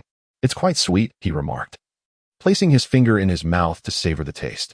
Sister, if you don't hurry, the meat will burn. Cloud, with her eyes fixated on the roasting meat, shook her fluffy head in discontent. The honey-glazed rhino meat was being grilled to a golden perfection, glistening as the succulent fat oozed from the snowy white flesh, enriching the entire cut of beef. Lu Yuyu sprinkled the finely ground salt upon it, and a crisp crackling sound erupted as the oil splattered, releasing an enigmatic fragrance that wafted through the air. The clouds, drooling, clumsily grasped a stick with their little paws, only to see a fleeting shadow dart across the empty expanse above the fire. Leibniz roared in fury, ready to pounce. Never mind, let it indulge. Lu Yuyu raised her gaze to behold the chimpanzee from several days prior, now seated contentedly by the fire, its hands deftly exchanging pieces of meat, inhaling deeply as it licked the fatty juices from the roasted morsels. The chimpanzee indulged in 7 or 8 pieces of the grilled meat, smacking its lips in delight, squinting with satisfaction as it patted its belly, seemingly insatiable. Lu Yuyu felt a pang of resentment. This close relative had quite the appetite, while her own hands had grown sore from roasting. Yun Duo, feeling both frustrated and furious, her eyes rimmed with red, scooped up a handful of mud and hurled it at the chimpanzee. With a cheeky grin, the chimpanzee tilted its head and, with a few bounds, vanished into the forest. Glutton, the next time I see you, I shall crush your head. Yun Duo fumed, her fur bristling in indignation. It's almost ready, and there is still so much left. Lu Yuyu playfully pinched Yun Duo's puffed-up cheeks. You should eat this piece first. You've been roasting for so long without a taste. Brian tore a piece of roasted meat and offered it to Lu Yuyu, his deep blue eyes glimmering with affection and his lips curling into a gentle smile. In that moment, Lu Yuyu felt as if she were savoring honey rather than mere roasted meat, with a look as if she had tasted something revolting. Leibniz shot Lu Yuyu a fierce glare and smashed the bone onto the ground. Lu Yuyu felt as if she had been doused with a bucket of cold water, wishing fervently to find a needle to silence Leibniz's incessant chatter, which seemed to permeate every corner. What do you want now? You glutton, be gone, shouted the gorilla, with fur standing on end as it turned back towards the clouds. The gorilla bared its teeth at the clouds, then handed a gourd-like object to Lu Yuyu before swiftly retreating into the forest. Leibniz sniffed excitedly, his eyes gleaming. Could it be monkey wine? He exclaimed, reaching out to snatch it away. Lu Yuyu turned around, securely cradling the gourd. It is a gift for me. Considering the good intentions of close kin, she could not allow Leibniz to squander it. With a swift motion, she pulled the stopper and poured the liquid into her mouth. The wine, as clear as crystal, exuded a fragrance as pure as an orchid. It was sweet and mellow upon entry, leaving a lingering aftertaste that danced upon her lips and tongue, enticing her to indulge further. You should partake as well. I have never tasted such exquisite wine. Lu Yuyu gently shook the gourd and offered it to Brian. As she gazed upon his increasingly magnified, handsome visage, she felt as though the very heavens were spinning around her, her entire being enveloped in a dizzying exhilaration. Yearning to shout, to leap, to soar amidst the vast expanse of the sky. You've had too much to drink, Brian chuckled softly, patting her flushed face. No. I can still fly. Lu Yuyu conjured wings and clumsily ascended into the air. She flitted about, now soaring high, now dipping low, diving and spiraling. The snow-white wings behind her fluttered continuously, her rosy cheeks resembling the blossoms of early spring, and her sparkling eyes akin to the playful mountain springs in the forest. The remnants of the setting sun cascaded upon her, rendering her an ethereal sprite, frolicking joyfully among the woodlands, her laughter ringing like silver bells. Come down, Lele. Be careful not to fall. Evan reached out to catch the descending Lu Yuyu. Just a bit longer, it's so much fun. Lu Yu spread her arms wide, relishing the sensation of flight. Suddenly, with a cry, she plummeted, but Brian swiftly leaped to catch her.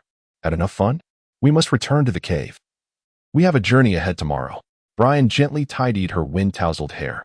Brian, you're so handsome. Lu Yu giggled foolishly, nestling her face against his chest. You've eaten quite a lot of bee droppings. Leibniz scoffed, striding ahead. Take good care of Lele. I will help Lena and the others with the catch, Evan remarked, his expression somewhat somber. As dusk gradually faded, the night unfurled its velvety cloak. Towering trees swayed in the gentle breeze, producing a soft rustling sound, which, as quickly as it came, vanished into the boundless tranquility. Lu Yu nestled against Brian's chest, her heart racing like a startled fawn.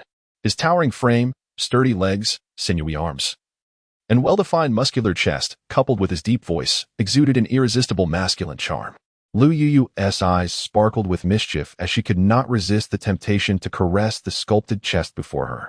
Cease, Yu, if you continue. I may succumb to the urge to engage in carnal union, Brian panted, his breath heavy and his voice gravelly.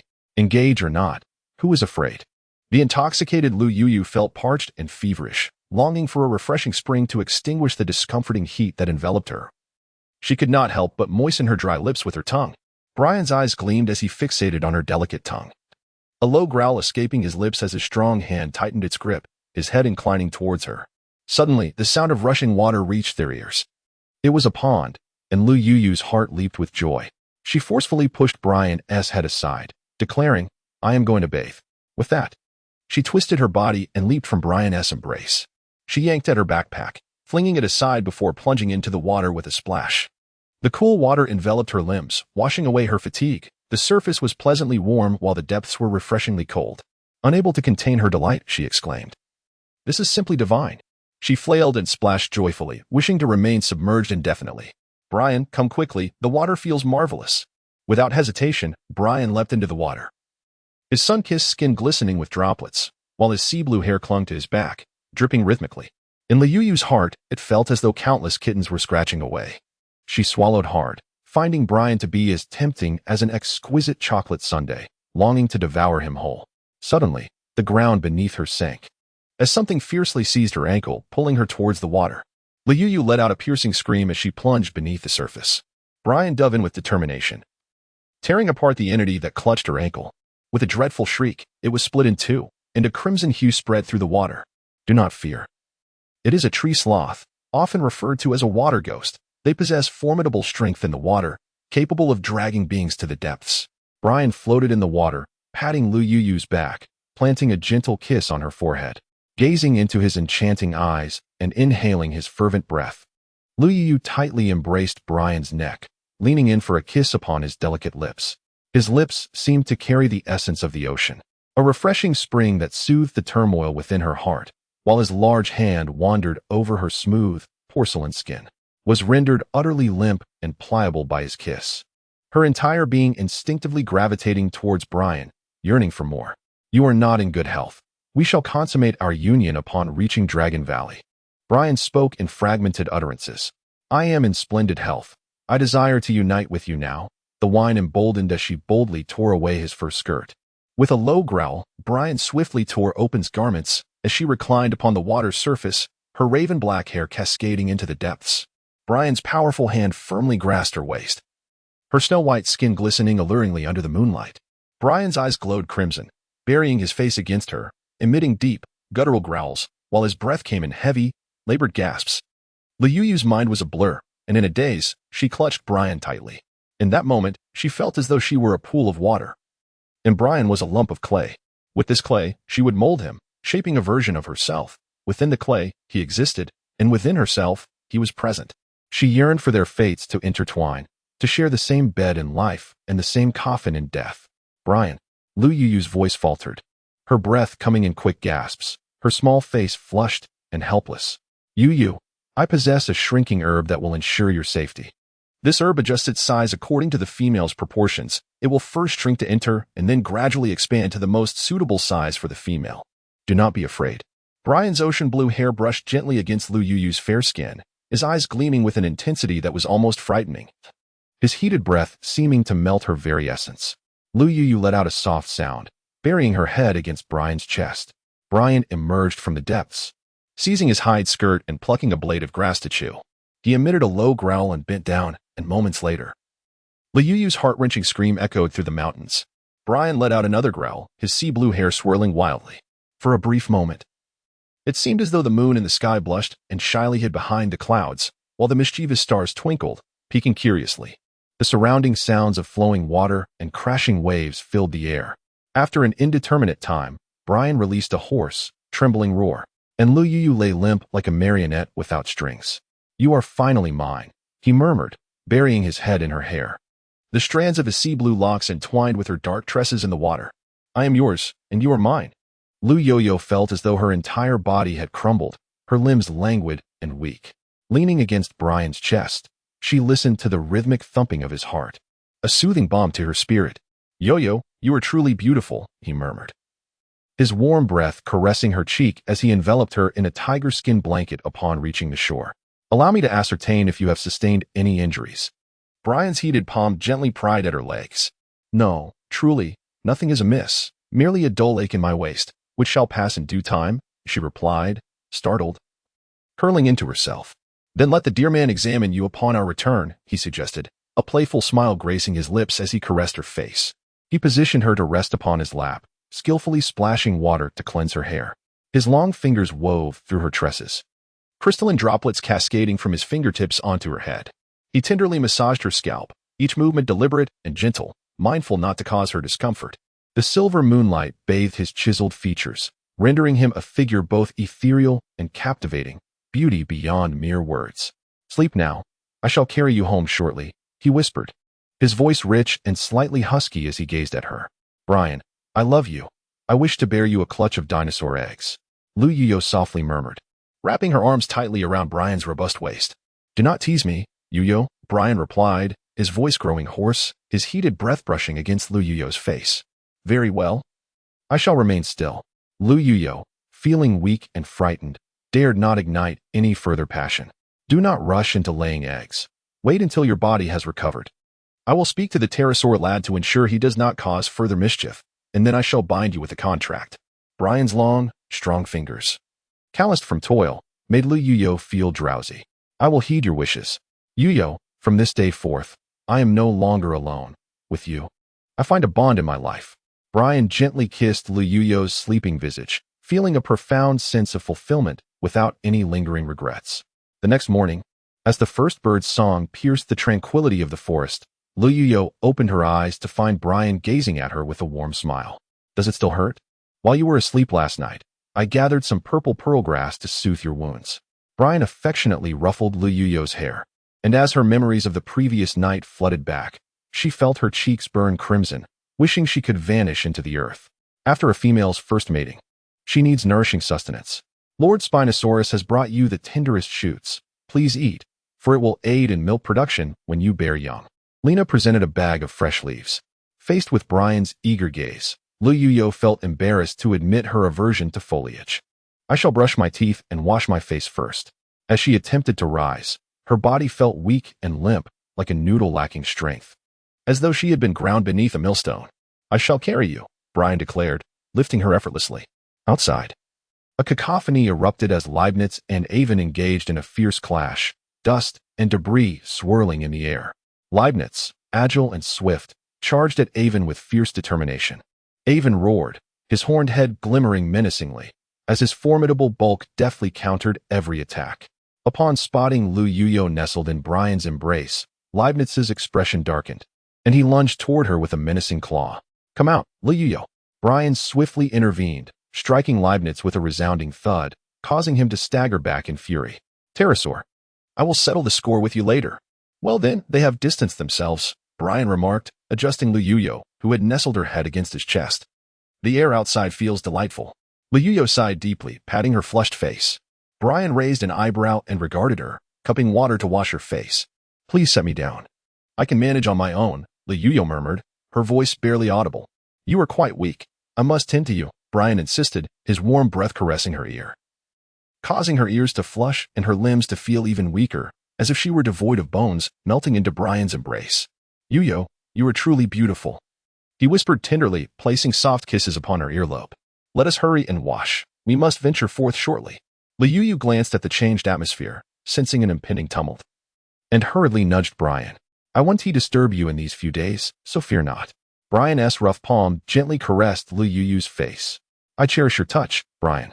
Liu lifted her gaze, locking onto his eyes brimming with affection. Yu.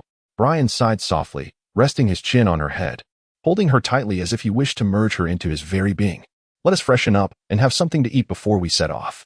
All right. How long until we reach Shenlong Valley? Liu wrapped her arms around Brian's neck. It won't be long, perhaps about a month. My father is also in Shenlong Valley, Brian replied in a somewhat somber tone. Are you going to live with him? Liu inquired, a twinge of anxiety creeping in as she thought of meeting her in-laws. She has passed away. My father has many sons. I do not need to reside with him. Brian spoke as if referring to a stranger. Then we shall continue our lives as we desire, and perhaps visit him occasionally. Your father wouldn't seek another partner for you, would he? Liu gazed at Brian with a look of palpable tension. If he seeks companionship, let him find a partner. You are my sole companion. Brian snorted softly. Very well, I shall remember this.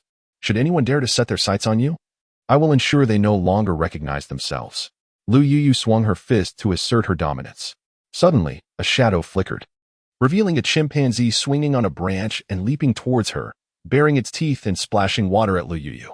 Why not come with us? With so many ghost-faced individuals around, you might find yourself captured by them one day. Liu harbored quite an affinity for this close relative, particularly as it was a person of technical prowess. The mere thought of the fermented rice wine made one's mouth water. The chimp scratched his head, seemingly deep in contemplation. Given your burgeoning intellect, you should soon be able to transform, correct? Upon reaching the Dragon Valley, you might acquire the fruit of transformation. Brian cast a glance at the chimp, whose expression was tinged with uncertainty. Suddenly, the chimp's eyes sparkled with ecstasy as he pointed into the distance and seized Liu. Dashing away, in but a moment, they arrived beside a colossal tree, its trunk so wide that it would take several people to encircle it. With a series of agile leaps, the chimp ascended the tree and, raising his fist, struck down with a resounding thud. To their astonishment, a dark tree hollow materialized above, releasing an intoxicating aroma of wine that swiftly enveloped the air. Brian's eyes brightened, and he inhaled deeply. Such fine liquor. This monkey wine was crafted from the fruits gathered by wild monkeys in the mountains, initially distilled into a fruity essence before being transformed into the exquisite brew. Liu sprouted wings and soared into the air, peering into the cave. The closer she drew, the more intoxicating the aroma of wine became, as if it could render one inebriated. Within the tree hollow lay an abundance of fruits, having fermented due to prolonged storage. Various wild berries dripped incessantly, their juices seeping downward. The creamy yellow liquid trickled down, forming a luminous pool of exquisite wine. Liu sampled a drop, savoring its rich and pure flavor that lingered delightfully on her palate. From the corner of the cave, a gorilla retrieved several gourds and began to fill them with the wine, soon managing to fill over 10. With a lingering gaze at the tree hollow, he observed a flash of darkness as Brian tossed a wooden plank upwards. Let us seal it again. We shall return for more fine wine on another occasion, he remarked. Following Liu, the gorilla turned back thrice as they exited the forest, arriving at the cave where everyone had prepared for their gathering. Liu, are you laying an egg? It shouldn't take this long. Leibniz shot a glare at her, his eyes like daggers. Have you ever laid an egg? Do you know how long it takes? Liu retorted defiantly, meeting his stare. I have not laid an egg, but I know that without a blood contract, a lowborn will never gain the acknowledgement of the royal lineage. Leibniz provocatively turned his gaze towards Brian. Brian's expression darkened as he held Liu close. She felt his arms tense, a chill radiating from him. The child I bore is mine, regardless of how others perceive him. To me, he is my most treasured possession. Liu gently tapped Brian's taut arm. You seem to have forgotten that my blood pact resides within you. Our fates are intertwined. Do you not realize? Should I perish, the one bound by my blood pact with me shall suffer grievous harm, or even face a tragic demise. Leibniz's eyes glowed crimson, his teeth clenched in fury. Brian leapt gracefully before Leibniz. There is no need for the blood pact to bind her. I shall repay her debt of life to you. Or do you wish to be my adversary? I am indifferent. She is mine. From the moment I rescued her, she has belonged to me. Leibniz furiously pointed at Liu. Liu sighed softly as she approached Leibniz. I have always known that I owe you a life and have received strength from you. Yet the choice of my companion is my own prerogative. I hope you shall not interfere. Today, I have come to realize that your heart is made of stone. A glimmer of moisture flickered in Leibniz's eyes as he turned and dashed forward, his snow-white wings carving graceful arcs across the azure sky. Watching Leibniz gradually disappear from sight, Liu Yu silently wished, "May you forever find peace, and thank you for accompanying me along this journey. Let us depart, Lele. I have brought along the stone pot you frequently use, so you can prepare delicious meals on our way." A shadow of darkness clouded Avon's eyes. Yet he made an effort to don a brilliant smile. "Indeed, the chimpanzee shall accompany us on our journey, for it possesses an ample supply of monkey wine, and we shall indulge to our heart's content." Liu Yu pointed at the gorilla trailing behind. It bared its teeth and glared at Liu Yu, clutching the gourd tightly to its chest.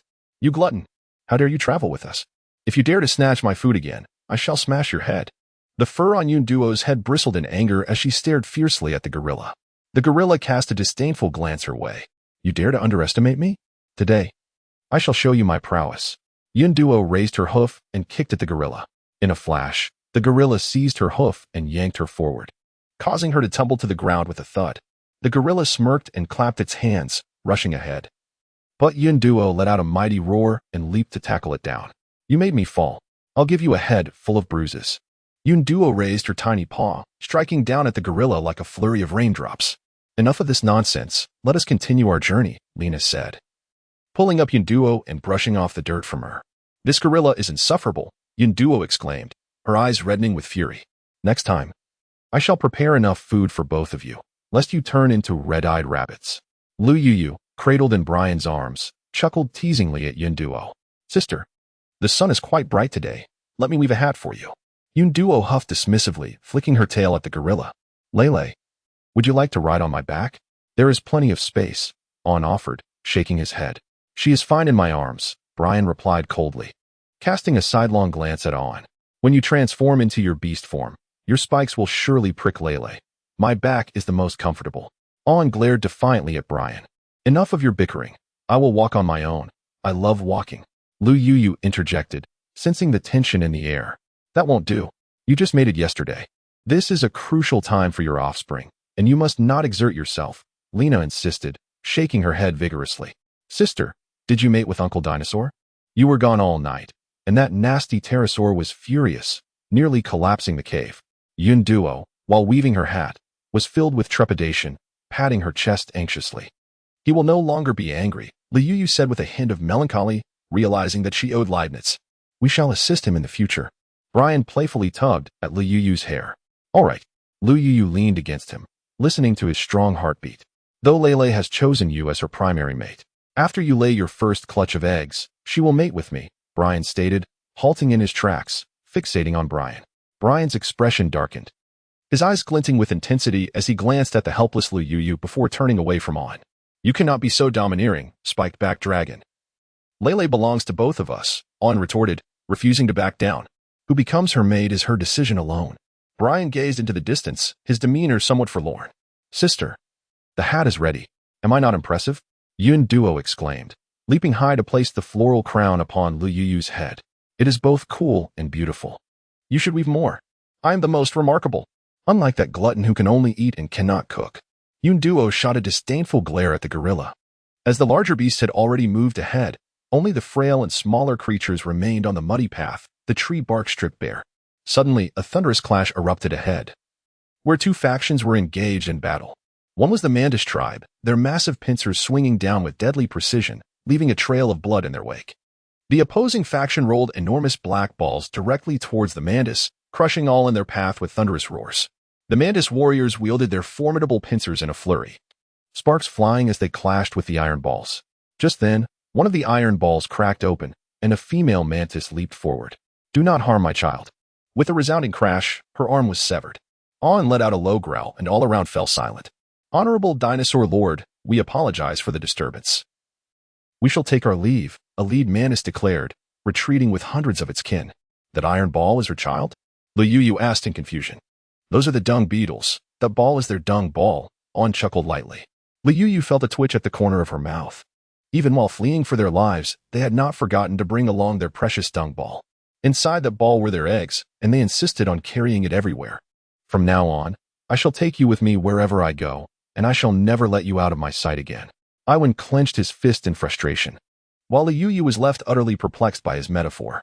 Esteemed dinosaur lord, we, the dung beetle tribe, wish to become your loyal vassals. One of the dung beetles stepped forward and knelt on one knee. There's no need for that. We are merely passing through, Iwan replied, shaking his head dismissively. Honorable dinosaur lord, if you require cultivators, none are better suited than we, the dung beetle tribe. We can transform wastelands into fertile fields, for thriving crops rely on dung. And we are excellent helpers in enriching the soil, the elder urged urgently, observing Iwan's indifference.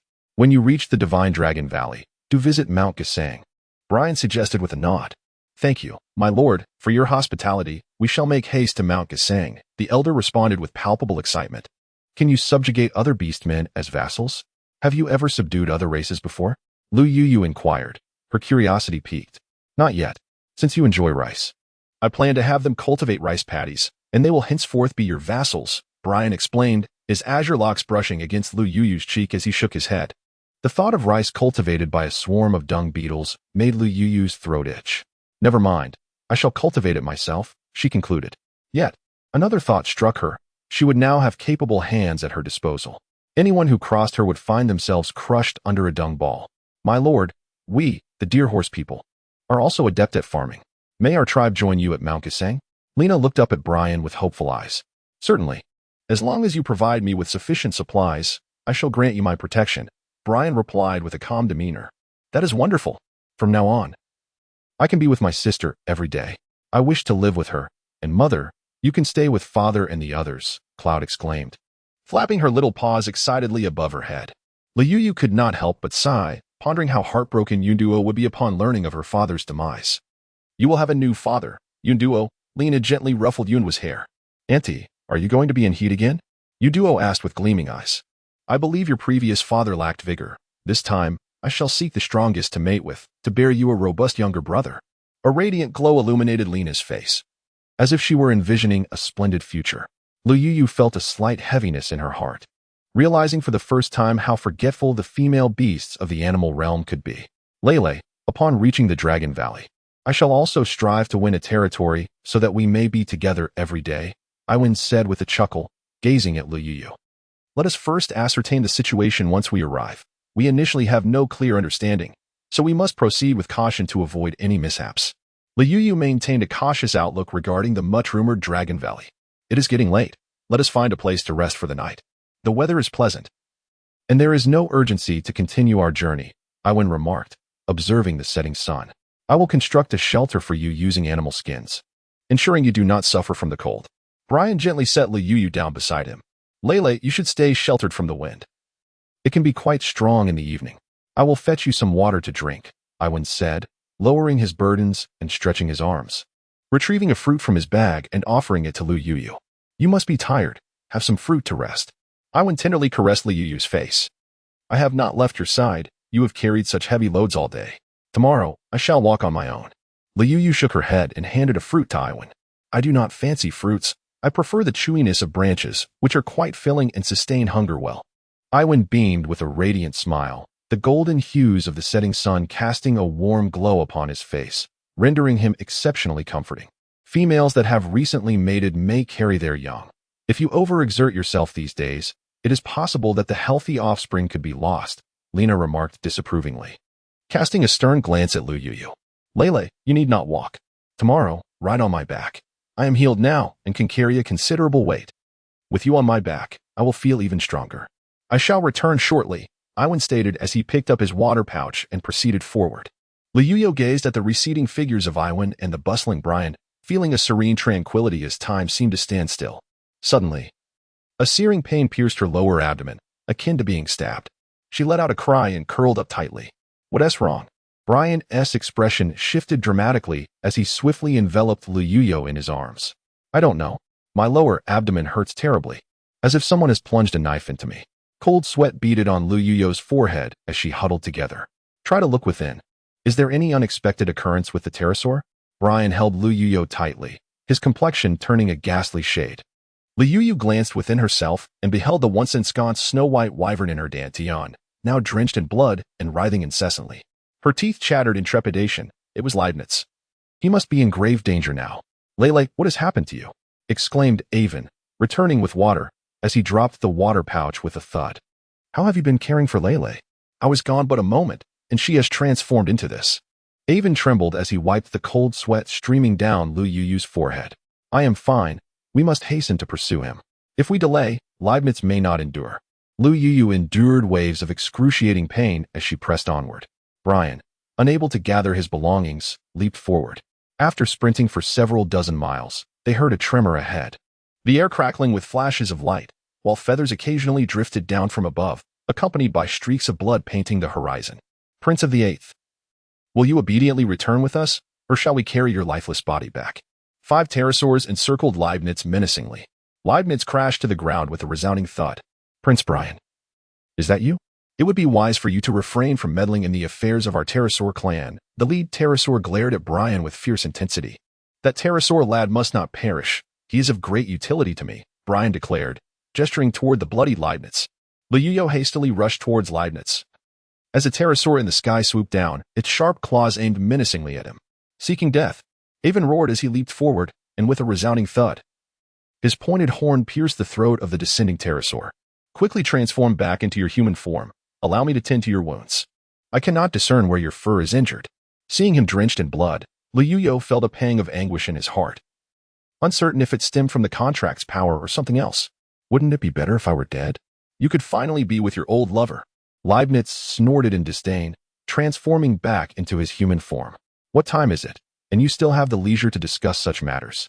As Luyuyu crushed the purple grass and applied it to his body, she murmured, in the future, do not wander off on your own. I truly believe your brothers intend to harm you. You cannot contend with them alone, and even with our numbers, they would likely refrain from causing trouble. It pains me to see you so troubled. Leibniz, wearing a stern expression, averted his gaze from Luyuyu. Then do not look, she retorted. Be careful not to jeopardize your life, for even the feeling of distress could vanish. Brian, have you firmly resolved to stand against us? Though you are indeed a prince, you command no subjects. Addressing you as prince is merely a courtesy. The leader of the wyverns glared at the one slain by Avon, hatred burning in his eyes. Whether or not I am a prince, I can still kill you, Brian replied, his expression devoid of emotion. Very well, Prince Brian, 8th Prince. We shall meet in the Dragon Valley. The leader of the wyverns chuckled coldly before swiftly taking flight. If you're not dead, then rise and find a place to rest for the night. The food is at the spot where we paused earlier, Avon remarked, casting a glance at Leibniz, who lay on the ground, visibly agitated. He is gravely injured. I fear he cannot travel well. Avon, please gather the provisions to spare us another journey tomorrow. Luyuyu hurriedly bandaged Leibniz's wound. Jilang, have you come to seek misfortune upon me just because I am injured? Even in pain, I can still tear you apart. Leibniz coldly glared at Ivan. You must follow me until the blood pact between you and her is undone. Brian cast a frosty glance at Leibniz. In this vast world, I shall go wherever I please. Even my father cannot restrain me. So who do you think you are? Leibniz merely scoffed. Your life is of no concern to me. But do not endanger Lele. She nearly succumbed to pain just now. Ivan's face turned a steely shade as he glared at Leibniz. Let us find a place to rest. The scent of blood here is overwhelming and may attract other formidable beasts. Lena gazed anxiously at the group. Hurry, Leibniz, can you walk? Luyuyu assisted Leibniz to his feet. The injury is too severe. I cannot walk. Leibniz leaned against Luyuyu's back. I will carry you. Brian firmly grasped Leibniz's arm. I can walk by myself. Leibniz shot a furious glare at Luyuyu. If you truly cannot move, shall I carry you? Yuduo timidly looked at Leibniz. Who needs your assistance, little one? Leibniz huffed, unsteadily rising to his feet. Use this branch for support. It may provide some strength. Luyuyu found a stick nearby and handed it to him. Sister, there is a cave ahead. Shall we rest there for the night? Yunduo pointed towards a dark entrance. Very well. I am weary. Let us rest early and prepare a feast for you on another day. Luyuyu gently patted the head of the cloud. The cave was ominously dark, likely a remnant of the orcs who had previously lingered, leaving behind a scattering of white bones and the ground stained with dried crimson blood. Avon returned, shouldering the provisions, and the group gathered around a flickering campfire. Lele sipped some water as Avon handed the water pouch to Luyuyu. You should drink first. You've been running around and must be quite fatigued, he urged. I'm parched, he added. Leibniz abruptly seized the water pouch and gulped it down. If it weren't for your injuries, I would have swatted you dead, Avon scoffed, glaring at Leibniz. Oh, give it a try, Leibniz replied, raising an eyebrow. Come over and have something to eat, Brian said, lifting Liu aside to retrieve some jerky from the fur bag. You should eat too. You must be tired from carrying me. Tomorrow, I'll walk on my own. Liu perched on his lap, crunching on the jerky. I'm not tired. Does your wound still hurt? Not at all. It doesn't hurt one bit. Liu shook her head vigorously. If it does, remember to tell me, Brian said, inhaling the scent of Liu's hair. All right, I promise to let you know first if I feel unwell. I don't want you to lay eggs so soon. You're still young, and early egg laying is not good for your health, he added, tenderly grooming her hair. Whenever the time comes, I will lay them. At that moment, several pairs of eyes in the cave focused intently on Liu, causing her to blush. Sister, you need to hurry and lay your eggs, first. You'll lay Uncle Spinosaurus' eggs, then Uncle Giganotosaurus', and you must also lay Uncle Pterosaurus' eggs, the cloud counted on its tiny claws. Laying them one by one is too tedious. If it were me, I would mate all at once and lay 3 types of eggs in one go. Liu felt as though a thunderclap had resounded within her mind, as if her nightmares were about to become reality. Lele, you may rest upon me. My abdomen is quite soft, ensuring you won't catch a chill, said Avon, patting his belly. She lay beside him, while Brian cast a cold glance at Avon. You held her all day. It's my turn now, Avon declared, cradling Liu in his arms. I shall sleep alone tonight. Observing Brian radiate an aura of frostiness, Liu felt a sense of embarrassment wash over her. There is no wind in this corner of the cave. Lele, you should rest here, Avon suggested, spreading out a hide on the ground. I am injured and cannot be exposed to the breeze. Just as Liu settled down, Leibniz lay down beside her. You. Avon glared at Leibniz through gritted teeth. What of it? I am already injured, Leibniz replied, reclining on the hide in a posture of feigned innocence. Sleep well. I shall keep watch outside, Brian said, tucking the hide around Liu and planting a gentle kiss upon her forehead. Do come back to rest after a brief look outside. You must be weary from your day's journey. Sleep now. With that, Brian rose and exited the cave, followed closely by a fuming Avon. I want to devour you. Why are you cowering in the corner? Leibniz grumbled, tugging at Liu's hair. You are not tired. But I am. My eyes can barely stay open. I must sleep, she retorted, brushing aside his hand and ignoring him. You gazed at Brian as if your eyes might fall out. What nonsense. Leibniz huffed, releasing her hair in frustration. In a state of drowsy slumber, Liu was abruptly roused by a buzzing sound.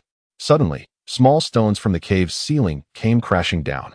Upon opening his eyes, he was met with the sight of a myriad of pitch-black bats diving towards him like a dark storm. Their enormous wings stirred the debris into a chaotic frenzy, while their ivory fangs glimmered ominously in the night. Their sharp beaks emitted eerie, chattering sounds, releasing noxious gusts of air. It seemed as though they were drawn to the scent of blood emanating from Leibniz, and like a whirlwind, they surged directly towards him, who lay there motionless. Liu was taken aback and swiftly rolled to the side, landing atop Leibniz. She felt as though she were pressing down on a smoldering ember, the heat radiating intensely beneath her. A sense of foreboding washed over her. Surely, Leibniz must have developed a fever from an infected wound, for otherwise, he would not remain so unresponsive. In a sudden flurry, a bat swooped down, its claw as sharp as a dagger, sinking into Liu's arm. Instantly, a stream of blood gushed forth. The bat, emboldened by the scent of blood, let out a shrill cry and flapped its wings frantically, its sharp fangs poised to strike at her. Liu drew in a sharp breath, her arms aching with a piercing pain, as the other bats, provoked by the scent of blood, recklessly surged towards her with relentless aggression. With a swift motion, Liu transformed her hands into claws, striking with a series of resounding thuds that shattered the skulls of several bats, their brains splattering in all directions. She wrapped the beast hide around Leibniz, securely shielding him in front of her. In an instant, a relentless swarm of bats surged toward her. Eyes shut, she swung her fists repeatedly, tearing and slapping, as waves of putrid blood splattered across her visage. Outside the cave, Avon charged in a frenzy, but the overwhelming tide of bats barred his path. Their guttural shrieks filled the air, and soon, a dark heap of bat corpses lay scattered at Avon's feet. An unending stream of bats erupted from the depths of the cave, hanging upside down from the ceiling in throngs, and swooping down to form a formidable black barricade. Avon's eyes glowed crimson as he swung his massive hands, sending blood and flesh flying in his wake, while thousands of bats flapped their wings in a frenzied assault. effectively trapping him outside the cave. Lu Yu hoisted Leibniz onto her back, while the clouds rolling on the ground cried out in alarm. Quickly, exit the cave. The space is too confined. We shall soon be reduced to mere bones. The gorilla and the clouds leaned against one another, inching forward. The clouds occasionally shrieked, while Lena focused on aiding them by kicking and striking at the bats clinging to her, only to find herself bitten several times, leaving her bloodied and bruised. As the situation grew increasingly dire, Lu Yu tumbled several times before reaching the smoldering remnants of the campfire. In a moment of desperation, she cast aside her tiger skin cloak, which ignited instantly with a resounding roar. The nearby bats emitted high-pitched shrieks, frantically fleeing towards the cave's entrance. Lu Yu hurled several more animal skins into the flames, and the fire blazed into a brilliant spectacle. Thousands of bats scattered in a dark cloud, rushing towards the exit. Lele, it is all my fault. I should not have ventured outside the cave. The Spinosaurus went to find food for you, Avon lamented. His eyes filled with remorse as he reduced the remaining bats to a pulp. I am fine. I need to undergo some trials myself. It is merely a superficial wound, so do not worry. Lu Yu set down Leibniz from his back, his face flushed and his lips cracked and dry, constantly fidgeting. You are injured. Allow me to staunch your bleeding first. Avon's complexion turned ghastly as he attempted to place Lu Yu's hand in his mouth to lick it. No need. I am uncertain whether there is poison on these claws. I will apply the purple pearl grass shortly. First, let us administer medicine to Leibniz. His fever is rather severe. Lu Yu wiped the sweat from his brow and took out the few remaining fever-reducing tablets from his backpack. I will attend to him. You should first tend to your wounds, he said, noticing Avon's displeasure. Lu Yu moistened a cloth and placed it upon Leibniz's forehead. Avon, Leibniz once saved my life. I owe him a debt of gratitude. Henceforth, do not engage in disputes with him. Though he possesses a sharp tongue, he harbors no ill intentions. I shall ignore him. Had he not persistently sought trouble, I would not have felt compelled to respond. Avon glared resentfully at the dazed Leibniz. Lena, please check if there are any injuries on you, duo. I have some medicine. You ought to apply it. My skin is quite tough. This minor injury is of little concern. You must attend to yours promptly to avoid leaving a scar.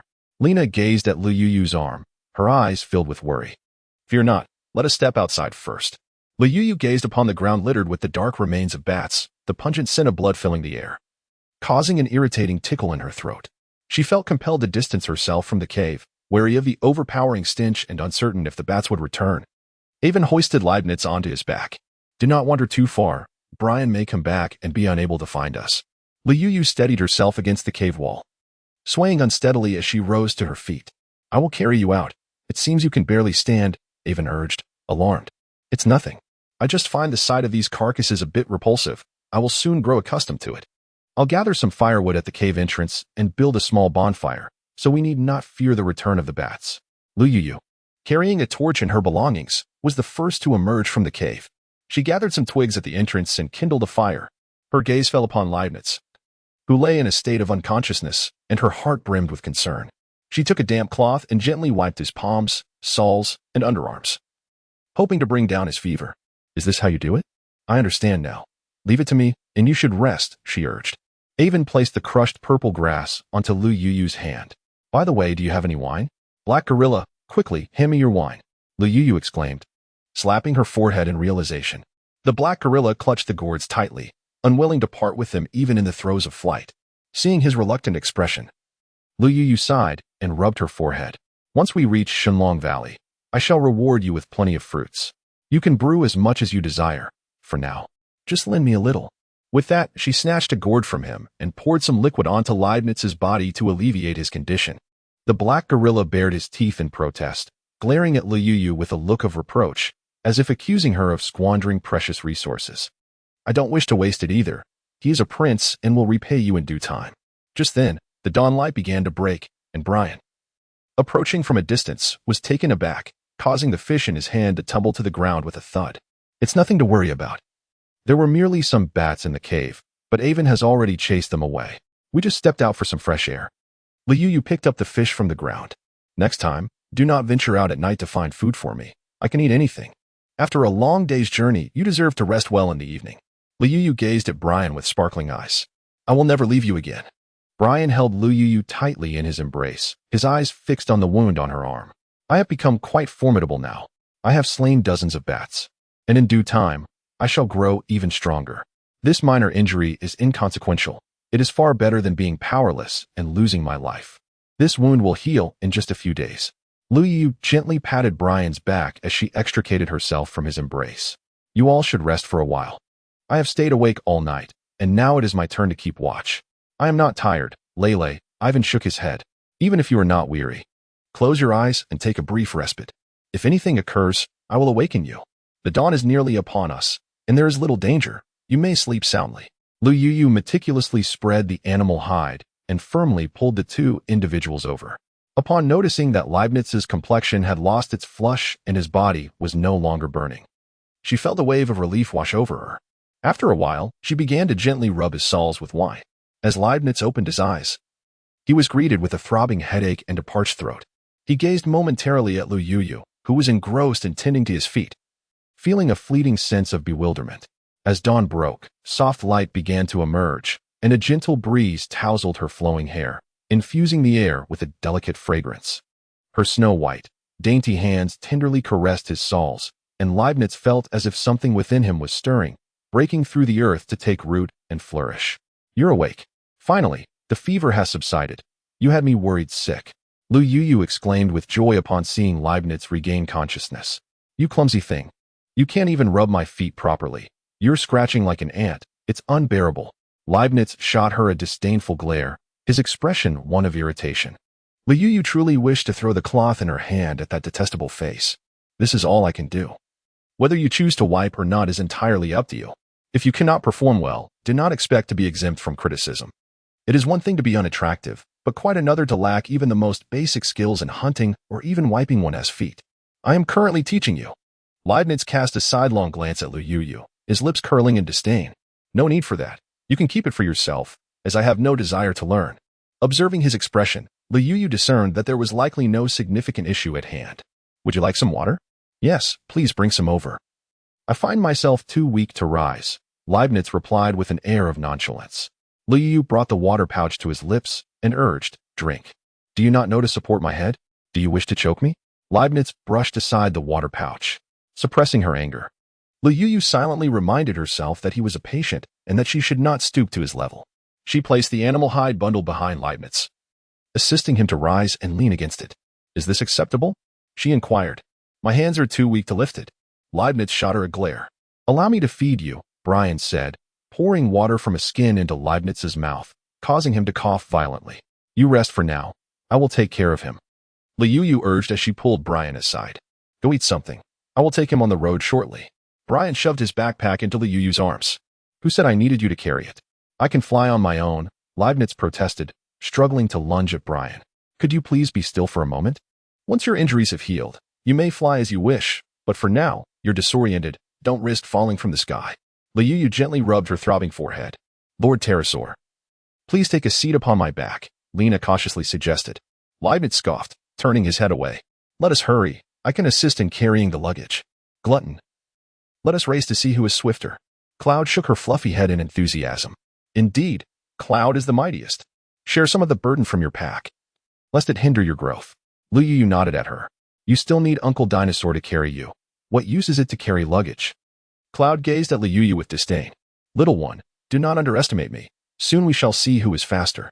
No need for a race. If you fly while carrying something, you will surely plummet from the sky, Cloud asserted confidently, as if possessing foresight.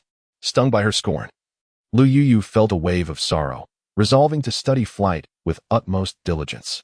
I shall carry you. Your injury has yet to heal, Brian said, lifting Lu Yu into his arms.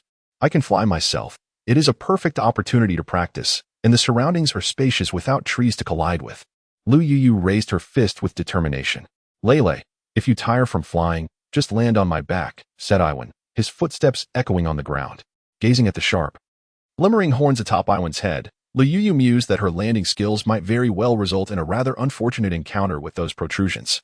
It seemed she needed not only to master the art of flight but also the finesse of descent. How foolish it felt, after so much practice, to still be swaying in the air. Pay attention to the frequency of your wing movements and maintain your body's balance. When you descend, flutter your wings gently. Do not fear. Be mindful of the rhythm. The more you fear, the more likely you are to fall. Perched upon Lena's back, Leibniz looked at Liu with a face full of disdain. Liu endeavored to maintain her balance, inwardly grumbling, "Do you think everyone is like you? Born with the grace of a bird?" In the blink of an eye, more than 10 days had elapsed, and with Leibniz healed, the group's pace quickened. I caught a whiff of my kin's scent. They were not far from here. Lena's eyes sparkled with joy. "Oh, I shall see Crescent Moon soon. I am off to find her." The clouds dashed forward with urgency. "Slow down, child," Lena chuckled, keeping pace. The sounds of combat grew increasingly intense, and Lena's expression turned anxious. "If it happens that my kin are engaged in battle, might you lend a hand?" "Certainly," Brian nodded affirmatively. Amidst the chaos, the saber-toothed tiger clan and the deer-horse tribe, along with various other factions, were embroiled in a fierce melee. Hovering above, Liu pointed ahead. It was dusk, and the evening glow painted half the sky crimson. Below, thousands of beastmen clashed violently, their roars echoing as flesh and blood flew through the air, the splattered blood staining a river red and tainting the entire mountainside. "Children, tear them apart. With ample sustenance, we shall reach the Valley of the Divine Dragon in no time." A vibrant tiger roared from the forefront, as its companions leaped to pounce on a young deer horse. An elder deer horse charged forward, colliding with the young one, kicking at the tiger. The sound of a crunch resounded as the tiger clamped its jaws around the elder's leg, leaving him with only 3 limbs as he fell to the ground with a pained cry. The tiger lunged again, aiming for the elder's neck.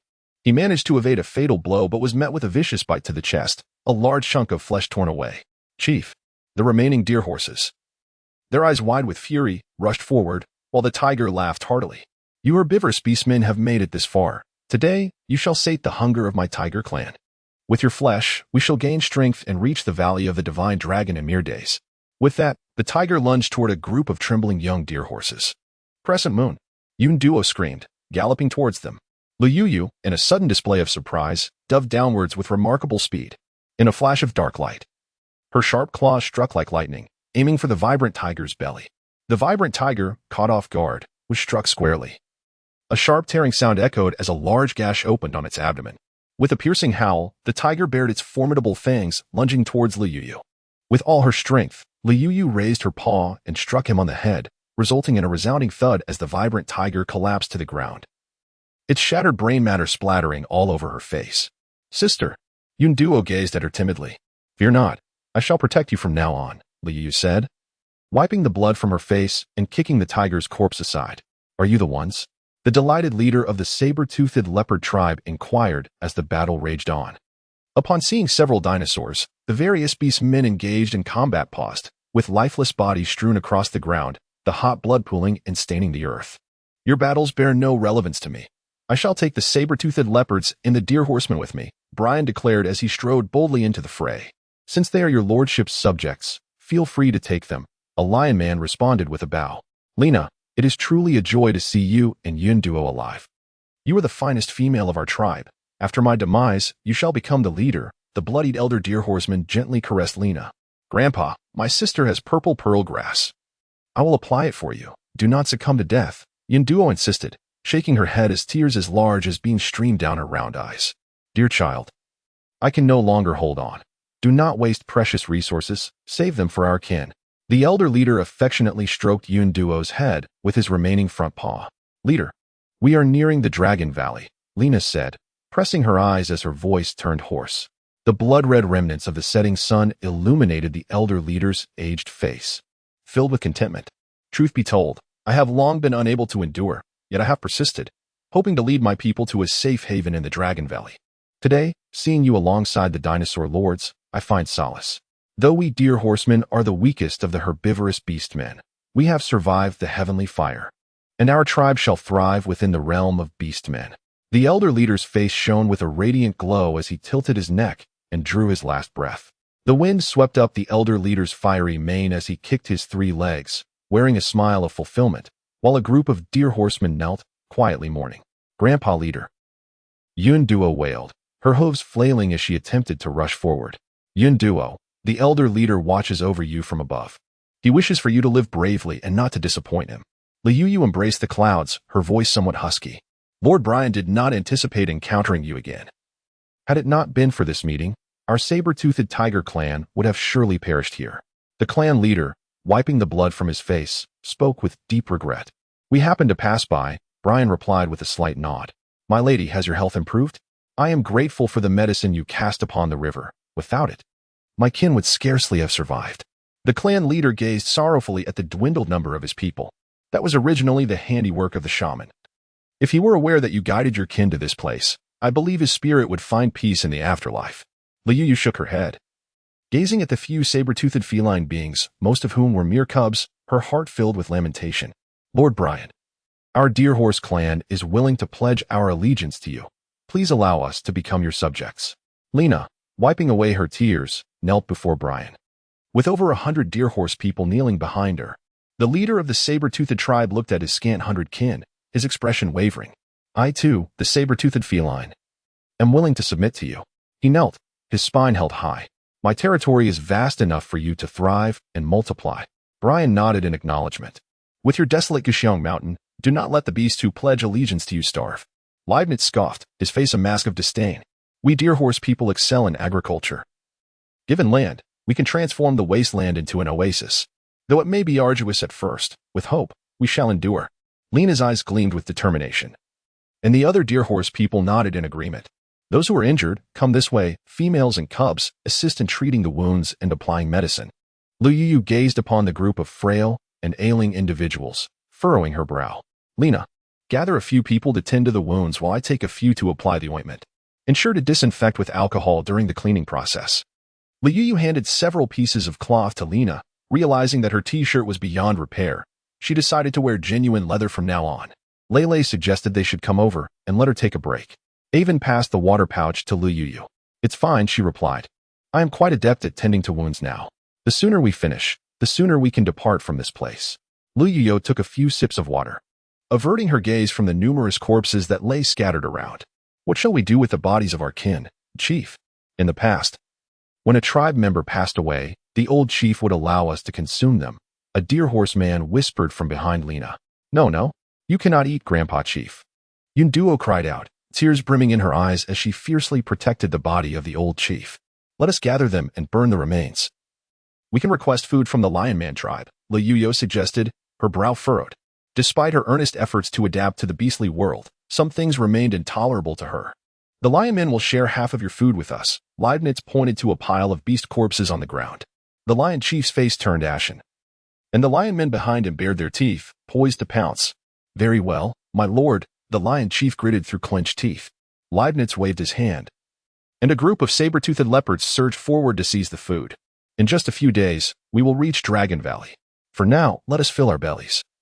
"Do not act as though you have never seen food before," Leibniz scoffed. 3 days later, the group finally arrived at Dragon Valley. Gazing upon the vast expanse of primordial forest before her, Liu exhaled deeply. This would be her home henceforth. "Once we enter the valley, we will head to Guxiang Mountain. Tomorrow, I will take you to see the shaman," Brian said, enveloping Liu's hand in his. "I am fine. I do not need to see anyone. Is there anyone else at Guxiang Mountain? It is merely a barren hill, devoid of any grass. How could such a vast mountain fall to him?" Leibniz remarked with a sneer. "Fleeing refugees, step aside and do not block the entrance." A voice of reprimand echoed from behind. Turning back, they saw several unicorn men pulling a cart. Liu scrutinized the ragtag group before him, noting their tattered clothing and weathered faces, which indeed resembled those of Ethiopian refugees. "Have you lost your senses? Do you not recognize who I am?" Leibniz scoffed. And with a flash of light, a sign was tossed onto the carriage. It was, astonishingly, a royal insignia. A group of orcs trembled in fear, kneeling before him. "Please, noble 8th Prince, forgive us. It was the driver who offended your esteemed self in his blindness." From the carriage emerged an orc, approximately 30 years of age. He bared his teeth and viciously bit into the throat of the very orc who had just been reprimanded. The unfortunate creature convulsed, kicking and thrashing, blood spilling upon the ground, and in mere moments, his eyes widened in death. Who dared to do this? It was none other than Lankajian. Leibniz let out a disdainful snort as he reclaimed the sign. "You have been away for quite some time, 8th Prince. The first prince has been worried about you. Upon learning of your return, he will surely be overjoyed. I shall convey this delightful news to him at once." Lang Kajian wiped the blood from his mouth, grinning wickedly. Upon my return, my dear brothers will surely be disappointed to see me intact." Leibniz raised an eyebrow. Let us not linger here, for we are obstructing the path. Lu Yu tugged at Leibniz, urging him forward. Upon entering, they were met with a bustling scene, filled with a myriad of orcs displaying their wares. Lu Yu was momentarily dazzled by the array of goods. Suddenly, a fragrant breeze wafted through, and a throng of females surrounded Leibniz. Prince Leibniz, why did you not partake in the last mating season? I have been awaiting your return, one female lamented, her eyes filled with longing as she gazed at Leibniz. Lu Yu scrutinized the legendary beauty before her, noting the cascade of silvery hair, the porcelain-like complexion, the elegantly sculpted nose, and the crimson, alluring lips. While her visage was undeniably enchanting, Lu Yu couldn't help but wonder about the absurd length of her neck, stretching nearly half a meter. She silently scoffed, contemplating the impracticality of such a neck in dire circumstances. The lustful moon gathering was initiated by my mother. I shall not select a partner from among its attendees. Leibniz, wearing a scowl, disregarded her. I waited for you for quite some time the other day, yet you did not arrive, Lu Yu remarked. A petite girl, no more than 5 or 6 years old, gazed up at Leibniz with large, tearful eyes, filled with accusation. I have no interest in you, Foxmusk, Leibniz replied, his expression darkening further. You wouldn't even spare a glance at such a young female? Lu Yu regarded Leibniz with disdain. The girl was a hybrid of the Fox and Musk clans, diminutive in stature, yet she was of age. Brian lifted the corners of his mouth in a subtle smile. Lu Yu appeared utterly astonished, exclaiming, Goodness, is that a dwarf? Suddenly, her gaze fell upon a captivating beauty ahead. The woman possessed a slender waist and a curvaceous figure, her every step imbued with an enchanting grace. Cascading down her back, her long purple hair danced playfully against her snow-white skin, accentuating the alluring contours of her physique. Lu Yu gazed with sparkling eyes, overwhelmed by a surge of envy and jealousy. Suddenly, the beauty turned her head, nearly causing Lu Yu to fall to the ground in fright. She possessed a flat, triangular face and 2 piercing green eyes radiating menace. Under her gaze, Lu Yu felt a shiver run down her spine. That is of the Serpent clan, Brian remarked succinctly, his words laden with astonishment. Is this what you call beauty in your Dragon Valley? Have your eyes been caught in a door? Lu Yu gazed at Leibniz with an expression of utter bewilderment. In this place, every beauty seemed captivating at first glance. However, the underlying truth revealed their unfortunate disabilities. Unable to compete with the elegance of the Celestial Crane clan, nor with the physique of the Serpentine tribe, Lu Yu was met with a myriad of astonished gazes. It appeared that the onlookers had finally encountered an unblemished being, an extraordinary rarity indeed. She must be a descendant of a heroic matron. A throng of orcs fixated their intense eyes upon Lu Yu. Brian let out a cold snort, and an aura of menace enveloped the atmosphere. In an instant, the orcs dared only to whisper among themselves, refraining from brazenly staring at Lu Yu. Brother Brian, you're back. I have been waiting for you, exclaimed a female who rushed towards him, her exuberant energy causing Lu Yu to feel momentarily dizzy. Lu Yu, enveloped in sorrow, lamented, What is the use? I embrace my modesty with pride, for I save fabric for my country. Before her stood a maiden with skin as fair as snow, her delicate frame captivating. Cascading black hair fell gracefully to her waist. She leaned against Brian's chest, weeping softly, her tears cascading like a gentle stream. Indian Fong, keep your distance, Brian exclaimed, pushing her away, causing the young lady to let out a startled cry as she tumbled to the ground. At that moment, Lu Yu realized that several strands of white whiskers had unexpectedly sprouted from her chin. Lu Yu let out a soft giggle, remarking on her rival's rather unimpressive demeanor, an individual with epilepsy and an unkempt beard. What a lowly female you are. Prince Brian has long since pledged himself to me. The girl, Yang Jian Feng, delicately raised her finger, quivering as she pointed at Lu Yu. I am his partner. He will live with me henceforth. Humph. Without the king's endorsement, you shall remain but a mere lowly consort. My father is the most capable aide to the king. With a disdainful snort, Yang Jian Feng rose from the ground. Let us go to Gisa Mountain. Do not pay them any heed. Brian took Lu Yu's hand, striding forward as the crowd parted before them. Lu Yu, you must accompany me to meet my mother.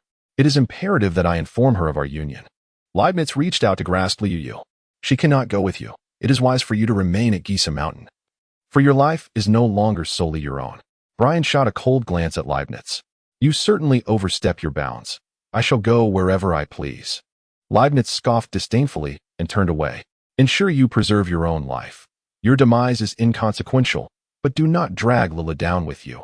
On interjected, visibly displeased. Mind your own business, Jilong. This is Shunlong Valley, not your tribal territory. You, a mere-tiered beast, should keep your tail tucked. Leibniz waved dismissively and melded into the throng of beast men. You need not worry about him. He likely possesses some influence of his own, Brian reassured, gently stroking Liu Yu's hair. Is Gisa Mountain far? How long will it take us to arrive? Along the way, Liu Yu was captivated by the myriad of stalls lining the path.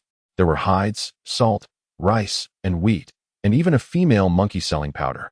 I'll take all of this, Brian declared, tossing a peculiar stone, neither quite jade nor stone, onto a stall. Sir, that is a high-tier spirit stone. I cannot open it, stammered a group of stall-holding beast men, gasping in disbelief and whispering to one another. Is that truly a high-tier spirit stone? One piece could be exchanged for 10,000 low-tier spirit stones. Do not bother with change. Simply wrap all of this up, Brian commanded, pointing at a collection of combs and assorted trinkets on the stall. Liu Yu felt a secret sense of pride, eager to experience the delightful pleasure of ostentation and the thrill of retribution, to satisfy the whimsical desires of a humble soul. She decided to purchase 2 combs, one for her hair and another for her leg hair. Yet upon reflection, she deemed it too extravagant, as she possessed no leg hair. Instead, she resolved to acquire some rice and wheat, knowing that the more she bought, the more they would be willing to negotiate. Liu Yu hastily took the stone from the hands of the orc vendor selling combs. I still have more, she declared. Brian affectionately ruffled Liu Yu's hair, encouraging her to take her time. Her eyes sparkled with excitement as she clutched the valuable stone tightly, almost tempted to bite it. How could this perfect female be so miserly? She bore little resemblance to a noble heroine. A group of orcs trailing behind, enamored by her beauty, scattered like startled birds. And Liu Yu fancied she heard the sound of fragile hearts shattering. Even the perfect female has her needs. She scoffed. What is the price of your rice and wheat? Liu Yu inquired, pointing at a large bag of golden rice with curiosity towards the horned oxen. It is merely 10 low-grade spirit stones for a bag, replied the male horned ox, astonished and staring blankly at Liu Yu. I will buy everything you have here. Do you possess any tools for grinding rice and flour? Why do you sell grains instead of rice and flour?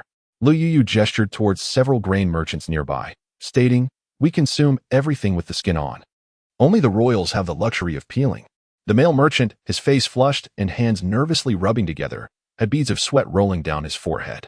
Do you know where I can find someone to pound rice and grind flour? Liu Yu felt a bit embarrassed under his gaze. I have some in my cave, used for peeling when offering tributes to the royals.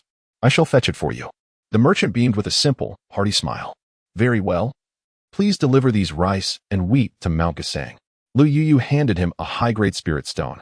With a clatter, the spirit stone fell to the ground, and the merchant's face turned pale. You intend to go to Mount Gasang? It is too perilous. You must not venture there. That place is cursed by the beast god. We, the beast men, can scarcely find sustenance, and not even grass grows there. The merchant looked at Liu Yu with deep concern. Fear not. Just deliver it for now. In a few years, it will surely flourish. I shall return to purchase grain from you in due time. Liu Yu silently encouraged herself, determined to transform the barren wasteland into a verdant oasis. With her mother specializing in plant cultivation, she possessed a certain understanding of soil quality. Moreover, she had 2 books on the subject tucked away in her bag. Lele, you need not worry.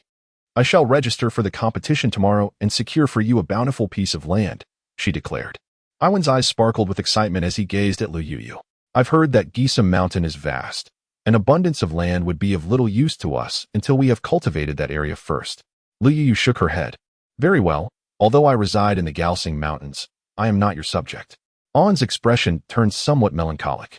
If you desire territory, wait until your cultivation advances, and then you may challenge for it. I shall await your triumph over a more expansive domain. Liu Yu, with a beaming smile, encouraged Iwan. All right. I shall strive to advance soon. Iwan waved his fist, brimming with determination. Sister, there are so many delectable treats here. Come and partake. Yunduo and Yuya, with a chestnut in one hand and a pear in the other, were thoroughly enjoying themselves, while a gorilla trailing behind sported a prized gourd around its neck, clutching several beast skin pouches. Yunduo, this powder is only used by the most exquisite females, Yuya exclaimed, her eyes sparkling with excitement. Yunduo nodded vigorously, urging, Hurry, pay up. The gorilla, with a grimace, produced a gray stone to offer to the female monkey. Oh, Little brother, look at you, even before transforming. You have two such beautiful females following you. To buy more. Only males who are willing to spend on us females are the finest companions. The female monkey's face flushed as if she had dived into a vat of flour, and with a smile, the powder fell away, while a few sparse brown hairs swayed gently atop her bald head in the breeze. A group of individuals, burdened with large and small packages, trudged for quite some time before finally catching sight of Mount Gasang. From a distance, the ethereal mountain was shrouded in a delicate veil, its silhouette hazy and elusive, like soft ink strokes painted against the azure horizon. At the mountain's base, the landscape stretched endlessly before them, desolate and cracked, with patches of land split open, exposing the withered roots of sparse thatch, wilting under the sun's harsh glare. Upon learning of their destination, Yun Duo and her companions galloped forward, their flowing fur dancing in the wind, bringing a semblance of vitality to the barren land. Fortunately, towering trees adorned the mountain, offering a refreshing respite. Lena gazed anxiously at the cracked earth before her, while skilled deer-horse folk crouched low, inhaling the soil, their faces etched with despair. The clan leader lamented that the saline land was unsuitable for cultivation. Lu Yu grasped a handful of soil, gently squeezing it between her fingers, observing its gray hue that crumbled to a fine powder. She exhaled deeply, confident in her assessment that this vast expanse of land was indeed saline alkali soil. With her mother's research in botany, she possessed some understanding of its nature. To put it simply, saline alkali soil contains a high concentration of salt and alkali components, rendering it inhospitable for crops unless the salinity is leached away. Of course, it is also possible to cultivate deeply and rotate crops to bury the saline layers beneath the surface or to apply a thick layer of silt to promote plant growth. We resided on the mountainside. Brian gently arranged the wind-tousled strands of Lu Yu's hair. Is all this land truly ours? Lu Yu's eyes sparkled with curiosity as she gazed at Brian. Yes, the vast expanse surrounding Mount Gasang is my domain, Brian affirmed with a nod, a faint smile gracing his lips. In a few years, this place will undergo a remarkable transformation, becoming the largest granary in Shinong Valley. Gazing at the endless stretch of land, Lu Yu felt a surge of joy. Lele, since this land is saline and cannot be cultivated, I will participate in the challenge to win you a piece of land, Avon remarked, his expression less than favorable. It's all right, Avon. Although this is saline alkali soil, with dedication and effort, we will surely transform it into fertile fields. Lu Yu could hardly contain her exuberance, exclaiming in delight over the vast expanse of fertile land. What a fortune indeed. The mere thought filled her with joy. Let us ascend the mountain for a few days of respite, suggested Brian, taking Lu Yu's hand in his large one. Have you ever resided in the Gasang Mountains? He inquired. Yes, I have. The mountain is teeming with wild beasts and abundant food, whereas the valley below is not suitable for cultivating crops. Brian gestured towards the mountainside. What wonders lie above? Lu Yu asked, her eyes sparkling with curiosity. In spring, the mountains are adorned with blooming flowers. In summer, the streams babble merrily. In autumn, the harvest is bountiful, and in winter, a blanket of snow envelopes the landscape. A glimmer of joy danced in Brian's eyes, as if he had returned home. It is beautiful, and it shall only become more so. Lu Yu chuckled heartily. Yes, this is your home, Brian remarked, gently squeezing her hand. Thank you for giving me a home, Brian, Lu Yu replied, her voice slightly hoarse. What is mine is yours. Do not weep, he said, his rough palm carefully brushing away the tears from her eyes. It's nothing, just some sand that blew into my eyes, Lu Yu reassured him, shaking her head with a smile. I shall help you remove it, Brian said, leaning closer, his warm breath caressing her face. I can manage to rub it out myself, she replied, feeling a touch of embarrassment. After their last encounter in the cave, where a simple kiss had led to such overwhelming feelings, she felt a bit overwhelmed under the watchful gaze of many pairs of eyes. Has she turned shy? A group of females observed Lu Yu as if she were an oddity. During our mating season, many beastmen engage in copulation together. It is vital for producing strong offspring. So what is there to be embarrassed about? Lena teased, her expression playful as she regarded Lu Yu. Once the beastmen of Gasang Mountain increase in number, we shall establish a mating valley, dedicated to the mating season, Lena mused dreamily, gazing into the distance. Lu Yu was left charred and tender from the lightning strike, her mind swirling with the image of a group of people engaging in uninhibited revelry, leaving her utterly dazed. It was necessary to establish a valley of passion, a matter of great significance for the propagation of our Orsish kind. The chieftain of the saber-toothed leopard tribe nodded in full agreement. Luyu observed the serious expressions on everyone's faces, and even Brian's agreement compelled her to yield to the majority. When you build, make sure to choose a more secluded location. Of course, it must be remote enough to plant the passion grass in the Passion Valley. Only then can it incite the females' heat. If it were situated in a common area, the males would be overwhelmed by the scent of the passion grass and would be unable to perform their duties. The group of females burst into laughter, while the males beside them gazed eagerly, their breaths heavy with anticipation. All right, little ones, we are home now, and as long as there is an abundance of food, can we truly worry about opportunities for mating? The leader of the saber-toothed tiger clan kicked a saber-toothed figure who was fervently sniffing near the females. Lord Brian, many of the females have sustained injuries during our flight. I fear it may affect their future heat cycles. Could you consult the shaman for them when you take the lady for treatment? The clan leader looked at the females with deep concern. Of course. Let them come over tomorrow. Brian nodded in agreement. Leluo, I've gathered some fruits over there. Hurry and eat. Avon presented a handful of date-like fruits to Luyu. You should have some too. Luyu shared half with him. I've already eaten. This is for you. Avon wiped the sweat from his brow. The fruits were delightfully crunchy, with a delicate sweetness accompanied by the unique fragrance of wild growth. I can't finish them all. There are still more delectable treats on the mountain. Help me eat half. Luyu offered a handful of dates to Avon. So sweet. Avon's amber eyes sparkled with delight. If you wish to eat more, just pick some. There should be plenty in this mountain. Luyu inhaled deeply, feeling her fatigue dissipate. The mountain was lush with greenery, and as they entered the forest, a refreshing breeze enveloped them. The group walked in cheerful conversation, occasionally startling wild chickens and rabbits into flight. It seems there are plenty of wild beasts in this mountain. Our clan's food supply is secured. The saber-toothed clan leader exclaimed joyously. You may hunt in the mountain, but you must also patrol the woods, Brian instructed, clearing a path through the thorns for Luyu. This mountain isn't very large, so I suspect there aren't many beasts.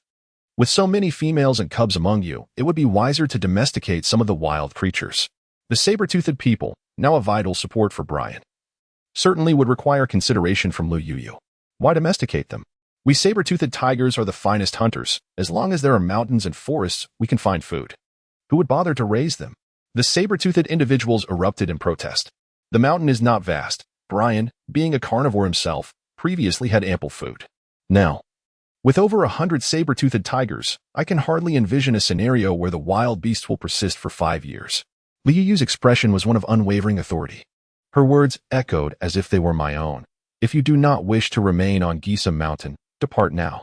Brian cast a cold glance at the leader of the saber-toothed tiger tribe, while Evan stood beside him, observing the raucous saber-toothed tiger clansman. The leader of the saber-toothed tiger tribe sighed as he glanced at the frail and ailing members of his kin. We shall heed the lady's directive and tend to the wild beasts. A collective dissatisfaction flickered across the faces of the saber-toothed tiger people.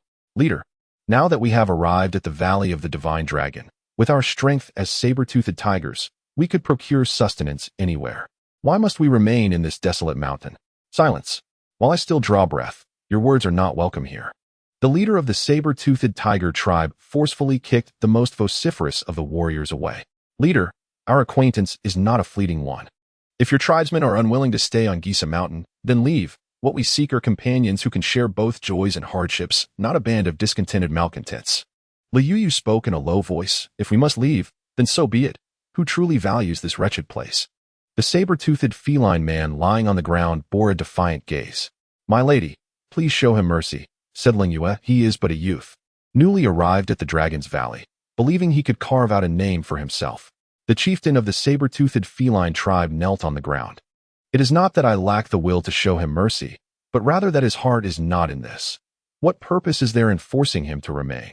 Luyu waved her hand, forcing herself to be resolute. Without rules, there can be no order. This place was inherently desolate, and if they did not take care to rejuvenate it, it would truly become a lifeless wasteland in less than 5 years. If anyone wished to leave, they should step forward. I do not need those whose hearts are not in it.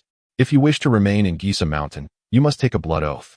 Brian's expression darkened as he cast a cold glance at the saber-toothed leopard man. I, of the saber-toothed leopard clan, pledge my allegiance to you, my lord. The clan leader declared in a deep voice. No, she is your contract master, Brian pointed at Luyu. I refuse. Accepting them would only provide you with assistance. Liu Yu quickly shook her head in distress. I do not require them. Accepting them is for your benefit. Brian squeezed Liu Yu's hand. This is the blood oath stone. Brian produced a crimson stone and tossed it over. We, of the Deerhorse clan, vow to follow my lady for eternity. Lena declared as she picked up the stone and placed it on the ground. By the beast god above, I, Lena, chieftain of the Deerhorse clan, pledge this blood oath. All members of my clan shall serve Liu Yu for eternity, and should we betray this oath, may we suffer the beast god's wrath. Kneeling on the ground, Lena bit her fingertip, and warm blood flowed forth, splattering onto the blood oath stone, which shimmered with a seductive red glow and quivered gently. We, of the saber-toothed leopard clan, also wish to pledge our allegiance to my lady. The saber-toothed clan leader spoke solemnly upon witnessing the scene. Leader? Several young saber-toothed leopards looked on in confusion. I am old now. I shall remain here in Gisa Mountain with the younglings. If you wish to explore beyond, then go. The clan leader gazed longingly into the distance. Leader, I shall stay with you. These young ones are the future of our clan. I should not only think of myself. Cold Moon knelt before the saber-toothed clan leader, filled with remorse. In youth, we all desired to venture out. There is nothing wrong with that. Those who wish to leave, step forward now. Once the blood oath is taken, there is no turning back. The clan leader surveyed the robust saber-toothed leopards. We all wish to stay. The parents of these young ones have perished. We shall be their guardians, providing them with food and a safe haven. A chorus of saber-toothed leopards spoke in unison. Very well. I believe that under my lady's leadership, our saber-toothed clan will grow increasingly prosperous, and our numbers will multiply. We shall take root and flourish in Gisa Mountain. The clan leader solemnly accepted the stone and swore an oath, and the atmosphere grew heavy with anticipation. Liu Yu felt somewhat overwhelmed by the sudden turn of events. Yet she found herself with 200 or 300 followers. She steeled herself, mentally cheering herself on, imagining the ground beneath her as a field of winter melons to stave off her nervousness. We escaped from the ancient forest to the Dragon Valley. We have endured injuries and shed blood, yet we have survived. Since you all acknowledge me as your leader, I shall share in both the trials and triumphs with you. From this day forth, Gisa Mountain shall be our home, and together we shall nurture its beauty. A chorus of cheers erupted among the beast folk, and Avon gazed at Liu Yu with shining eyes. That was eloquently spoken, Brian remarked with a smile in his eyes. Where is your cave? Will there be enough space for so many? There are about 20 or 30 caves outside. Let them choose for themselves. I will take you to my place, Brian said, pulling Liu Yu along. I need to speak with them first. Liu Yu resisted. Avon, find a cave to settle in first. Once I am settled, I will come to find you. Do not bully Lulu. Avon glowered at Brian. There are some caves by Lena. You can share with the saber-toothed leopards. Liu Yu gestured ahead. Do not worry. We will manage just fine, Lena replied with a broad smile. Sister, I wish to stay with you. Your food is the most delicious. Yun Duo licked her lips, gazing at Liu Yu with sparkling eyes. I want to go too. I want to go too. Yuya clapped her paws in eager agreement. That's not allowed, Brian frowned. Yun Duo shrank back in fright, tears nearly spilling from her eyes. Yun Duo, I'll call you when I'm cooking. Don't cry. Liu Yu patted her head. The chimpanzee nearby tossed a leaf at her. Are you pretending to be kind? Yun Duo huffed, swatting the leaf away. Will you stay with Yun Duo and the others, or come with me? Liu Yu tugged at the chimpanzee. The chimpanzee chirped a few times and leaped in front of Lena. Liu Yu silently scoffed, thinking how he was still in his juvenile form and yet already trying to win over his future mother-in-law. Glutton, who wants to stay with you? Yun Duo picked up a stone and aimed to throw it. Let us go. Brian lifted Liu Yu into his arms and strode away, seeing them walk further away. Avon clenched his fist in silence. Tired from walking? Allow me to carry you, Brian said, cradling Liu Yu in his embrace. All right. How much longer do we have to go? When alone, Liu Yu did not wish to act coy, leaning against Brian's chest to hear the steady thump of his heartbeat. We will arrive shortly. I lived there for a while a few years ago. Brian inhaled the scent of Liu Yu's hair. How ticklish. Liu Yu laughed. Are you tired? There is a hot spring not far from where I reside. Brian took a deep breath. I'm covered in sweat now. Don't sniff me. Liu Yu pushed his head away. You always smell wonderful, Brian replied, his eyes twinkling. That's a lie. Liu Yu blushed, pushing away his handsome face, feeling that without some wine for courage, she would falter. I have not. Brian rubbed his face against her chin. I can hear the water now. Hearing the sound of rushing water filled Liu Yu with joy. She was finally going to have a bath again. Please sit here while I collect the leaves. Brian gently placed Lu Yu by the pool's edge and leaped into the water. Lu Yu sat by the edge of the pool, where the hot springs occasionally bubbled, releasing a gentle mist. Droplets of crystalline water clung to Brian's sun-kissed skin, shimmering in the light, while his sea-blue hair cascaded in strands against his well-defined back. The mist enveloped him in a veil of ethereal haze, and his tall silhouette evoked an almost dreamlike illusion. When he turned around, Yu realized that his soft blue locks framed a chiseled visage that seemed to suspend time itself. Brian gently lifted Lu Yu into the warm water, interrupting her reverie as she gazed at his handsome face, a faint blush creeping onto her cheeks. The water, only waist-deep, was a natural hot spring untainted by artificial additives, exuding a subtle briny flavor intermingled with a hint of sulfur. The crystalline liquid bubbled up from the earth, creating a cascade of white froth. Immersed in its embrace, she felt as if every pore had opened, the silky warmth caressing her skin, lulling her into a state of drowsiness. "Lie down, it's quite comfortable," Lu Yu said, her eyes narrowing in blissful fatigue. "Lean against me. The stones on the shore may be uncomfortable." Brian grasped her foot firmly, his gaze turning serious as he noticed a few red blisters on her pale soles. "Why didn't you mention you were tired? I would have carried you." "It's nothing, just a few blisters. I merely wanted to measure your territory with my feet," Lu Yu replied, nestling her head against his chest. "Next time, I won't give in to you like this." Brian gently pushed her head back, his expression earnest. You must tell me immediately when you're weary." I understand. I promise to let you know as soon as I feel tired in the future." Lu Yu nodded vigorously, akin to a pestle crushing garlic. She observed that everyone was burdened, and she felt compelled to share the load. With the weight upon her, she found herself unable to fly and could only walk. But alas, her feet were of little use. "You are my companion. I shall provide you with the best, so you need not worry." Brian lifted Lu Yu's foot. "It may sting a little. Bear with it." As he spoke, his sharp fingertips pierced the blister with a soft pop, and he leaned down to lick the delicate arch of her foot. His damp, azure hair cascaded around Lu Yu's fair, slender calf, while his warm lips caressed the tender sole of her foot. Lu Yu felt a current coursing through her feet, a sensation of pain, numbness, and itchiness radiating from her soles. She let out a soft whimper, attempting to withdraw her feet. "Do not move, you mischievous little creature." Brian's voice was husky and intimidating, his blue eyes glimmering with intensity. "I shall remain still," Lu Yu replied, her cheeks flushed as she held her breath while Brian carefully licked the blisters one by one. "You are not to set foot on the ground for the next few days," he declared with an authoritative tone. "It's merely a few small blisters." "I am not so fragile," Lu Yu retorted, her face crimson, whether from the warm springs or the allure before her. She could not tell. Suddenly, Brian seized Lu Yu, lifting her skirt with a swift motion, and playfully smacked her backside several times. "Brian, cease this at once," Lu Yu exclaimed, flustered and indignant, feeling utterly embarrassed at being treated this way at her age. "Next time you do this, I shall retaliate as I did that day in the water," she warned him. Brian inhaled deeply, pulling her close into his embrace. Yu. Lu Yu stammered, her toes turning crimson. Such reckless abandon was unbecoming after a night of indulgence. "Weren't you quite bold that day?" "I found it rather delightful," Brian murmured, burying his head in the crook of her neck, his warm lips brushing against her earlobe. Feeling the intense heat radiating from behind her, Lu Yu wished to shift her body slightly. "Brian, we have soaked long enough. We should head to the cave now." "Just a while longer," he replied, his rough hand gliding over her snow-like skin. Lu Yu leaned softly against his sturdy arm, letting out a comfortable sigh. Brian playfully splashed water on her, his warm breath grazing her neck. "Do you wish to sleep? Rest your head upon me and drift away," Brian whispered in her ear. Lu Yu nestled drowsily into his embrace. As she gazed upon the serene countenance of the slumbering Brian, his heart brimmed with affection.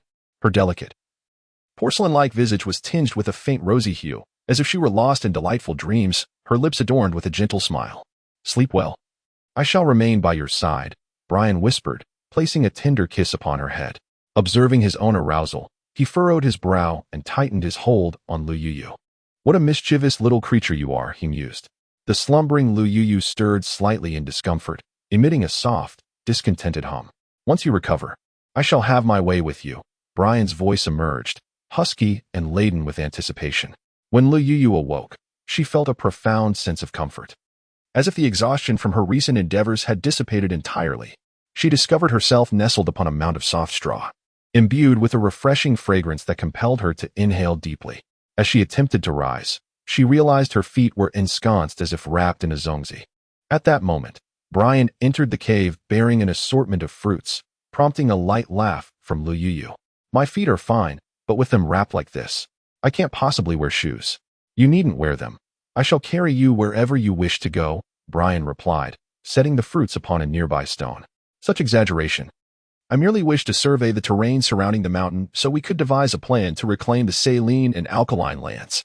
There is an abundance of food in the mountains. You need not exert yourself so, Brian remarked, furrowing his brow.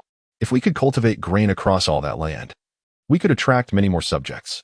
Once we establish our own power, no one would dare to oppress us. Lu Yu has always felt a lack of security in a beastly world that values strength above all. I will protect you, Brian said, his warm hand caressing Lu Yu's face. I know you will safeguard me, but we will have children in the future. What if enemies come in their thousands or tens of thousands? What shall we do then? I desire power. Lu Yu gazed at Brian with sparkling eyes. The salt flats cannot yield crops. I shall participate in the challenge to seek another territory. After a moment of contemplation, Brian replied, no need. If I am not mistaken, acquiring land through challenges is no easy feat. The Gisa Mountain is vast, and with diligent effort, we can undoubtedly transform it into a granary. Lu Yu silently encouraged herself. If you wish to pursue this, do so. Do not allow yourself to be harmed. Should you find this place unappealing, I shall seek another refuge. Brian lifted Lu Yu to the entrance of the cave. No, I merely instruct others on what to do without taking action myself. I truly cherish Gisa Mountain. Lu Yu pressed her face against Brian's chest. I informed the deer man that you should refrain from visiting there for the next few days to allow for your recovery. Tomorrow, I shall summon the shaman to attend to your ailments. They have just arrived, so I might as well pay them a visit. Otherwise, I shall remain restless. Lu Yu felt a twinge of concern for Iwan.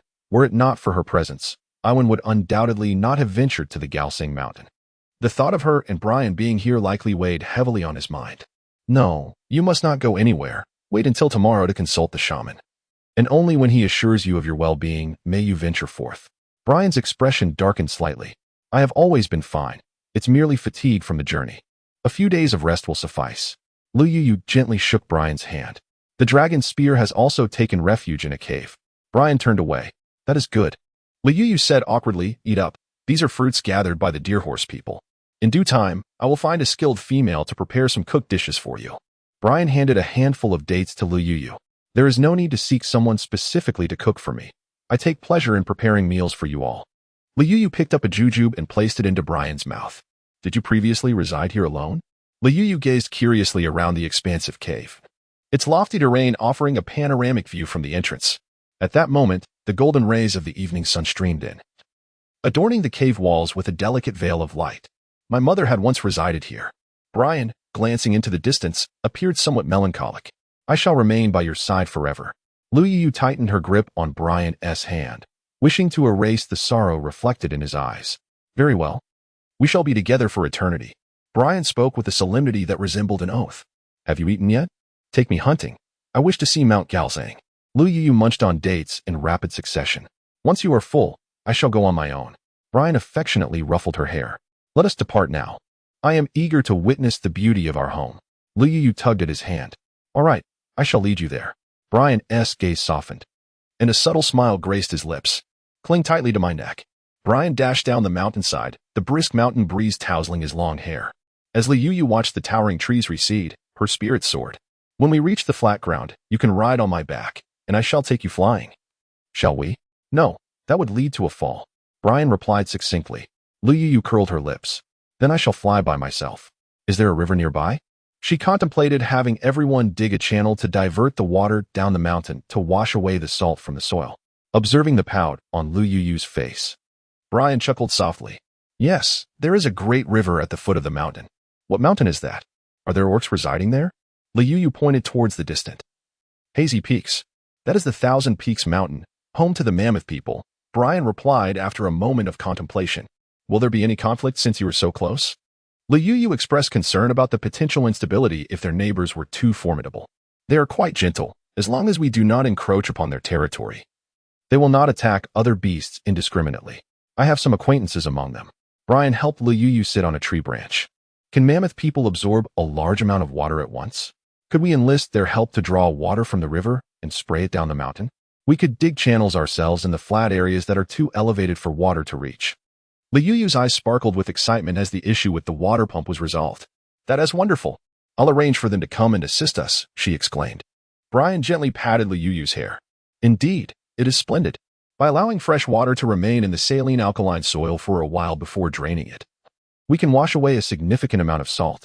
If only we had some silt, we could spread it across the land, transforming it into fertile fields. Liuyu counted on her fingers, the wind tousling her flowing black hair. Her eyes sparkled, sometimes furrowing in concentration, at other times breaking into a smile. Her expression both focused and earnest. Brian felt a warmth in his heart, even though he knew that nothing could grow in the salt flats. He was willing to exert himself for her sake, hoping to coax beautiful flowers from the barren land. Do you see that dark area over there? Brian lifted Liuyu up and pointed towards the foot of the mountain. What is that dark spot? ISNT at the salt flats? Liuyu exclaimed in astonishment. That is a vast swamp, rich with the mud you need, Brian replied, gently inhaling the scent of her hair. Really? Brian, that's wonderful. With an abundance of mud, we can surely transform the salt flats into fertile fields. Liuyu, filled with joy, beamed as she planted a kiss on Brian's face. Yuyo. Brian's eyes sparkled with intensity as he let out a low growl, leaning in to capture her crimson lips with his own. The words that Liuyu had yet to utter were completely submerged in this passionate kiss. His warm tongue delved into her mouth, swirling and entwining to seize her unique essence, ardently exploring every corner. The fierce mountain breeze lifted their long hair, intertwining like two luxurious silks, one black and one blue. Entwined together. Liuyu's face flushed crimson as she breathlessly pushed Brian away. Go hunt. Aren't you hungry? I wish to feast upon you. Brian gasped for breath, his azure eyes gleaming with an unsettling brightness. My flesh is unpalatable, sour, foul, and even toxic. The memory of their first encounter made Liuyu chuckle. I find it quite delectable. Brian's eyes sparkled with mirth. Hurry, it will be dark soon. Liuyu urged him onward. There's a bear den nearby. I can catch one easily. Brian deftly lifted her back onto the tree. So, you were aware of how to tame wild beasts all along? Liuyu's eyes widened in surprise. Hunting is quite a hassle, Brian replied succinctly. Liuyu curled his lips, pondering that perhaps the ancient practice of domesticating wild beasts was conceived by the indolent. Shortly thereafter, a series of roars echoed through the air as Brian approached, shouldering a brown bear, blood dripping and pooling beneath him. With a glint of cold light, his claws sliced through the bear's hide with the precision of a blade. With a swift motion, he tore the skin aside, reminiscent of shedding a garment, and hung it on a nearby tree. I shall refine this to craft some garments for you. Liuyu waved her hand dismissively. You go ahead and eat. Do you prefer it cooked? If you do, I can prepare it for you later. I personally enjoy it raw. Brian tore off a piece of bear leg and began to munch on it with gusto. Gazing at the bear pelt, she imagined herself wrapped up like a ball in the fur of a bear and felt a slight sense of discomfort. Next time, I will hunt myself. Can I use this to line the cave? What kind do you prefer? Brian raised an eyebrow. As long as it isn't brown. I would like to hunt a hide to wear myself. When the time comes, I will hunt one for you as well. What color would you like? I don't wear clothing, Brian replied, as he stuffed the last piece of bear meat into his mouth. Liuyu gently stroked her forehead, realizing that her dream of wearing matching outfits had come to naught. After all, she couldn't possibly go about bearskin like him every day. I need a drink. Brian washed the blood from his hands in the stream and gathered some water and a leaf to offer to Liuyu. I'm not thirsty, she replied, shaking her head. Your lips are parched. Brian insisted, pressing the leaf to her mouth. Brian, as we embark on this journey of life together, there are certain habits I wish to share with you. Liuyu gently pushed Brian's hand away. For instance, I cannot consume this blood-stained water, nor can I partake of the leaves. Since we have been together for so long, and with the prospect of a better life on the horizon, Liuyu no longer wished to endure any further grievances. Henceforth, please share everything with me. Brian's brow furrowed deeply. Very well, I shall not compromise my own well-being. Let us return swiftly, for dusk approaches. Liuyu tugged at Brian's sleeve. Before long, the two of them arrived back at the cave, only to find several individuals surrounding it. Leibniz's face was ashen as he glared at Liuyu in Brian's arms. Where have you been? Do you not realize that your health is poor and requires the attention of a shaman? Take her to be examined. We must ascertain what the issue is. Leibniz pointed to a fox person behind him. I went out to find food. Thank you. I hope you made it home safely. Lu Yu has now learned to listen to Leibniz's words in reverse. Otherwise, the living could be driven to despair, and the deceased could be roused from their slumber. Let us first enter the cave. Brian placed Lu Yu on the straw. Open your mouth. Let me see your tongue. The elder gently touched Lu Yu's hand and gazed into her eyes. The tongue coating was thin and moist, with a pale hue, indicating she had been exposed to excessive cold. You must pay more attention, otherwise, it may hinder your ability to bear offspring in the future. Witch doctor. I will gather any medicine you require, Avon said, his eyes filled with concern as he stared at the healer. This is likely a result of her being chilled during her heat. It won't be cured immediately. She requires gradual nurturing. Just tell me what to do. Spare me the lengthy explanations. Leibniz exclaimed, his impatience evident. Your Highness, this is not considered an illness. She simply needs proper care. She should be mindful of keeping warm and consume more red dates and wild ginger, these nourishing and warming foods. The healer stroked his beard thoughtfully. Then why the lengthy discourse? Leibniz's furrowed brow relaxed slightly. There are plenty of red dates and wild ginger in these mountains. I shall gather some and dry them. Lu, you must eat a bit every day, Avon said, his face lighting up with joy. Avon, do not rush to gather them. This matter is not urgent. Have you eaten? First, have something to eat before you go. Lu Yu led Avon to a secluded corner to gather some fruits for him. I have already eaten. I took advantage of the sunshine to harvest them and dry them. If it rains, I won't be able to dry them. Avon looked at Lu Yu with a sense of urgency. There is no rush. After such a long journey, you must be weary. Take a few days to rest. Lele. I am not tired at all, as long as you are well, Avon replied, gently patting Lu Yu's head before turning to exit the cave. I am perfectly fine. The shaman has declared me healthy, so do not worry. Lena, please summon all the females while the shaman is here to examine them. Lu Yu addressed Lena, who was stationed at the cave entrance. This shaman was summoned by me. Did you consult me first? Leibniz remarked, his expression one of discontent. Lu Yu gently rubbed her forehead and inquired, could you lend us the shaman? The females have been feeling quite unwell on the journey here. It is permissible to borrow the shaman, but you must accompany me back. This desolate place offers little sustenance and merely a dilapidated cave, Leibniz retorted with a disdainful scoff. Isn't everywhere just a cave to reside in? I find this quite satisfactory, he added. Lu Yu shook her head. My cave is incomparable to this one. Mine is adorned with silken quilts spun by silkworms and draped with gossamer canopies woven by spiders. Should I desire anything, I merely convey the request, and my subordinates promptly deliver it. Leibniz regarded her with a look of utter disdain, as though the ground beneath him were tainted by her presence. I can procure everything you mentioned for her. You may return now, he stated dismissively. Brian shot a cold glance at him. If you could procure it, why didn't you do so earlier? Leibniz responded with another scoff. Very well, I shall not visit your place. I am unfamiliar with anyone in your vicinity. What purpose would my presence serve there? Perhaps you should remain here. Is your residence secure? Lu Yu has long harbored concerns about the potential threats posed by Leibniz's brothers. What insecurity do I possess? Who dares to take my life? They must first safeguard their own. For every life taken, another must be surrendered, and for every two, one may gain. A chilling glint flickers in Leibniz's eyes. You ought to exercise caution. Do you possess a domain? If so, gather more subjects. For no matter how formidable you may be, you cannot withstand an army of thousands. Lu Yu cast a glance at the shaman who followed Lena out of the cave and murmured, the entire domain of the pterosaur royal family belongs to me. Leibniz smirked slightly. That belongs to your father, not to you. If I am not mistaken, your father has but one son to inherit his territory. Lu Yu could not help but let out a sigh. Leibniz's brothers had already spread their wings, while he, being the youngest, possessed nothing but the title of prince.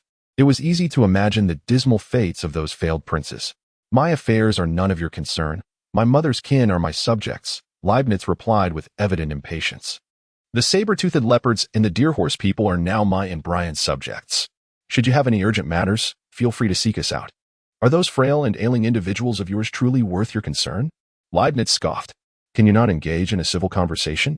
While they may currently be feeble, they will eventually recover.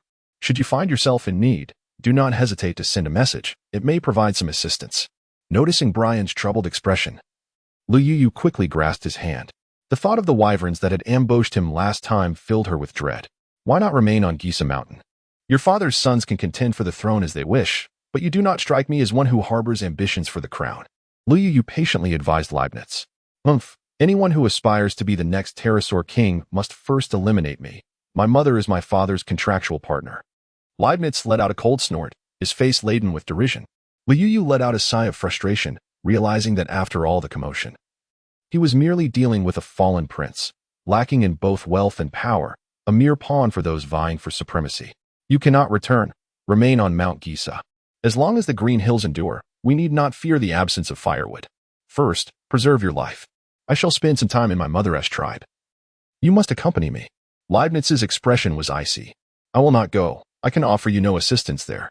Here, I will strive to gather more subjects, so that if trouble arises, we can coordinate our efforts.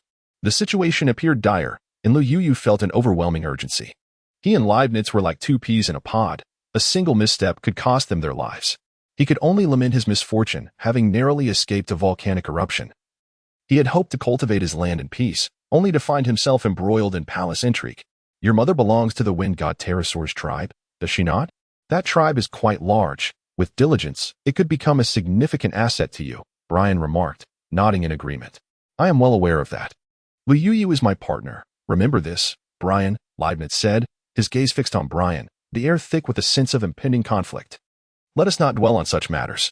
Our priority is survival. The beleaguered Liu Yu cursed his fate repeatedly. I will ensure your safety. Do not fear, Brian reassured, patting Liu Yu to convey his support. Leibniz, do you require anything from us? How long do you estimate your father has left? Given the circumstances, if they wished to survive, they had no choice but to take a gamble. Liu Yu resolved not to retreat any longer. Currently, there is nothing I need. My father appears robust. He should live for at least 5 more years, Leibniz replied coolly. That is sufficient. 5 years will allow us to recuperate. For now, with your lack of power, it would be wise to feign weakness and avoid drawing attention. If the opportunity arises, instigate discord among your brothers. The less capable you appear, the safer you will be. In 5 years, when we have grown stronger, should your brothers turn against you, it will be their demise. Liu Yu sat quietly in the corner of the cave, her voice gentle as she spoke. The soft glow of the setting sun bathed her face, making her radiate with an ethereal light. Leibniz found himself momentarily bewildered. This version of Liu Yu felt both unfamiliar and yet achingly familiar. Very well. I shall abide by your wishes. In 5 years, you shall be my queen, he declared, striking the cave wall in frustration. During this time, you may endure much humiliation. I implore you to persevere. Only the one who survives until the end shall be the victor. We are bound together as one. If you perish, I too shall not fare well. Liu Yu gazed steadily at Leibniz. The Gisa mountain will serve as your support. All you need to do is to ensure your survival. Brian regarded Leibniz with icy eyes. I will cling to life. I have a partner to care for. I am well aware of your situation. I have heard that your family, the Spinosaurus royalty, intends to arrange a marriage. Your father will come for you before long. Leibniz smirked coldly at Brian. I already have a partner. Their matrimonial plans are of no concern to me. Brian, seemingly unfazed, continued. The one in question is a descendant of the heroine. It appears you have caught the eye of Prince Brian. Leibniz regarded him with mockery. You may keep the heroine's descendant for yourself, if you seek assistance. You can approach Adel from the Pterosaur clan. He possesses some influence. Brian cast a disinterested glance at Leibniz. Is he not the foremost warrior of the Pterosaur clan? Leibniz's eyes brightened slightly. His mother had suggested he take a female from the Pterosaur clan as a partner to strengthen ties with Adel's assistance. He could achieve his goals without the need for a partner. I have saved him. Tell him I sent you to find him. Brian's impatience surfaced. Liu Yu, I have some items I no longer need. I'll dispose of them and send them to you another day. Leibniz waved dismissively, his face contorted in disdain. Observing his expression, Liu Yu thought perhaps she should immediately kneel and express her gratitude. You must be weary. From now on, I shall prepare cooked meals for you every day. Brian draped a hide over Liu Yu's shoulders. It's merely a few words. How could that tire me? Are you returning to your father? I hear there is a rival for your affections, Liu Yu warned, raising her guard. No need. We shall continue on our path. Brian approached the cave entrance and ignited a fire. In the pitch darkness of night, the blaze of the campfire dispelled the chill, bringing a semblance of warmth. I just remembered a delightful dish. Liu Yu pointed at the rice she had bought earlier. Rice? But it hasn't been husked yet. Brian raised an eyebrow, surprised. No. It's popped rice. Liu Yu was about to dash over. I'll handle it. Brian pressed Liu Yu beside the fire, as she busily added fuel, oblivious to the unfolding events. Suddenly, with a whoosh, a bag of rice tumbled into the flames, releasing a cloud of green smoke. Lu Yu found herself in a humorous predicament as she hurriedly set aside the unburnt rice grains. She placed a few into the ashes, knowing they would singe in an instant. In my childhood, I delighted in roasting these rice grains, savoring their exquisite flavor. As she kindled a larger fire, it blazed for a while until she noticed some embers amidst the ashes. With a handful of rice, Lu Yu scattered it over the still glowing remnants. Suddenly, a series of crackling sounds erupted as the grains burst forth, each one slightly curved, with the tips adorned by a plump, yellowish husk. Lu Yu gathered the freshly popped popcorn and offered it to Brian, urging him to savor it while it was still warm. It's most delightful when hot. I'm quite full, so you should enjoy it. Brian, holding the popcorn, responded, Lele, I've discovered your favorite long cashews in this mountain. Aiden, his face beaming with joy, rushed over with several fruits in his arms. You haven't eaten anything, have you? Come, sit down and enjoy the popcorn. Noticing Aiden's forehead glistening with sweat, Lu Yu hurriedly pulled him down to sit and handed him the popcorn. Aiden took a bite, relishing the white snack, and with his barbed tongue, he gently licked the palm of Lu Yu, causing a delightful shiver to course through her. She swiftly withdrew her hand, while Aiden chuckled softly. Resembling a weasel that had pilfered a hen, Brian's expression darkened, and Lu Yu felt a pang of guilt wash over her. You surely didn't eat while gathering the long cashews. You must indulge now, Lu Yu insisted, offering him one. Aiden, full of pride, proclaimed, I will enjoy the fruit while you relish the shell. My fangs are quite sharp. As he spoke, he expertly cracked open the fruit and passed it to Lu Yu. Delicious. How are Cloud and the chimpanzee? Lu Yu inquired, taking a few hearty gulps of the juice before offering it to Aiden. The chimp found a tree hollow, gathered plenty of fruits, and is preparing to brew some wine. He traded 2 gourds of that wine for goods for Cloud and her companions in the Divine Dragon Valley. A mischievous grin spread across Aiden's face as he spoke of the chimpanzee. If you're worried about them, why not go and check? Don't you know the way? I'll take you. Aiden gazed at Lu Yu with eager anticipation. All right, I'll accompany you. And we can also see how those females fared with the shaman. Lu Yu nodded in agreement. I'll come fetch you shortly. Don't let her walk with that injured foot, Brian interjected coldly. Aiden will bring me back later. You should rest in the cave for now. I'll return soon. Lu Yu reassured him. Lu Yu picked up the remaining popcorn and handed it to Brian. Lele, I will carry you, said Avon, bending down. Avon sprinted swiftly, the moon casting elongated shadows of the 2 figures. The night forest was exceptionally serene, occasionally disrupted by the distant calls of birds, breaking the tranquility of the night. Lu Yu's long hair brushed against Avon's robust back, stirring within him a tumult of emotions, as if he had been transported back to several months prior. Lele, I can finally carry you again, he said, his voice tinged with excitement and a hint of nostalgia. Avon, without you, I would have perished long ago. In my heart, you have always been that towering figure who rescued me from the river. It was you who bestowed upon me a glimmer of hope. In the Double Peak Valley, it was you who forged a bloody path to lead me to safety. Lu Yu wrapped her arms around Avon's neck, pressing her face against his back.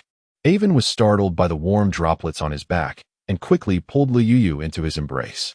What's wrong? Is your foot hurting? No, I'm just so happy that we all survived, Lu Yu replied, her tears giving way to a smile as she held onto Avon's arm. Avon, did Brian bully you? I'll go confront him. Avon's eyes reflected disbelief and suspicion. No, I feel as though I am in a beautiful dream. You all are the most important people in my life, and we can live happily together in the future.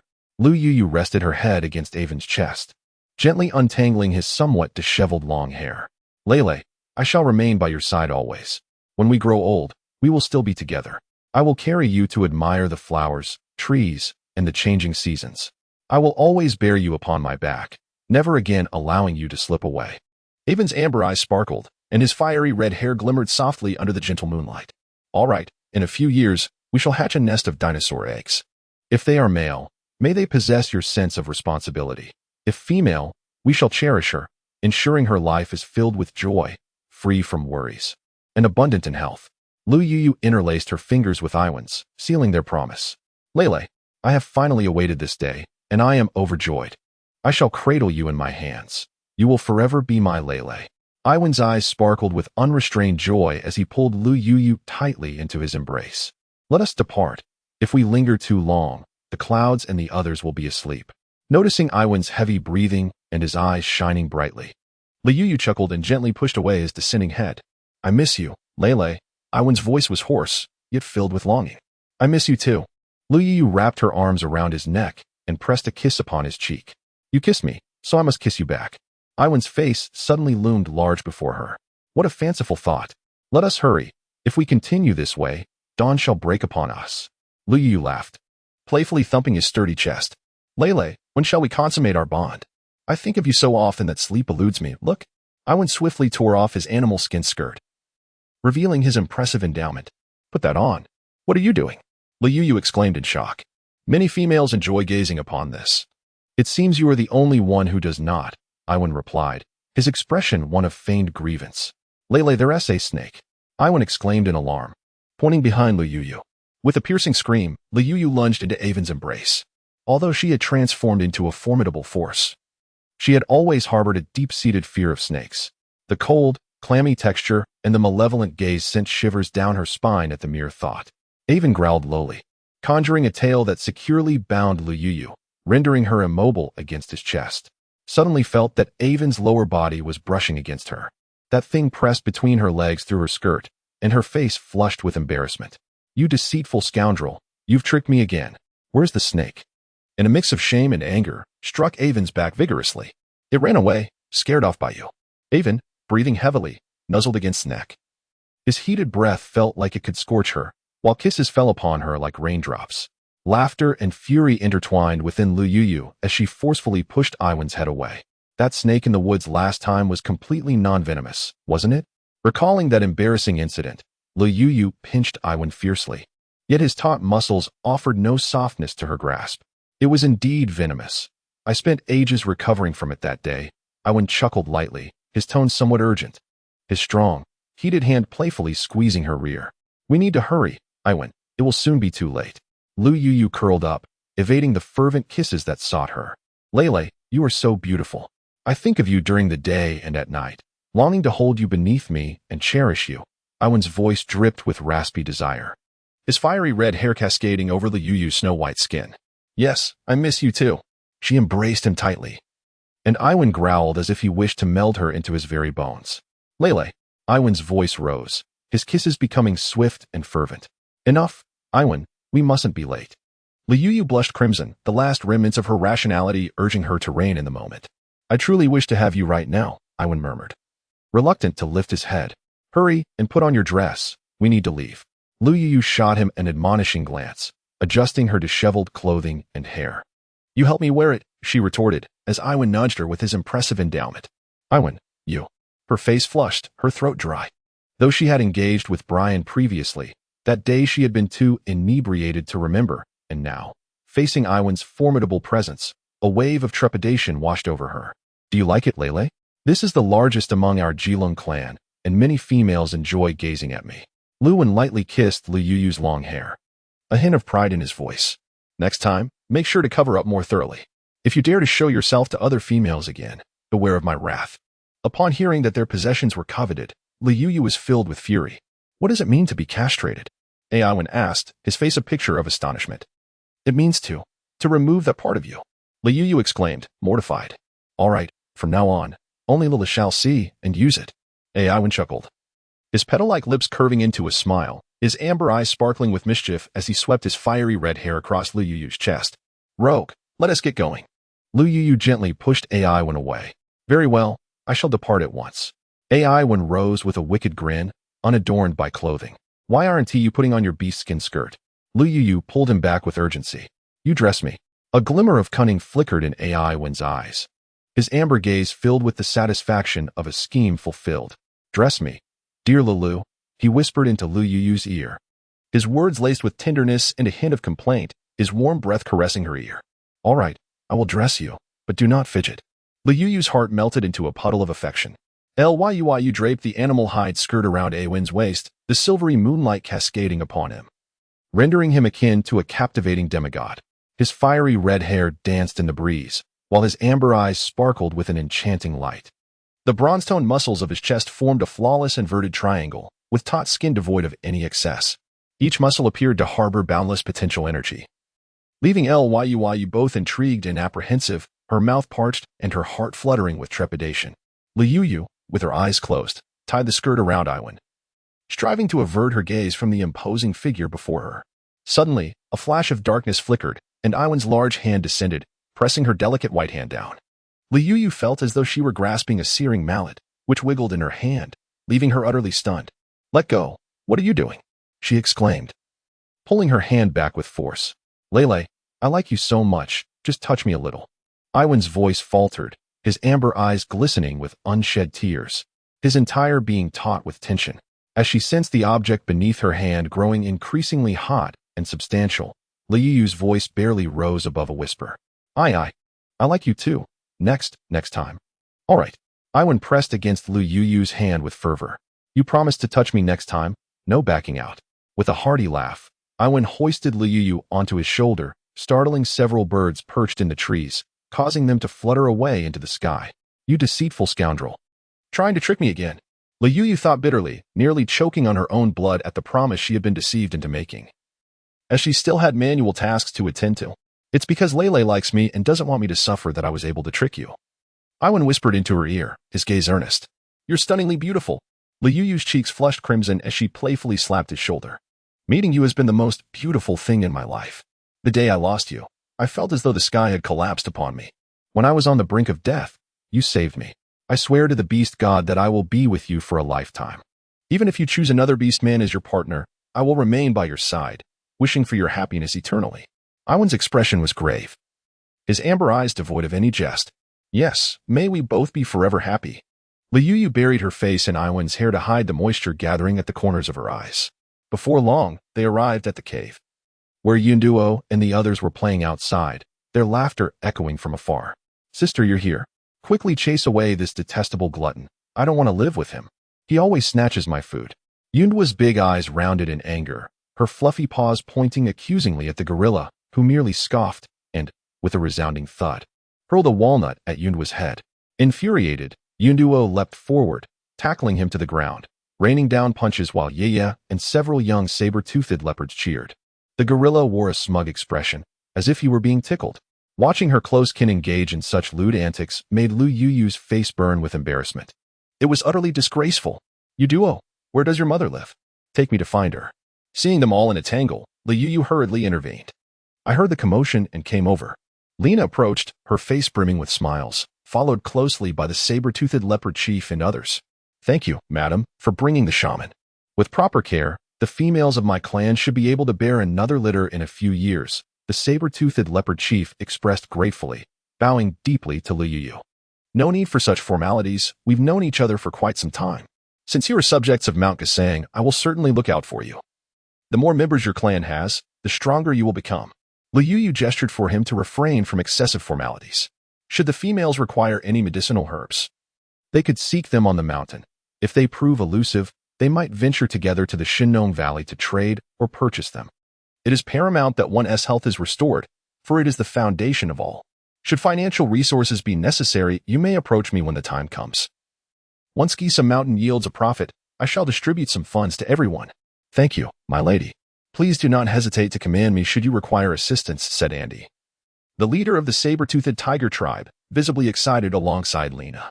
"Now that we have forged this blood pact, we are united as one. We share in both fortune and misfortune.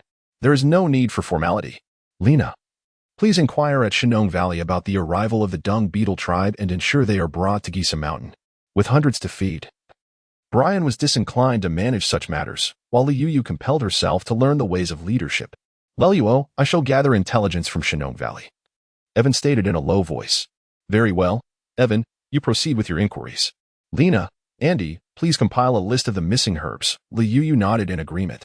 "My lady, is your foot all right?" Andy inquired, observing Liu's foot tightly wrapped. "It is but a minor injury. It shall mend in a few days." Liu waved her hand dismissively. "You must take care of yourself," Lena said, her face etched with concern. "Truly, it is nothing. In the coming days, we shall begin to domesticate the wild beasts. Both the females and young must remain untouched, and we shall retain a few males for breeding. Tomorrow, we shall commence with logging to construct a pen for them." Liu waved her hand and spoke, "Capturing wild beasts for feeding is futile. From where shall we procure sustenance for them? Andy appeared troubled. Let us capture more rapidly reproducing species, such as rabbits, wild chickens, wild boars, antelopes, elk, and yaks. In the future, the nourishment for these creatures shall be the responsibility of the females from both our clans, while the males will accompany me to excavate channels to divert the water from the mountains into the saline lands. Liuyu pondered for a moment and spoke. Madam, I have never heard of salt flats yielding grain. An elderly Luoma man wore an expression of difficulty, hesitating to continue. We currently number 300, while the Scarab people have 200. The Galsing Mountain cannot sustain so many.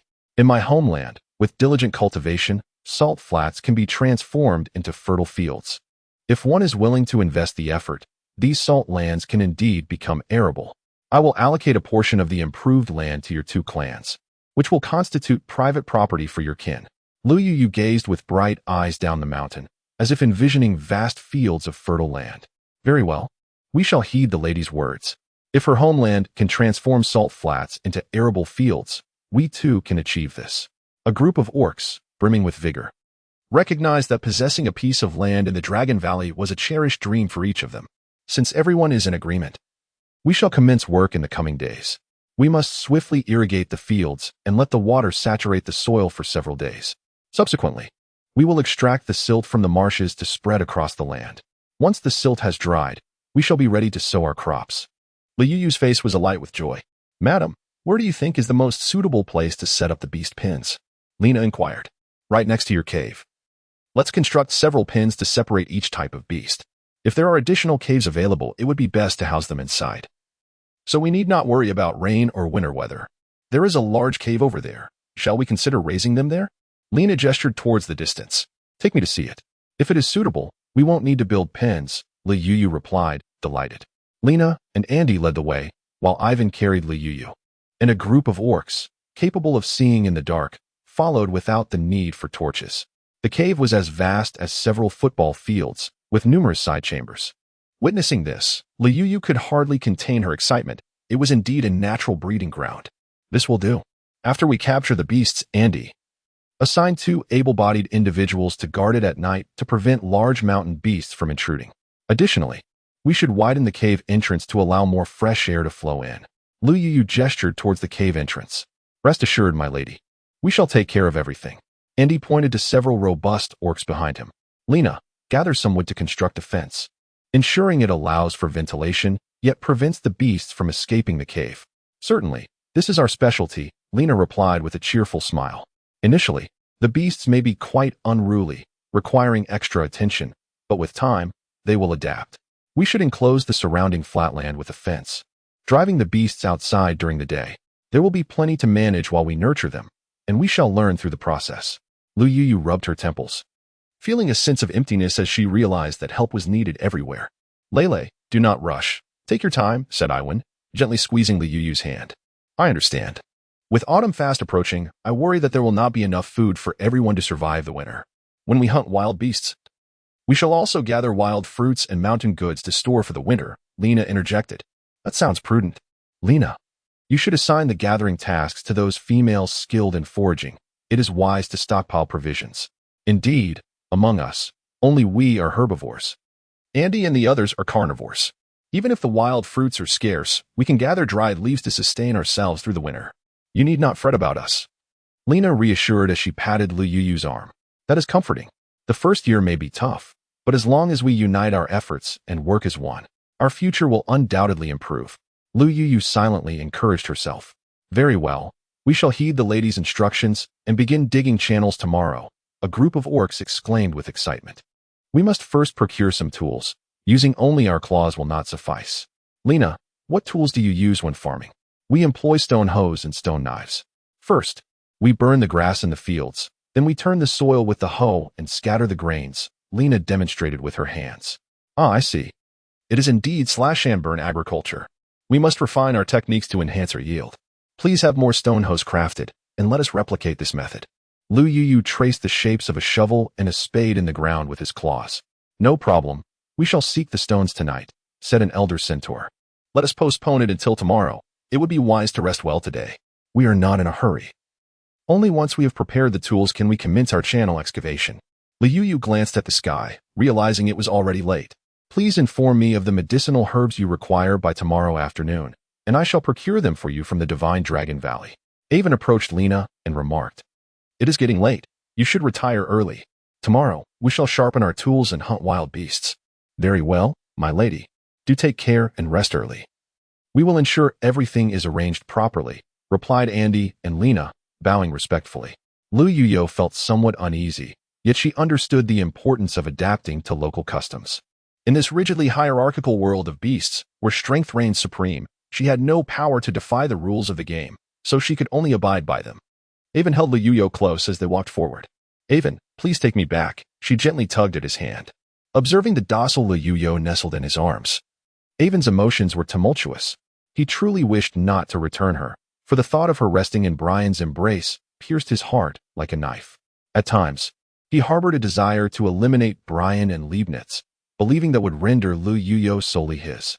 However, he knew that such actions would lead to her complete loss, and she would no longer be the Liu Yu he cherished.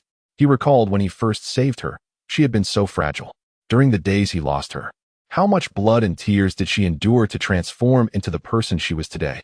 She could hunt independently, speak confidently before hundreds of orcs, strategizing with ease. Unbeknownst to him, she had evolved beyond the girl who once needed his protection. She shone like gold, a brilliance that would inevitably attract the attention of other males.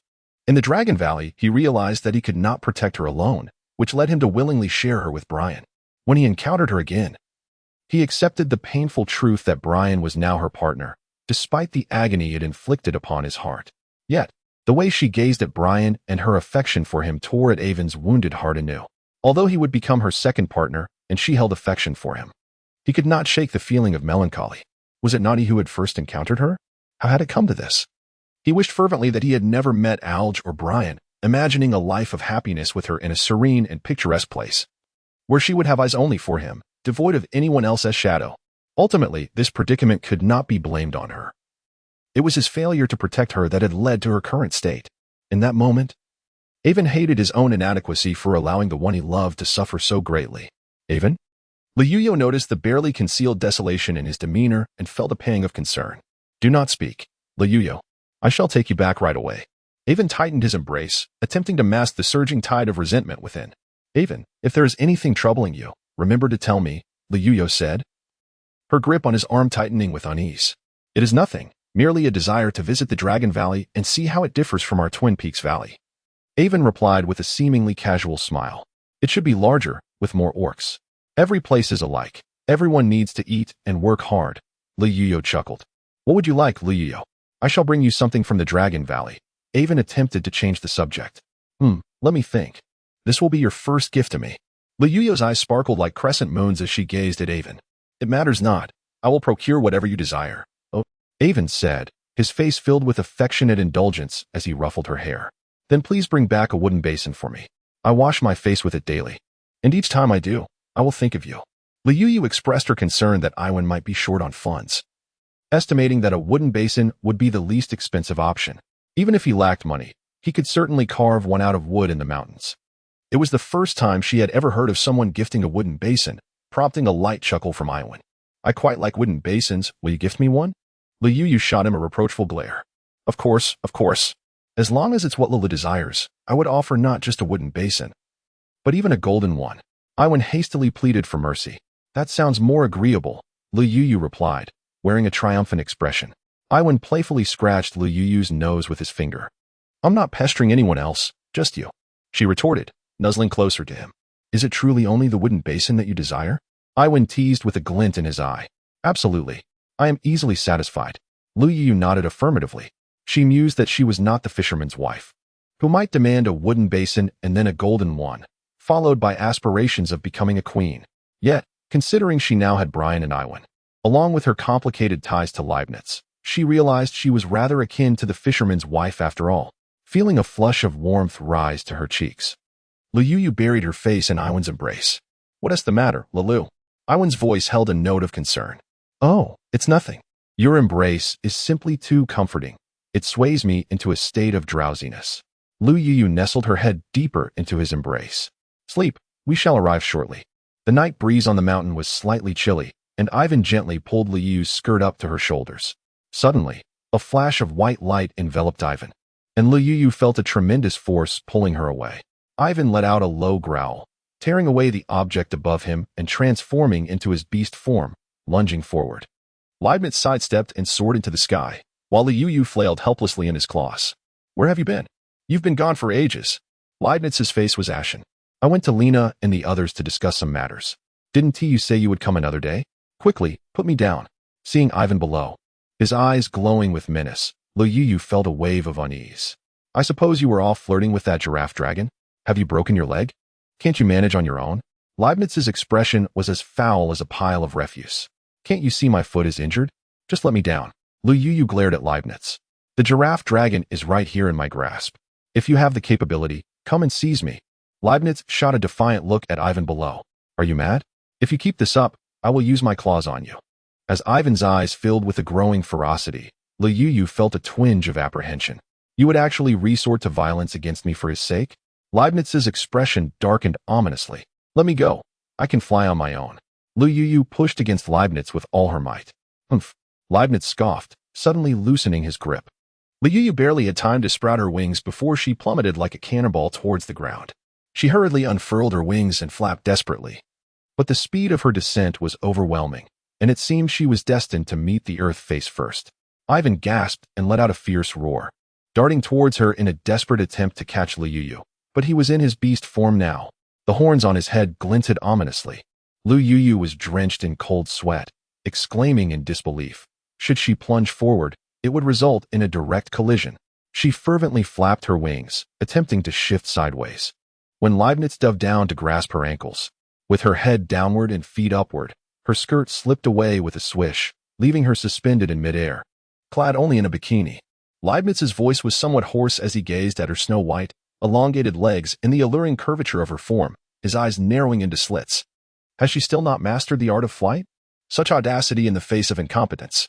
Liu nearly spewed forth a mouthful of old blood onto his face, exasperated. This fellow was undoubtedly a product of a difficult birth. It was as if forceps had marred his forehead. What masochism compelled her to harbor any affection for him? Why should she concern herself with trivial matters? With a swift leap, Liu angrily swatted him with her wings and took flight. "Avon, I shall return on my own. You should head back and rest early." She alighted on Avon's back. "I will escort you home." Avon cast a cold glance at Leibniz. Leibniz, with a face full of derision, watched Avon and picked up the discarded silk quilt and mosquito net, hurling them towards Liu. "These are of no use to me." "Thank you." She managed to suppress the impulse to pounce and trample his face into the mud. After all, they were of no use. Discarding them was inconsequential. Leibniz bore a haughty expression, as if bestowing a favor upon her. "Avon, let us depart." Liu took a deep breath to quell her seething anger and settled onto Avon's back. In a fit of rage, Leibniz flapped his wings forcefully, sending shards of stone flying in all directions, while fury danced in Avon's bell-like eyes. "I am weary. Let us go, Avon." Liu cradled the quilted item in her arms, patting Avon's neck as she flapped her wings ahead. "I shall return first." Upon catching sight of Brian's cave from a distance, Avon halted his steps. "Take your time on the way back. Ignore Leibniz. He is always like that. I will come to see you tomorrow." Liu's wings brushed against Avon's cheek.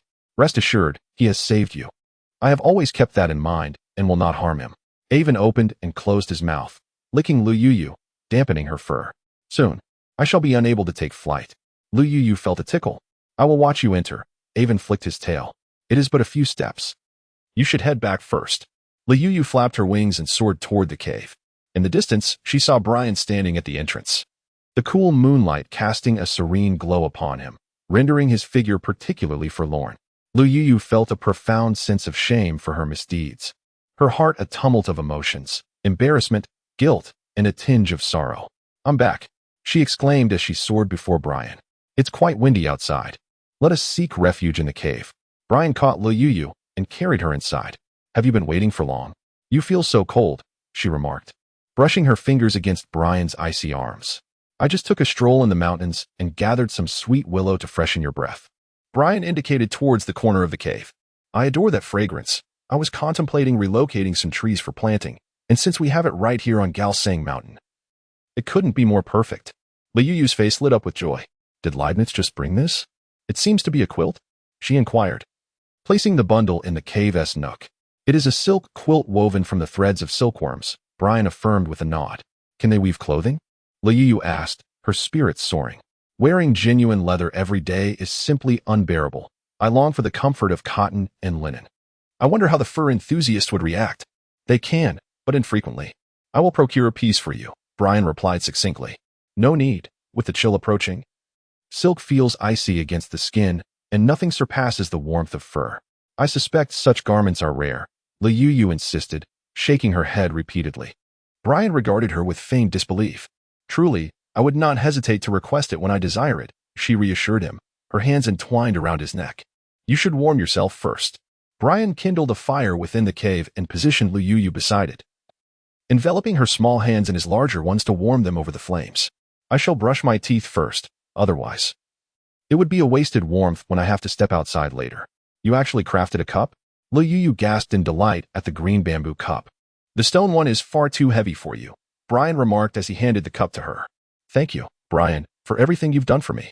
Liu buried her head against Brian's chest, her voice slightly hoarse. You are my partner.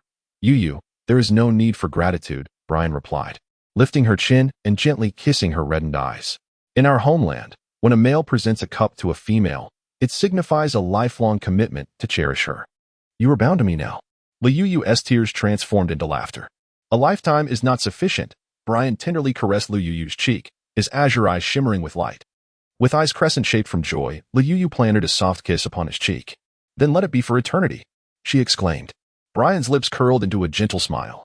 As if the ice mountain within him had suddenly begun to thaw, Liu momentarily found herself in a daze.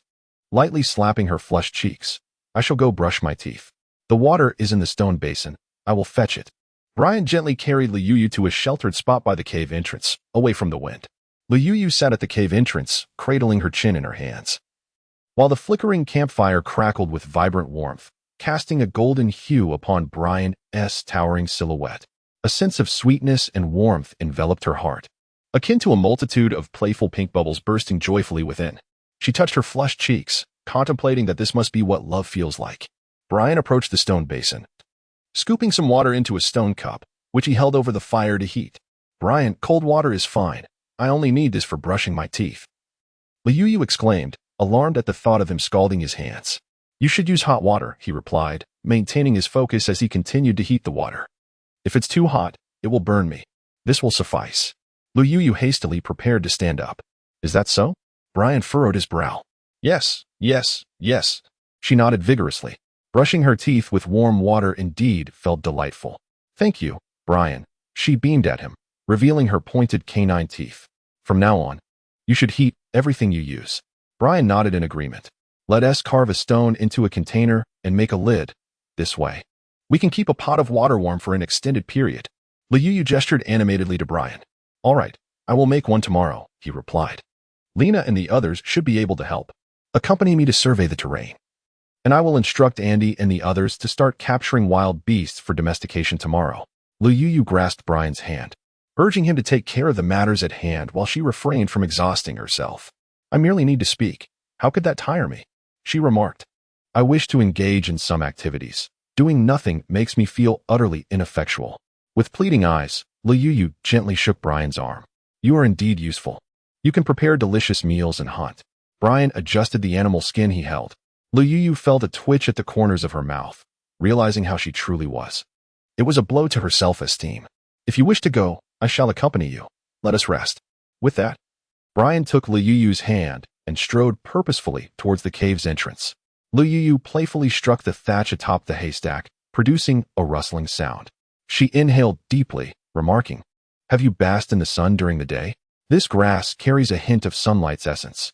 Brian nodded in acknowledgement. Why did you remove your clothes? Liu's mouth gaped wide enough to accommodate an egg. I prefer to sleep unclothed, Brian replied, furrowing his brow. You ought to dress, for I am not alone in slumbering beside you. Liu bowed her head, silently admonishing herself not to steal a glance, lest she suffer a nosebleed. We are companions, Brian stated, lifting her chin with a gentle touch. Liu's head was lifted, aligning directly with Brian's lower body, her eyes wide with shock, embodying an expression of sheer disbelief. You have barbs? She exclaimed, Even the reproductive organs of our Spinosaurus have barbs. Did you not feel them when I was within you that day? Brian's brows furrowed, a tension palpable in his voice, emanating an aura of danger. Liuyu cradled her head in her hands, wishing fervently for a tofu block to collide with. That day, in a state of inebriation, she vaguely recalled tearing Brian's skirt. The subsequent pain was excruciating, and the rest was but a blurred haze, leaving no memory of any barbs. She repeatedly shook her head, stammering, I don't remember. You truly do not recall? Brian's expression grew colder, emanating an icy chill. I was too drunk that day. I don't remember. Liuyu felt tears welling up. Helpless. I was worried about hurting you and retracted the barbs. You don't even remember what I look like? Brian's long tail suddenly coiled around Liuyu. The tail brushed against her fair skin, causing her to feel both tingling and numbness, her entire body weakened and shivering. I remember now. Quickly don your skirt, so we may sleep. We must rise early tomorrow. Her cheeks flushed crimson, and she dared not move. The shaman said you were fine. We can incubate the dinosaur eggs now, as I was afraid of hurting you last time. Brian's heavy, warm breaths lingered as his large hand roamed over Liuyu. It's too late today. Let us postpone it for another day? Liuyu's toes turned red as she gazed at the fearsome creature, her heart pounding with terror. I have consumed the shrinking grass. Henceforth, I shall take a stock daily, and you will remember my appearance. Brian bent down, capturing her incessant little mouth.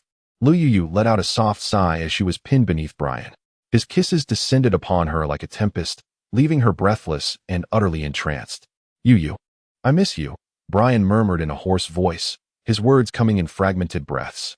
Liuyu softly hummed as she wrapped her arms around Brian's neck. Brian's eyes sparkled brightly in the inky darkness, igniting with an inner light. With a low growl, he lifted Liuyu as if to meld her into his very bones. And in that moment, the entire cave became suffused with warmth, echoing only with their labored breaths and soft whimpers, teetering on the brink of pain and pleasure. As dawn gently unfurled its curtains, Liuyu felt an irritating tickle on her face and instinctively reached to brush it away, yet her hand felt as heavy as lead. Refusing to budge. Liuyu, rise and partake of sustenance, Brian's deep voice rumbled beside her. I shan't eat. I wish to slumber indefinitely, she replied, her entire body aching. Her eyelids too heavy to lift. I shall carry you to wash your face, he declared, lifting her effortlessly and stepping outside the cave, where the cold wind made her sneeze. Do not concern yourself with me. Allow me to sleep. I am utterly exhausted, she murmured, languishing in Brian's embrace. First, you must eat before you can return to slumber, he insisted, his large hand rubbing her arms in an attempt to soothe the goosebumps raised by the chill. It itches so. Please, do not touch me. I beg you, let me sleep a little longer. Liuyu is truly on the verge of tears, her entire body aching and swollen, as if her limbs are no longer her own. Last night, Brian was akin to an insatiable beast, indifferent to her cries and pleas, only ceasing his relentless pursuit as dawn approached. After washing her face and consuming a bite to eat, she sought solace in sleep. Brian scooped up the warm spring water and splashed it onto Liuyu's face. As the water splashed upon her, Liuyu stirred from her slumber, her bleary eyes opening to find Brian tenderly washing her face with a cloth. The familiar Winnie the Pooh pattern on the fabric made her want to weep even more. Brian, that cloth is meant for wiping my feet. Liuyu's t-shirt had been torn into several pieces, and she decided to salvage the larger scraps to fashion a towel. You are the same all over, Brian remarked with a furrowed brow. Allow me to wash you. Liuyu attempted to rise, but her legs felt as limp as noodles and could hardly support her, causing her to tumble back into the hot spring with a splash. Brian swiftly dove in, cradling her in his arms as the warm water cascaded over their skin. Liuyu longed to stretch out in the water like a starfish. Suddenly, a commotion erupted in the distance, and a group of rabbits leapt into the water, followed closely by Andy and others in pursuit. Chaos ensued in the hot spring, with rabbits scattering in all directions while the saber-toothed leopards chased after them. Unfortunately, as Liuyu rested her head on Brian's lap, a rabbit inadvertently kicked her in the face. Furious, Brian seized the offending rabbit, and with a resounding crunch, its head was crushed into a pulp, blood dripping steadily down. My lord, it seems you and the lady are engaged in a rather private activity. We shall finish catching the rabbits and take our leave. Andy laughed heartily. Liuyu let out a long sigh as she sat up, a myriad of unspoken grievances weighing upon her. Tribe leader, do male and female rabbits appear identical? How can one discern the males from the females? Several beast men, with furrowed brows, pried open the rabbit's legs, visibly perplexed. I am at a loss as well. Once we captured the rabbits, we consumed them without a thought to their gender. My lady, do you possess any knowledge on this matter? Andy fidgeted with his hands. Caught in a dilemma, Liu leaned in to take a look, and indeed, the rabbits all had similar appearances beneath their fluffy tails, making it nearly impossible to distinguish between them. The reproductive organs of rabbits are concealed, rendering identification difficult. In a moment of hesitation, not wanting to appear timid in front of everyone, she suddenly recalled the lines from the Ballad of Mulan, which described the male rabbit's nimble feet and the female rabbit's dreamy eyes. If you place the rabbits in that large pit over there, the ones with the elusive feet will be the males, while those with the half-closed eyes will be the females. Quickly, let us place all the rabbits inside. Andy and the others rejoiced. Dozens of rabbits were swiftly tossed into the large pit, startled and squeaking as they scattered in all directions. Liu's eyes were dazzled. Yet she failed to discern which rabbit was prancing about and which was gazing dreamily. Wiping the sweat from her brow, she exclaimed, "Are you intending to have all the rabbits frolic together? How can one possibly distinguish between the male and female? Let us capture them all and raise them. In due time, those with swollen bellies will undoubtedly be the females." Liu's cheeks flushed with embarrassment as she waved her hand dismissively. "We shall proceed as the madam suggests." A group of beastmen erupted into hearty laughter.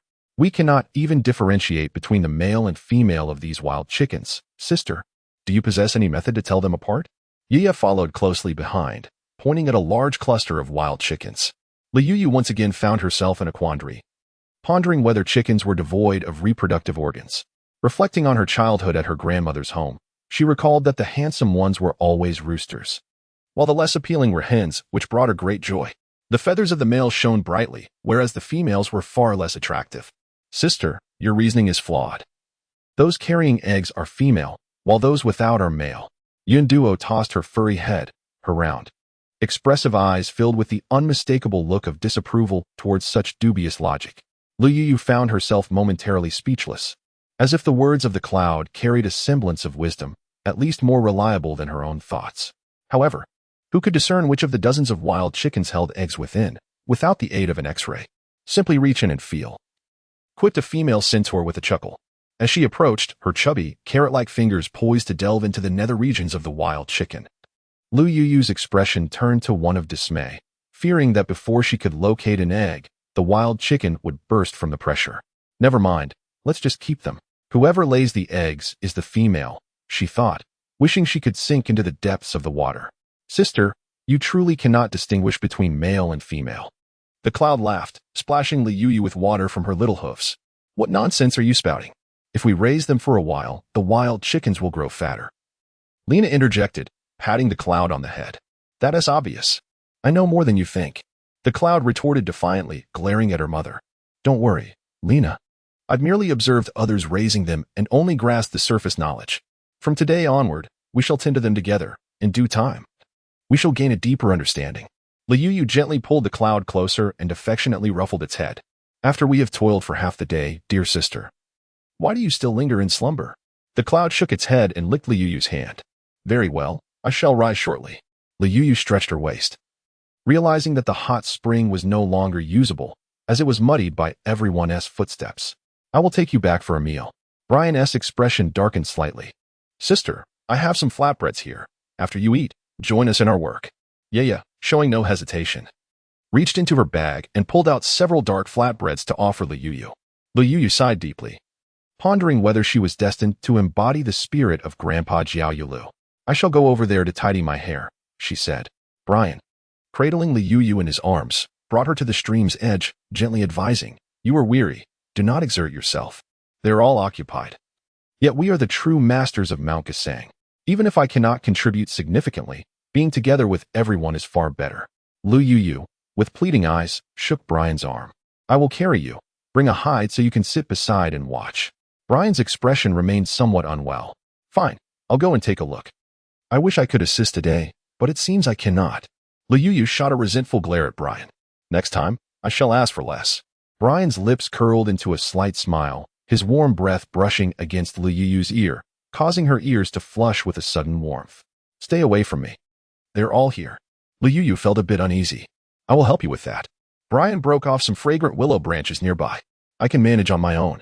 Liu felt quite embarrassed as she noticed Yunduo and the others watching her as if she were a monkey. Brian, with a serious demeanor, lowered his head and gently kneaded the willow branches, softening the tips before handing them to Liu. Thank you.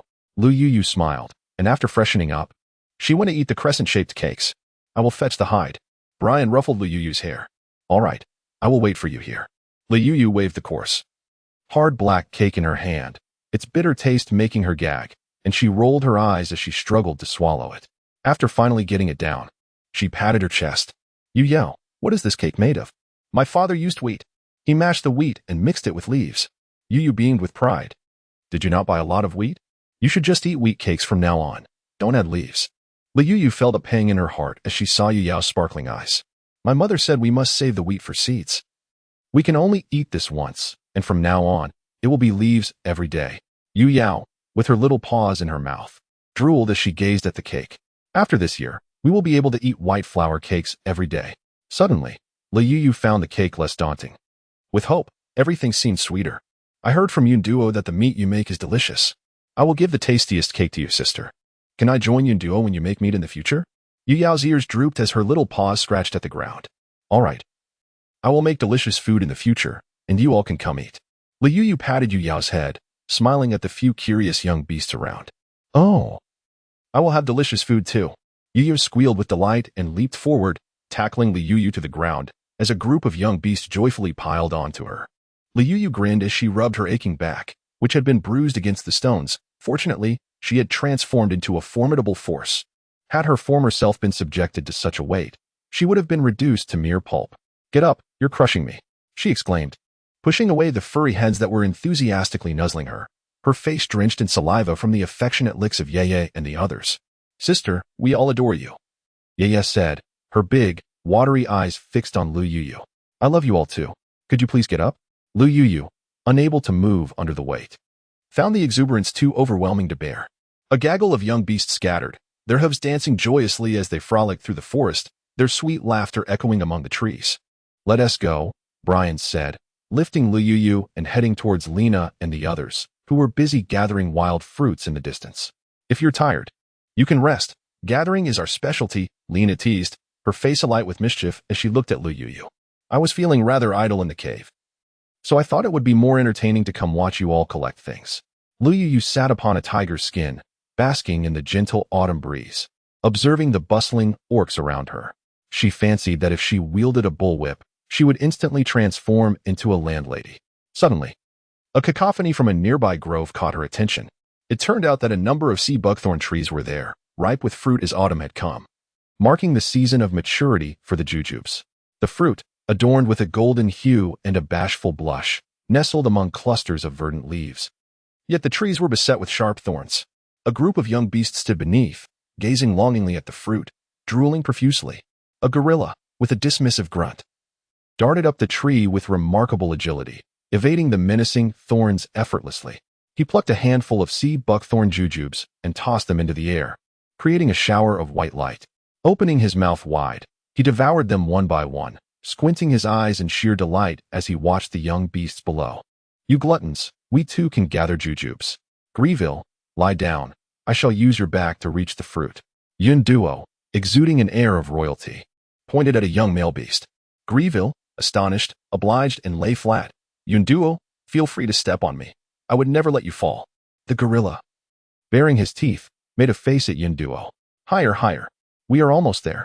Yunduo stood on Greville's back, her front paws reaching eagerly for the dangling branches, her face alight with joy. Suddenly, a shadow flashed, and with a swift motion, the branch shot upward. The gorilla hung upside down from the tree, clutching the branch and waving it at Yunduo. You greedy creature, return my jujubes, or I shall make you regret it. Seeing the jujube slip from her grasp, Yunduo erupted in fury. The gorilla, with a playful flick of his tongue, snapped the branch with a crack, and with a few quick puffs, he spat out several jujube pits aimed directly at Grieville. Taken by surprise, Grieville instinctively tried to dodge, causing Yunduo, who was perched on his back, to scream and nearly tumble to the ground. The gorilla, with a long reach, swiftly caught Yunduo, who was left astonished. Her mouth agape as the gorilla stuffed several jujubes into her mouth. You glutton, who wants your foul jujubes? Yunduo seethed, her eyes blazing with fury. Her fur bristling as she swiped at the gorilla. He evaded the strike with a quick retreat, yet continued to shove jujubes into her mouth. Prepared? Yinduo bit down on his paw. The gorilla grimaced, drawing in a sharp breath, while Lu Yu chuckled heartily. Do you fancy young beasts? Brian inquired, stroking Lu Yu's hair. Indeed, they are quite adorable. If you were to lay an egg and hatch it, we would have our very own younglings. Brian's deep voice resonated by her ear. How does one hatch an egg? Lu Yu's face twisted in distress. I cannot possibly sit on it like a hen every day, can I? I have never hatched one myself, Brian admitted, furrowing his brow, evident that he too was uncertain. Is that so? Lu Yu fretted at the thought of accidentally crushing the egg. I only recall that before a female lays an egg, she must select a lush lakeside or swamp, dig out a nest in the chosen spot, and then lay the eggs within, covering them with soil afterward, Brian pondered. Must one not sit on them? What if some wild beast from below devours them? The thought of her offspring emerging from the earth left Lu Yu feeling overwhelmed. Are you so eager to lay eggs? It seems I must strive harder. Brian's voice turned somewhat hoarse. Everyone is here. Lu Yu's cheeks flushed as she pushed Brian's large hand away. Haha, now you know my prowess, don't you? Upon looking up, she saw Yinduo brandishing some vibrant red objects, advancing towards the gorilla, who was retreating in fright, thoroughly terrified. Lu Yu was overjoyed. Yinduo, where did you pick that from? Hurry and show it to me. Sister, let me first deal with this glutton. Yinduo lunged forward, pinning the gorilla down, and the vibrant juices squirted directly onto its face. Quick, hand it over. If that chili gets in the eyes, it will be troublesome. Lu Yu urged anxiously. Yinduo huffed, releasing the gorilla, and stormed over. Upon closer inspection, Lu Yu confirmed it was indeed chili, red and pointed, exuding a pungent aroma. Where did you pick it? Take me there. Lu Yu gazed greedily at the chili, envisioning sumptuous dishes, spicy chicken, boiled meat, and cold rabbit cubes. I'll go pick some. There are plenty. Yinduo exclaimed, bouncing away. Grab a basket and bring them all back. Lu Yu stood up, ready to chase after her. Let them go. You stay here, Brian said, holding Lu Yu tightly to prevent her from moving. Brian, everyone else is busy, and it feels wrong for us to just sit here. Even if I can't help much, contributing a little would be fine, Lu Yu insisted, shaking his arm. You stay here while I go do something, Brian frowned. But I want to be with you. Look, it's autumn now. The leaves on the mountains have turned yellow, and fruits hang from the treetops. Isn't it delightful to pick fruits with someone you cherish? Although she relished being cherished, Lu Yu still longed for a bit of freedom. I'll go pick. You wait under the tree. Brian lifted Lu Yu and headed toward Lena and the others. A group of females was giggling and bustling about. The bold ones boldly stared at him, while the timid ones cast furtive glances. Lu Yu felt a quiet sense of pride. The male deity belonged to her alone. Visible yet unattainable, let them gaze in envy. Here stood numerous wild fruit trees, among which a few exhibited peculiar characteristics. Their branches bore only a sparse scattering of leaves, while from their roots emerged aerial roots resembling those of a banyan tree. These slender, beard-like roots were adorned with clusters of golden fruit. Abundantly they hung, each fruit nestled against another, creating a bountiful display that obscured the trunk from afar, resembling a tree entirely composed of shimmering golden orbs. Lu Yu was overjoyed, envisioning a future where the fruit trees bore abundant harvests, alleviating any concerns about food scarcity. To her astonishment, she discovered a remarkable presence of mu lai in the mountains, with its delectable fruits growing plentifully. Previously, encountering even a single tree was a stroke of luck. It here stood more than a dozen. A group of females eagerly gathered the fruits, their faces radiating joy. I have heard tales of mu lai from the elder orcs. One female exclaimed proudly. Do tell us. The others chimed in, their voices a chorus of anticipation. When the beast god first created the world, he sent a dung beetle to the orc realm with words of blessing. Rice shall grow from root to tip, and a flower shall bloom atop the mu lai. However, upon arrival, the beetle either forgot or deliberately reversed the message, proclaiming that the mu lai would grow from root to tip, while the rice would bloom above. Such a wretched beetle. Because of its single utterance, we toiled for an entire year only to harvest a single ear of rice. The orcs, filled with righteous indignation, vocally condemned the beetle. Indeed, the beast god was furious upon learning of this and punished the beetle by driving 2 nails into its head, condemning it to consume filth for eternity. From that point on, we orcs referred to the beetle as the dung beetle. The female laughed heartily, relieved by the tale. Now, let us return to our labors. Lena interjected with a smile, breaking the spell of merriment among the orcs. Brian was peeling the mulai, his large hands somewhat clumsy in handling such small fruits. "Allow me," Liu offered, deftly peeling the pale yellow skin to reveal the delicate white flesh inside, which she promptly fed to Brian. "How does it taste?" Given the fruit's abundance, Liu suspected it might not be particularly palatable. "Too small," Brian raised an eyebrow, seemingly having swallowed it without savoring the flavor. Liu rubbed her forehead with her hand, realizing that the romantic spark was not present within Brian. Liu placed a wood lychee into her mouth, the snow-white flesh smooth and bursting with juice, sweet with a hint of tartness reminiscent of mangosteen. She was overjoyed, discovering that even humble origins could yield delightful treasures. Was this delectable treat truly so exquisite? Indeed, wood lychee is my favorite. The crescent moon child, with her mouth agape, nibbled eagerly, causing the lychees to roll in every direction, and she busily swatted at them with her tiny paws. "The tales from your realm of beasts are quite enchanting." Liu teased Brian as she filled her basket with the lychees. "Aren't you from the beast realm? What of your mother and father? Why not bring them along?" Brian raised an eyebrow. "They are too far away. It seems I cannot fetch them." There was a hint of melancholy in Liu's voice. "Fear not. I shall take you," Brian said, sensing her despondency as he embraced her tightly. "I am well now. They should not worry." Liu buried her face in Brian's shoulder, her tears giving way to laughter. "Sister, I have gathered all the red fruits for you. Are you planning to make something delicious?" Yun Duo, bearing a large basket on her back, leapt over. "Let us cook when we return, but do not cry if it turns out too spicy." Liu playfully pinched her rosy little nose. "I want tea. I am eager to taste what you prepare." Yun Duo nuzzled Liu with her fluffy head, her big, watery eyes brimming with longing. "Lena, we have collected quite a bounty. Let us return and enjoy some food before coming back to gather more this afternoon." "Indeed. It is too much to carry all at once. We shall return later. While the sun shines, we can dry the fruits for winter, ensuring we do not go hungry." Lena deftly packed the fruits beneath the tree. The group of beasts made their way back to the cave, and from a distance, one could see a flurry of activity as chickens fluttered and dogs barked, Andy and the other beasts chasing after them in a frenzy. Liu soared into the air, swiftly capturing a few wild chickens and throwing them to the ground.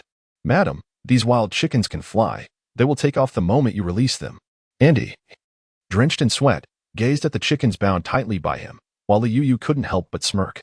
"Just pluck their feathers," she suggested. "Your idea is indeed brilliant, madam. I shall promptly instruct the clan to remove the feathers." Overjoyed, Andy grabbed the wild chickens and turned to leave. Liu sat in front of the cave, spreading out the fruits they had gathered to dry in the autumn sun. The season was deep autumn, and the lingering warmth of the autumn tiger made the stones searing hot. The shiny fruits placed upon them wilted in no time. To her surprise, there were Sichuan peppercorns. Pouring out a basket of them, Liu was overjoyed. "These are prickly ash seeds," she thought, "which would warm us up during the cold, damp winter in the cave. We often collect them." Lena was also spreading out the peppercorns. "This ingredient is delightful in cooking.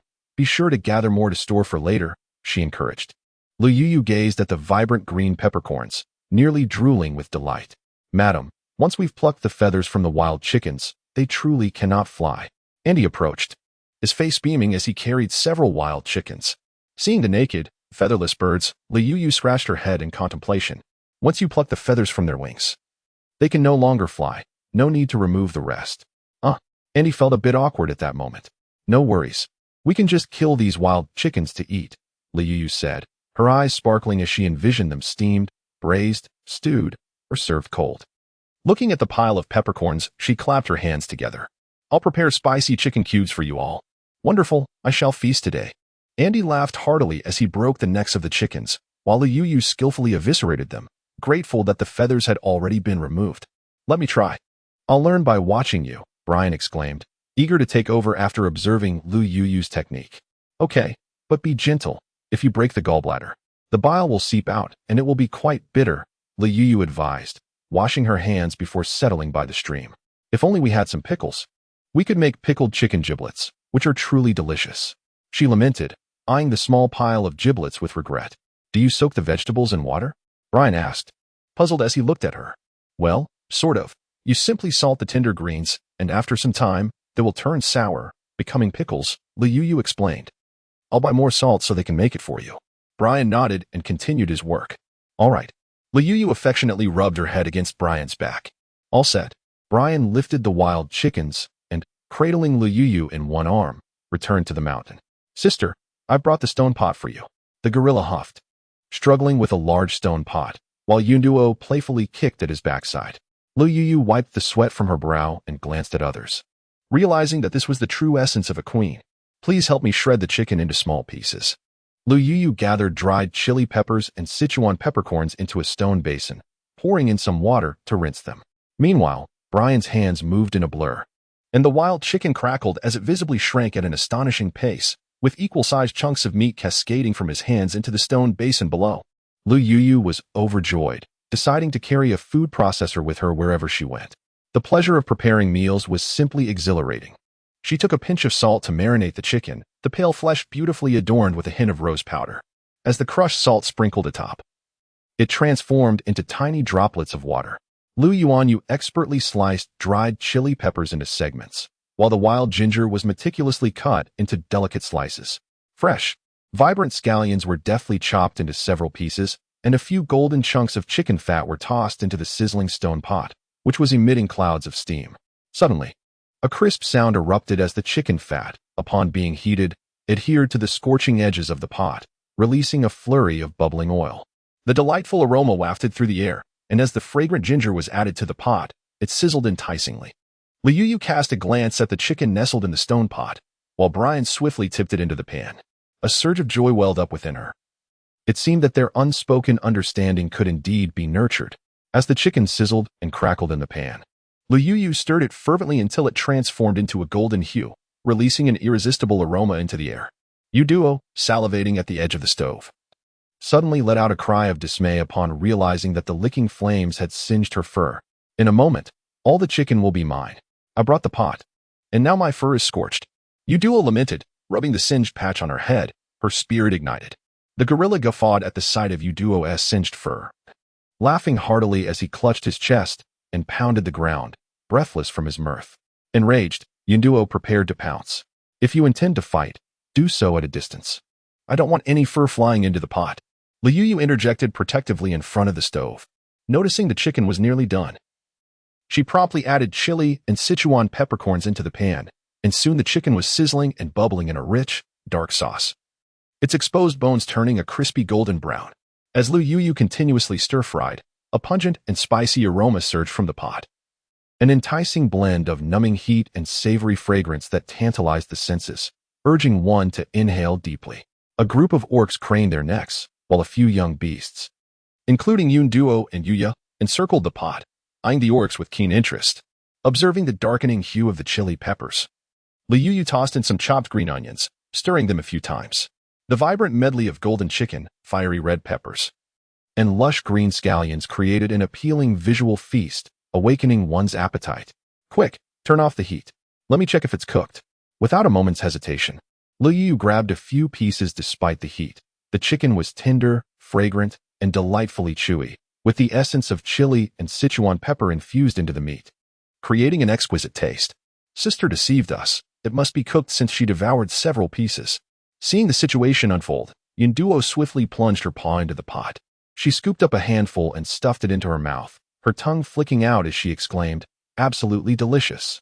In an instant, a flurry of young beasts darted forward, causing Liu Yu to stumble and nearly tumble into the pot. Several fluffy heads bobbed above the rim, various paws eagerly reaching in. Liu Yu intended to squeeze in among them, but the tightly packed circle left no room. Through the gaps, she spotted the shrewdest of the bunch, a chimpanzee, deftly maneuvering its claws to snatch at the meat with precision. Noticing Brian's slightly distressed expression, Liu Yu quickly tugged at him. Their eagerness to eat signifies my culinary success. If they showed no interest, what would be the point? They should leave some for you. Brian appeared somewhat displeased. Haven't you had any yet? If you wish to taste it, I can prepare another batch for just the two of us when we return. Liu Yu shook his arm. You're too tired. Brian shook his head. It's nothing. A bit of stir-frying isn't exhausting. I've made up my mind. Next time, I shall make soup, and then none shall outcompete me. Liu Yu waved her fist, gazing despondently at the remaining pot of chili. Let's make some soup, suggested Brian, raising his eyebrows and softening his gaze. Sister, why did you cut the chicken into such small pieces? I ended up consuming so much of that fiery substance. Cloud's eyes reddened as she plopped down on the ground, her tiny paws fanning her mouth. Knowing it was spicy, why did you still eat so much? It wouldn't have absorbed the flavors if it were cut too small. Lu Yu harbored a desire to deliver a sound thrashing to her, yet upon gazing at her hair, resembling that of a doggess, she could not suppress a chuckle. This delightful red delicacy is truly delectable.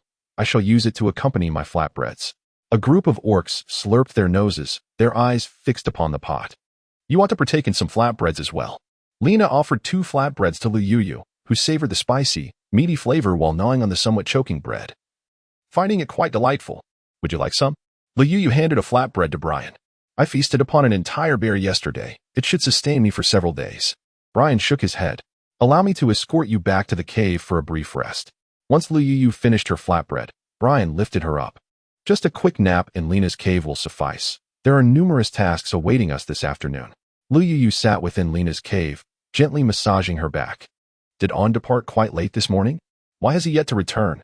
Lu Yu quietly inquired as she observed Brian exiting the cave. He set off early. I heard some noise just before dawn. He instructed me to note down the herbs we require for today and to inform him by morning. He will procure them for us, Lena reflected thoughtfully. I shall fetch some money for you later. You can then pass it on to On. Neither Andy nor I have any funds, so I kindly ask for your assistance in this matter. Lena's cheeks flushed slightly. Let us not dwell on this. Once Gisa Mountain generates some income, I shall deduct it from your wages. Lu Yu chuckled as she patted her shoulder. These tools were crafted according to the design you sketched yesterday. Could you take a look? Lena retrieved several stone shovels from the corner of the cave. The base should be sharper and thinner. That would enhance its sharpness. Lu Yu gestured towards the bottom. If it is too thin, it may break. We orcs possess great strength, and with such reliable tools, our excavation will undoubtedly be swift. Lena tapped the stone shovel. Very well. Lead me to where they are sharpening the tools. If all is satisfactory, we shall proceed with this method. And we will need to construct ridges in the middle of the fields. Lu Yu rose and followed Lena outside. What are ridges? Lena inquired. Her face a mask of confusion. Ridgelines are small embankments made of earth, erected in the center of the land. The terrain below is uneven, with some areas elevated and others depressed. If we release water without these ridges to partition it, the elevated regions will not retain any water, allowing it to flow entirely into the low-lying areas. Lu Yu meticulously illustrated on the ground, explaining to Lena with great detail. Ah, I understand now. The dam can indeed hold water in such elevated areas. Lena's eyes sparkled with realization. Yes. We also need to dig a channel from the riverbank to divert the river's water here. Lu Yu continued to sketch on the ground with small pebbles. Lu Yu followed closely behind Lena, the sound of clanging and clattering resonating continuously. 100 or 200 orcs were diligently honing their tools.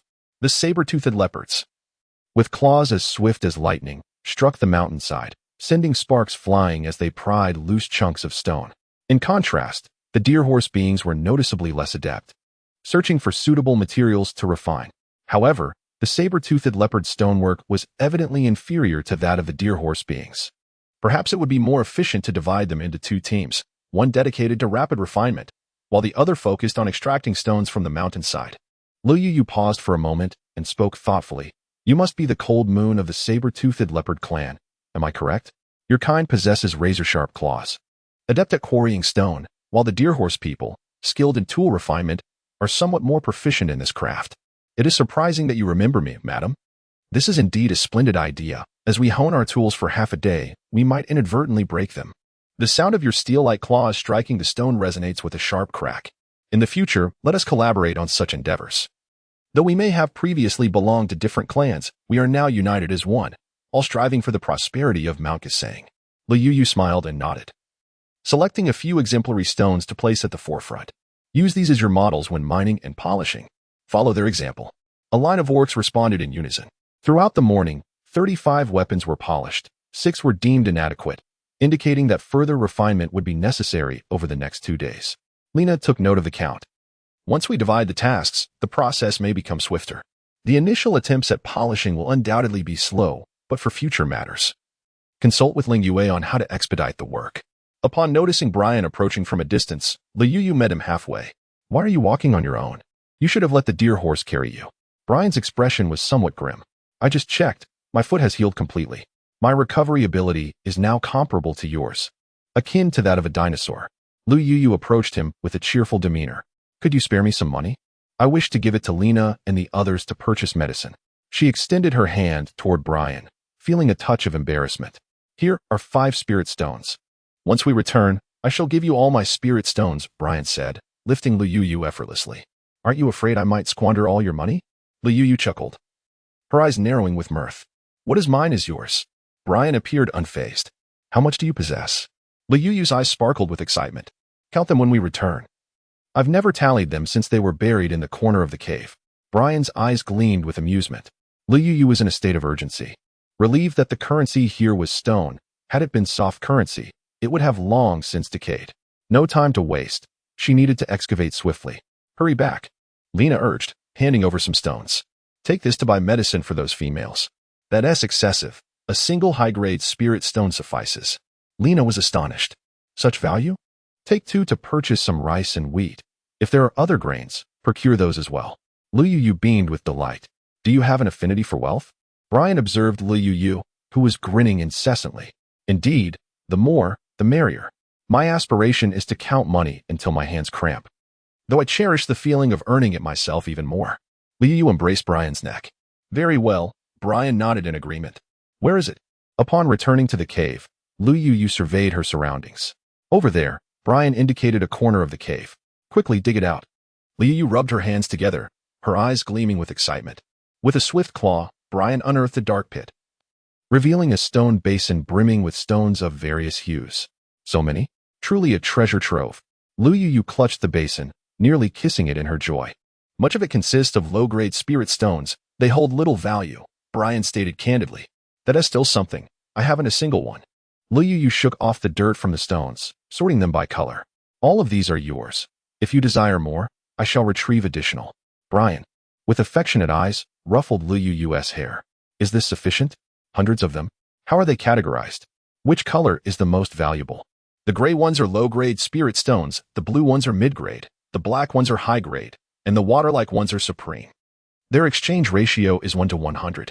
Brian explained, pointing to a few stones. Thus, these 2 are supreme spirit stones? Lu Yu exclaimed, pulling out 2 transparent stones from the side. Indeed, Brian confirmed with a nod.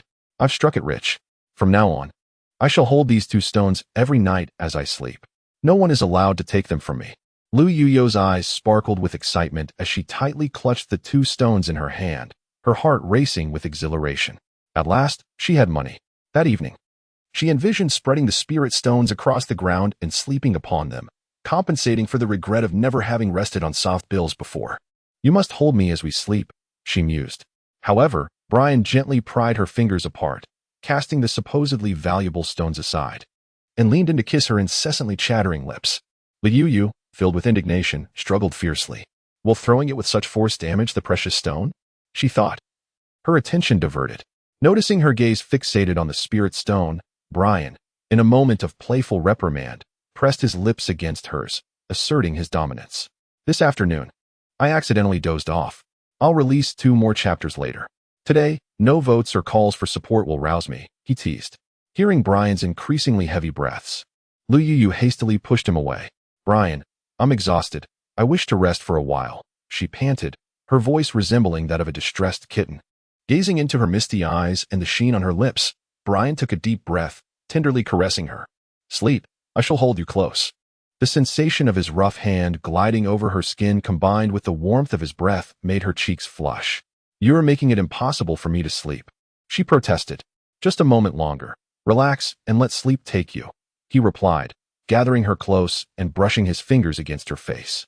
All right, I shall sleep, she acquiesced, wrapping her arms around his neck and planting a soft kiss on his lips. Little one, you don't wish to sleep, do you? Brian's eyes sparkled mischievously as he leaned closer. I am sleeping, Lu Yu giggled, playfully blocking his impending kiss with her hands. Let us wait a few days for that. Brian's heated breath brushed against her face, his sea blue hair cascading around them. Not at all. I'm utterly exhausted. My waist feels like it belongs to someone else. She pouted, her expression one of feigned grievance. Next time, let us take it easy, Brian rasped, his voice hoarse. You're deceiving me.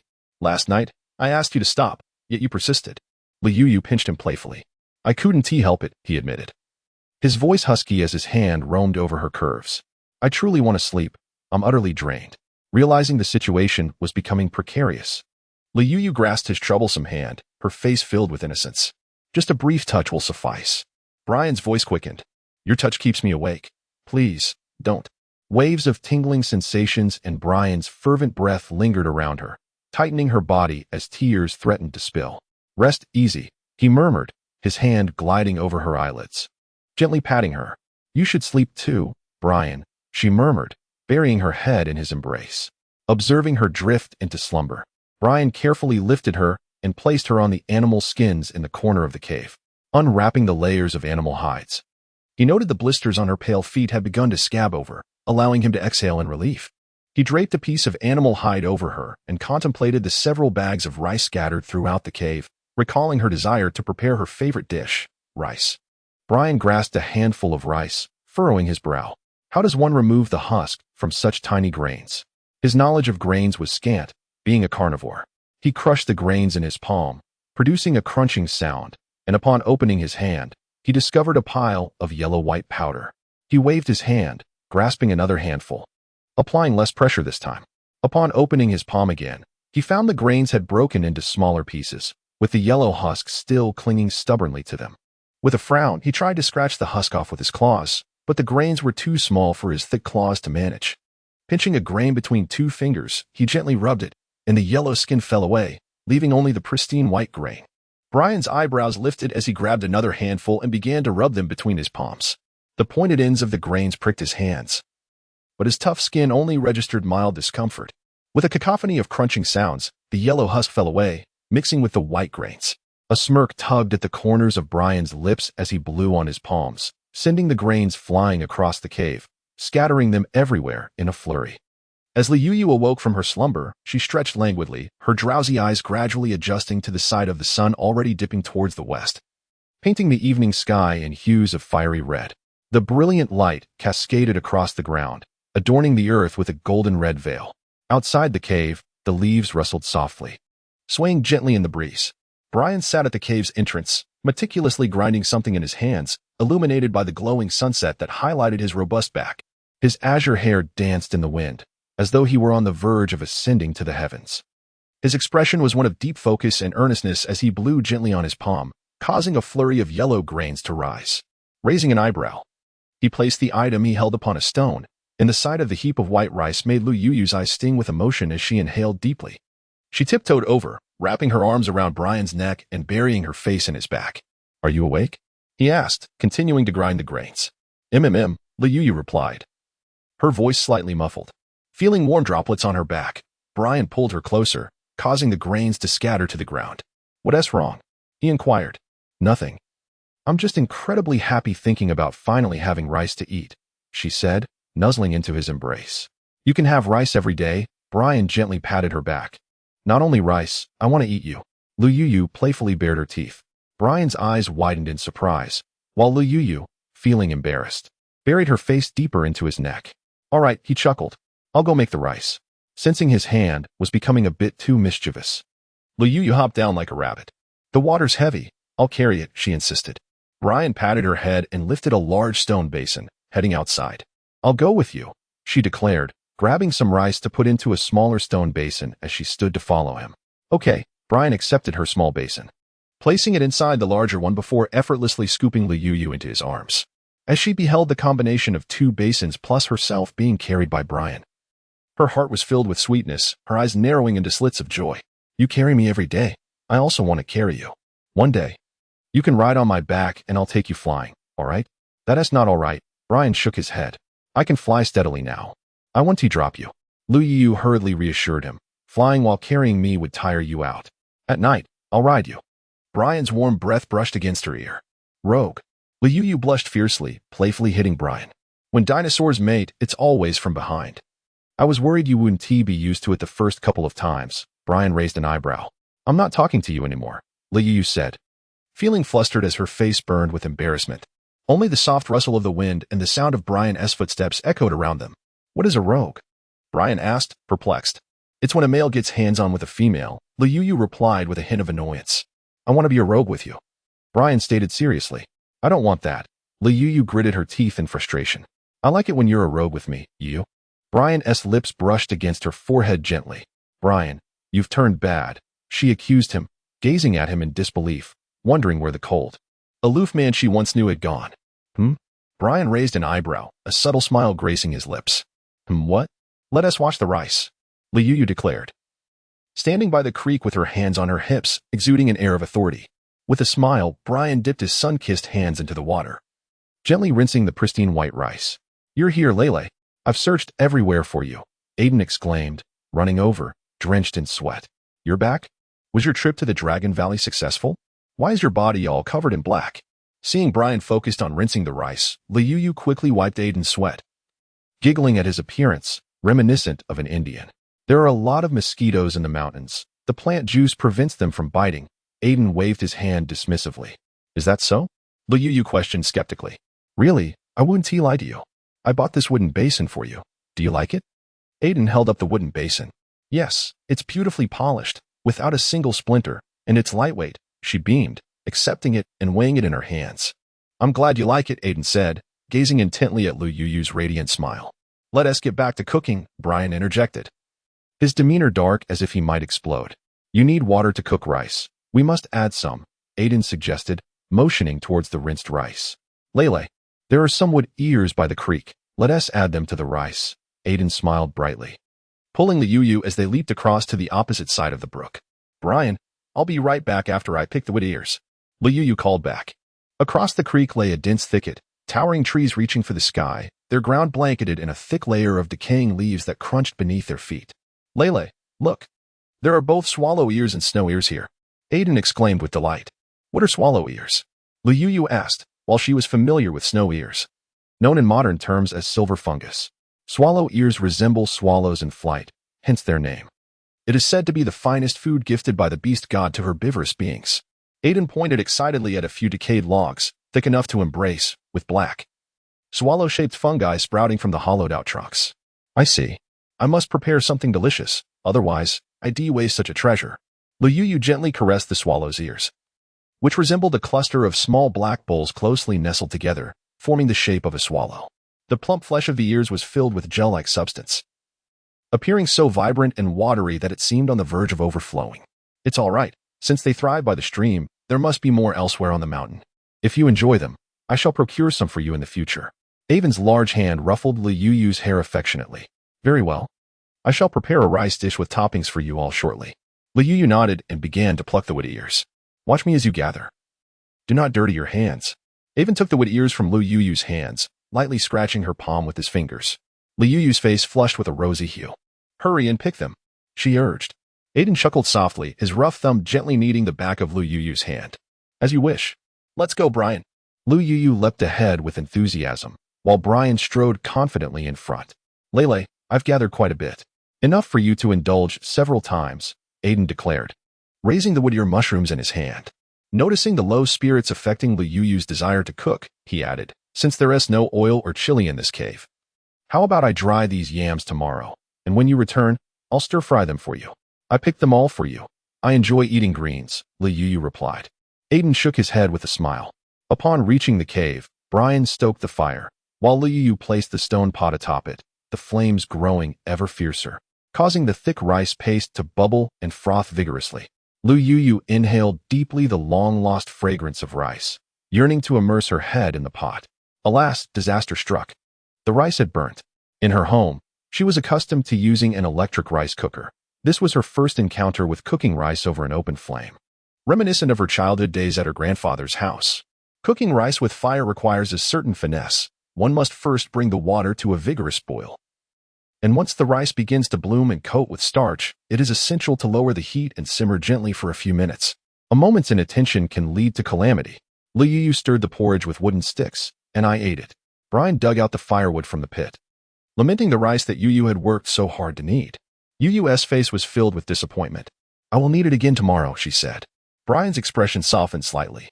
Well then, let us make do with what we have. As they gazed at the pot of yellow rice, Yu felt a touch of embarrassment. Lele, you eat first. I had my fill of leaves when I arrived, even shook his head. It's not bad, Brian exclaimed, grabbing some mushy rice from the pot and shoving it into his mouth, pushing aside the white grains. Indeed, It is quite good. Yu smiled. Noting the smoky flavor from the partially burnt rice, and the lack of a pot lid meant that many grains remained uncooked, crunching in her mouth. Despite its undercooked state, Yu found it remarkably delightful, feeling as though she had never tasted such exquisite rice before, and she felt a deep sense of shame for her past pickiness. Lele, let me take you somewhere, Avon said, pulling Yu along after their meal. Brian's eyes suddenly sharpened like knives, fixated on Avon's hand, but Avon met his gaze defiantly. Brian, I will accompany Avon and return shortly, Yu said, steeling herself as Avon led her out of the cave.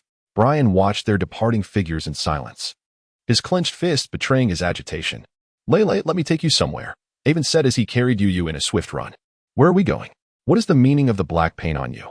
Yu had been curious about Avon's peculiar coloration, which was why she insisted on accompanying him. Close your eyes and do not speak.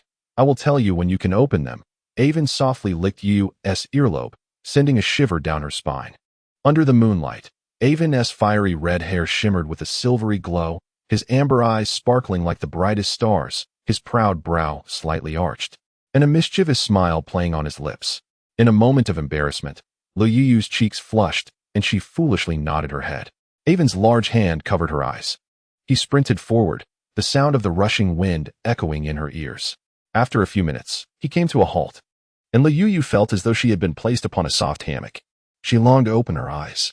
No peeking, Lele. Avon's voice carried a hint of authority. Suddenly, Yu felt the hammock lift into the air, and with a startled gasp, she wished for wings. Upon opening her eyes, she found herself lying on a hammock woven from vines. Lush green tendrils cascaded from the towering trees, swaying gently in the breeze as they caressed her cheeks. Countless fireflies flitted overhead, their twinkling forms scattered like strings of colorful lights, weaving intricate ribbons that pierced the serene night sky. Enchanted by this breathtaking sight, Yu was reluctant to blink, regretting not having brought her phone to capture this exquisite moment. Do you like it, Lele? Avon's deep, magnetic voice resonated in her ear. I love it. It's so beautiful. Gazing into Avon's fervent eyes, Yu tightly clung to his neck. The flickering fireflies gradually gathered, flapping their delicate wings in a dance around Avon, encircling him in a halo of golden light. His flaming red hair billowed in the wind, amber eyes shimmering with brilliance, and his slender lips curved into a captivating smile, while his elegantly arched brows added to his ethereal presence in the hazy night. A few mischievous fireflies, seemingly captivated by Avon's beauty, stealthily settled upon his bronzed shoulders, cautiously extending their tiny black legs to gently brush against his sun-kissed skin. My Lele is the most beautiful of all, Avon remarked, holding a crown fashioned from what appeared to be peacock feathers. His long fingers delicately ran through Yu's flowing hair. Yu felt as though everything was as beautiful as a dream. She was enamored. Her head gently nestled against Avon's large hand. Let me adorn you, Avon said, tucking Yu's silky black hair behind her ear, his calloused fingertips softly grazing her earlobe. Yu's face flushed suddenly, reminiscent of a girl being gently pulled by her idol, evoking a mixture of sweetness, joy, and a tinge of anxious uncertainty. How beautiful! Iwan placed the feathered ring upon Yu's head and bestowed a kiss upon her forehead. Yu's face flushed a rosy hue as she embraced his neck and planted a kiss upon him. Lele. Evan's voice was hoarse, his eyes suddenly bright, reminiscent of brilliant stars streaking across the inky night sky. Push me higher. I want to soar into the heavens. Yu's eyes sparkled like crescent moons, her delicate hands grasping the vines as if they were the tender roots of scallions. Very well, Evan replied, his gaze filled with affection. Why do fireflies alight upon you? As Yu swung high, she noticed the fireflies flutter about for a moment before returning to Evan's side, her face alight with curiosity. I have smeared some sweet cordyceps on myself. They are drawn to the scent, Evan explained as he gently propelled the swing, causing thousands of vines to sway outward, tracing green arcs against the silver moonlit sky, while Yu's laughter, like the chime of silver bells, scattered joy all around. Lele, are you happy tonight? Evan's deep, magnetic voice whispered in her ear, his lips curling into a smile as his fiery gaze remained fixed on her. I am. I never knew the night could be so beautiful, Yu replied, her smile wide, revealing two mischievous little tiger teeth that sparkled in the light. In the future, I shall ensure you experience such beauty every day. Evan's warm breath enveloped her. Could you share some of that herbal paste with me? How delightful it would be to carry a host of fireflies wherever I go. Yu gazed enviously at the fireflies dancing around Iwan. Do you desire these fireflies? Iwan teased, a mischievous smile playing on his lips as he raised an eyebrow. Indeed, where are they? Quickly, lead me to them, Liu exclaimed, springing up and tugging at his hand. I shall give them to you. Iwan breathed heavily, his alluring visage leaning closer. You said you would take me to find sweet cordyceps, didn't you? Liu pouted, evading him repeatedly. The juice of the sweet cordyceps is already consumed within me. I shall share some with you. Iwan chuckled softly, his warm hand roaming over Liu's form. You are deceiving me again, Liu protested, playfully striking Iwan. Only to be swept into his arms. In a single day without seeing you, my heart and eyes are filled with thoughts of you. Did you miss me? Lele, Iwan whispered, gently tracing Liu's neck with his tongue. Yes, I missed you. Liu felt her body weaken, as if turned to clay, stifling waves of shivering delight. Then let us lie together on the vine bed, gazing at the stars and the moon, watching these fireflies dance for us, Iwan suggested. His sharp brows arched, his words dripping with seduction. Liu gently nodded, burying her face in Avon's chest, listening to the rhythmic thump of his heartbeat. Avon carefully placed Liu onto the hammock, his rough hand gliding over her satin-like skin, causing her to blush a delicate pink as she curled into herself. Her toes pointed. It tickles, Avon. It won't tickle when I come closer, she murmured. Avon leaned closer, his eyes gleaming with an intensity that was both thrilling and mischievous, softly whispering sweet nothings into her ear. His body radiated warmth as he hovered above her, his heavy breaths creating a palpable tension. The hammock swayed dangerously beneath his weight. A gentle breeze rustled the leaves, and countless vines danced lightly around them, while fireflies twirled in an enchanting ballet nearby. Lele, not only do you possess exquisite beauty, but you also have a heart of gold. Being with you is the greatest joy of my life, Avon declared, his warm breath caressing her face. Under the moonlight, her cheeks glowed with a soft luminescence, and her long, curled eyelashes fluttered shyly, while her usually sparkling eyes were slightly downcast, exuding an air of vulnerability that invited admiration. I feel the same, Avon. My heart is full with you by my side. Laughter danced in the air as her snow-white arms entwined around Evan's neck, her voice a mere whisper, delicate as a gossamer wing, murmuring in his ear. With a low growl, Evan bent down, their lips and teeth mingling in a passionate embrace. His fervent hands roamed over every inch of her enchanting alabaster skin, his robust body pressing against hers in a fervent caress. Liu felt utterly languid. Her body as soft as clay, her complexion flushed with a rosy hue. She emitted bashful murmurs, her delicate white hands lingering upon Avon's sturdy back. Lele, you are exquisite. I cannot bear it. Avon's voice was hoarse, his breaths labored. He took her tender hand and guided it toward his waist, leaving Liu in a daze, her breathing quickening. With a powerful thrust, Avon propelled forward. The force was so great that a loud crack echoed as the vines snapped. Liu plummeted swiftly, but Avon reached out with his long arms, catching her in his embrace. With a twist of his body, he turned her over, and with a thud, they crashed to the ground, scattering the surrounding fireflies in a flurry. Beneath Avon lay several stones, causing him to grimace in pain. Liu, resting atop him, burst into laughter. That serves you right for being mischievous. I might just be crushed by you, Lele. Avon's voice was low and strained as he pressed forward slightly. We must leave. Stop fooling around. Liu climbed off him, the enchanting ambience shattered by the fall. I can't walk. My back hurts. Avon lay on the ground, his fiery red hair splayed around him, his narrow eyes squinting slightly. Where does it hurt?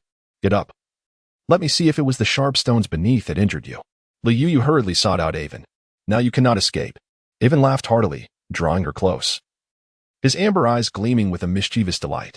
Using this trick again? Feeling his warm breath, Liu pinched him playfully. Lele, would you lie with me and gaze at the stars? Avon breathed in the scent of her long hair. All right. Liu nestled into his embrace, as his large hand caressed her gently. Legend has it that each star in the sky is transformed from a beast man, but not just any beast man.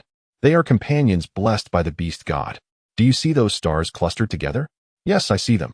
Liu pointed at the 8 stars, which surrounded the brightest one in a formation reminiscent of 7 stars encircling the moon. That represents the mother of heroes and her companions. Though they have ascended to the side of the beast god, they remain inseparable, whispering their longing for each other in the tranquil night as they lie in the woods with their beloved. Avon's deep, slightly magnetic voice lingered in Liu's ear. Do you hear them? What are they saying? Liu nestled her head under Avon's arm, seeking comfort. They are blessing us, saying I am fortunate to have met you. In the future, we too shall receive the blessings of the beast god, becoming the revered celestial couple of the beastman realm. Avon turned to gently caress Liu Yu's face, as if he were cherishing a rare treasure, wanting to etch her into his heart. I heard it too. They say I am fortunate to have met you, for it is because of you that I have everything I possess now. Liu Yu's eyes sparkled as she gazed intently at Avon. Lele. Avon sighed deeply, pulling her into his embrace. Avon, I have always felt guilt. You saved me and gave me a second chance at life, yet I chose Brian as my first partner. Liu Yu lay in Ivan's embrace, her warm tears cascading onto his sturdy chest. Ivan closed his eyes, suppressing the bittersweet turmoil within his heart. He gently adjusted Liu Yu's head, tenderly wiping away the tears from the corners of her eyes. Lele, you are not at fault. The blame lies with me. If I had not lost you, none of this would have transpired. As Liu Yu listened to him, her heart grew heavier. It was evident that she was at fault. Yet he shouldered all the blame. She resolved silently to make amends with Iwan for the guilt that weighed upon her. Iwan, do you have any plans? Are you unhappy staying in Gasang Mountain? Liu Yu gently tugged at Iwan's hand. No, I am content wherever you are by my side, Iwan replied, holding Liu Yu tightly without meeting her gaze. Whatever you decide to do, I will support you, but please be cautious. We are still unfamiliar with the rules of Shenlong Valley. I understand. I have you, and I want to grow old with you. I will take care of myself, so do not worry. Iwan inhaled the scent of Liu Yu's hair. I hope you can share your troubles with me. Although I may not be able to help much, I can at least share the burden. I worry about what you are thinking and doing. I promise to tell you everything. I'm just going to explore Shenlong Valley. Liu Yu assured him as Iwan gently patted her back. What fruits do you enjoy? I can gather some when I go foraging with Lena and the others. I eat anything. During summer and autumn, as long as it's not poisonous, I indulge. In winter, I can survive on the stored leaves. Iwan chuckled. You are so easy to please. Should I keep a stash of dry leaves in your cave? Liu Yu playfully teased him. Sure, we can lie down together. Your skin is white as a lamb resting upon the golden leaves, rustling softly. Iwan's eyes sparkled as he nuzzled against Liu Yu. Let us go. It's getting late. We should head back. As they conversed, Liu Yu's face turned crimson, and she playfully punched Iwan a few times. I'll transform into my beast form, and you can ride on my back. With a swift motion, Iwan transformed into his beast form, wrapping his tail around Liu Yu and placing her upon his back. She held on to his neck tightly. Hold on. Iwan bellowed. The silver moonlight bathed his robust form, his earthy coat shimmering with a silvery sheen. Sharp horns glinting ominously atop his head, and a collar of spikes resembling blades encircled his neck. He raised his front hooves and let out a resounding roar that echoed through the valley, sending birds and beasts scattering in all directions. He galloped wildly, embodying the king of all beasts, racing toward the unknown with the one he cherished. The mountain wind howled, and the cool moonlight illuminated the ground as Liu Yu sat on Iwan's back, watching the trees retreat into the distance. The memory of her first ride upon Iwan surfaced. Yet there were no bitter tears upon her face now, only the sweetness of being nestled against her beloved, filled with boundless dreams and hopes for the future.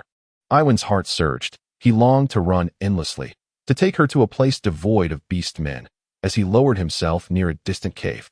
I will come find you another day. You need not gather wild fruits for me, as I can find food myself. He gently pawed Liu Yu's face.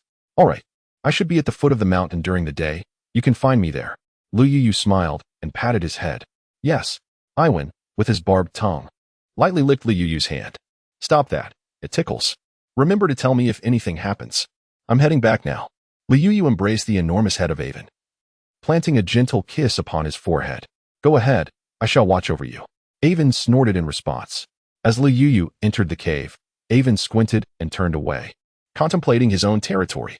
Were it not for Liu Yu's presence, he would never have remained on Mount Gasang. He envisioned a nest of dinosaur eggs with Liu Yu on his land, yet he understood that she would undoubtedly object, fearing for her safety. Thus, he had refrained from informing her about his participation in the territorial competition today, planning to surprise her with a victory. I am back. Upon entering the cave, Liu Yu noticed Brian laboriously excavating a stone jar, his claws sending shards flying and sparks igniting. Once this jar is ready, we can heat water, Brian indicated his work. Indeed, we can then craft a wooden lid to retain the warmth. Liu Yu cleared the debris from the entrance. Is that so? Brian handed the polished jar to Liu Yu. Is it just right? Do we have water in the water pouch? I'd like to add some and test it. The thought of drinking warm water filled Liu Yu with joy. I gathered quite a bit from the stream into the stone basin. Brian accepted the jar, Is there bamboo in the mountains? It would be quite a bother to run back and forth to the stream every day. Yes, there is a grove of bamboo over there. Brian pointed into the distance. Really? That is splendid. We can make bamboo tube rice. And there are bamboo shoots to dig up. Upon hearing of food, Lu Yuyu's eyes sparkled with excitement. Would you like to go see it? Brian ruffled Lu Yuyu's hair. Absolutely. We shall visit another day. We can cut down some thick bamboo to create pipes, bringing the stream water into the cave. That way, we won't have to trek to the stream for cooking and water. We could even channel hot spring water for daily bathing. The thought of a beautiful future filled Lu Yuyu with delight. Bathe? Brian raised an eyebrow, seemingly puzzled. It's like standing under a waterfall, with water cascading down from above to wash over you. Lu Yuyu gestured animatedly. Very well, we shall take a shower next time. Brian watched Lu Yuyu, dancing with joy, his eyes twinkling with amusement. Is it not cold for you to be bare in this chilly weather? Shall I carve a bone needle to sew you a garment? After all, we have an abundance of animal hides. Adult dinosaurs need not wear clothes. Only newborns require them during winter, Brian mused. Just one, please. I wish for us to wear the same. Lu Yuyu tugged at Brian's arm. Can you make it? Brian raised an eyebrow. I will learn, Lu Yuyu replied, feeling somewhat embarrassed about her skills. Very well, I shall carve it for you. Brian nodded with a smile. Brian, I plan to make 3, 1 for you, 1 for me, and 1 for Avon. Is that agreeable? Lu Yuyu lowered her head, unwilling to meet Brian's gaze. She did not wish to deceive him. For a moment, the cave was so silent that one could hear a pin drop, with only the sound of their breathing echoing, creating an atmosphere of profound oppression. It is quite late. You should wash up and get some rest. Brian's voice was laced with icy detachment. Lu Yuyu reclined in the corner of the cave while Brian sat at the entrance. The cold moonlight cascading over him, casting a melancholic solitude upon his silhouette in the night. He appeared as he did upon their first encounter, resembling an eagle in the darkness and a wolf upon the snowy plains, exuding a chilling aloofness yet brimming with an overwhelming presence, emanating an aura of dominance amidst his solitary stance. Lu Yuyu closed her eyes, suppressing her tears. She recognized that all of this was her own fault. She did not wish for Avon and Brian to be at odds over the matter, nor did she want to feign ignorance like others, burying her head in the sand. Sleep now. Brian's warm hand caressed Lu Yuyu's cheek. Tears streamed down Lu Yuyu's face as she murmured, I'm sorry, Brian. I took you from him, and I am truly happy to be your first partner. Sleep now. Brian gently wiped away the tears from Lu Yuyu's cheeks. You should also rest, he replied softly. With a rhythmic motion, Brian patted Lu Yuyu's back, watching her curl up and softly sob in her dreams. A pang of heartache pierced through him, since she cherished Avon. He resolved to accept it, sparing her the burden of indecision. As the first rays of dawn pierced the inky darkness of night, Lu Yuyu opened her eyes to find Brian frowning as he encircled her. She let out a deep sigh. Gently prying Brian's hand away, he abruptly opened his eyes. You should sleep a little longer. I cannot rest, and shall take a stroll outside the cave. I will prepare something delicious for you shortly. I will accompany you, Lu Yuyu insisted. Brian rose and draped a hide over her shoulders. It's quite chilly. Do you think it will get even colder soon? Outside the cave, Lu Yuyu exhaled a puff of white mist, prompting Brian to draw her closer into his embrace. Yes, the cold lingers for a long while. I suppose I shall have to bundle up like a ball. Lu Yuyu chuckled at the thought of herself swathed in a brown, furry cocoon. I will gather more firewood and build several fires. You can sit cozily on the warm hides. Brian grasped her icy hand gently. Could we perhaps make a Kong? The thought of her grandmother's warm Kong flooded her mind, where she would lie on a heated platform while snow fell outside. Such comfort. A Kong? Brian feigned contemplation. It's a hollow structure made of mud. I will construct a small one to show you next time. Lu Yuyu gestured animatedly. That sounds splendid. A Kong not only provides warmth but can also dry things. If it rains, we can place any undried fruits or mushrooms on it. The myriad uses of the Kong filled Lu Yuyu with delight. When the sun rises, you must build one for me. Brian nodded in agreement. Today, we shall descend the mountain to dig a channel. We can address the Kong later. If it gets cold enough for the river to freeze, it will pose a problem. Lu Yuyu glanced at the ground, which was dusted with a layer of white frost. Her heart tinged with worry that they might not finish the salt flats before it froze. Mornings are indeed cold, but it will warm up once the sun rises. Brian reassured her as he smoothed the furrow between her brows. That is a relief. I feared it would remain chilly. The hot spring water feels so pleasant. Come here, and I will wash your face. Lu Yuyu pulled Brian toward the spring. Stay still. I shall tend to you. You always do these things for me. Yet I have never done anything for you. Liu Yu gently held Brian's head, meticulously washing him with her delicate, snow-white hands, cupping water to caress his brow and eyes. A flicker of surprise and a hint of joy sparkled in Brian's gaze. "Are you satisfied, Prince Brian?" Liu Yu asked, as she plucked fragrant willow branches to present to him. Brian replied, a slight smile tugging at the corners of his lips. "I aspire to be a worthy companion, clothing you when it's cold, bathing you when it's warm, and hunting for you when you're hungry. Would that be agreeable?" Liu Yu wrapped her arms around Brian's neck. "Not at all," Brian frowned. "Why not?" Liu Yu, determined to embody the role of a good wife, looked perplexed.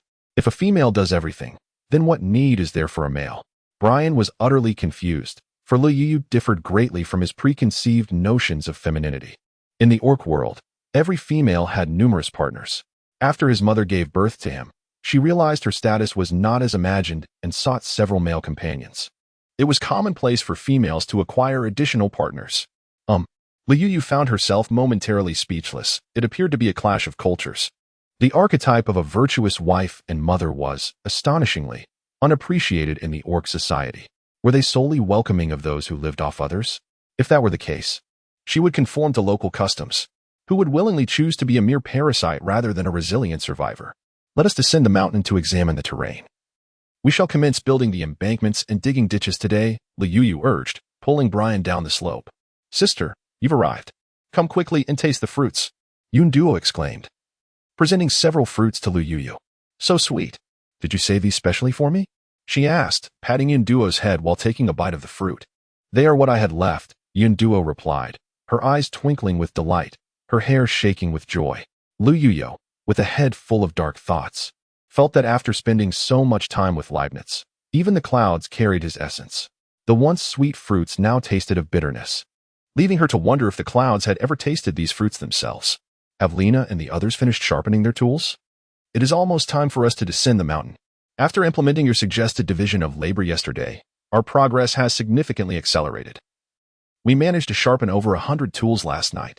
Lena's face beamed with joy. We shall leave half of the orcs to continue sharpening, while the rest will resume gathering what we harvested yesterday. 150 will accompany me down the mountain, and let us collect more vines along the way. Liu Yu took the lead, followed by a long line of orcs, each wielding tools and brimming with joy. Before long, they arrived at the foot of the mountain, gazing upon the vast expanse of saline alkali land. Liu Yu inhaled deeply. Let us first address the riverbank. The higher the ground, the more challenging it is to access water. Hand me the vines we collected along the way. Liu Yu utilized vines as measuring tapes to delineate the land into several plots, arranged in a grid-like pattern. Each plot was assessed for its elevation to determine whether it required embankments. Fortunately, although the foot of the mountain is characterized by hilly terrain, each uniformly elevated plot measures around 5 to 6 acres. With the vines forming a small embankment, the intention was to prevent water from flowing into the lower areas. Liu Yu gestured by the straight line of vines, indicating where to dig. This task was straightforward, and the lady could rest assured. Andy burst into laughter, as dozens of saber-toothed warriors wielded stone shovels, sending clouds of soil aloft. Before long, straight embankments rose from the ground. Indeed, they constructed everything in accordance with the vines. Once the formidable beasts finished building, the young ones followed closely behind, compacting the earth to ensure stability, lest the embankments collapse under the force of the water.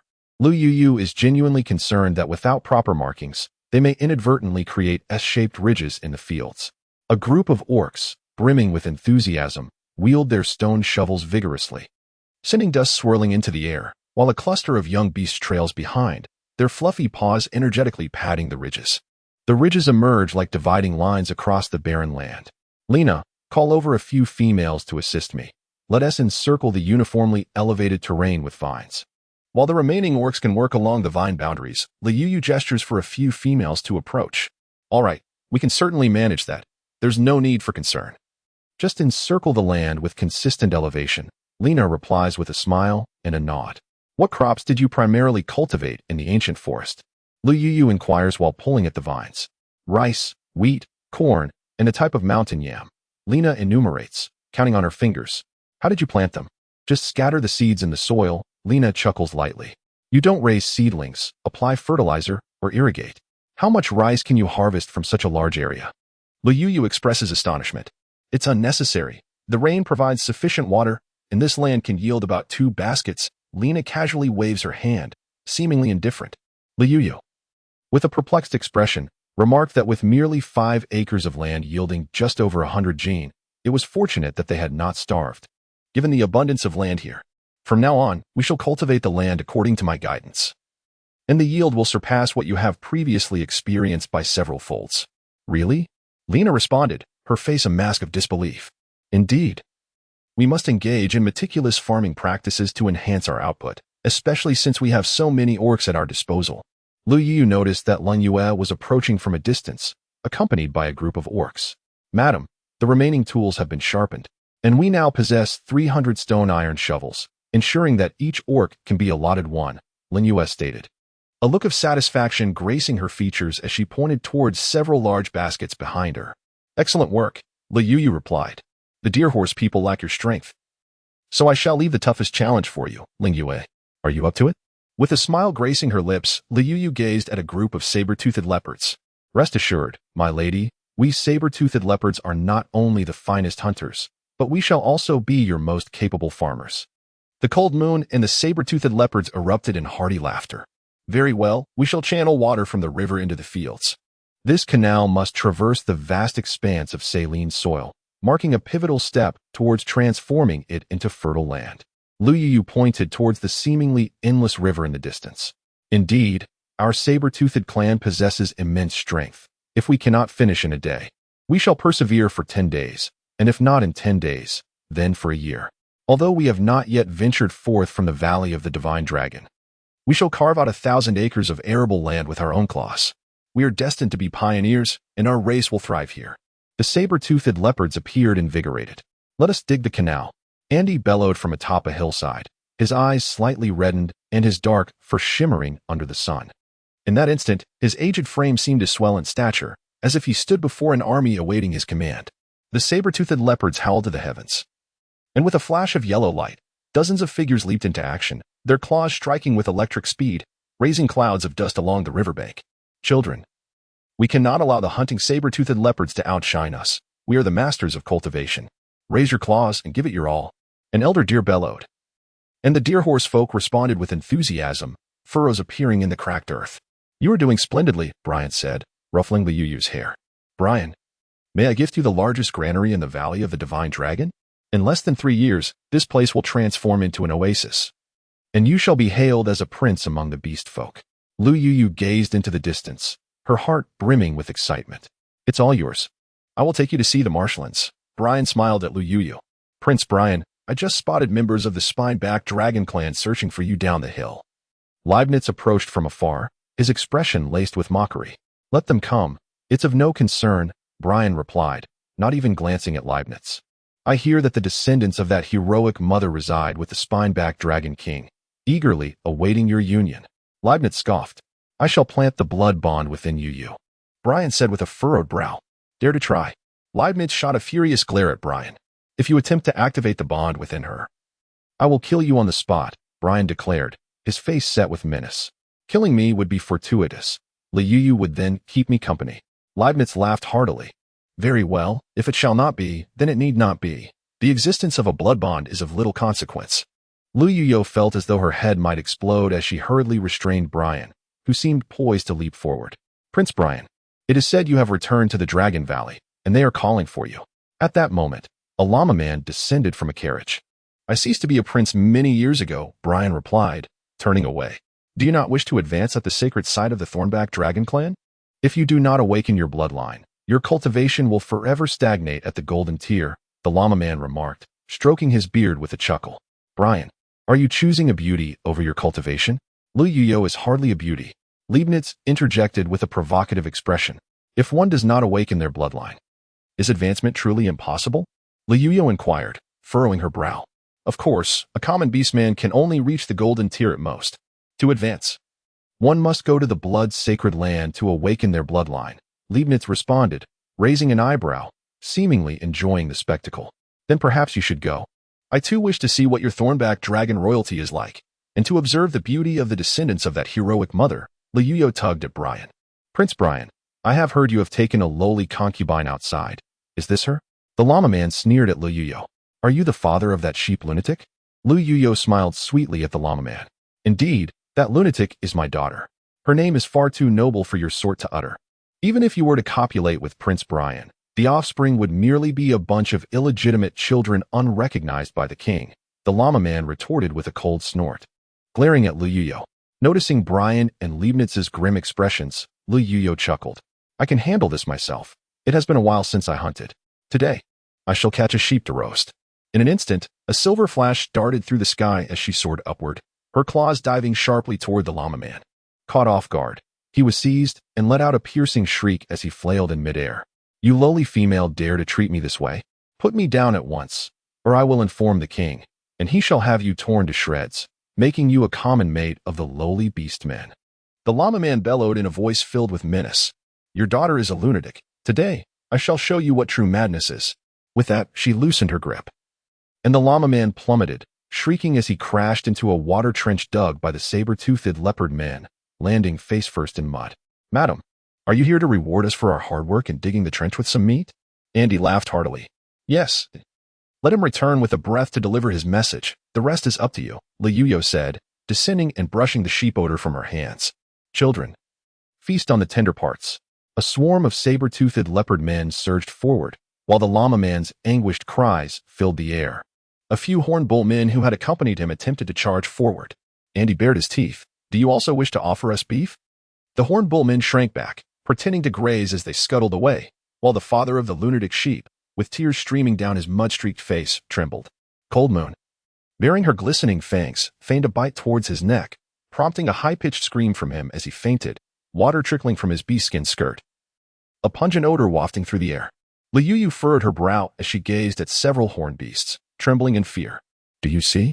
This is the consequence of offending the prince. How dare a mere commoner show disrespect to royalty? Disrespect towards the prince is tantamount to disrespecting the king himself. Such an uncouth beast, not being struck down is a mercy. He should be cast into the waters to regain his senses. Indeed, it is as you say, my lord. No, it was the lamb's recklessness that brought about the prince's wrath and subsequent punishment, one of the horned beasts stammered. In that case, let us swear before the beast god that it was the lamb who first dishonored the royal family, leading to the punishment meted out by the beasts of Mount Gisang. Lu Yuyo gazed at the horned individuals with a smile gracing her lips. The horned figures, momentarily taken aback, found themselves at a loss for words. Lu Yuyo cast a knowing glance at Andy, who let out a piercing howl that summoned 100 formidable saber-toothed leopards to encircle the horned men. Their eyes glinted with ferocity, and their ivory fangs clicked ominously, poised to pounce at the slightest provocation. Very well, several horned men knelt and swore a blood oath. Young Paifeng, having been kicked into the ditch by the cold moon and roused by the splashing water, trembled with fury upon witnessing the horned men taking their oath. You lot. Young Paifeng is it. From now on, keep your eyes peeled. No matter his status, Brian is ultimately the son of your king. Lu Yuyo sneered. Well then, I graciously invite His Highness the Prince to accompany me to the king. Young Paifeng, his gaze icy, emerged from the water. Is it truly so that your king permits you to come here? A mere subject has a carriage, and you expect your prince to follow behind it? Or do you wish for your prince to pull the carriage for you? Lu Yuyo chuckled and inquired. This. Young Paifeng found himself momentarily at a loss for words. Lena is preparing some specialties from Mount Gisang. I shall accompany Brian to pay a visit to his father. It is madam. Lena bowed respectfully before departing. I will return to retrieve my identification badge. Please wait for me here. Brian gently patted Lu Yuyo's head. All right. You go ahead. I shall remain here to observe them. I never would have guessed, Lu Yuyo, that you possessed such talent. Leibniz exclaimed, his face alight with curiosity as he watched the flustered young Paifeng flee. Do you think everyone is like you, with a mind merely for display? Lu Yuyo rolled her eyes. I offered you a compliment, and now you've forgotten who you are. Leibniz, hovering in mid-air, wore a disgruntled expression. In a swift dive, he seized an object from the ground and hurled it towards Lu Yuyo. As Lu Yuyo gazed at the creature resembling a squirrel, adorned with a coat of black fur and 2 prominent white stripes along its back, a white line gracing its nose, and a bushy tail that swayed with abandon. She found herself charmed by its cuteness. Resolving to evade it, she sidestepped, only to discover that, despite a separation of 3 to 4 meters, the creature executed a somersault, presenting its posterior directly towards her. In an instant, a resounding splat echoed as a stream of amber liquid erupted from its rear, enveloping Lu Yuyo in a fine, Fell mist. The noxious stench assailed her senses, inducing a wave of nausea that left her dizzy and her stomach churning uncontrollably. The acrid gas invaded her eyes, causing a sharp, stinging pain that brought forth a torrent of tears. "How could you allow that skunk to spray in front of the lady?" Andy remarked, his expression one of discontent as he cast a scornful glance at Leibniz. "Oh, my eyes. Why can't I see?" Liu exclaimed in shock. "What nonsense are you spouting? After undergoing the refinement of my bloodline, your physique is now akin to that of an ordinary female dinosaur. What could a mere skunk do to you?" Leibniz retorted, his skepticism palpable. "I truly cannot see." Liu cried, her gaze unfocused as her hands flailed before her. "I shall take you to see a shaman," Leibniz declared. Alarm etched across his face as he swooped down towards her. Liu, with the grace of a nimble bamboo shoot, inadvertently knocked Leibniz to the ground, and a flurry of punches rained down upon him. "You torment me at every turn. If I do not leave you bruised and battered today, I shall not bear the name low," Liu exclaimed. "Your hair stands on end like a skunk's." As the fist struck Leibniz, he merely chuckled, as though being tickled, pointing at Liu's disheveled hair with unabashed mirth. "Go to hell." Seeing the expression of the orcs, torn between laughter and restraint, Liu, filled with indignation, kicked Leibniz a few times before turning to leave. "If I am to perish, I shall do so alongside you." Leibniz, wearing a roguish grin, followed closely behind. Overwhelmed by the nauseating stench emanating from his own body, Liu yearned to return to the hot spring for a cleansing soak. "Do not follow me, or I will be compelled to strangle you." "You're off to bathe, are you? I happen to be feeling itchy as well. Let us wash together," Leibniz remarked, a blade of grass held lazily in his mouth, relishing in the sight of Liu's vexation. "You seem unperturbed by the odor, do you not?" Liu swiftly removed the tiger skin draped over her shoulders and aimed it at Leibniz, declaring, "Now you shall experience the overwhelming stench." With that, she tightly wrapped the pelt around him, enshrouding his head completely. Leibniz, seizing Liu in his embrace, found her struggles futile. His voice, somewhat hoarse, murmured as his hands roamed across her smooth back. Though it reeked, the sensation was rather pleasant. Filled with rage, Liu was about to charge at him, when suddenly a flash of darkness appeared, followed by a resounding bang as Leibniz was sent flying, a cascade of fresh blood tracing an arc through the air. Brian swiftly pulled Liu aside, and upon noticing her exposed shoulders and arms, his face darkened with an intensity that could almost draw water. Liu could not help but let out a long sigh, exclaiming in frustration, "Damn it." To outsiders, this appears to be quite a farcical scene. Meanwhile, I feel as though I am seated upon a pile of yellow mud. TMD, it might as well be excrement.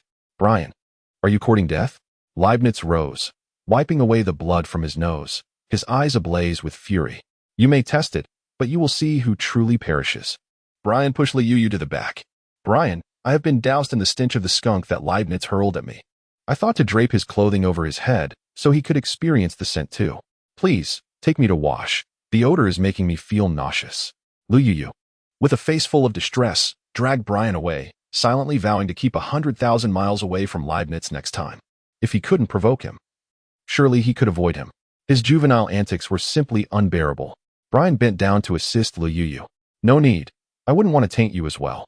I can wash quickly, it won't take long."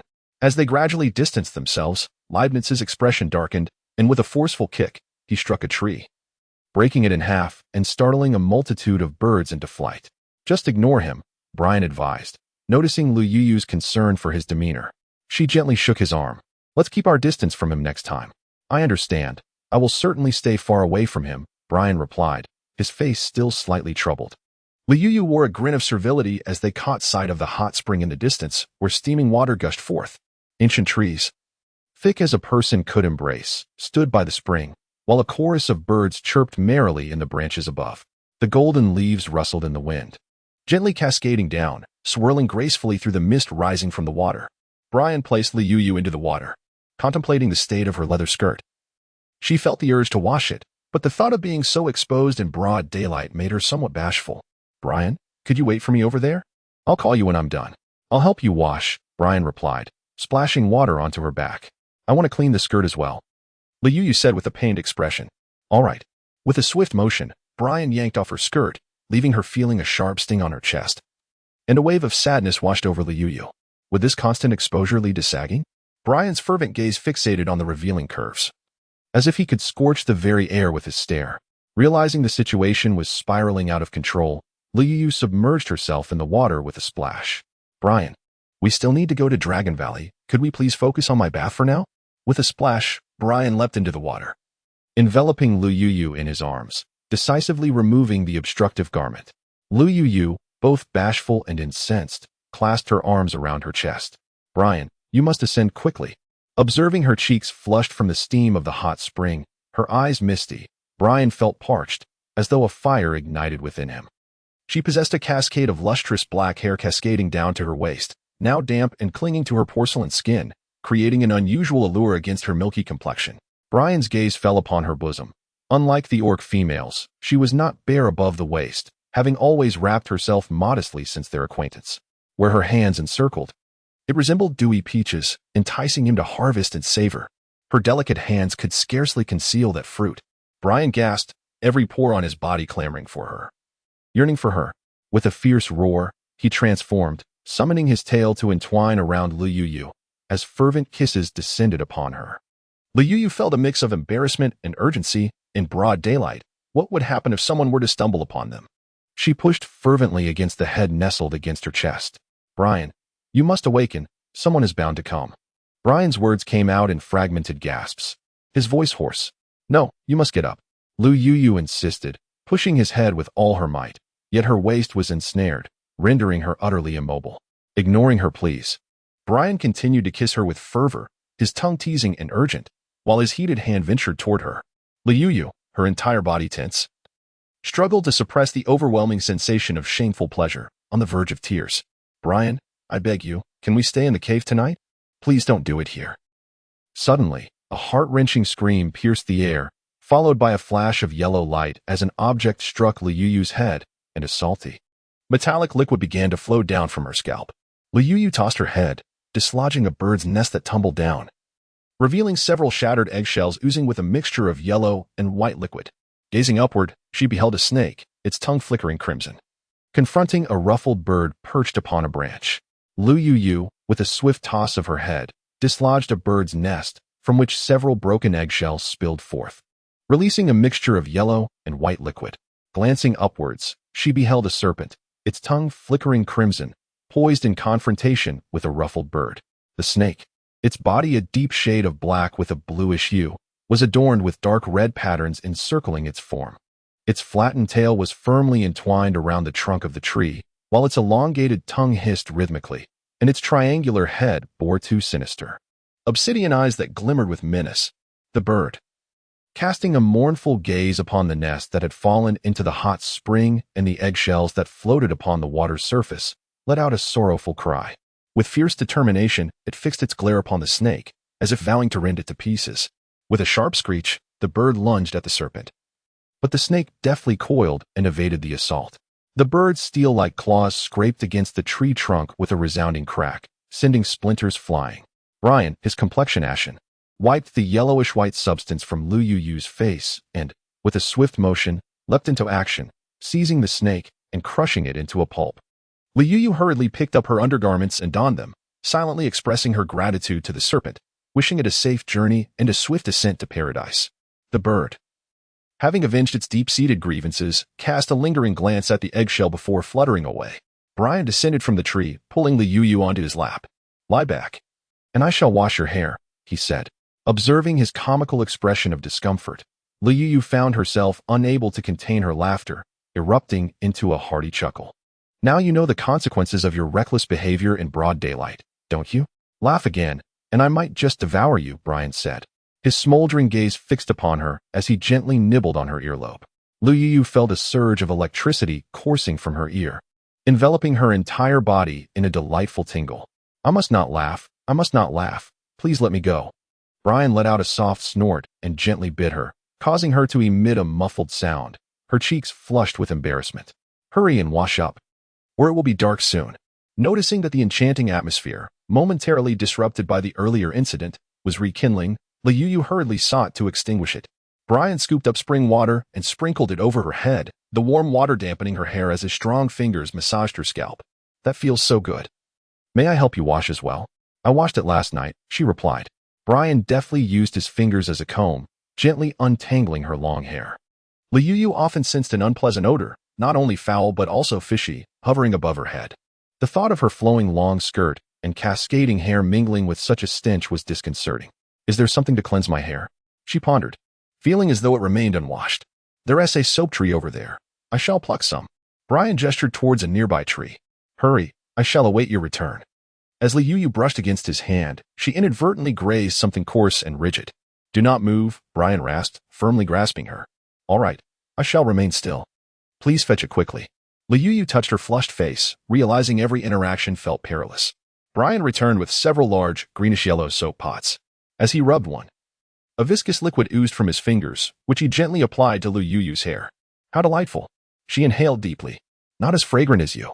Let us gather more for winter use, he suggested, noticing many pods had fallen to the ground, which made Liu Yu feel a pang of regret.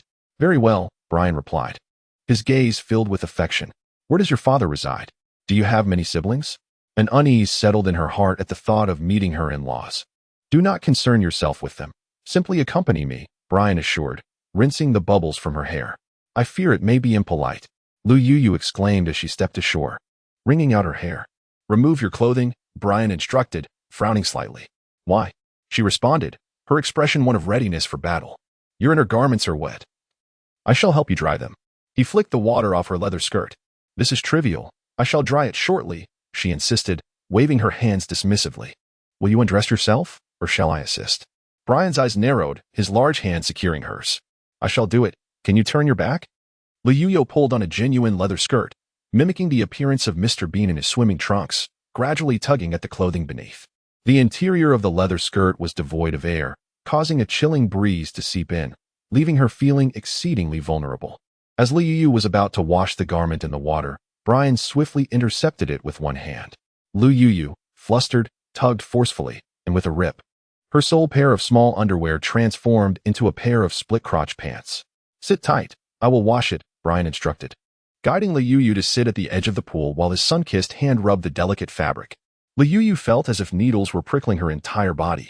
She buried her flushed face in her knees, mentally reassuring herself that it was merely a task of washing clothes, nothing more. It's ready. Put it on quickly, Brian said, handing her the steaming undergarment. Liu Yu hastily donned it. Let us go. Whether it was the heat of the underwear or something else, her face felt ablaze. Brian swept Liu Yu into his arms and strode forward with purpose. Noticing they were heading in the wrong direction, Liu Yu gently shook his arm.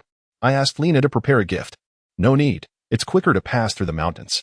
Just cross 5 peaks, and we'll see the sea, Brian replied, shaking his head. Does your father live in the sea?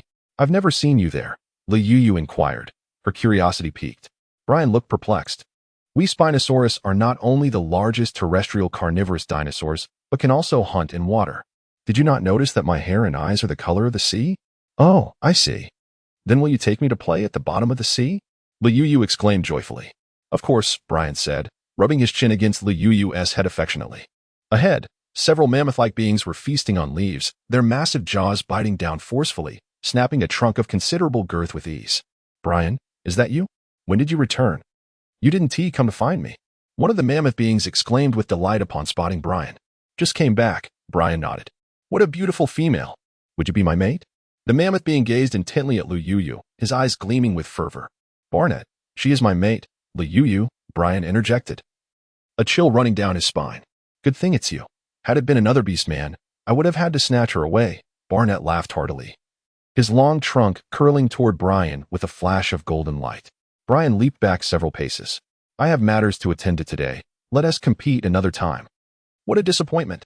It's rare to encounter you, Barnett said, his expression souring, and with a flick of his trunk, a cloud of mist erupted into the air. Can you drink a lot of water at once? Liu Yu asked, observing his trunk spouting water like a faucet, still flowing after a considerable time, her spirits lifting. Indeed. Beautiful female, would you like to bathe? I can siphon a pool of water for you, Barnett exclaimed, rubbing his hands together in excitement. I would like to ask you for a favor, if I may. Liu Yu inquired with a cheerful smile. Of course. Barnett beamed, utterly oblivious to Brian's grim demeanor, enchanted by the lovely female who spoke to him, her voice as melodious as a lark, her sparkling eyes bright as a mountain spring. That would be splendid. I wish for you to summon several more mammoth beings to help me draw water from the river to the highlands. Would that be all right? Lu Yu cautiously inquired. Is it truly possible? Of course, Barnett replied, his face adorned with an air of mystery. Do you know why the trees in these mountains thrive more splendidly than those on Gisa Mountain? Lu Yu, puzzled, asked. Is it due to the fertility of the land here? Not quite, Barnett said with pride as he patted his long nose. We periodically draw water from the river to irrigate the trees, which is why the trees of Qianwan Mountain flourish so abundantly. That sounds wonderful, Lu Yu exclaimed. I was just wondering how to channel water to the highlands. We shall come to see you in a few days. Is there any form of compensation you require? Lu Yu was filled with joy, as the long-standing dilemma had been unexpectedly resolved. No need for rewards, just a sip of water, and we shall cleanse our noses regularly. Barnett chuckled heartily. Beautiful lady, we are more than willing to assist you in quenching your thirst. You may even perch upon my back, which is the most comfortable seat. Several mammoth beings surged forward, encircling Lu Yu. Brian's countenance darkened, and he opened his mouth to emit a piercing howl, causing the very forest to tremble. Lu Yu's ears buzzed, though it was a far cry from the severe effects she had suffered previously. Brian, let us merely admire the lovely lady. Your jealousy is rather petty. Barnett shook his head dismissively. We shall take our leave. Ignoring him, Brian turned on his heel and walked away. Beautiful lady. Do remember to seek me out. I shall be at your service for a sip of water. A chorus of mammoths called out behind, their voices resonating like a bass drum, painfully reverberating in the ears. Lu Yo peered out from Brian's embrace, waving at them with a cheerful gesture. The beautiful female cast a smile in my direction, a mammoth-like figure grinning foolishly. She is smiling at me, not at you. Barnett's elongated nose twitched with irritation. Observing Brian's pallid expression, Lu Yo wrapped her arms around his neck. Barnett is your friend as well as mine. His assistance will greatly facilitate our water diversion efforts. Even without them, we can manage to divert the water, Brian replied, his demeanor softening slightly. However, that would consume a considerable amount of time. And given their proximity to Gasa Mountain, establishing a good rapport with them would be beneficial for mutual support in future endeavors. Wouldn't you agree? Lu Yu swayed his arm playfully. Next time, do not smile at them. All right, I won't smile. I won't smile. Yet, witnessing Brian's sour expression, Lu Yu could hardly contain himself. Little rascal. Brian's large hand playfully pinched Lu Yu's small bottom as a form of punishment. Is the descendant of the heroic mother truly beautiful? Lu Yu swept Brian's long hair back. I don't know. No one is as beautiful as you. What if she is more beautiful than I am? Lu Yu pouted. In my eyes, you are the most beautiful. A slight smile curved Brian's lips, a glimmer of amusement sparkling in his eyes. You said it. If you happen to fall for her, I will certainly reclaim you and ensure you face my wrath daily. Lu Yu bared her small, sharp teeth with a fierce expression. Aside from you, I shall never develop affection for another female. Brian playfully pinched Lu Yu's nose. Is that so? Do repeat it for my ears. Simply state that Brian will forever cherish Lu Yu. Lu Yu felt a touch of embarrassment at her bold declaration of affection, burying her flushed face against Brian's chest. Brian gently tilted Lu Yu's head, his azure eyes locking onto hers. Brian would always cherish Lu Yu. The midday sun bathed him in its golden light, making him radiate brilliance. His profound gaze, sea blue hair, and the lush mountains behind him seemed to merge, creating a vibrant oil painting. For a fleeting moment, the breeze felt exceptionally gentle, and the clouds appeared particularly soft. Lu Yu gazed at this picturesque scene with longing, etching it firmly into her memory. In the arduous days to come, whenever she contemplated surrendering, this image would materialize before her eyes, inspiring and urging her on. Earlier, she had passed a valley. Was it part of the Galsang Mountains or the Mammoth tribe's territory? Lu Yu pointed towards a valley at the confluence of the two mountains. That area is unclaimed. If you like it, I can help you win it back. Brian brushed away the strands of Lu Yu's hair that the wind had tousled. No need. I was merely inquiring. One cannot be overly ambitious. The Galsang Mountains are vast, and it would take us considerable time. Hopefully, we will have good neighbors when we arrive there. Once we reach their territory, just follow my lead and ignore them. I understand. I will follow you. After all, we are merely going through the motions. Once you awaken your lineage at their sacred site, we shall continue living our own lives.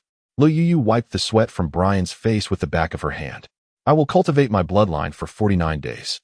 During that time, you must remain in Galsang Mountain and not venture out. Brian's expression was grave. Understood. Aside from Galsang Mountain, I am unfamiliar with the Dragon Valley. You may attend to your duties. Perhaps by the time you return, our saline alkaline land will be restored. In the first year, let us make fewer changes to avoid exhaustion. I will procure ample food. Brian gazed at Lu Yu with deep concern. I enjoy being active. Idleness breeds illness. May I walk down by myself? The scenery is truly beautiful, and I wish to take a stroll. Lu Yu smiled and waved her hand dismissively. As long as you are happy. Brian set her down. But Lu Yu suddenly pulled him onto her back, soaring into the sky with a whoosh. I'm flying. I want to carry you. Her laughter rang like silver bells, scattering joy in the air. Fly steadily. When you tire, just set me down, Brian responded with a smile.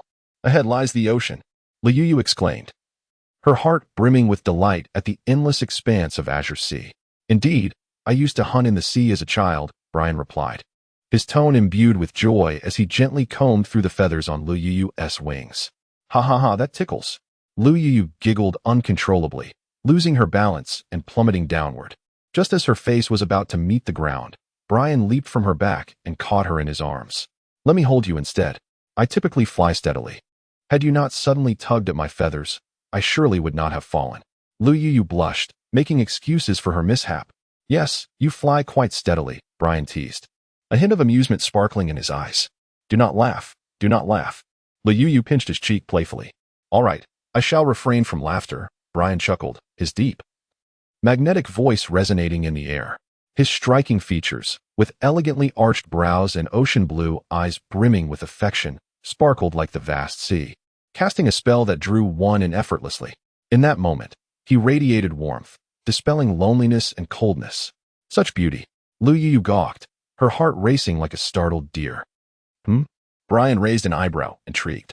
Do not smile at other females, do you hear me? Lu Yu touched the corners of his upturned lips. Very well. Brian inhaled the scent of her hand. Prince Brian, is that you? A voice, tinged with surprise, echoed from a distance. A group of several male beastmen surrounded a lone female, and upon seeing her, Lu Yu inwardly sighed, realizing her days as an imposter beauty were numbered. The woman was adorned in ethereal, smoke-like sky-blue gauze, her appearance elegant and otherworldly, exuding a sense of ethereal grace. Her skin was as delicate as water, her makeup too vibrant, and her complexion too pale. She carried herself with ease, her enchanting eyes glimmering, her cheeks rosy with laughter, exuding an air of gentle elegance. Her figure was perfection. A fraction taller would be too tall, a fraction shorter would be too short, her lips naturally rosy, and her brows perfectly framed. She smiled radiantly at Brian, embodying the essence of beauty in the beastly realm, enchanting not just the city, but the very kingdom with her captivating smile. As Lu Yu gazed at her attire, adorned in a serpent-patterned leather skirt, she appeared as if she were the daughter of a goddess, standing gracefully beside her. Prince Brian, do you remember that little female beast whom you rescued a decade ago by the banks of the River of Oblivion? The goddess's eyes shimmered with unshed tears as she looked upon Brian. Lu Yu felt a pang of bitterness at the sight of Brian's indifference, and with a fierce grip, she recalled the summer rain by the Taming lake. How could you forget? She exclaimed, though Brian paid her no heed, striding away without a glance. As the perfect smile on the goddess's face began to falter, Lu Yu's heart swelled with joy. Oh yes, my chosen prince. You truly are impervious to the charms of beauty, magnificent indeed. I have always remembered you, Prince Brian. Without you, I would have long been a mere meal for other beasts. I have sought you, wishing to become the envy of all as your celestial partner. The goddess gazed at Brian with tear-filled eyes, brimming with affection. Seek them if you wish. I have no need, Brian replied, frowning with evident impatience. As he walked further away, the goddess took a few steps forward, her eyes blazing with intensity. Prince Brian, you shall be my first mate. After I bear your first clutch of dinosaur eggs, I will mate with other princes. My kin have already pledged their allegiance to me. Once we unite, they will also become your subjects. I have a mate and subjects, Brian retorted coldly, turning his back on her. In that instant, Lu Yu perceived a flurry of hostility from a group of males trailing the goddess, their teeth bared in anger, their eyes shooting daggers at Brian. Brian, do not overstep your bounds. The Lady White Lotus is a distinguished guest invited by my father. A man with sea blue hair stepped forward, resembling Brian, yet imbued with a more violent aura that diminished his charm. That is for you to handle, Adam. Brian shot him a frosty glance. You, the illegitimate offspring of a lowly beast, should be grateful that the Lady White Lotus considers you a potential mate. You are a disgrace to the spiked-back dragon clan. Adam seethed with indignation. In a swift motion, a flash of blue darted past, and with a resounding slap, Adam was sent flying. Whoever wishes to mate with this white lotus flower may do as they please. Do not involve me, Brian declared, his demeanor as frigid as ice as he regarded the gathered beasts. Brother Adam, do not fret. I shall prove, in my own way, who is the fairest female in the beast realm, who truly deserves the affection of Prince Brian. The Lady White Lotus struggled to maintain her smile, which was slipping away. Lady White Lotus, I would willingly lay down my life to be your mate. You are a descendant of the great heroic mother, the epitome of beauty in the eyes of all beasts. Adam knelt before her, kissing her delicate, alabaster feet. Very well, you shall be one of my mates. The Lady White Lotus murmured, casting a glance at Brian.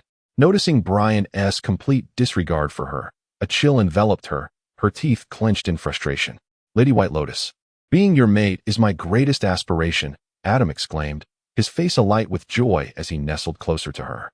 After I mate with my first partner, I shall be with you. The Lady White Lotus gently caressed Adam's back, while several males, consumed by jealousy, growled at him. Let us depart swiftly. As the Lady White Lotus's glances pierced through her, Lu Yuyo's earlier excitement faded completely. Along their journey, the vast azure sea unfurled before them, smooth as silk, rippling gently. In the distance, the horizon stretched endlessly, shrouded in mist. The sea breeze caressed the water, whispering sweet nothings, recounting tales of spring blossoms and autumn moons, love and parting. On the silver-white sands stood towering palm trees, resembling sentinels standing guard, gazing out towards the distant sky. This place is breathtaking. Let me down, and I shall walk on my own. Lu Yuyo eagerly leapt from Brian's arms, freeing her feet from the animal hide, and ran along the shore. The fine sand tickled her feet, while the salty breeze carried with it the essence of the sea. Brian looked at Lu Yuyo with adoration. She resembled a joyful sprite, dancing and laughing without a care in the world.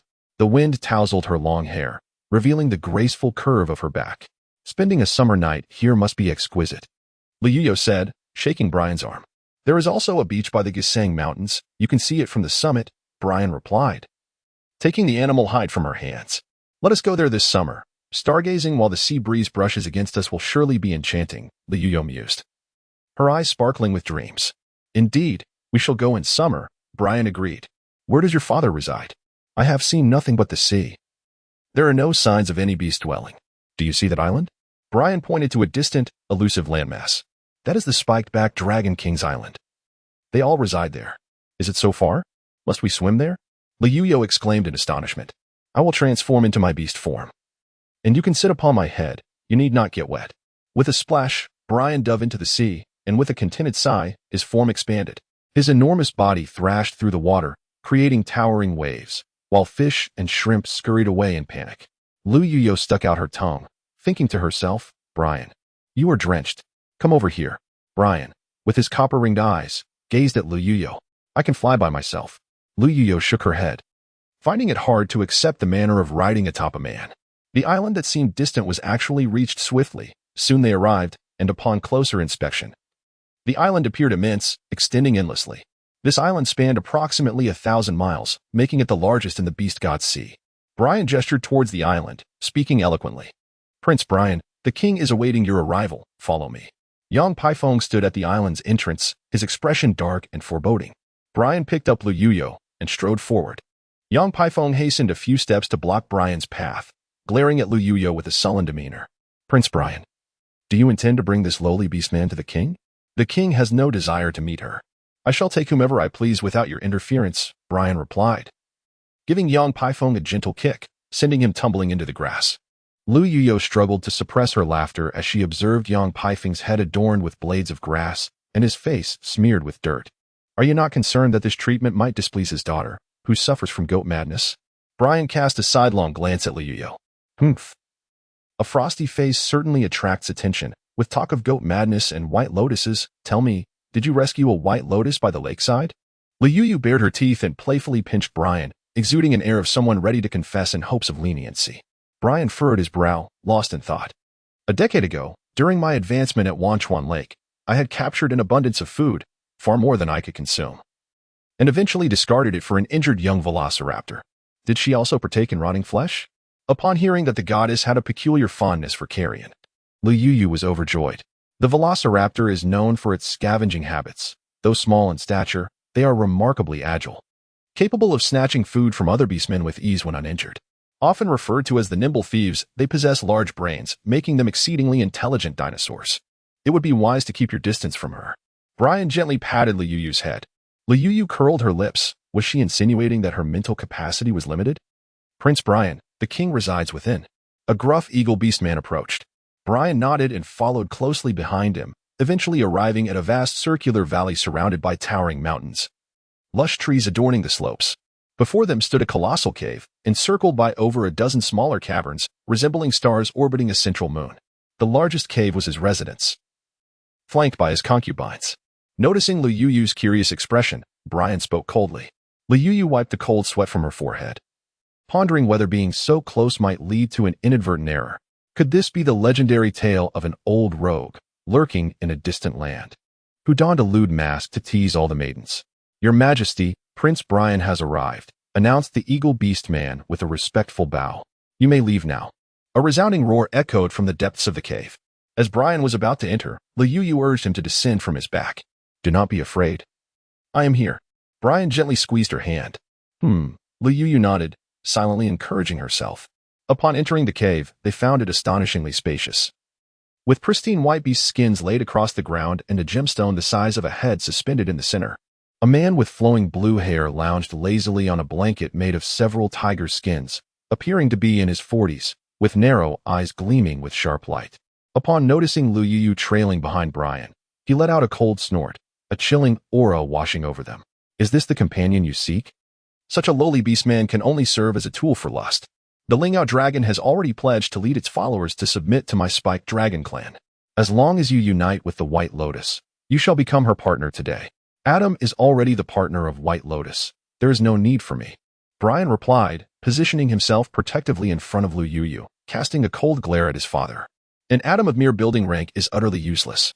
The Lingao dragon clan demands you as the partner of White Lotus.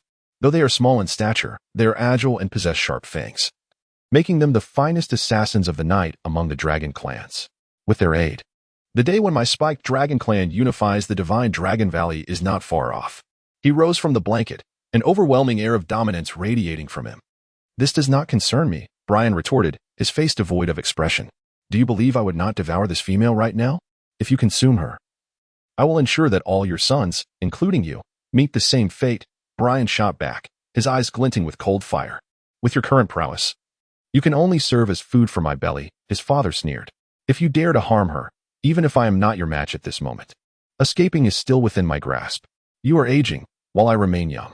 When you grow feeble, it will be the end of your spiked dragon clan. Brian kept Liuyu firmly behind him.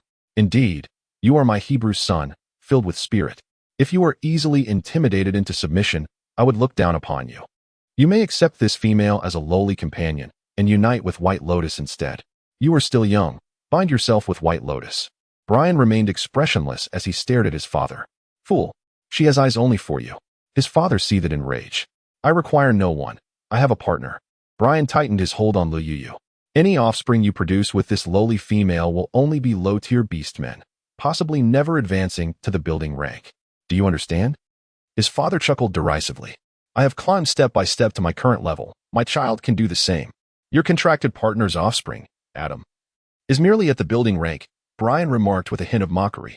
Do not mention that worthless one. His father roared, furious. This is the truth. Whether I mention it or not, it remains. Do you not wish to advance to the essence rank? Defying my orders will prevent you from entering the sacred blood pool. His father's face darkened. If you are not concerned about the spiked dragon clan lacking essence rank beasts after your demise, you may deny me entry. Brian lifted Liuyu and turned to leave. His father glared ominously at him. Return. You've won. The sacred blood pool will open tomorrow at noon. Tonight, all the royal families will gather. You are to attend a sacred blood feast at the bonfire site. Your previous dwelling remains available. After your advancement, should you require assistance, I shall intervene. I need to select some herbs from your apothecary. Brian's voice was indifferent. A flash of light revealed a sign tossed his way, which he caught with a raised hand. As Brian's figure gradually disappeared, his father murmured to himself, No matter what, Brian, you are my son. Everything I do is for you, for our spiked dragon clan. You will stay here tonight, and I shall return you to Gisa Mountain in the morning. Brian patted Lu Yuyu's back. All right, focus on your advancement. Do not worry about me. I will wait for your return at Gisa Mountain. Lu Yuyu nuzzled against his chin. There is a bonfire gathering tonight. Let me take you to the cave for a brief rest. We should visit the apothecary first to select the herbs you need, lest they be taken by others. Lu Yuyu pinched the sign in her hand, feeling a surge of indignation. How dare they look down upon her? Today, she would ensure they paid dearly, emptying their pockets completely. After walking for a short while, she spotted two figures approaching in the distance by Lianhua and Adam. I will fetch my father to retrieve the sign. Let us head to the apothecary to select some herbs for your advancement, she stated. Adam gazed at Bai Lianhua with longing eyes. Prince Brian, are you also here to gather herbs? I possess a plethora of them. Should you require more? Do not hesitate to seek me out. Bai Lianhua, however, paid no heed to Adam's tender glances and instead focused her attention on Prince Brian. Bai Lianhua, do you look down upon the Spinosaurus royalty? The items needed by the prince will naturally be provided by the king. There is no need for you to concern yourself. Lu Yuyu chuckled softly. Bai Lianhua, her eyes glistening with unshed tears, gazed at Brian imploringly. I merely worry that you will not have sufficient herbs for your advancement. There is no need for concern, Brian replied coldly. Miss Bai Lianhua, you are mistaken in your worries. If I recall correctly, you just promised to take Adam as your partner. Shouldn't your concerns be directed towards him? He too will be advancing and as his partner. Ought you not to plan accordingly? Lu Yuyu gestured towards the pallid Adam, whose face bore a look of deep sympathy. Seeing Bai Lianhua tremble with anger, her eyes brimming with tears, Adam felt a pang of sorrow. Let us go find my father for the sign, he suggested. Very well, Bai Lianhua nodded, tears streaming down her face. Upon arriving at the entrance of the apothecary, they encountered several orcs standing guard, one of whom was none other than the familiar Yang Dianfeng. Is it truly you? You, a wretched beast, dare to come to the Dragon Valley? The warehouse keeper, Yang Dianfeng, glared at Lu Yuyu with fierce anger. In a state of exasperation, she questioned whether she was merely a soft target for everyone to take advantage of. With a sudden movement, she leaped off Brian and demanded, Open your eyes and behold what this truly is. With a graceful flick of her delicate hand, a flash of luminescence illuminated the air as a sign raced toward Yang Dianfeng. Startled, Yang Dianfeng emitted a sharp cry, leaning back in alarm, and a distinct sound echoed as a strand of white whiskers gracefully fell to the ground. My precious whiskers! Yang Dianfeng let out a heart-wrenching scream. Lu Yuyu felt a pang of regret. She had originally intended to give her opponent a black eye, yet instead, she had inadvertently shaved her beard. What a tremendous loss! Without her beard, Yang Dianfeng truly resembled a beautiful woman. Observing Lu Yuyu's disheartened expression, Brian's eyes sparkled with amusement. In their species, the presence of a beard on a female is a sign of sexual maturity, and by removing it, Lu Yuyu had delayed her estrous cycle significantly. Lu Yuyu was utterly bewildered. What an unusual race this was, where female sexual maturity was marked by the secretion of male hormones and the growth of facial hair. One couldn't help but wonder if, apart from her beard, Yang Dianfeng possessed any other masculine traits. Lu Yuyu's eyes sparkled as she secretly glanced at Yang Dianfeng's animal skin skirt, while Yang Dianfeng wept like a rain-soaked pear blossom. Her delicate, snow-white hands pressed tightly against the skirt, exclaiming, Do not look, you wicked fiend. Perhaps it was her overwhelming emotions. But Lu Yuyu noticed that the skirt seemed to bulge slightly. Do not look. Brian adjusted Lu Yuyu's head. She is female, and so am I. What harm is there in merely looking? Lu Yuyu's displeasure was evident as her imagination was interrupted. The sheep-eel people are hermaphroditic, descended from both alpaca and eel people. Brian's brow furrowed so deeply it could crush a mosquito. Indeed, eels are hermaphroditic, so this is not a mere fabrication. Lu Yuyu wore a face of astonishment, realizing that they were dealing with a yin-yang beast. Were they in search of a female or a male? She suggested they gather medicinal herbs. Tugging at Brian, she observed the duo's retreating figures, while Yang Dianfeng seethed with fury, her sharp nails piercing her palm, the crimson blood dripping down incessantly. Your hand is bleeding. A male sheep-like creature exclaimed, visibly anxious. Get lost, you useless fool. You're merely a mere tier beast now. What right do you have to prance around before me? Yang Dianfeng retorted vehemently, shoving him aside. Upon entering the storeroom, Lu Yuyu felt an overwhelming joy, akin to Ali Baba stepping into a den of thieves, regretting not having brought more bags along. As her nostrils flared in frustration, she discovered the meager 7 or 8 small bags within the apothecary, exclaiming, So many purple pearl grasses? And there's even ginseng here? Her excitement peaked at the sight of a ginseng shaped like a carrot. Don't. Brian reprimanded as he snatched back the heap she had gathered. Why not? You'll be doing hard labor for them in the future. It's only fair to take a few items. Lu Yu pouted, displeased. Those things aren't worth much. Take back the holy blood lotus, purple dan shun, 100 herb dew, snow silkworm, heavenly chrysanthemum, and the 8-petaled fairy orchid. We can use them to awaken our bloodlines when we have children. Also, this transformation fruit is for that gorilla. Brian gently ruffled Lu Yu's hair. You're so clever. These sound incredibly valuable. She beamed. Have you chosen what you need? Lu Yu's expression shifted from gloomy to radiant, and she planted a kiss on Brian's cheek. All right, let us go. Brian packed the selected herbs into several beast hide bags, while the orc at the cave entrance gaped at them, as if struck by lightning, observing their bulging bags. Lu Yu, with 2 bags strapped to her back and 2 nestled under her arms, felt an overwhelming urge to burst into song, exclaiming, "Ah, the joys of being a commoner. Today, I am truly, genuinely, and undeniably ecstatic." As Brian, burdened with 6 bags, reached out to relieve her of her load, she insisted, no need. As long as the contents are valuable, I could carry 1,000 pounds without fatigue. Her eyes sparkled with delight. Let's first place the medicinal herbs in the cave. I will then take you to find something to eat. With a determined spirit, Brian hoisted both himself and the bags onto his shoulder. I'm not hungry, he replied. Did you not mention a bonfire gathering tonight? I shall indulge myself then. Lu Yu shrank her flat belly, muttering about the old tortoise who looked down upon her. Today, she declared, she would feast heartily at his abode, resolutely leaning against the wall to enter and exit. Brian placed the herbs into the cave. And after the two tidied up, the sky had darkened. The silvery moonlight cascaded upon the ground, and the occasional chirping of crickets resonated from the grass. The essence of night enveloped the surroundings, weaving a soft net that cloaked all in its embrace. As she gazed around, every flower and tree appeared less tangible than in the daylight, as if draped in a gossamer veil, both real and illusory, faintly discernible. In the distance, an open space buzzed with voices, clusters of bonfires flickering to life. Is that where we're headed? Lu Yu inquired, pointing towards the horizon. We'll go later. We just need to catch the sacred blood wine, Brian replied, seemingly uninterested in the festivities. I wish to see it, Lu Yu lamented, her stomach growling in hunger. I shall take you there, Brian said, playfully tapping her nose. Before long, they arrived at the clearing, where hundreds of orcs were already reveling.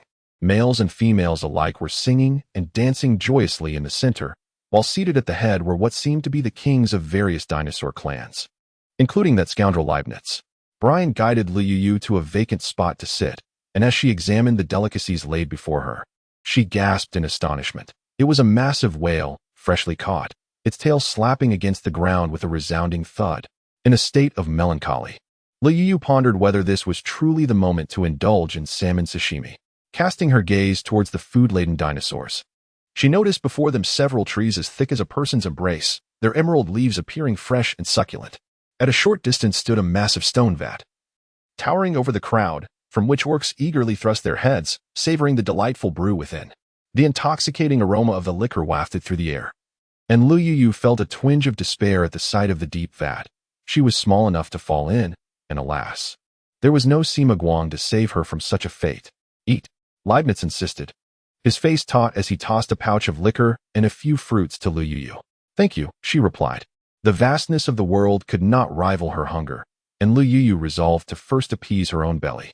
Are you also planning to enter the sacred blood pool to awaken your bloodline? Leibniz asked. You seem to have forgotten that I advanced last time with the ghost-faced clan. Leibniz's expression darkened further. I remember. But I do not know how long it takes for you to progress to the next stage. Lu Yu bit into a piece of fruit with a crunch. You didn't even tell her this? Leibniz glared at Brian. Advancement is arduous. It can take as little as 5 years or as long as 20. Some orcs remain stuck at their level for their entire lives, Brian stated solemnly, gazing into the distance. That's fine. What do you need to advance? Once we have money, we will procure everything for you, Lu Yu offered, extending the liquor towards him. Do not make a fool of yourself. The materials for advancement cannot merely be bought with gold, Leibniz scoffed. Then how does one acquire them? Surely, one cannot search the world endlessly, Lu Yu inquired, puzzled. Of course, you take what others possess, Leibniz replied, looking at her as if she were naive. Understood, Lu Yu conceded, feeling somewhat out of her depth. Should you refrain from seizing what others have, You will remain stagnant in your current cultivation forever, and eventually, you may be killed by other orcs. Leibniz warned with a cold chuckle. Let those who come to kill me first take their own lives. I will not initiate any conflict, but if they provoke me, I shall not spare a single one, Lu Yu declared, taking a deep breath as she gazed at the moonlit sky. That's a commendable mindset, Brian said, ruffling Lu Yu's hair. At that moment, the atmosphere became charged with excitement as a group of orc males and females danced exuberantly, their laughter echoing through the air. From the nearby forest came the sounds of rustling branches, accompanied by roars and moans. Look, she is taken to the dance floor. If she becomes the most beautiful female tonight, I wonder if she will choose you for her mating, Leibniz mused with keen interest, directing his gaze at Brian. The enchanting figure of the White Lotus glided to the center of the gathering, her delicate hands gracefully lifting, her skirt billowing as if caught in the wind. Her captivating eyes, like wisps of smoke, hinted at unspoken words, while the silvery moonlight cascaded upon her, casting an ethereal glow. Her movements quickened, transforming her into a vision of beauty, as if she were a flower blooming through mist. The gasps of the orcs filled the air, and Lu Yu pursed her lips in disdain. What a pretender! Do you think you are Chang'e? There are no Zhu Beiji here. See, that is what it means to be female. Take notes, Leibniz remarked, his expression one of mockery. Back off, Lu Yu retorted, snatching the wine pouch from his hands and indulging in its contents. As the dance concluded, the White Lotus delicately wiped her face, brushing aside the perspiration from her forehead, and gracefully approached Brian. Prince Brian, I wish for you to mate with me tonight, she declared boldly. Lu Yu dropped the wine pouch in shock, exclaiming, how brazen. Brian, this is the custom of the Sacred Blood Feast. The most beautiful female is permitted to select any orc for mating. After partaking of the sacred blood liquor, you will go with the White Lotus, said Hebra, a smile gracing his lips, while Adam seated beside him glared with envy. You may mate with her if you wish. I have a partner, Brian stated, not even glancing at the White Lotus. Brian, if you do not adhere to the rules set by the beast god, you might as well not enter the sacred blood pool tomorrow. Other dinosaur clan leaders chimed in, their intentions clear as they sought to thwart the Spike Dragon clan from producing another high-tier beast. Tension filled the air, and Lu Yu felt her temper flaring. Enough is enough. I shall not tolerate this any longer. With determination, she pulled down the straw that held her hair, and noticing the tranquil surroundings, she decided to tear a piece from her tiger skin cloak, enhancing her allure. With a dramatic flourish, she donned a tight-fitting snakeskin skirt and sprouted wings, soaring above the White Lotus. White Lotus, I am a dark cloud, destined to cast a shadow over you. In the blink of an eye, yet another stunning female emerged, drawing cheers from the orcs. Prince Brian, may I have the honor of dancing with you? Lu Yu bowed and extended her hand toward Brian. Certainly, Brian replied, a smile brightening his face as they walked together into the center of the revelry. Stand still and leave it to me. Lu Yu winked at him. Lu Yu grasped Brian's hand, her waist swaying gracefully, resembling a delicate satin ribbon that outlined an alluring silhouette. With a sudden flick, she tossed her ink-black hair back. Her sparkling eyes glimmering with a teasing glint, lazily arched back, revealing her fragile, tender throat and exquisite collarbone, radiating an enchanting allure under the moonlight. For a moment, the beastmen stood transfixed, eyes wide in astonishment, as Lu Yu bowed gracefully with Brian, the air filled with resounding cheers. Did I perform beautifully? Lu Yu asked, her face beaming with pride as she looked at Leibniz. Lu Yu, your chest hair is showing, Leibniz exclaimed, his eyes reddening as he pointed at her chest. Note, Lu Yu had torn the tiger-striped padding from her decolletage, revealing hair on the fabric. Yu stared hatefully at Leibniz, wishing fervently that she could hurl her tiger skin at his face for his indiscreet words. I have already found the most exquisite female. She is my companion. Brian led Yu before the assembly of dinosaur royals. Given this circumstance, it did not quite contravene the beast god's rules. Astonishingly, there were two most beautiful females. Truly, the beast goddess blessings seemed to promise that the orc world would witness an increasing number of such beauties in the future. Several dinosaur clans, seemingly lacking in power, found themselves under the scrutinizing gaze of Brian and hastily attempted to mediate. Bai Lianhua's expression turned ashen as she glared at Yu, who merely raised an eyebrow. The enmity had already been established, so what was there to fear? Bai Lianhua's gaze turned sharp as it fell upon Leibniz, who lingered beside Yu, and a smirk curled at her lips. Pterosaur, I demand that you mate with me tonight. Leibniz's face bore an impish grin. By Lianhua. Her eyes filled with venomous hatred as she beheld the seemingly perfect pair of Yu and Brian, gritted her teeth and enunciated each word with venom. I command that you mate with me tonight. A chorus of orcs erupted in applause, their gazes filled with envy and resentment directed at Leibniz. Let me assess your appearance. Are you worthy to mate with me? Leibniz approached Bai Lianhua, scrutinizing her. Have you had enough? Bai Lianhua's tone turned icy. Indeed, I have seen enough. You are passably attractive, but you carry an unpleasant stench of decay. It is revolting. Leibniz waved his hand dismissively, wrinkling his nose. Instantly, the gathered orcs erupted in uproar. You. Bai Lianhua's expression turned dangerously fierce, her demeanor darkening ominously. What? Am I not allowed to speak the truth? Leibniz shot back. Do not presume that just because you possess a pretty face, you are a queen, and all males must fawn over you. I certainly do not desire to ride you. Even that stone-hearted Brian sees through your facade. Why should I be any different? With a derisive laugh, Leibniz turned to leave. Leibniz apologized to the most beautiful female. A rather aged pterosaur barked sternly. I shall not enter the sacred blood pool. The rules of the sacred blood feast do not apply to me. Leibniz replied with a nonchalant air. Bai Lianhua bit her lip tightly, the metallic taste of blood filling her mouth. She had never endured such humiliation. Although the dromaeosaur was a carrion eater, no orc had ever dared insult her in such a manner. She vowed that the female would suffer unspeakably for this affront.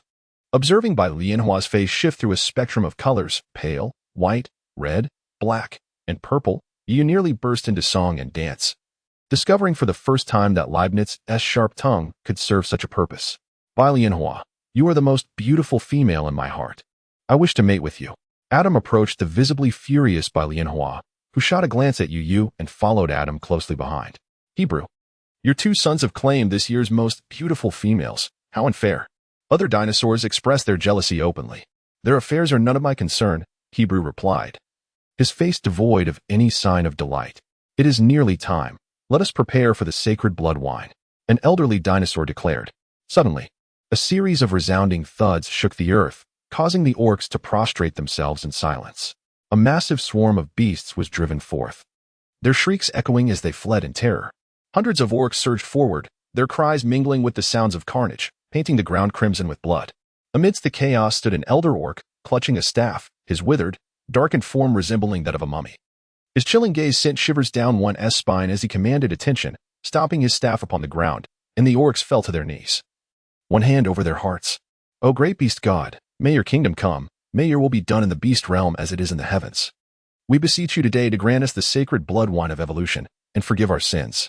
Hundreds of orcs knelt in fervent prayer, their faces earnest.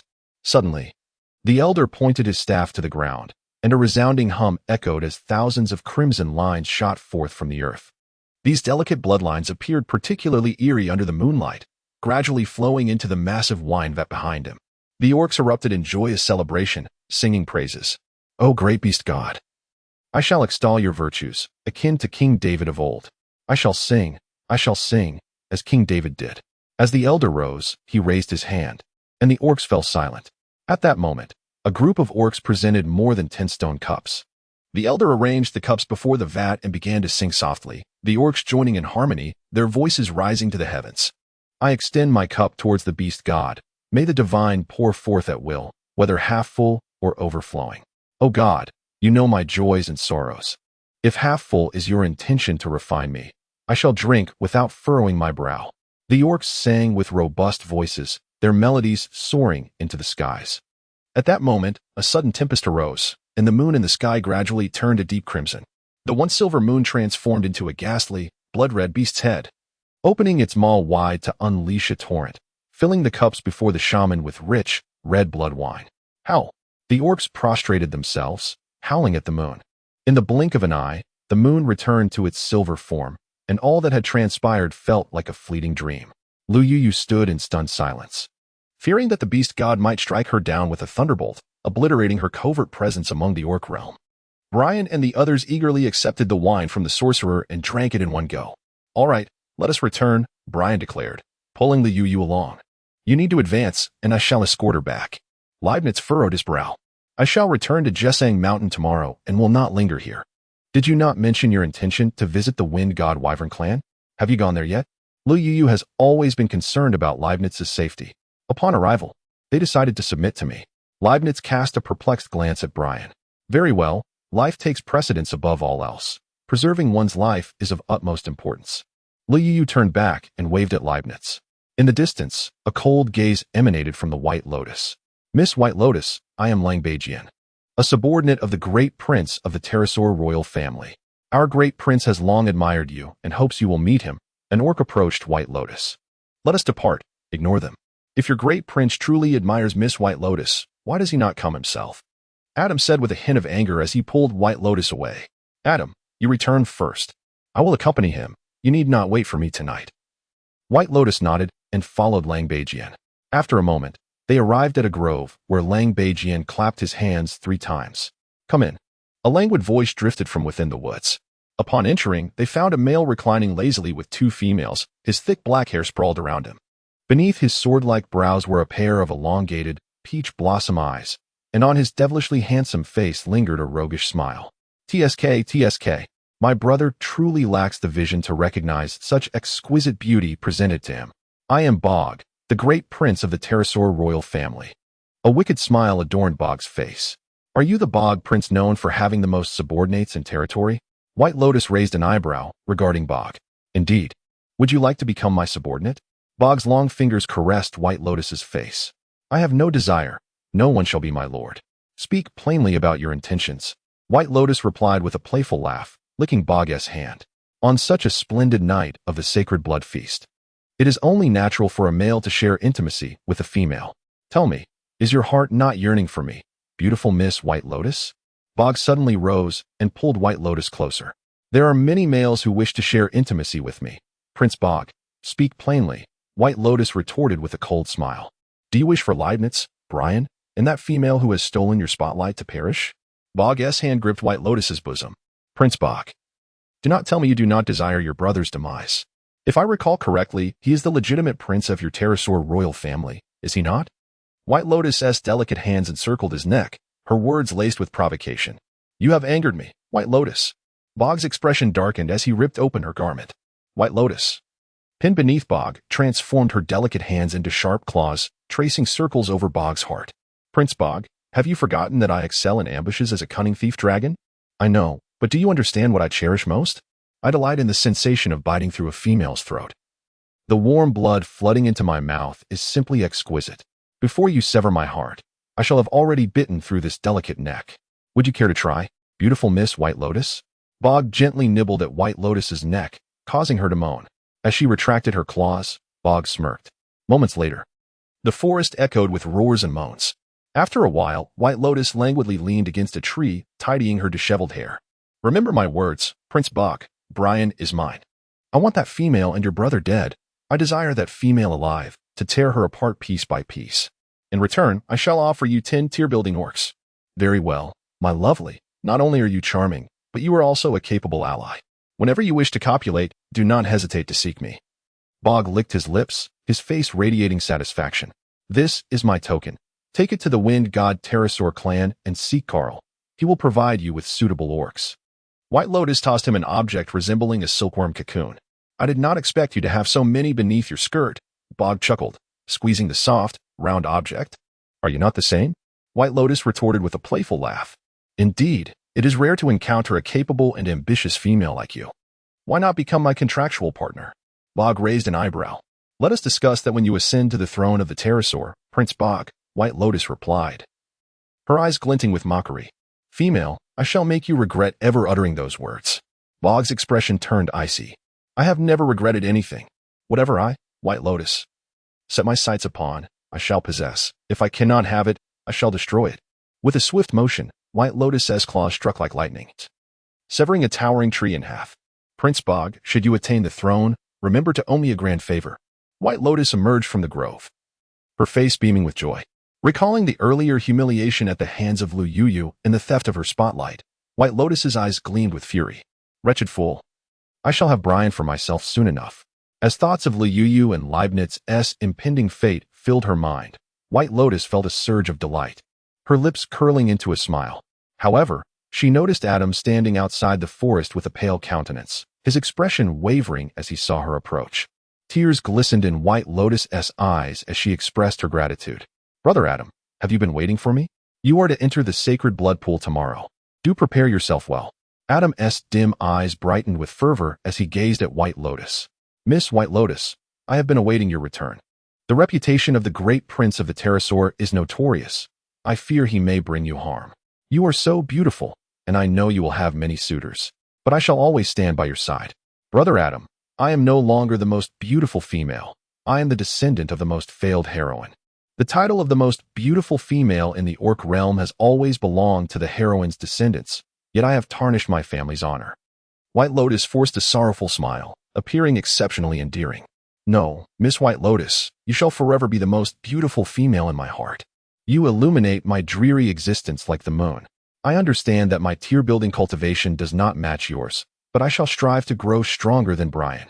Adam clenched his fist in determination. "Brother Adam, you are no less than Brian in my heart. It is merely that he saved me first, so I remember him. Yet now, he has abandoned me for that lowly orc. I shall forget him." White Lotus's eyes shimmered with tears. "I will defeat Brian and cleanse the dishonor he has brought upon you, Miss White Lotus," Adam declared, filled with resolve. "Brother Adam, do you desire the cultivation of a primal tier beast?" White Lotus asked, her voice laced with temptation.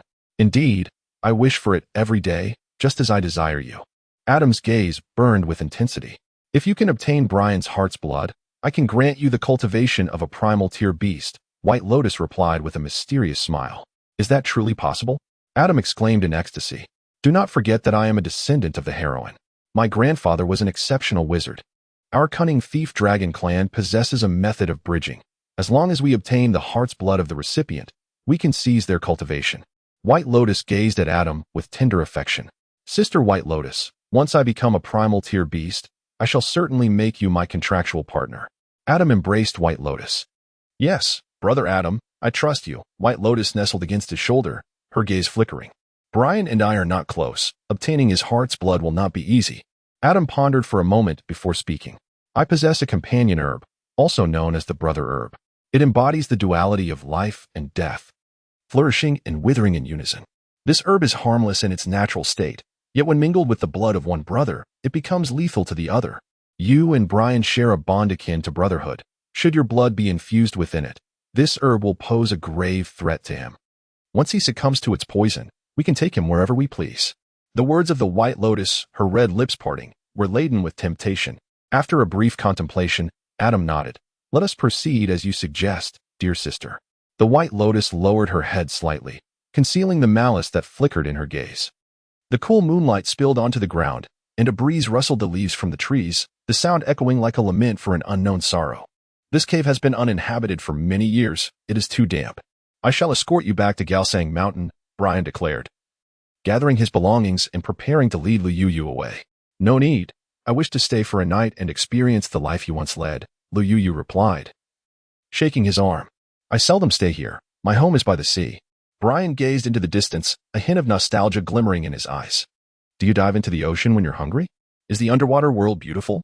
I've heard tales that the sea is enchanting," Luyuyu exclaimed with delight, her heart racing at the thought of the ocean's depths. "It is quite splendid. There are abundant corals," Brian replied succinctly. "When you have time, take me to explore the underwater realm," Luyuyu urged, shaking Brian playfully. "Very well, we shall go wherever you desire.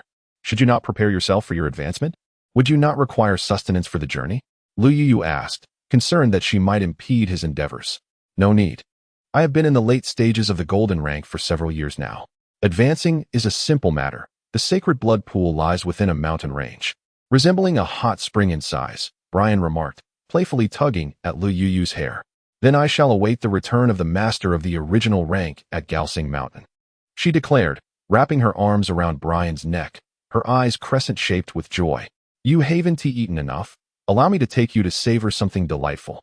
Brian carried Luyuyu to the seaside. At that moment, the wind began to rise over the ocean, colossal waves crashing thunderously one after another, the white spray soaring high, crashing onto the sandy shore with a resounding splash. Brian gathered a few shellfish, gently prying them open to reveal the tender, white meat within. "Eat quickly, it is delicious." Luyuyu picked up what turned out to be an oyster. Those who dwell by the sea often indulge in the delight of raw oysters, savoring their freshness and exquisite flavor. They are indeed delectable. Oysters cultivated in unpolluted waters are impeccably clean, their snow-white flesh resembling translucent agate, firmly attached to their silvery shells. After consuming several, Liu felt somewhat satiated, only to notice that as the tide gently receded, plump crabs began to emerge upon the sandy shore. They were as large as a bowl, their emerald shells gleaming silver under the moonlight, with 8 legs scuttling swiftly across the beach. "Quickly, catch them. Those are the most delicious," Liu exclaimed, leaping down from Brian's embrace, urging him to seize the crabs. The thought of the delicate, snow-white crab meat and the golden, oily crab roe made her eyes sparkle, nearly causing her to drool. Suddenly, she spotted a crab scuttling sideways towards the sea. Poised to escape, with a leap, she sprang forward. The crab, sensing her approach, brandished its formidable pincers in defense, but Liu's hand shot out like lightning, ready to grasp its shell. Just then, a flash of yellow caught her off guard as a large clump of sand struck her face. The cunning crab had cleverly flung sand at her with its pincers. Wiping her face, she seized the crab's shell, chuckling mischievously. "You think you can outsmart me? You don't know how many eyes the king of horses has." Suddenly, a large wave crashed in, toppling Liu into the water. As she lost her grip, the crab scurried away, leaving ripples in its wake. Liu sputtered, swallowing several mouthfuls of seawater, then spat out the sandy remnants. "Let me take you to the sea to wash off," Brian said, his eyes twinkling with amusement as he lifted her, resembling a drenched chick. Liu, filled with frustration, cursed the crab that had embarrassed her countless times, vowing that if she captured it again, she would first kill and then fry it. Brian pulled Liu into the deep water to wash away the sand from her hair. The silver moonlight spilled across the sea, transforming the once tumultuous waves into a serene expanse. The azure waters reflected the moonlight, creating a mesmerizing beauty. Floating in the sea, Brian's deep blue hair trailed in the water, as if he had merged with the ocean. An unsettling feeling suddenly gripped Liu, as though she was on the verge of losing him. "Brian, you will return after a while, won't you?" She clung tightly to him. "You're just not accustomed to it yet. I'll advance next time," he replied, his chin brushing against the top of her head. "Go on, I'll be fine. I just know I will miss you after such a long time apart," Liu said, shaking her head. "I will miss you too," Brian murmured, inhaling the scent of her hair, his voice husky. His large, calloused hand glided over her body in the water, leaving her feeling utterly weak in his embrace. Encouraged, Brian lifted her high above the water, his fervent lips kissing every inch of her delicate skin. "You, I desire you," he whispered, playfully nibbling her earlobe, his deep, slightly magnetic voice seeming to possess a magical allure. Gazing at Brian, who lay on the surface of the water like a deity, Liu leaned in to kiss his parting lips. With a roar, Brian entwined his tail around her waist, panting heavily, while Liu melted against him, breathless, their bodies fitting together perfectly. As Brian's lips roamed her body, she trembled in response. With a sudden rip, Brian tore her dress. The once calm sea ignited with passion, the gentle waves caressing their bodies as they became enmeshed in each other, a union where he was within her and she was within him. After a long while, Brian gently patted her back. "Let's call it a day. I shall claim you again next time." "I don't want there to be a next time." Liu lay atop him, too weary to even move a finger. "No," Brian said, licking the droplets of water from her face. "Do you think I might have eggs?" Liu squirmed, ticklish from his touch, forcing her eyes open. "I don't know. If you don't bear them, I will always want you, and someday, you will," Brian replied, amusement dancing in his eyes.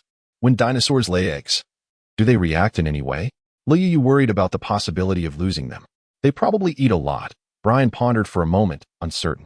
"Then it must not have happened yet. That reassures me." Liu closed her eyes again. "Are you happy with no eggs?" In a playful reprimand. Brian bit her lip. "Not at all.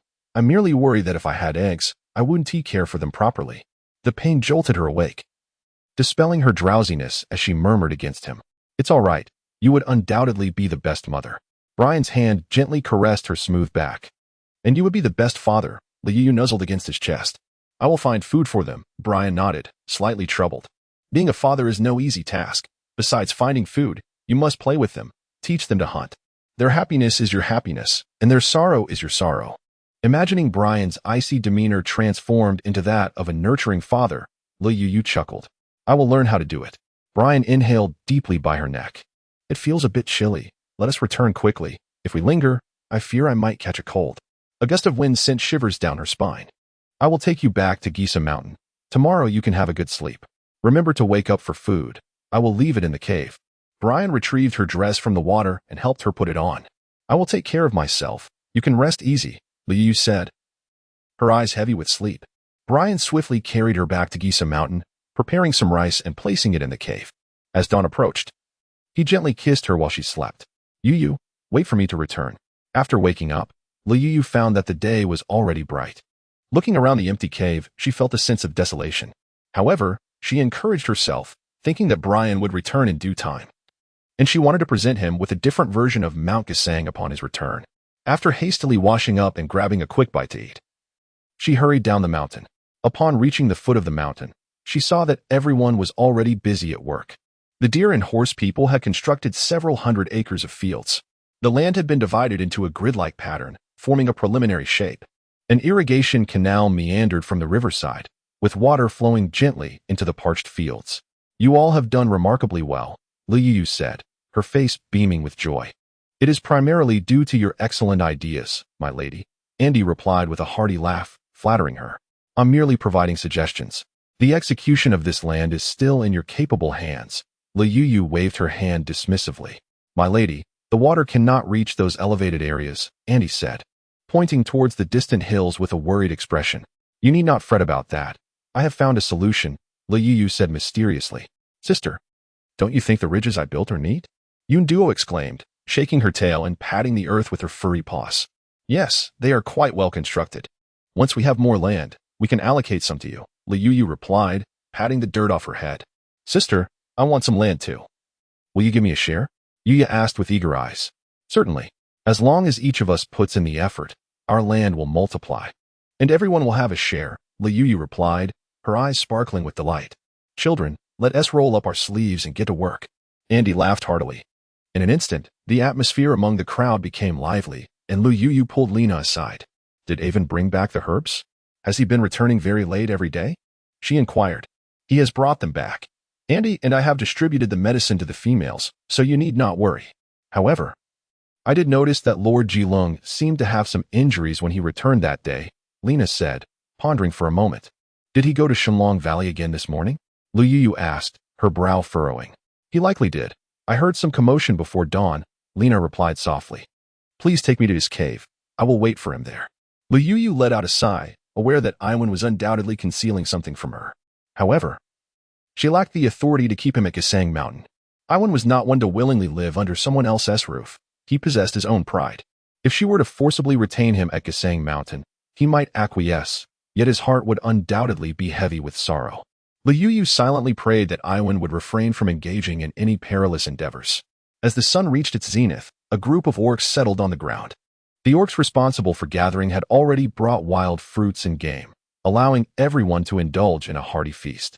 From a distance, she spotted Iwan leading a throng of dung beetle people approaching, and her heart leaped with joy. Lena, please help the dung beetle people settle in. I shall speak with Iwan about a few matters. Lele, I have brought you this millstone from Shenlong Valley, Iwan remarked, gesturing towards an object resembling a stone mill upon his back. Quickly set it down.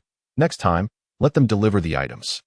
It's far too heavy for you to carry this distance, Liu replied, eager to assist. This feels weightless on my back. If you don't believe me, come and try sitting on it, and I shall still run swiftly. Iwan raised an eyebrow with a playful smirk. Aren't there two of them? You carry one, and I shall carry the other. Observing Iwan's flushed shoulders, Liu contemplated taking one for herself. With a swift motion, Iwan reached out and effortlessly hoisted Liu onto his shoulder. Seeing you invigorates me. I could carry not just 2 but even 10 with ease, he laughed heartily, his joyous laughter reverberating around them. Please put me down. Everyone is watching, Liu exclaimed. Her cheeks flushed as she noticed the teasing expressions on the faces of the surrounding orcs. What is there to be ashamed of in embracing your partner? Lele, you are delightful in every way, except for your excessive shyness. Iwan playfully patted Liu's back. Iwan, I intended to inquire that night. Do you not wish to remain at Gisang Mountain? Lena mentioned that you seemed injured. Liu gracefully leaped down from Avon's shoulder and whispered, do not heed Lena's nonsense. That day, I merely encountered a wild boar and hunted it to exchange for some goods in Shenlong Valley. It is likely that the blood from the boar alerted her to my presence. Do I appear to be injured? If I were, would you not notice? Avon patted his robust chest. Are you truly not deceiving me? Liu Yu scrutinized him closely, but found no signs of deceit. How could I lie to you? I would gladly offer you my heart. Upon entering the cave, Avon set down the stone mill and embraced Liu Yu tightly. So, how about you assist me in cultivating the saline alkali land for the time being? Liu Yu leaned against Avon's shoulder and softly inquired. Lele, I am not adept at farming. I plan to search the Shenlong Valley for anything that might awaken my bloodline. If I find something, I can advance quickly. Avon inhaled deeply, taking in the scent of Liu Yu's hair. What do you need for your advancement? I will help you find it. Liu Yu shook his arm gently. There is quite a bit I require. I have already found some of it, so do not worry. Your foremost task is to take care of yourself. Avon tousled Liu Yu's hair affectionately. What is it that you desire? Perhaps I might encounter it in the future. Liu Yu sensed from Avon's tone that he was concealing something. All right, I seek the 8-petal immortal orchid. I have heard that a low-ranking beastman possesses it. Avon looked at Liu Yu with an expression of helplessness. I acquired a stock of the 8-petal immortal orchid from Brian's father just yesterday. Would it suffice for your needs? Liu Yu asked cautiously. Lele, I have already made arrangements with that beastman. If I help him eliminate his enemy, he will give me the 8-petal immortal orchid. Your stock can be saved for our child once you bear eggs. Avon tenderly caressed Liu Yu's face, his tone leaving no room for negotiation. What is the cultivation level of that beastman's enemy? Should we enlist Andy and the others for assistance? Liu Yu remained slightly apprehensive. He is at the late stage of the Foundation establishment realm, a jungle tiger beastman. Although other beastmen fear him, do you think I, as a spear dragon, would be unable to defeat him? Avon pinched Liu Yu's nose playfully. Why does your cave have a sweet fragrance? Liu Yu inhaled deeply. I was unsure of which fruits you preferred, so I gathered a variety of them. Some were not fully ripe, so I placed them together and covered them with thatch to ripen. The aroma must be from those fruits. Avon led Liu Yu to the corner of the cave, uncovering a layer of thatch to reveal a bountiful assortment of colorful fruits. They all looked delectable. Thank you, Avon. Liu Yu nuzzled against Avon's neck, concealing the moisture at the corners of her eyes. With so many fruits, let us dry them into fruit preserves. Liu Yu handed Avon several perfectly ripe fruits. You eat these first. The ones you do not like, I will dry. Avon rinsed the fruits with water before passing them to her. They are incredibly sweet and fragrant. I did not realize you had such culinary skills. The fruit's flesh was delicate and sweet, accompanied by a hint of mature fragrance. Back in the spear dragon tribe, when some fruits were unripe, we would pick them and dry them. Various fruits ripened quickly together. Avon's slender fingers wiped the juice from Liu Yu's lips. You should also have some. These fruits are best enjoyed fresh. Liu Yu insisted on giving Avon a few more. Watching you eat brings me more joy than eating myself. Avon remarked, his eyes sparkling as they focused on Liu Yu. Do I have such an effect? Liu Yu shot him a playful glare. Indeed, did you not know? Every time I see you, I feel an inexhaustible surge of energy. The weather has been arid. I spotted some wood trees in the forest last time. I will take you to gather some wood. As soon as he finished speaking, Avon hoisted Liu Yu onto his back. You have worked hard all day and must be tired. Let me walk on my own, Liu Yu protested, squirming to get down. I enjoy carrying you, Lele. Avon's deep voice resonated as he tightened his grip around her. I too enjoy being carried by you. When you are not weary, feel free to carry me. When you are tired, I will carry you, all right? Liu Yu nestled her face against his back. I am rather heavy. Are you not afraid of being crushed? Avon chuckled lightly. Not at all. I am quite strong now. I could carry not just you, but even a bull. Liu Yu laughed heartily. Well, I shall test my weight on you shortly. Avon's voice turned slightly husky as he playfully pinched her rear. You are being mischievous. Liu Yu playfully hit his smooth back, causing Avon to momentarily halt, seemingly in pain. Avon, what is wrong? Let me down immediately. Liu Yu exclaimed, surprised by the lack of any visible wounds on his back. I was just teasing you. Lele, you are so easy to fool. Avon laughed, vigorously rubbing her. Is that true? Avon, if you engage in any perilous activities, I shall ignore you henceforth. I know you wish to rely on yourself, but you must understand that I worry for you. Cultivation, wealth, territory, these are all external possessions. Whether you have them or not matters not to me. I only wish for your well-being. We have just arrived in Shenlong Valley, and in a few years, once your cultivation advances, these things will naturally follow. Do not rush. I will always be by your side. Liu Yu gently wrapped her arms around Avon's neck. All right. My Lele shall possess all the beautiful things. Avon's melodious voice resonated. Do you see that tree ahead? That is a milk tree. If you slice open the uppermost branches, a substance akin to milk will flow out. Back in the Jiling tribe, during autumn and winter, The females would often use it to anoint their bodies. Avon raised an eyebrow, pointing forward, where indeed stood a towering tree, its upright trunk reaching towards the heavens, adorned with leaves of golden hue. A breeze rustled the leaves, causing them to flutter down like delicate confetti. I once fashioned a stone jar and secured it there, for the tree sap is delightful. It drips very slowly, barely a few drops a day, Avon noted, gesturing towards the treetop. How do you know this so well? Did you perhaps gather it for other females in the Jilung tribe before? Lu Yu, perched on his back, playfully bared her teeth. No, truly not. I merely observed other males collecting it to gift to the females. The first time I gathered some, I offered it to you, and in the future, I shall only collect it for you. Avon lowered Lu Yu into his embrace. Now that sounds more agreeable. Listening to the rhythm of his heartbeat, Lu Yu murmured softly. What a persistent little creature you are. Avon pressed a kiss to her forehead. You wait for me here while I climb up to retrieve it. I can soar up effortlessly. You've just returned and must be weary, Lu Yu insisted, pulling Avon down to sit before she gracefully ascended the tree. There's plenty up here. Reaching the branches, she discovered the azure stone jar filled with a considerable amount of milky liquid, appearing quite viscous. The brown trunk bore a deep gash, exposing the inner wood, as droplets of liquid fell rhythmically from the wound into the jar below. Lu Yu descended gracefully from the treetops, having retrieved a stone jar. It appeared exquisite, alleviating her concerns about the cold weather potentially causing her skin to dry and flake. The all-natural cosmetic, reminiscent of lotion, brought her immense joy. She dabbed a bit onto the back of her hand, infused with a refreshing citrus aroma, and found it glided effortlessly, as if the treated skin could exude moisture. Li Yi was filled with joy, deeming it a divine elixir for hydration. It's splendid. Allow me to apply some for you, she said, scooping a bit to spread on Aiwen's hand. This is a product for females, if a male uses it. Other beast men will mock him, Aiwen replied, shaking his head as he took the jar. He poured some lotion and gently smoothed it over Lu Yu's face.